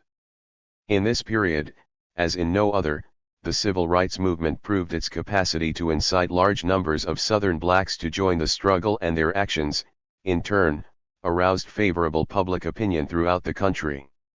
The main elements in the changing political balance were these. First, the civil rights movement was contributing to the rising tide of anger in the ghettos, and that was an acute problem for the Kennedy administration. With the presidential election less than 2 years away, the potential instability of the black vote was a cause for concern. Indeed, the potential instability of the ghettos themselves had become a cause for concern. Kennedy officials were fearful that the nonviolent resistance strategy was not deeply rooted in Negro traditions, and there were signs that it might give way to a more violent strategy uncontrolled by responsible leaders. The events in the South also provoked broad support for civil rights demands among Northern whites. Despite worsening conflict between blacks and working-class whites in the northern cities, the most insistent black demand was for political rights in the South, and that was no threat to the northern white working class. The huge white middle class which had developed in the affluent post-World War II years gave its support more readily, for this class was largely insulated from blacks as a result of suburbanization and of its privileged occupational position. At the same time, resistance in much of the South was collapsing. This was especially the case in the states of the Outer South. In addition to all of the forces which had weakened economic stakes in the caste system, the perpetuation of these arrangements was beginning to exact certain costs. Many Southern communities, for example, wanted to attract Northern industry, but Northern industry shied away from locations in which white intransigence and racial turmoil were intense. Northern executives explained that their employees did not want to relocate in communities where the schools might be closed, or where continued civil disorder was likely. This message was not lost on many white communities. Consequently, business leaders brought pressure on local political leaders to make concessions that would either prevent disorder or restore order. In Charlotte, as in Memphis and Dallas and Atlanta, and a dozen other communities throughout the South, the powerful white leaders recognized that the revolution on their streets was full of danger. They were afraid of losing money. They were afraid that Northern industry would not want to set up its regional offices in their towns. They could add up on paper the money they might lose from convention business. They may have had moments of sober reflection on the moral issues at stake, but their actions didn't show it. In the end, those among them who were fairly intelligent, and those who were not under pressures from tyrannical governors or legislatures, and those who had not been made afraid of vigilante groups, decided to seek settlements that would produce peace in the city and money in their pockets. This division among Southern leaders, particularly between those of the inner and outer states of the South, went far toward weakening the capacity of the South to ward off threats to its traditional social structure. The Deep South, in short, had become isolated from significant sources of support. Being isolated, it had become vulnerable. But still, its political leaders could not give way to racial change without risking office. In a few years a new and more moderate leadership stratum would emerge. Meanwhile, the older leadership persisted in a futile strategy of resistance. This resistance was met with a mass black mobilization. The civil rights forces drew increasing numbers to demonstrations and inspired greater militancy and courage in the demonstrations. The mass black mobilization. Following the defeat in Albany, SCLC leaders turned to Birmingham. In the campaign that followed, blacks confronted the police and were arrested by the hundreds. However improved the coordination and focus of the Birmingham campaign may or may not have been compared to the campaign in Albany, it was the confrontation between the people and the police that was its distinguishing feature and the source of its influence on the national government.